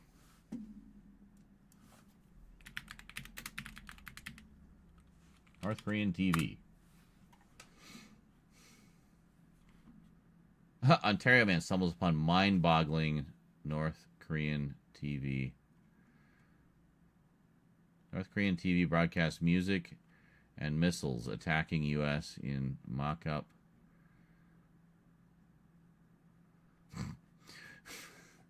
What? Putin and Kim laugh and chat in front seat footage from limo drive. Oh, this is genuine? This is real? What? 김성은 동지께서는 선물 받은 승용차의 성능을 높이 평가하시며 훌륭한 차를 선물로 받은 데 대하여 다시금 대통령 동지에게 사의를 표하시었습니다. 영빈관의 아름다운 구역의 분해길을 달리시었습니다. 포괄적인 전략적 동반자 관계에 관한 조약 조인식에 이어 러시아 연방 대통령 울라지미르비치 푸틴 동지와 금수산 영빈관 정원은 금수산 영빈관 정원의 사의를 표시했습니다. Oh my God! So both Trump and Putin, Kim is their new best friend. That's great. I can see nothing going wrong from that. Binge watching North Korean TV is surreal and educational. Is there a channel? Oh, Peter, is it this one up here? Oh, here, Peter Fairley. Oh, was he the Ontario man who discovered? Well, let's take a look at this article here. To watch the Olympics, this broadcast engineer used his impressive backyard satellite to scan the airwaves for sports channels and stumbled upon a peculiar signal. I saw Pyongyang on it, and that piqued this my is the curiosity. guy. It was like, This is is the guy. really coming out of North Korea? Turns out, it really was. Holy shit. Peter Fairley had inadvertently tapped into North Korean state TV. He started watching and couldn't stop. It's really mind-boggling stuff when you start watching their propaganda. The morning broadcast begins with the national anthem and tributes to North Korea's former rulers. There are cartoons, news programs praising the regime, and of course, the star of the show. Kim Jong-un is presented as a god. Yeah. Provoking fan frenzies, Oh, yeah. reminiscent of Taylor Swift. A man of the people, even braving floodwaters, narrowly dodging tree branches to rescue his citizens. Wow. Fairley posted the video clips on YouTube, where they've received millions of views. What do you make of the reaction? People have a weird curiosity about what's going on in North Korea. I think it's fascinating. It provides a rare glimpse into... This expert says North Korean TV is rarely accessible from the outside, and Yeah. almost nothing gets in. North Koreans caught watching foreign programming are sent to labor camps or even executed. Controlling the public's mind has been the fundamental focus of the regime. They are massively brainwashed from kindergarten onwards, and they are exposed to some of the most complex propaganda campaigns that we have ever seen in human history. A rare window into that unparalleled propaganda machine through this suburban Ontario backyard. Jeff Semple, Global News, Mississauga, Ontario. Wow. All right. Well, we're maybe we'll spend a day at some point and we'll just watch that. I think that'd be really interesting. Wow. Will Ripley is out front. That is crazy. CNN interview. So we got it's like hours and hours. Dr. Kim's potato chips factory inspection. Kim inspects his balls factory. Okay. Kids Army. Oh my God. Life of teens in Pyongyang. Kim's magical white horse. Battlestar, North Korea. Oh my God. 72 hours. What? Oh, party.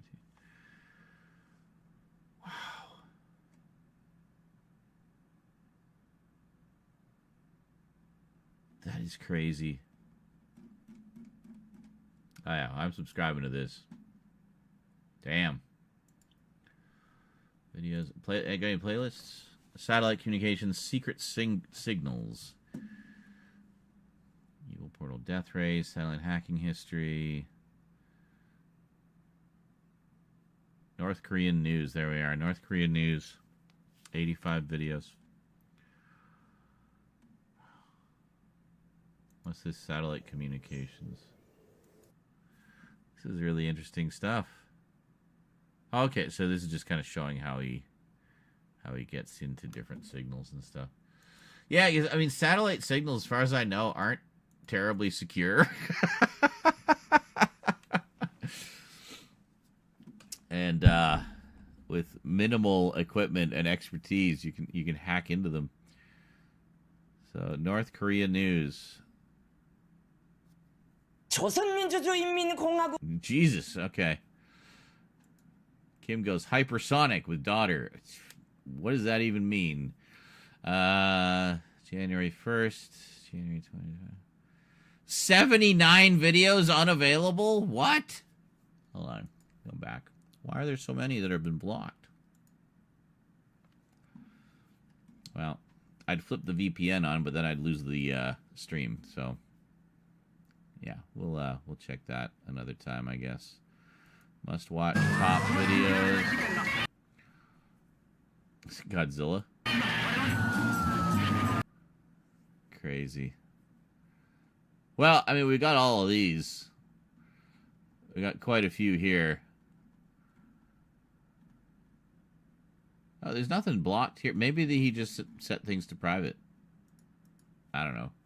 Maybe it's a playlist of scheduled videos that might be doling them out like one a day or something. Anyway, cool. Thanks for the heads up on that, Grant. Well, I'll definitely check that out. That looks so bizarre.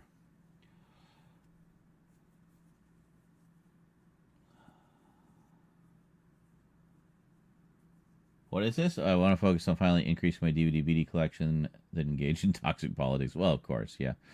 But, I mean, I think it's good to at least kind of remain aware of what's going on in the world. So, I mean, we can touch on it a little bit from time to time. We're not going to get too heavily into it.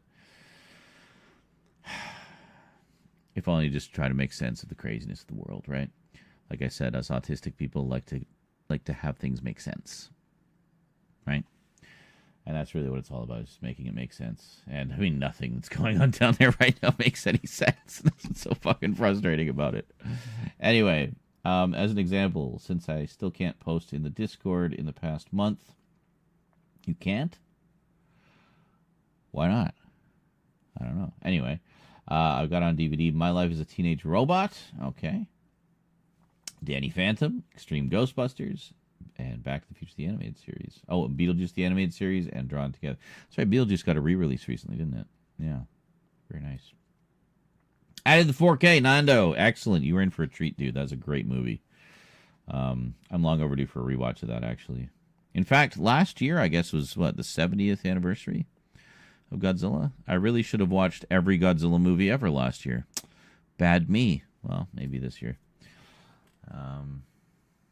Very cool. Yeah, and Basic Michelle said, loved Squid Game. Well, yeah.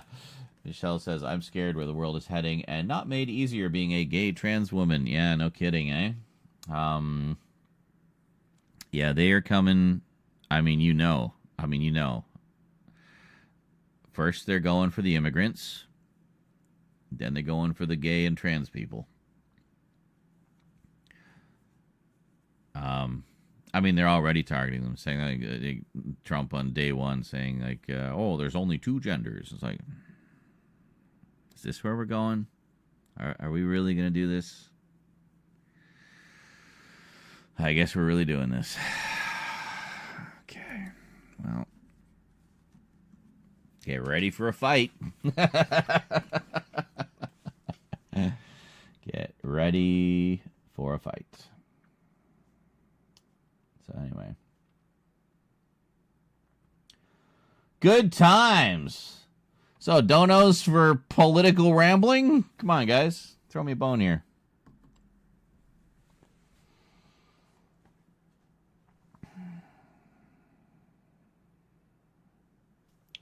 It's more than just the birthday bash fund.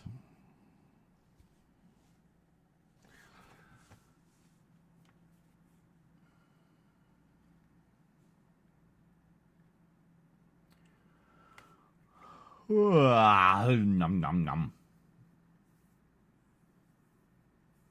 And Andy said he's been showing a friend of hers a lot of TV shows that I got him into. Oh, that's when we got to talking about Max Headroom, right? Of course. 42 minutes ago. 42? The ultimate answer.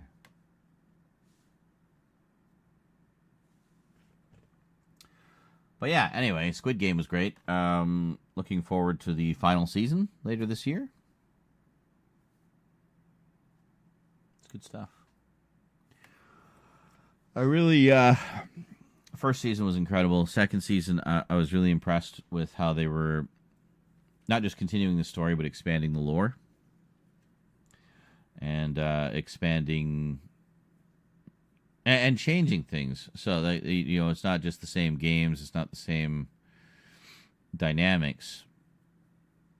They mix things up in interesting ways this season, which which threw the main character off because it wasn't quite what he was expecting. But yeah, it was good. It's really good. Lots of twists and turns. So looking forward to the last season. At the moment, let's see. I just watched Subservience the other day with Megan Fox. For those of you who weren't here earlier, I was talking about it a little bit. I thought it was pretty good. Actually, I liked it. I think it's not too far off with the way things are heading with robotics and AI. And I think if we don't all get blown up, then we'll probably have domestic robots and sex bots in the relatively near future. In fact, I think they're saying sometime in the next 10 years. So we're going to start seeing them on the market. We're almost there now. You know, you got super realistic sex dolls. You got super smart AI chatbots. All you got to do is put them together, you know? And there you go. And I think it will meet a need in our society. I think it will help people who are lonely and just unable or undesired of having a relationship with a regular person. You know, it will meet a need. But holy shitballs, Batman! I was not expecting that. Mama Sedan's Patootie Cooch has just tipped $200. Mama Satan's Patootie Cooch.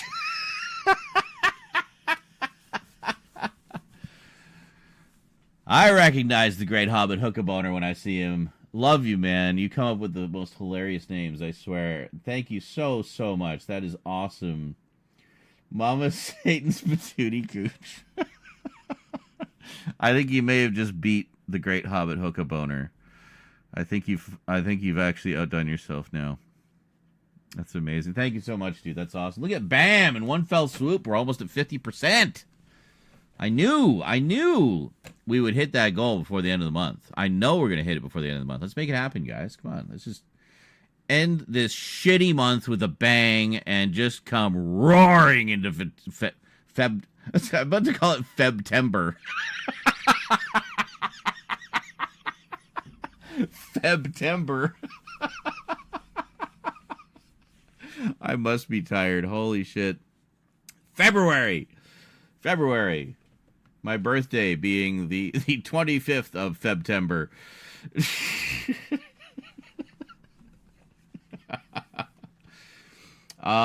We definitely got to get some Fortnite going again. We haven't played in forever, and I think I could use the stress relief, and you could probably use the comedy.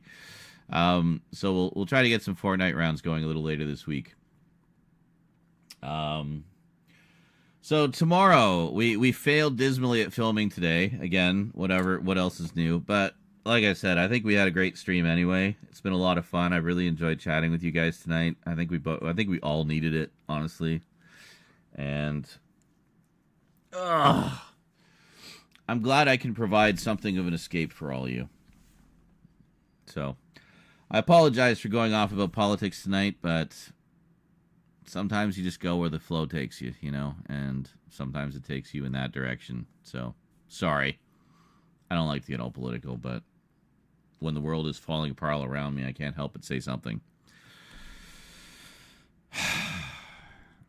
And I mean, if the mainstream media won't, then it's up to us small fry to do our best to fight the big bad monster of, of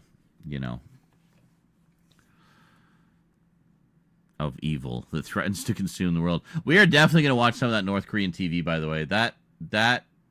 Wow, that is going to be crazy. Wow. I'm just looking at he's got chapters here. That's something I got to start doing with my streams, is doing like chapters for you guys, especially these longer ones. I think people will be more inclined to watch the VODs. Pirate TV opening test card with creepy music. North Korean national anthem, robotic woman, Supreme Leader remembrance, another remembrance. Here comes Kim's sing-along. Yelling Granny narrates Kim is Our King documentary, which goes on for 2 hours, apparently. Oh, my God. Movie time. Taekwondo. Sword. There's a movie? Oh, my God. A North Korean, like, action movie or something? This is incredible. Holy shit. Oh, yeah. We are definitely... Definitely going to check that out. This looks incredible. This was the potato chip factory inspection. Is that this one? Yeah. There's so much more stuff. This is like a broadcast day, basically. That's really cool. All right, cool. Well, thank you for your work, Peter.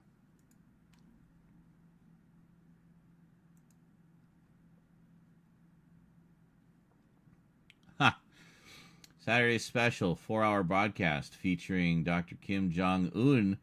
Dr. Kim Jong-un conducting a supreme surprise inspection of the potato chips factory, followed by one of the best Taekwondo movies we've ever seen. All right. Excellent. That's incredible. Well, that one just came out a few days ago, eh? Wow.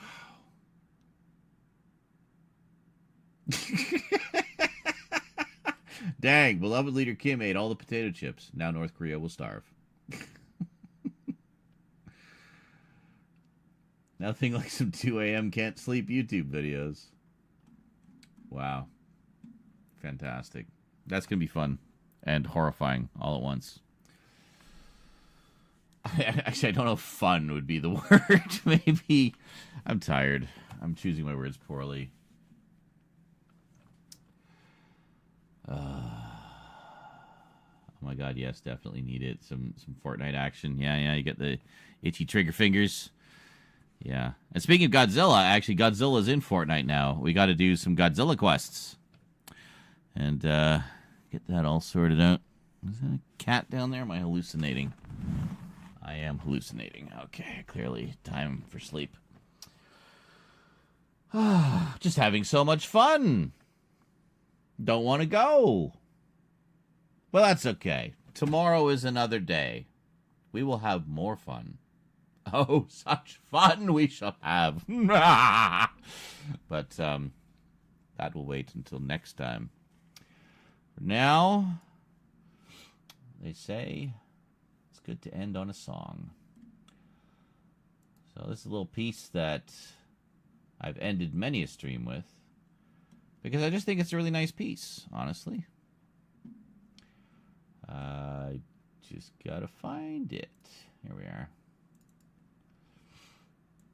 Yeah, here we are. So the opening song was called Helmet Shake by Jodger Liljedal, who you know is one of my favorite Amiga music composers. This piece is called Cloud Hunter by Tonid. Enjoy. Thanks for joining me. Hope you all enjoyed. I will see you later today. Until then, thanks for watching. Big thanks to everyone who dropped donos, super thanks, subs, and tips tonight, and bits, and soundboard. Thank you so much. We'll see you next time. Till then, thanks for watching, and sayonara. Nighty-night.